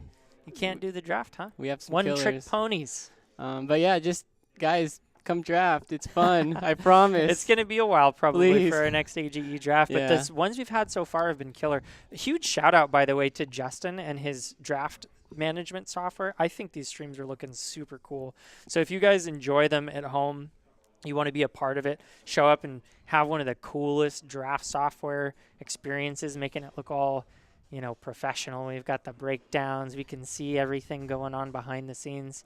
This is the place to come and draft. So in a couple months when that next set releases, if you're from San Diego, I want to see you here. We all Cool. do. Well, thank you so And much if you're for not from joining San us. Diego, everywhere. Oh, right. Yeah, I guess there are other cities in the world Yeah. that you show up.